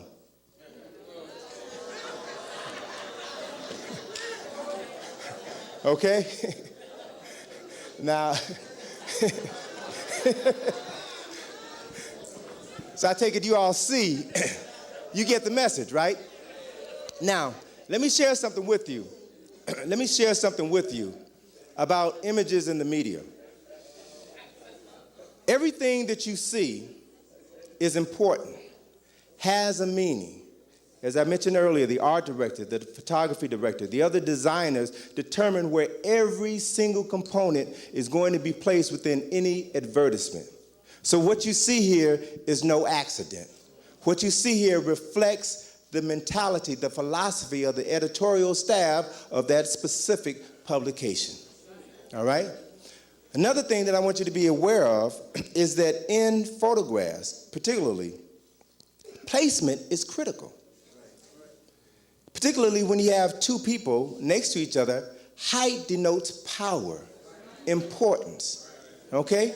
Look at this image, Wesley Snipes. He's placed in a position which suggests that he is inferior, subservient to the European female. What this image does is to support the unspoken hierarchy which exists within this country. That hierarchy is white male, white female, black male. Contrast that positioning to this positioning on the cover of Jet magazine. Huh? Okay? But also, Brother Brown, can I ask you, is it possible to shift that light a little bit so that we can see the images a little bit clearer? Because I want you all to take note of a couple of things. Look at their pictures here now. They're smiling, they're snuggling, which supports the philosophy of Jet magazine. Jet magazine says, we're all human beings and we all should just learn to get along and be happy together. One big happy family, right? That's Jet's philosophy. Jet is a nice Negro publication and we have to understand it for what it is. Contrast that positioning to this one. Now you have to see it. You have to see it because you have to learn how to analyze what you see. Analyze what you see. You'll notice that Wesley Snipes is in a subservient position, but you also notice that the artist, he's not smiling, exactly, all right? The artist darkened his face and lightened her face. Why? In order to reinforce the title, the theme of this particular issue, tackling a taboo. Taboo is the largest word on the cover. That is a design. It is a design. All of these elements, all of these decisions were made by people who have a specific agenda. All right? So you can't afford to drop your guard for 1 second if you're living in a racist and white supremacist society which uses media as a tool to denigrate you every single second of your life. One of the things that we've done in the book, Survival Strategies, each of the steps is broken down into 3 components. The first component is like an inspirational message which introduces the step. The second component is the historical data which substantiates that step. The third component is like a prescription that gives you the information that you need in order to overcome this problem, right? The whole idea is to give you tools to overcome the problems and the obstacles which face us every single day. And I believe wholeheartedly that we can't just come and talk about problems without beginning to offer solutions to those problems. And so the book is structured in that manner. The third step is perception precedes being. You are who you believe you are. All right, that's important because our perceptions of self were given to us by people who have historically hated us, devalued our history, our culture, our God concepts, our women, our appearance, our hair texture, the shapes of our noses. All of these things have been made to be undesirable. So if these perceptions have been given to us, then one of the things that we have to begin to do is to take responsibility for changing our perceptions of reality. It becomes critically important then, because of the fact that we live in an English-speaking nation, to understand the power of words to influence our perceptions. Ozzie Davis raised this issue in an article that he wrote in 1967 issue of the Journal of the Negro History Bulletin. Article was entitled "The English Language is My Enemy." And he spoke specifically on the fact that this language denigrates blackness. He stated that there's approximately 124 adjectives for the word black, and over 50% of those adjectives are negative or derogatory. And when you think of the terms that we use on a regular basis, when you talk about the fact that somebody was blackmailed, somebody was blackballed, somebody was blacklisted, you talk about the significance of Black Friday or Black Tuesday, you talk about a black cat. Everything that is black is negative, is derogatory, is evil. White, on the other hand, represents virtue. A little bitty lie is called what? A white lie, right? Black cake is called what? White cake is called what? All right? Something as simple as food reinforces negative stereotypes, or reinforces lies if you buy into the perceptions. So then it becomes critically important that we change our perceptions, particularly since we are people of a darker hue who have sometimes called ourselves black. We have to realize how blackness has been portrayed. I'm getting ready to go back to that. Sorry. We have to realize how blackness has been used in the media, all right? Black is evil, black is undesirable. And share with you a couple of ads. This one particular ad comes from Benetton Company, an Italian clothing company, which has as this campaign the slogan, "The United Colors of Benetton." And in all of their ads, they usually show a person of African ancestry and a person of European ancestry, the two extremes of the color spectrum, in order to sell their products. Here is one particular ad. Okay? Okay? Here you see a very angelic, blonde-haired, blue-eyed European child standing next to an African brother whose hair has been cut in the shape of horns, reinforcing the lie that black is evil and white is good. So if your children don't understand this, then they're going to begin to see this and accept this as a normal fact of life. We have a responsibility to do everything possible to change our children's perceptions of themselves. Another example of this theme of black being evil and white being good. Here is an ad from a short-lived television program on ABC about 10 years ago. The program is entitled Good and Evil. It's about two sisters. Good sister is dressed in white. The word good is written in white letters, has a halo over the G. The evil sister is dressed in black. The word evil is written in black letters, has horns coming out of the E and a tail coming out of the L.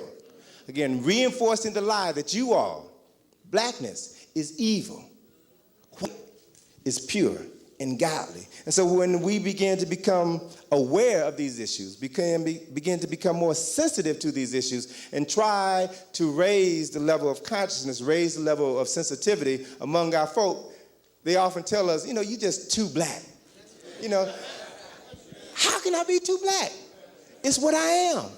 I've never heard anyone accuse a Korean of being too Korean or a Jew of being too Jewish. You are who you are. You are who the Creator made you to be. So it is your obligation, it is your responsibility to be the best person you are. So even within my family, because my life is essentially no different from yours. You know, those of you who come to the lectures here, who hear the various speakers talk about our history and our culture, and you go back home and try to share this information with your husbands or your wives, your girlfriends, your boyfriends, family members, they look at you like you're crazy. And where you coming here with that African stuff, you know? We don't need that, right? They don't want to hear it because they have been conditioned to accept European perceptions of Africans, of blackness. But we've got to work overtime. We've got to love those folk because they've been brainwashed, just as we have been brainwashed, just as we are still brainwashed, all right? But we've got to work overtime to change our perceptions of self, our perceptions of the world. In one particular instance, I had an opportunity, a very wonderful opportunity, to share with my family members the value of understanding who we are and protecting our images. In this one particular example, we had a birthday party for my mother, a surprise birthday party for my mother. Family came down to Washington from Chicago for a surprise birthday party. And friends of my mother who had worked with her in Chicago, who were not able to come, sent cards and sent gifts. And as we were sitting around the table opening the gifts, she opened a card from two white co-workers that she had known for years, for over 20 years when she worked in Chicago. And they sent her this card. All right? Card reads, card reads, no gifts, no drugs, no sex. It has a picture of this fat black woman wearing a black dress with horns on her head and a pitchfork, holding a pitchfork. Okay? Inside of the card reads, the front of the card reads, no gifts, no drugs, no sex. The inside of the card reads, welcome to birthday hell. But to make a bad situation worse, my mother's good European friend wrote a note. And the note said, Annie, this is such a terrible card for such a great occasion, but the devil made us do it. Huh? So my question to her is, now these are your good friends. These are people who like you. All right? And they sent you this card insulting you, insulting your family. Do you think for 1 minute that they would send this card to a white person? No. Because of their perceptions of us. It's all right to denigrate us, and we're supposed to laugh. It's funny. And see, that's part of the problem. We laugh too much at stuff that ain't funny. We need to begin to understand the power and the value of determining what our values are and holding everyone accountable for maintaining those values, whether they want to or not. All right? So, as we begin to become aware of ourselves, of our history and our culture, we begin to understand the power of information, the ability of information to transform consciousness, which leads us to the fourth step. The fourth step is information is power, but power is nothing without control. As a result of seeking out information, coming to lectures, reading books, we're able to begin to expand our perceptions of selves and our perceptions of the world. But one very critically important component that we have to begin to look at is that everything that we've been exposed to comes out of books, comes out of tapes and lectures. We have to begin to question the sources of that information. See, because if the information that we're accessing, if the information that we're using to liberate ourselves is flawed, then it means that our attempt to liberate ourselves is also going to be flawed. The information can empower you if it's accurate information and if it's used correctly, but it can slow down your progress, your development, if you aren't truly able to understand the quality of the information that you have. Information is power, but power is nothing without control. So you have to begin to control the sources of information that you have at your disposal. Right? There's an ad that I saw that I think really gives heart to this term, to this concept. Information is power, but power is nothing without control. It's an advertising campaign that was produced for Pirelli Tires, the Italian tire company. And they have opted to use Carl Lewis as the spokesperson for their product. And so they have a series of ads where Carl Lewis in the ads, and here's just one example, Carl Lewis in the ads is the personification of the tire. He's even wearing a jogging outfit that has on it a tread design. So he is the tire, he is the Pirelli tire. And they show him performing impossible feats, which suggests that these tires will allow your car to do similar things. And again, the tagline is, power is nothing without control. The power of your vehicle means nothing if you can't control it, if you don't have the right tires when the rubber meets the road, all right? And in this particular instance, Carl Lewis is shown running on water. And the line underneath it says, Pirelli tires handle water in ways that you've never imagined, which suggests to the viewer that these tires will help your car prevent the hydroplaning when you drive on wet surfaces, okay? That's significant. When I was traveling in England a couple of years ago, I saw an ad that was a part of this advertising campaign that I had not seen in the United States, okay? Had Carl Lewis selling Pirelli tires, but showed him in a very unflattering light. Power is nothing without control. Shows Carl Lewis with 5-inch high heels. All right? It was his butt stuck up in the air, right? Reinforcing those rumors about Carl's sexual orientation, right? But the issue is this. It's a disgusting ad that was prominently displayed on billboards all over Europe. All over Europe. But it's significant to understand why Pirelli executives made a decision not to run the ad in the United States, because they were afraid that this ad would be offensive to you and that you all would boycott their products. So they made a decision, a very clear decision, to only run this ad in Europe, where Africans living in Europe had no power. Okay? So they're telling you very clearly, if you can't control your power, then others have no reason to respect you. All right? So as we move forward with the acquisition of knowledge and information, we've got to empower ourselves with that information. If not, no reason for people to respect us, because we are not acting, we're not moving in a manner that commands respect. See, respect comes not necessarily as a result of what you say, because talk is cheap, and we've been talking too long. Respect comes from what you do.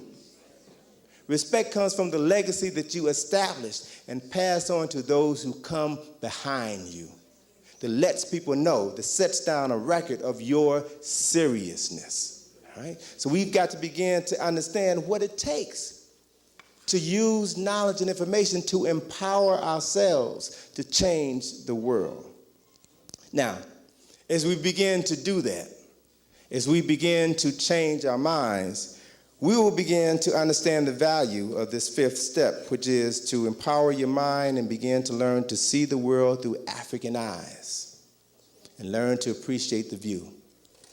Because of the fact that we live in a society which denigrates everything that is African, we have been programmed, our people have been programmed to reject Africa. Why should I travel to Africa? I can go to Europe, I can go to France, I can go to England, I can go to Germany. What's in Africa?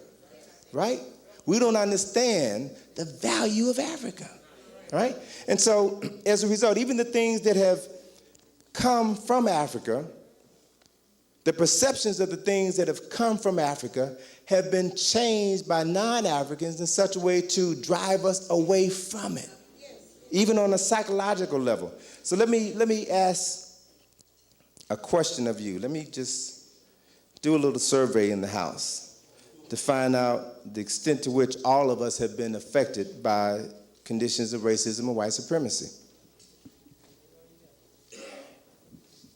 Can you make out that image? You know what that is? What is it? Wait a minute. I'm hearing different things. Some people saying it's a Sphinx, right? Everybody says it's a Sphinx, raise your hand. All right. Everybody who thinks it's something else, raise your hand. All right. So most of the people in this room think that this is the Sphinx. All right. What we have to realize is that this is not a Sphinx. You've been taught, you've been trained, you've been conditioned to believe that it's a Sphinx. How can you call, Sphinx is a Greek word. How can you call something that was created by Africans over 3,000 years before Greece was established, how can you call it by a Greek name? And what is the significance of that name, and how does it affect your perception of this thing? All right? Let me show you. Brothers and sisters, that is the Sphinx. That's a Sphinx. Okay? Sphinx is a Greek word which means to strangle or to hold. All right? It's a Greek word that means to strangle or to hold. And even in many of the words that we used in the language today, many of the words are derived from Greek. Matter of fact, in the medical profession, there are muscles in the body which are called sphincter muscles, which do what this Greek sphinx did, to strangle or to restrict the flow of something. The pupil of your eye is a sphincter muscle. Every time the brother turns on this light, my pupil shrinks in order to restrict the amount of light coming into my eye so that I can see. All right? You all are sitting on a sphincter muscle right now. All right? When you get diarrhea, it doesn't work, right? You understand? You understand the value of certain things being able to control the flow of certain things, right? But the whole concept of the Sphinx comes from a story written by the Greek playwright Sophocles around 450 BCE. He wrote a play called Oedipus and the Sphinx. And in this play, in this story, and it's very important that we understand this story and its relationship to us as African people. In this story, which is a story of Oedipus Rex, became the prototype, the blueprint for all the Greek tragedies. It is the quintessential Greek tragedy. In this story, there was this Sphinx, this monster that had the head and breast of a woman, the body of a lion. The reason why it had the head and breast of a woman was because the Greeks didn't think very much of women. They believed that women were one level above scum. Greeks believed that women were inherently evil. All right? Women were a necessary evil used only to bring other male children in the world. All right? We have to begin to put this history and this culture in its correct context. The Greeks were the first so-called civilization to legitimize the concept of homosexuality. They believed that the greatest love that a man could ever experience is the love of another man. All right? And so they demoralized women at every given opportunity. And so they made the Sphinx a woman. And the Sphinx was a woman which was perched on a cliff alongside of a road which led to the city of Thebes in Greece. And the Sphinx asked the question of every person who wandered down that road. That question we now know today, it's been handed down from generation to generation, coming from the European tradition. The question we now know today is the riddle of the Sphinx. And in essence, that question is a test of one's higher order thinking, one's cognitive abilities. All right? The riddle of the Sphinx was what walks on 4 legs in the morning, 2 legs in the afternoon, and 3 legs in the evening. And the more legs that it walks on, the weaker it becomes. All right? The test, the riddle was a test of your cognitive abilities because you weren't supposed to take it literally. You have to learn to read between the lines to understand the hidden message, and then to determine your response based upon your own personal experiences. But everyone who tried to answer, well, it's a 3-headed monster for so-and-so, everyone who couldn't answer that riddle was strangled by the Sphinx. Hence the word Sphinx means today to strangle or to hold. That's the history behind this word. The only person who successfully answered the riddle was this man named Oedipus, who was leaving his homeland in the northern part of Greece because he accidentally discovered, when he talked to the oracles, he discovered his destiny was to murder his father. And he was raised in the household of the king. His father was the king and loved his father so that rather than fulfill his destiny, he decided to leave his homeland and go someplace else. And as he was traveling to Thebes, his destination, he came upon this monster, the Sphinx, which said to him in a booming voice, what walks on 4 legs in the morning, 2 legs in the afternoon, and 3 legs in the evening. The more legs that it walks on, the weaker it becomes. And Oedipus knew that if he didn't answer that riddle, he would be murdered. So he thought about it, gave it some serious thought, and then gave the only conceivable answer based upon examining his own personal life, and came up with the answer, man. Why? Because in the morning of his life, man as a child crawls on 4 legs. In the afternoon of his life as an adult stands erect on 2 legs. In the evening of his life as an elder walks with a cane of 3 legs. So after having given the Sphinx the correct answer, the Sphinx then committed suicide by jumping off of a cliff. Oedipus then was free to continue his journey to Thebes. He came to Thebes and told the people of his encounter with the Sphinx and how he answered the riddle and the Sphinx committed suicide. And the people of Thebes were so happy because the Sphinx had been terrorizing the countryside for years, and they decided to honor the bravery of Oedipus by allowing him to become the new king. Because their king, Laius, had left to go on a journey and never returned, and they assumed that he was killed by the Sphinx. So they allowed Oedipus to become the ruler of this land. They even allowed Oedipus to marry the widow of the former king, Jocasta. So Oedipus married Jocasta. They had a couple of kids. They were doing well. I mean, things were really rolling in Thebes for a number of years. And then things began to fall apart. Everything started going wrong. Oedipus called the oracles to come and let him know what the problem was, tell him what he could do to solve the problem. The oracles told Oedipus things will continue to go bad for you and your city until the murderer of King Laius is found and forced to atone for his sins. So he sent men out to scour the countryside to find out who killed King Laius. Right. A few weeks later, a guy came back in and said, King, I got some good news, got some bad news. Good news is I found the murderer of the king. The bad news is it's you. Okay? So remember, you said the oracle told you that you were going to kill your father, the king, in the other land? And so you left so that you wouldn't fulfill your destiny? And as you were traveling to Thebes, you encountered this man and got into an argument with this man and killed him? Well, that man was Laius. Laius was your true father. See, because when you were born to him in Thebes, he consulted the oracles, and the oracle said that his son would kill him. So he gave you to a man who was supposed to kill you, take you out into the countryside and kill you, but the man couldn't bear to kill you, this innocent baby, so he wound up taking you to this kingdom far away, and you were brought up in the household of this king, the man that you thought was your father, okay? So when Oedipus found out the truth, when his wife/mother found out the truth, she committed suicide. And Oedipus, upon discovering that his mother killed herself, took 2 pieces of glass and blinded himself, stabbed his eyes out because he could not bear to see the world that he created. Murdered his father, married his mother, and produced 3 children, Okay? So we have to begin to understand how certain concepts come into being and have been passed down from generation to generation. We have to begin to understand those concepts and how they affect us. We have to determine what is valuable to us and what needs to be flushed down the toilet. The story of Oedipus, Laius, and Jocasta is a story of European family values. All right? It represents European family values. Let me give you some historical data. I'm not just making this up.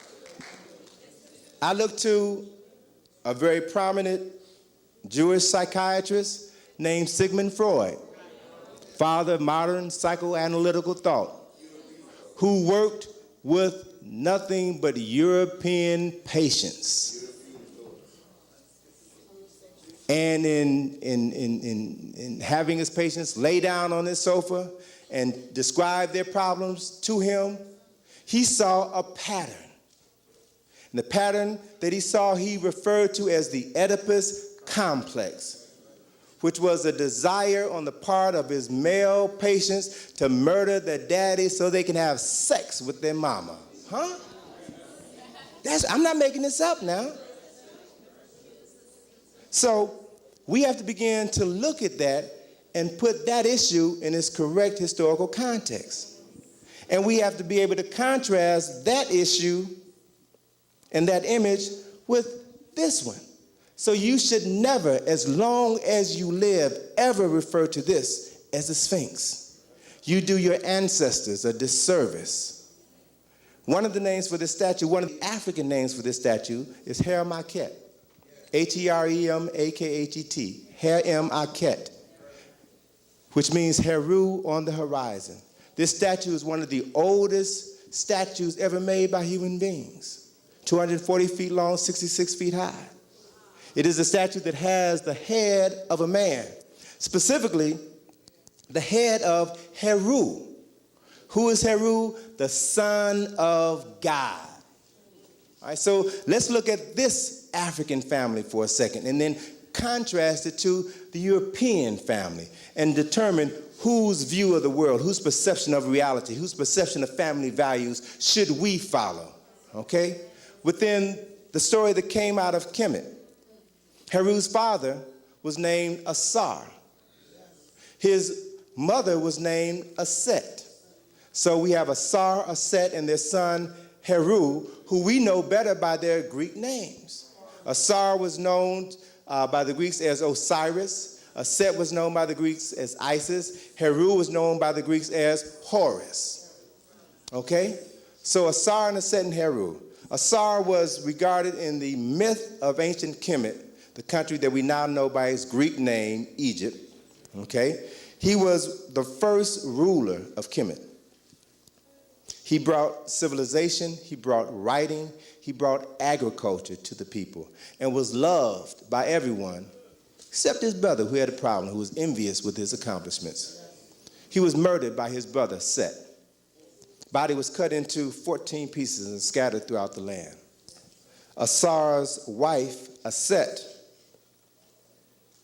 went out and found all of the pieces of her husband's body, wrapped them in a shroud, buried it. It took her 72 days to find all of the pieces and to adequately memorialize her husband, prepare his body for burial. That 72 days is the length of time that the ancient kings of Kemet used for the embalming process, 72 days, based upon this story, all right? And so Aset buried her husband and honored his memory and grieved over his loss, not only because of the fact that he was a great king, but also because of the fact that she was a virgin. They never consummated their marriage vows. And so Asar, the spirit of Asar, saw his wife grieving. And so one evening, his spirit came and impregnated his wife, Aset. And then 9 months later, she gave birth to a son, Heru, who was born on the same day as his father, same birth date as his father, December the 25th. Okay?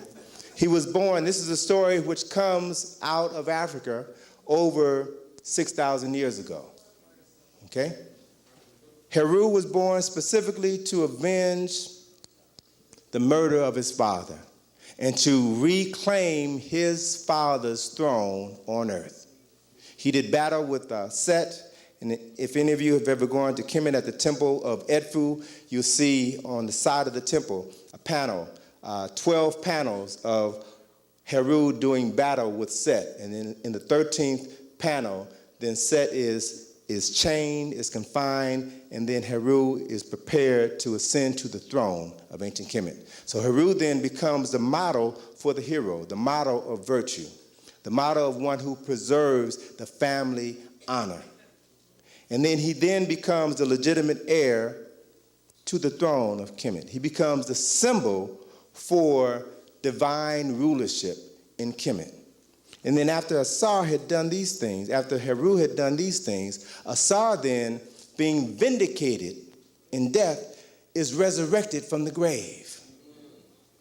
He is resurrected, and then he takes his place on the throne of judgment and determines whether or not the souls who come before him on judgment day will go to heaven or to hell. All right? So you see within this African story, love between a woman and her husband, undying devotion on the part of the woman, love for the husband to come back and plant his seed in his wife so that their child could then come forth and continue the legacy of the family. And then a son honoring his family's legacy, his father's legacy, restoring his father's name. Those are African family values. Those are the issues that we should be focusing on and passing on to our children, and not the Greek freaky concepts and ideas that have been destroying our spirit for so many years. So when you begin to see the world through African eyes, you learn to appreciate who you are and the legacy of those who came before you. First 5 steps are a treatment for helping you reclaim your African mind. The next 4 steps deal with the African body. And let me run through them rather briefly, because I really want to focus on the 4 steps that relate to the African spirit, okay? Step 6 is become aware of the uniqueness of your African body. Now, essentially what I mean by that is the fact that we've been led to believe that since we all are human beings, that we're all the same, which is not true. There is a fundamental difference between humans as they evolve from one stage of life to another, And there's also a fundamental differences between humans of other ethnic groups, various ethnic groups. We are not all the same. Sunlight does not affect us the same way it affects Europeans. Certain foods do not affect us the same way that they affect Europeans. So then it becomes critically important for us that we begin to understand those fundamental differences that make us who and what we are, and realize that those differences are not things that make us less than someone else or better than someone else. They just make us different. So when you begin to understand what those differences are and build on those differences, then you truly can be the best person possible. But you cannot expect those who've been responsible for miseducating you, for enslaving you, to tell you what those differences are and to show you how to accentuate your being. It's not in their best interest to do so, all right? It's our job, it's our responsibility. And once you begin to become aware of those differences, then step 7 tells us to develop cultural and holistic approaches to health. Because there are ways, specific ways that we must address specific problems that we have. There are specific things that we need to be aware of in order to maintain our health. Certain foods that we should not be eating. Certain things that we should not be drinking. As a result of us understanding what those foods and those drinks do to our bodies. Step number 8 is to become aware of our mind-body relationships. This is important because within the medical community, predominantly the European American medical community, there is a newly emerging field of medicine, which is mind-body medicine. European physicians are just now beginning to acknowledge the fact that the mind affects the body. What you think, how you think, determines your body's ability to defend itself against illness. What you think and how you think determines your body's ability to heal itself when you are ill. Okay? Now, this is knowledge and information that African healers, the Native American healers, that Asian healers have known for thousands of years. But it is just now being rediscovered by Europeans. And so, again, we have to begin to understand the power and the value of seeing ourselves through our own eyes and empowering ourselves, healing ourselves by utilizing this knowledge and information for our own personal benefit. Now, let me share with you some images that speak to this issue, particularly with regards to health. What is that image? Caduceus, okay? It is a symbol for medicine, right? Now, I would bet you $100 that if you went to your doctor, next time you go to your doctor, and ask him or her if they can tell you what this symbol is, I guarantee you they can't. They don't know, because they've never been taught the meaning of the symbol, the true meaning of this symbol. They use it, but they don't know what it means. They don't realize, number one, that this symbol is African. It comes from Kemet, from Egypt. They also don't understand that this symbol is a symbol for the human body. It represents you. All right? The various components within this symbol, the ball at the top of the symbol represents your mind. The staff that extends from the ball is a symbol which represents your spinal column. The two serpents intertwined around the staff represent the flow of energy, whether it's electrical energy that moves through your spinal column, or whether it's the flow of blood, the circulatory system through your body. It represents the flow of energy through your body. Your body is comprised of several systems. And in order for those systems to function adequately, they must be able to move from one point to another without any impediments. When they are able to do that, then your body will be free from illness. And so the wings represent the body's ability to liberate itself as a result of it being whole. But when there are obstacles, when you eat the wrong foods, when you think incorrectly, then you begin to establish blockages within your body, which impede the flow of blood, the flow of electrical energy, the flow of hormones within your body, which then causes a blockage. And then illness to become, it literally breaks up the ease which exists within your system and creates a condition of dis-ease. And you become ill at the sight of that disturbance. And then you go to somebody who doesn't understand the significance of this system, doesn't understand the significance of your body to heal you. And you wonder why you keep getting sick. You wonder why doctors practice medicine? All right? Why they practice, right? But let me share with you. Let me share with you the importance of this symbol and help to put it within an African context. Again, because one of the beautiful things is once you begin to get on the path of learning to understand and appreciate your history and your culture and those things related to your culture, then you can find things everywhere you go that will reinforce your value as a person, okay? Here is a drawing of Jehuti. Jehuti is the Kemetic or Egyptian Netcher or god who is associated with science, medicine, and healing. This particular drawing comes from the temple of Seti I in Abydos. And on the wall is this carving of Jehuti holding in his left hand 2 staffs. And intertwined around each staff is a serpent. And each serpent has on his head a crown. One crown represents Upper Egypt, the other crown represents Lower Egypt. Each staff has a flower at its top. One flower is the lotus flower, the other flower is the papyrus flower, symbols of Upper and Lower Kemet. So these 2 symbols represent not only the nation of Upper and Lower Kemet, but they also represent the regions, the upper and lower regions of your body.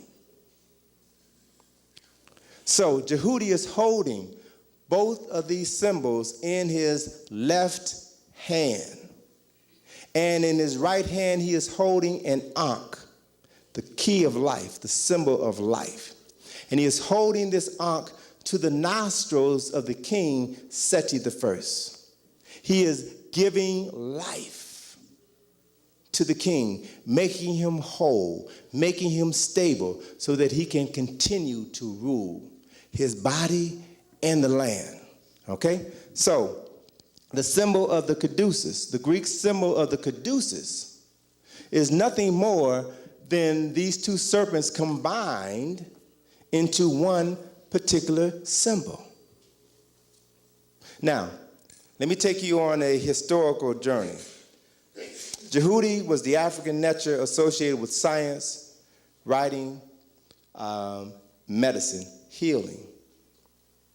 When Kemet was conquered by the Greeks in 332 BCE, the Greeks then took this history, took these symbols, Hellenized them, and then incorporated them within the Greek system of science, of medicine.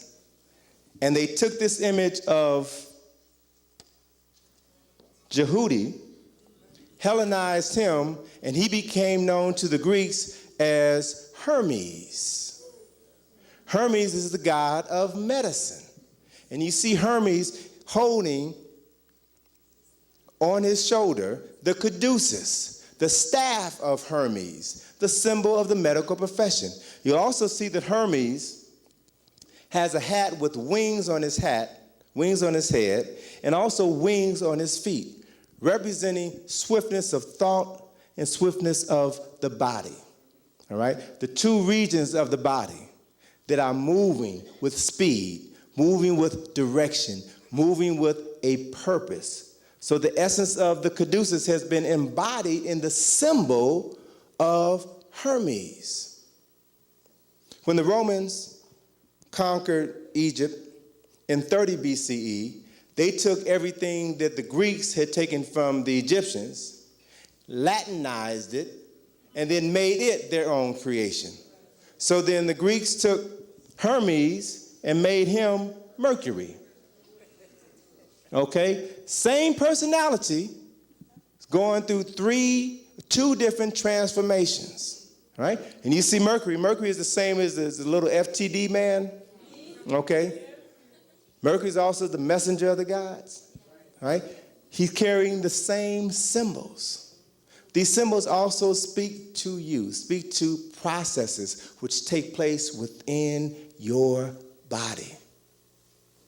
And if you begin to understand how to interpret these symbols correctly, then they can be your keys to a long and healthy life.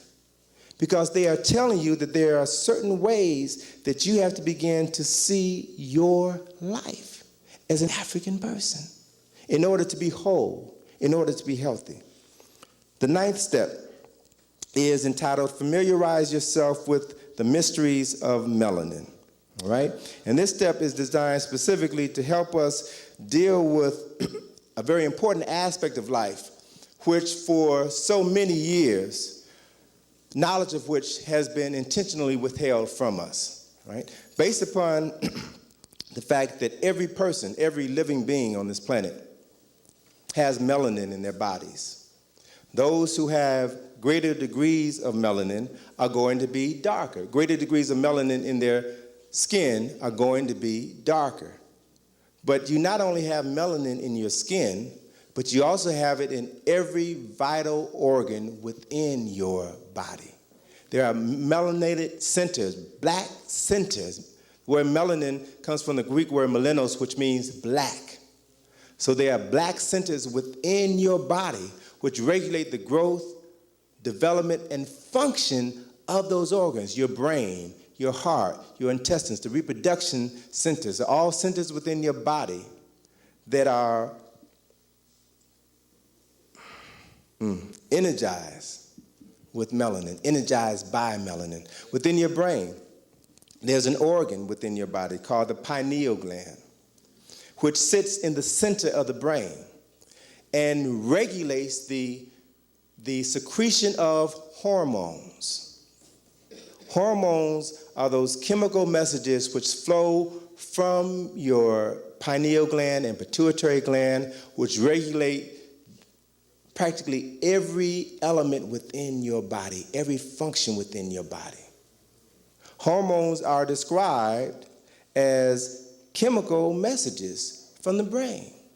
The word hormone is derived from the Greek word Hermes. Hermes was considered to be the messenger of the gods. All right? And what that allegory refers to is the fact that Hermes represented the flow of knowledge and information from God to the lesser gods and to men. Hermes then, hormones represents the flow of information, the flow of knowledge, chemical substances from your brain, God, to the lesser gods, the various organs within your body.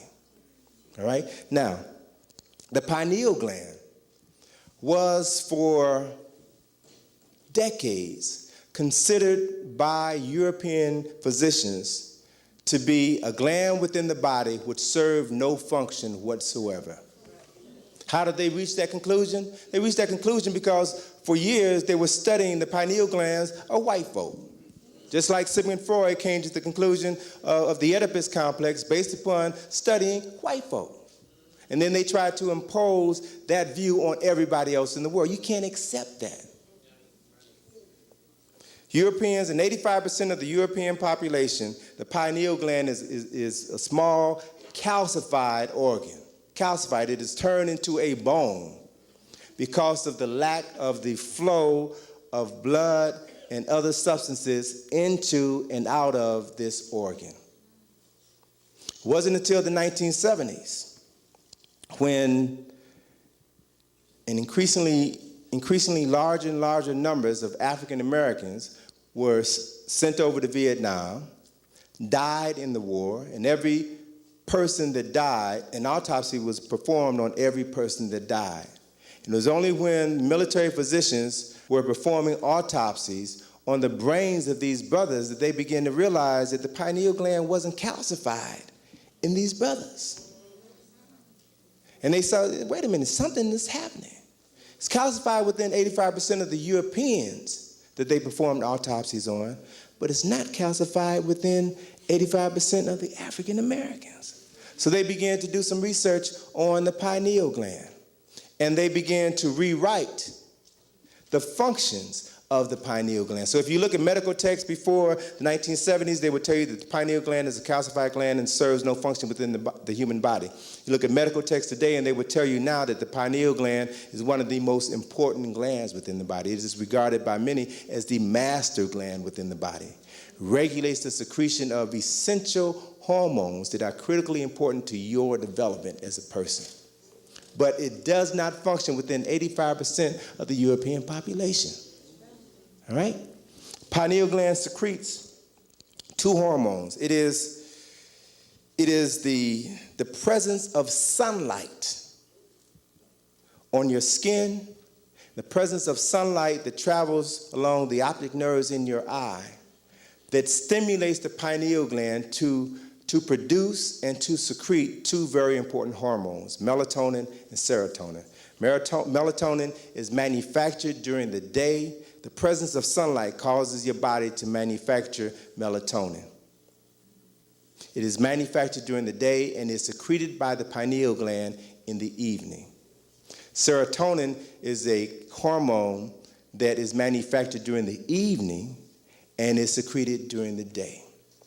These two hormones and their relationship to one another are essential for human development. Europeans only 2 years ago have developed a way to synthesize melatonin. So you'll notice within the last 2 years, melatonin has been touted as this new wonder drug that can readjust your body clock, the circadian rhythms which affect your mood. The melatonin can increase your sex drive. It is an anti-aging hormone. It has all of these attributes which cause it to be heralded as one of the most significant substances that the human body needs in order to survive. It's something that 85% of the European population does not produce, but it's something that all of you all create every single day. Okay? So, the key is that you have to begin to realize that you don't need to buy melatonin. Number one, it is a synthetic drug. And you all don't need to put anything artificial in your body. All you need to understand is that there are certain things that you can eat. Greens, huh? All right? Certain vegetables, certain fruits that you can eat that enhance the production of melatonin within your body. It does it naturally. All right? And then you need to begin to understand something about what this secretion of melatonin does within your body. It allows you to experience a greater state of calm and ease. It allows you to literally reconnect with the level of spiritual consciousness. Melatonin accounts for this thing that we call soul, that makes us walk, talk, act, sing, and perform on the football court, football field, basketball court differently than folk who don't have it. This is a real functioning component of your body, right? And so in this particular step, in the 9th step, we talk specifically about what we need to know about this substance, how we can enhance it, how we can utilize it in order to help us improve the quality of our lives. And I mentioned before that melatonin accounts for this thing that we call soul, this thing that allows us to have this very special relationship, this intimate relationship with God. Go to a black church, go to a white church, and you'll see what I'm talking about. Okay? Look at our relationship with our ancestors. Something that we realize is real. They refer to as necromancy, voodoo, hoodoo, some superstitious stuff. But there is something that happens when this hormone is secreted in the evening hours, primarily between the hours of 3 and 6 a.m., that enhances the quality of your dreams and allows you to communicate with your ancestors, allows them to come to speak to you, to guide you, to direct you, to help you move through life. Now, people who don't have this ability are naturally going to tell you that it's evil, that you're engaging in something that is superstitious, something that is going to be detrimental to your well-being. But this is what I believe accounts for every one of you being in the room today and having your minds intact, because there are those who came before you, your ancestors, who speak to you at night, who guide you and help you make your decisions, who protect you in life, all right? And we cannot afford to turn our backs on them. If anything, we need to strengthen that bond, strengthen that relationship that we have with them, all right? And make it a more internal part of ourselves. Moving to the next component that deals with the African spirit. Step 10 employs us to begin to understand and to interpret religious imagery. Talked before about the power of the media to influence our thoughts and our behaviors. When you look at the fact that by virtue of the fact that our ancestors were enslaved by Europeans who were primarily Christians, then as enslaved Africans, we took on the religion of our enslavers. So many of us are still Christians because of this connection. But when you begin to research the history of Christianity, you will find that the essence of this spiritual system came from Africa. As I was telling you all the story of Asar and Heru, as I was talking about the spirit of Asar coming back and impregnating his wife Aset, and then she giving birth to a son on December the 25th, the same day as his father, all right? And as I talked about Heru moving through earth to restore his father's kingdom. And after he had done that, then his father was resurrected from the grave. All of these elements within the story sound very familiar, don't they? And they should. Because this is a story that comes from an African tradition that has been co-opted by Europeans. Not only has the story been co-opted, but the images associated with that story have been co-opted. Think about this. Think about this. If the Bible is a book which talks about the relationship of men and women to God, and many of those relationships took place in Africa, Egypt and Ethiopia are mentioned in the Bible more than any other country, then what you're reading about is a story of African spirituality. But how is it that all of the images of those very same people in that book that we have been introduced to, how is it that all of those images are now white? Okay? Now, just follow the train of thought. Follow the train of thought in order for you to begin to do the work necessary to move forward and to liberate yourself. If someone would break into your home, murder your people, enslave your people, sell your people, then how qualified are they to teach you about God? Go ahead, brother. I like that. I mean, just think about the basics. How qualified are they? Because their very actions are ungodlike. Why, if the European just followed 2 of the 10 commandments, we wouldn't be here. We'd still be at home in Africa, enjoying a quality of life that we can't even imagine. So not only did they distort the story of African people, but they change those images in order to sell you a lie. And if someone will lie to you about God, then the question is, what won't they lie to you about?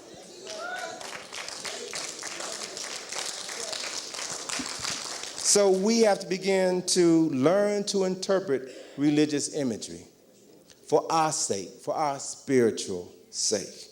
Okay? Step number 11 tells us to learn to honor the memory of our ancestors. Why is that important? It's important because when our ancestors were murdered, were enslaved, when we were brought over on the ships and forbidden to speak the language of our people, to practice the history and culture of our people, we were also forbidden from attempting to reconnect with the spiritual memory of our ancestors. And we were told that it was evil. Such practices were superstitious. Such practices were ungodlike. And so as a result of us internalizing these lies and distancing ourselves from our ancestral sources of power, we have been suffering like never before. Think about it from the standpoint that every people who have come to this shore, to America, everyone outside of the native, the indigenous inhabitants, I don't even like to call them Native Americans because that name doesn't even relate, doesn't even do them justice. Everybody who came here basically came with their own free will, except us. They came with their history, their culture, their language, their philosophy, and their God concepts intact. And they understand the value and the power of honoring the memory of their ancestors. So they have holidays or holy days set aside to honor George Washington. The Irish have St. Patrick. The Italians have Christopher Columbus. All of these folk here, all of these Americans here understand the value of honoring their European ancestors. Why? Because that is their direct connection to a spiritual force which allows them to continue to exist on the physical level. Basic information necessary for your survival. And so as a result of us not learning to, as a result of us being, number one, miseducated, and not understanding the power or the value of reconnecting with the story of those who came before us, then we forget about what happened to our ancestors. For those of you who have ever gone to West Africa, to Ghana, Senegal, forget about these images which should be etched in our minds. The millions of men who were chained in the slave dungeons. And it wasn't until I went to West Africa several years ago that I began to understand the importance of what happened to us and honoring the memory of those who died.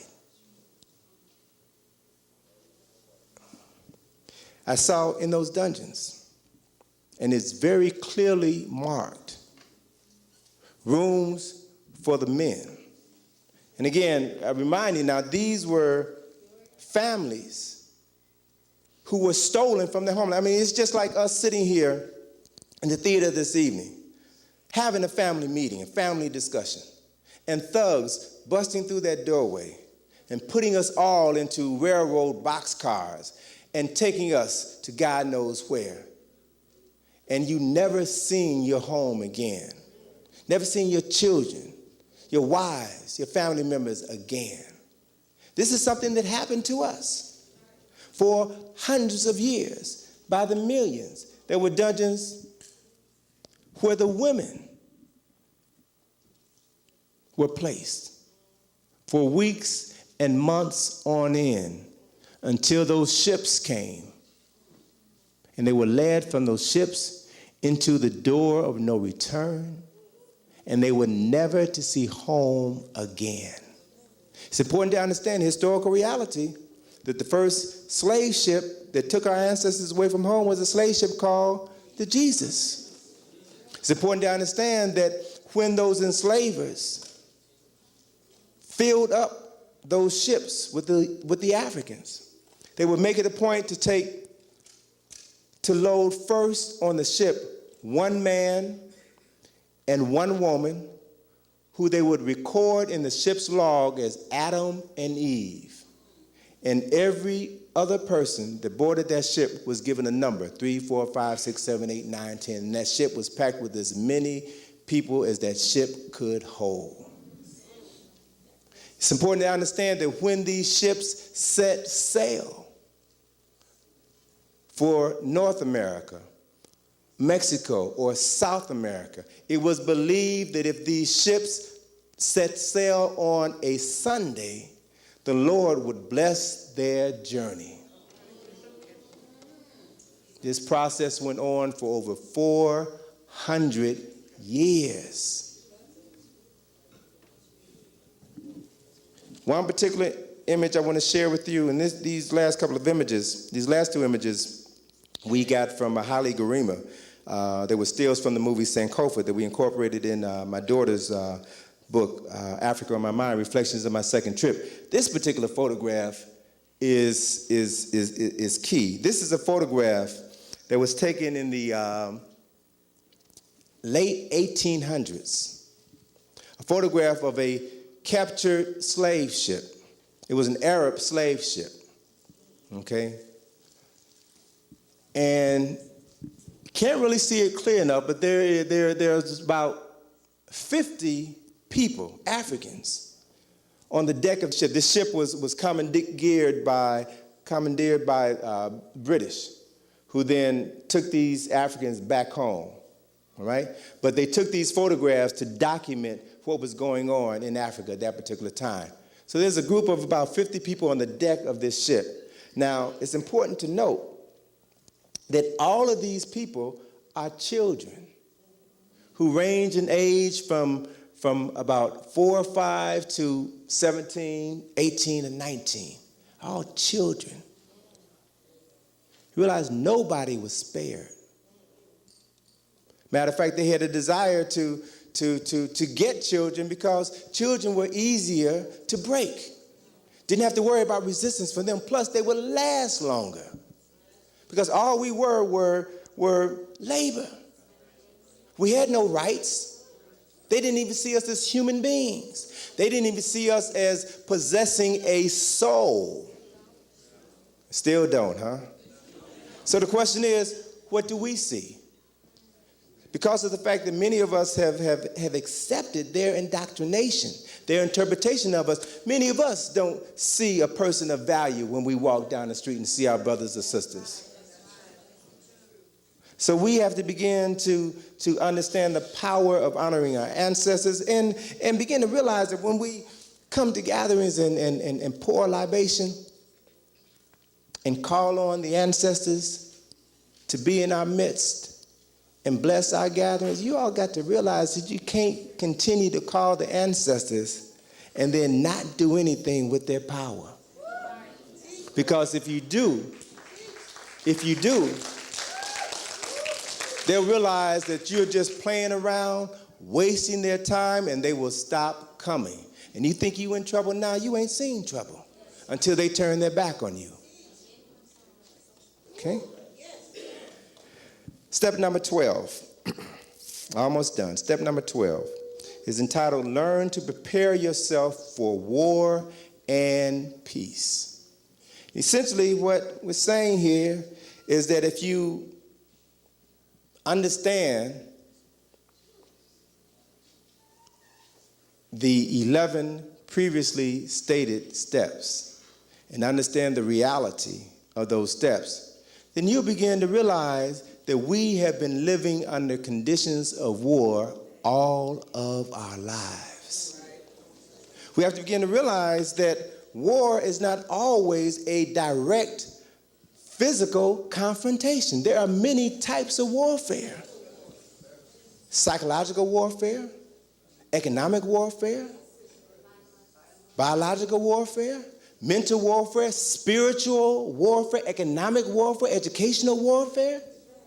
We have been under assault. Our ancestors have been under assault from the moment they set foot on these shores. So then we have to begin to realize where we are and then determine specific strategies to allow us to exist in this point in time. And it's important, it's critically important because of the fact that 99.9% of us ain't never going to Africa. We're gonna spend our lives right here. So if you're gonna stay here, then you need to be aware of everything that is happening so that you can make the most of your time on these shores. And so in this particular step we talk about, I make reference to an ancient Chinese book entitled The Art of War. A book that, Sister is correct, that everybody should read, but it's important to note, I ran into a friend of mine at a presentation I did, a friend of mine from college, who now works for one of the military departments. And she shared with me after the presentation, she said, Tony, you know, at the War College, they still use the art of war. Right? They also use the battle strategies of Hannibal are still being taught in the War College. I want you to understand this now. They have a military university in Washington, D.C. called the War College, where they study warfare. Okay? And in the book, The Art of War, the writer talks about specific things that you need to know in order to fight a war and win. All right?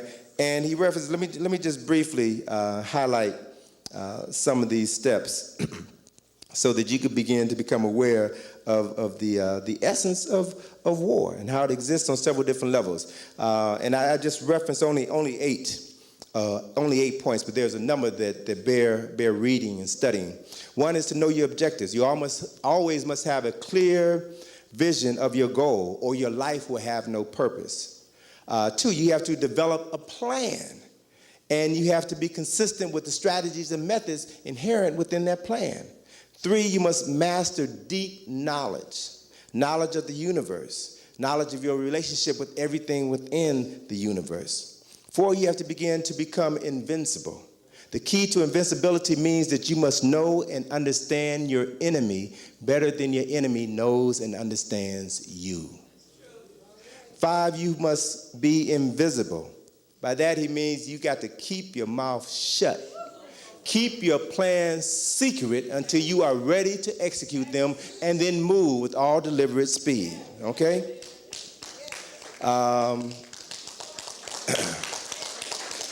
7, they talk about being strong. Being strong is more than just physical strength. You do have to deal with physical strength. We all need to exercise.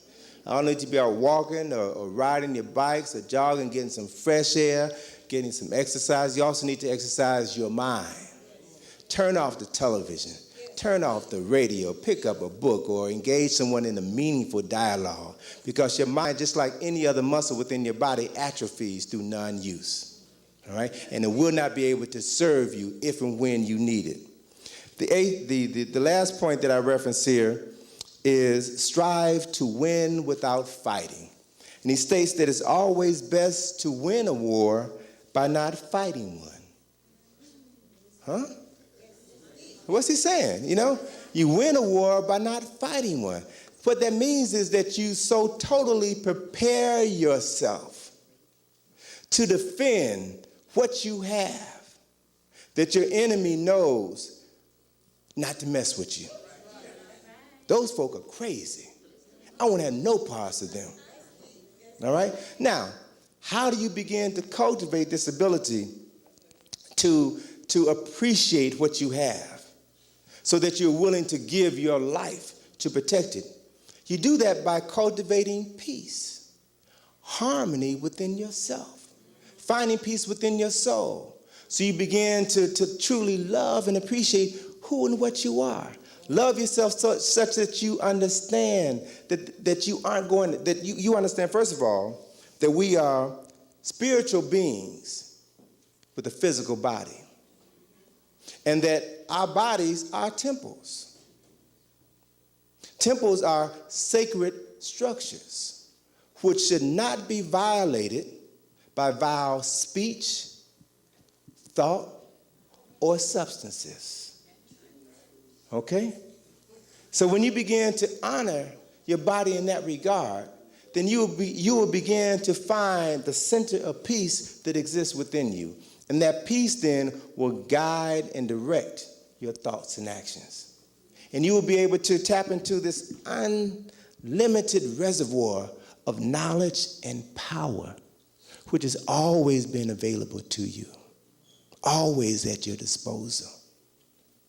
Once you begin to tap into that realm of consciousness, then literally you are able to remove yourself from illness, from mental and physical distress, from poverty. Because we live in a universe where there is no poverty. And when you understand the fact that all money is a tool, money is an instrument to transform your life. Money is not the end, it is a means to the end. And that when you are living in harmony with your Creator, and the Spirit of the Creator flows through you, then money is never a problem. You will always have the money that you need to do anything that you need to do, as long as it is the right thing. Huh? Along that same line, if you understand the nature of your relationship, the potential of your relationship with the Creator, then illnesses and diseases are practically non-existent. If the Creator dwells within you, then you have within this body everything you need to heal yourself and stay strong. Illnesses are a physical manifestation of your separation from the Creator. Huh? So it is by finding peace and allowing your true spirit to manifest itself in everything that you do, that you will then be able to cultivate the ability to create heaven here on earth. That's the divinity that exists within you. That's the power that every person in this room has. And so when you can create this paradise here on earth, beginning first with your body, then next with your home, then your community, then your city, then you will begin to understand the value of doing whatever is necessary to maintain the peace. Which means that if someone comes in to your household, to your community, to threaten what you have, then you do whatever is necessary to take them out. You're crazy not to. It's bizarre that as a people, we're the only ones who believe that we have to love our enemy, turn the other cheek. I ain't never seen the United States, never saw the United States love the Vietnamese, never see them love the Japanese during World War II, never see them love Germany or Italy. They understand that sometimes it is necessary to go to war to maintain peace. All right? So we've got to understand that. We strive to achieve peace, but we also have to be ready to protect ourselves. The last step, the 13th step, is to learn to live in the new America. This country is changing dramatically. Okay? So much so that there was a report in the newspaper 2 weeks ago that reinforced what I had referenced in this book when it was first published in December, and that is within the next 10 years, Hispanics will be the #1 minority in the United States of America. By the year 2025, Asians will be the #2 minority in this country. Which means then, by the first quarter of the next century, if you all have not attained your rights and freedoms guaranteed to you by the U.S. Constitution as the #1 minority in this country, you sure ain't gonna get it when you fall down to the #3 slot. Okay?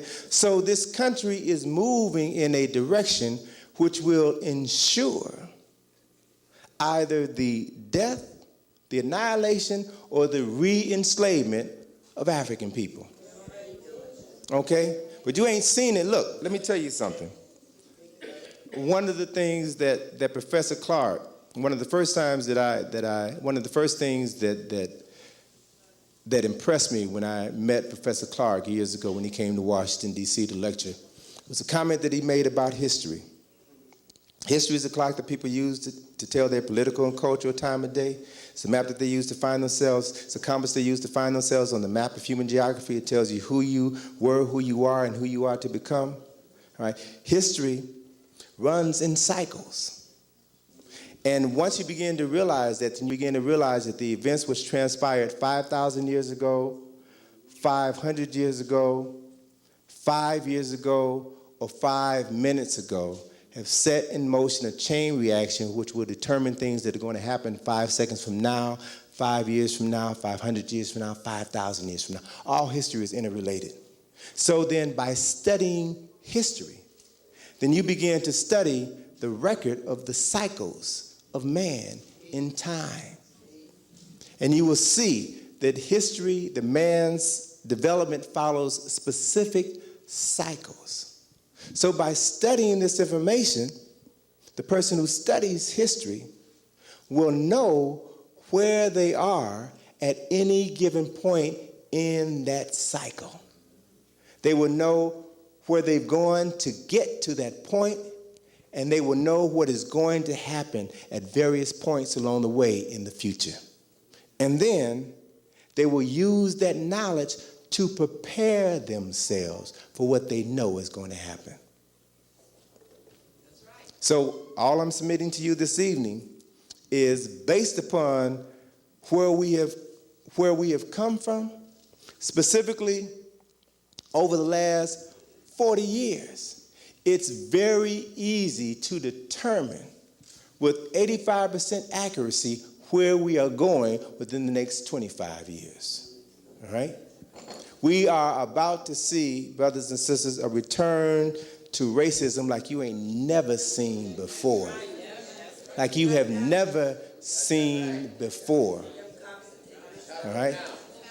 Not just the cops, but also legislation that is being passed, decisions that are being made. Just yesterday, I read in the paper yesterday that the Supreme Court moved on a decision that would allow for the further dissolvement of voting rights for African Americans. All right, so they have set the stage. What are they setting the stage for? They're setting the stage for 2007. What happens in 2007? 2007, the Civil Rights Bill comes up, the Voting Rights Act comes up for renewal. This time in 2007, 35 states have to approve the reinstatement of the Voting Rights Act. All right? So what's happening now, Proposition 209 in California, they're doing away with affirmative action. Denisha Souza and others are saying that racism is over. Racism is no longer a problem in America. The stage is being set to jettison all of the civil rights laws that were passed in 1964, the laws that have allowed many of us to get decent jobs, government jobs, to get a decent education, and to be able to have the quality of life that we will always do.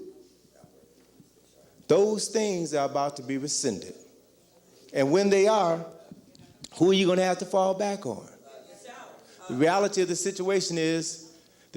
situation will be then as it is now. And that is, you cannot expect the same people who were responsible for enslaving your ancestors to free you. Anytime your civil rights can be legislated into existence, they can also be legislated out of existence. Huh? Very simple. So you have no other recourse but to turn to yourself. That's the only alternative. Consider this. Consider the value of reclaiming your history and your culture, your God concepts, your philosophies, your family values, and using that knowledge and information to save your souls. Consider the fact that, as I mentioned before, every ethnic group that came to this country came here with their language, culture, philosophy, and religious system intact. Everybody except us. We're the only group who came to this country with an invitation. All right?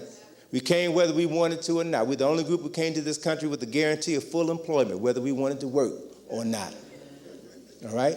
But we were not allowed to bring our language, our history, our culture, our God concepts. We were not allowed to maintain our family linkages. And as a result, the rug was pulled out from under us. All right?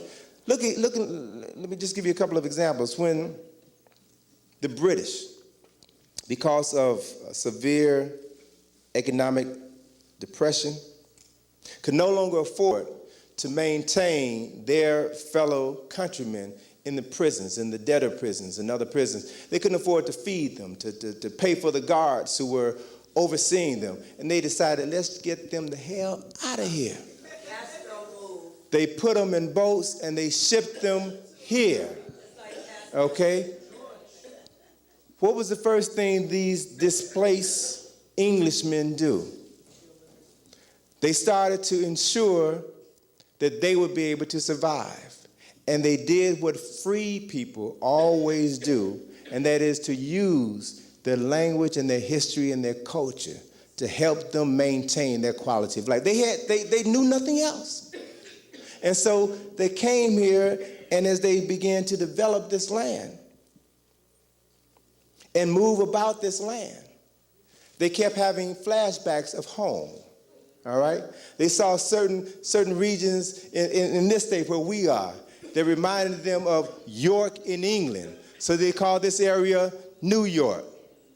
They saw an area down the road a piece that reminded them of Jersey in England. They called that area New Jersey.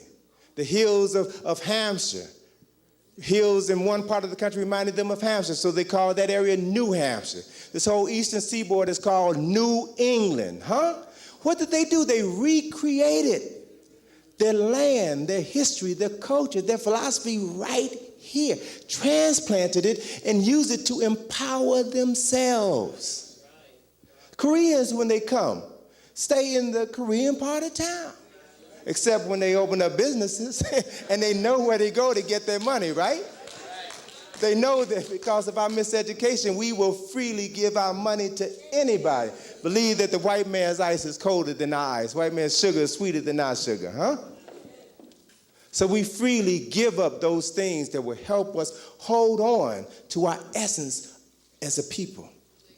Look at what, and I'm submitting this to you as opportunities for us to begin to find ways to solve the problem. See, because every problem has an answer. Every problem has an answer. You just have to be able to look deep enough within the problem in order to find those things that will give you the solutions that have always been there, And so our challenge as we begin to move into the 21st century is to begin to realize that we must reclaim our African minds. We have to begin to look at Africa as a place for economic investment, a place for our future, and not just as a unstable country. You know, for example, I was just listening to the news yesterday. There was a report on the news about Zaire, and everybody is hearing about the instability in Zaire. But the twist in this story was that while some people are fleeing Zaire for their concern for their safety, there's another group of people who are now going into Zaire. Groups of American businessmen are going into Zaire, going into Kigali, because now Kigali is the economic stronghold of Zaire. That's where the diamonds come from. That's where the other mineral resources come from. They're going into Kigali to invest in those diamond mines. They interviewed this European from Texas who flew into Zaire with a charter plane of other businessmen. This particular individual has a company where he sells cellular phones because he knows because the communication system has been destroyed in Zaire, people are going to need, these other business people are going to need cellular phones in Zaire. And so he was saying there are wonderful business opportunities here. You can make millions in a matter of months if you are willing to invest the time and the energy. All right? So we've got to begin to look to Africa as our salvation and realize that there's opportunities that we will never get here that are available to us over there. Many of us have skills, have degrees. Many of us have been trained well by white folk and about to be fired from our jobs. So who are you going to work with? Isn't it time that you started working for yourself? Or working for people who had your own best interests at heart, building something for yourself. I know of too many instances, I know of too many people, brothers and sisters, who've gone to various parts of Africa with a little knowledge, a little money, and a lot of hard work. And they have made fortunes. They have done well, better there than they have here. They have built a home for themselves. We're the only people who think that America is our only home. Africa is your home as well. And there are people on the continent who are looking to you to come back home. You realize Africans in America, specifically in the Washington metropolitan area, the African American population within the Washington metropolitan area is the best educated and wealthiest group of Africans on the planet. We have more money. We have more education than most people in the world. We have to begin to challenge ourselves to use what we have, not to make Donna Karen rich, but to make this sister or this brother wealthy. All right? Teach our children that they have to begin to develop business relationships with other brothers and sisters, that we must support one another. Why? Because our very future depends on it. And when I say our future, what I mean literally is the fact that everything that we do, everything that we think, we say, and we do, if we are truly aware of the circumstances that we're confronted with, we would do not just for ourselves, we would do for the generations to come. Specifically, any group that is going to survive will understand the necessity of preparing the next 7 generations. Why? You have the power by the things that you do, the things that you say, to influence the children under your care. And your children in your household will then pass on that knowledge, those values to their children.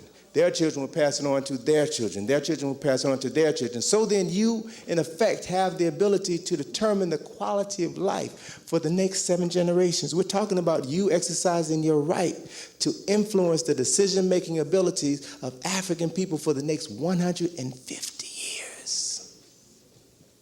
People who desire power, who are concerned about establishing a legacy for those who come behind them. Think 7 generations in the future is the only way that you can ensure your survival.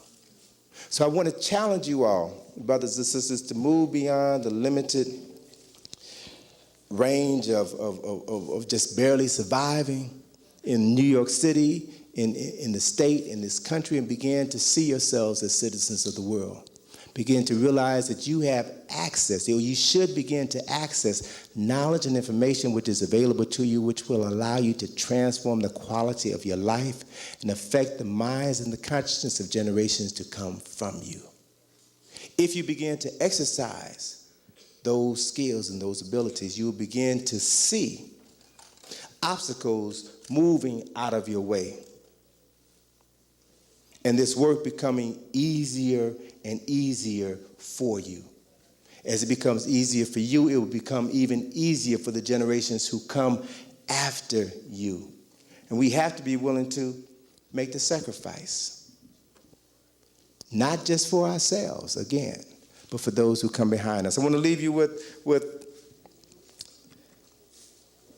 the poem from the first issue of the Browder File, Survival, Transition 13, which talks about what I feel should be our mission for the 21st century. Transition 13 says, in the beginning we knew not. We studied. We learned all there was to know, and we taught others. Then we forgot what we had learned, and then forgot that we had forgotten. So now we are taught by those who were once taught by us knowledge that we already have. So we study. We learn all there is to know, and we teach others. And the question is, will we forget again? Thank you.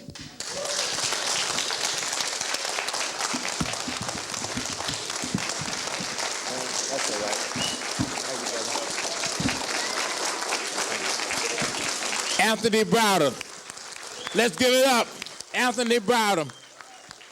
Let's give it up.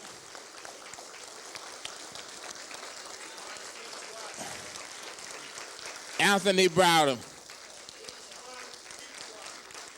Let us not forget as we leave. I want everybody to don't walk out. We're getting ready to hold hands. We're going out in fellowship. We're going to hold hands out in deference. Let us not forget as we leave to buy this book. It is serious. I've had an opportunity to read it. And he puts everything in perspective. He puts everything in perspective and from an African perspective. 13 steps for survival. You're going to need it. You're going to need it. If you are caught out there by the beast and you can't get home, we will know that you were there without this book and Carol Taylor's little black book. All right? You cannot afford to leave home without those books.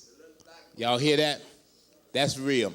And so we want to thank Brother Browder very much for coming out and being with us tonight and sharing this information and certainly picking up on this. I also want to indicate that I know that everybody enjoyed this. And if I asked you to raise your hand, you will raise it, right?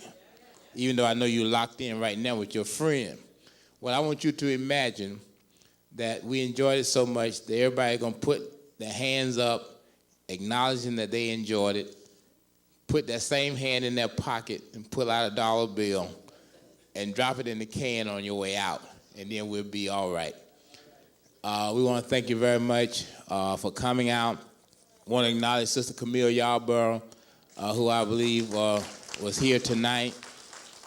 Dr. Leonard Jeffries and Brother Smalls had to leave a few moments ago. We want to acknowledge them. And we also want to acknowledge the Queen, Sister Rosalind, Dr. Rosalind Jeffries, who's also in the back. And want to thank all of you for coming out. I will call all of your names, but a little bit after. Y'all excuse me for not calling your names tonight. We'll do that next week when we get out a little bit earlier. Or maybe the week after that. I forgot Steve Coakley's coming next week. Right? We're an African people, robbed from our homeland, robbed of our names, our languages, our cultures, our religions,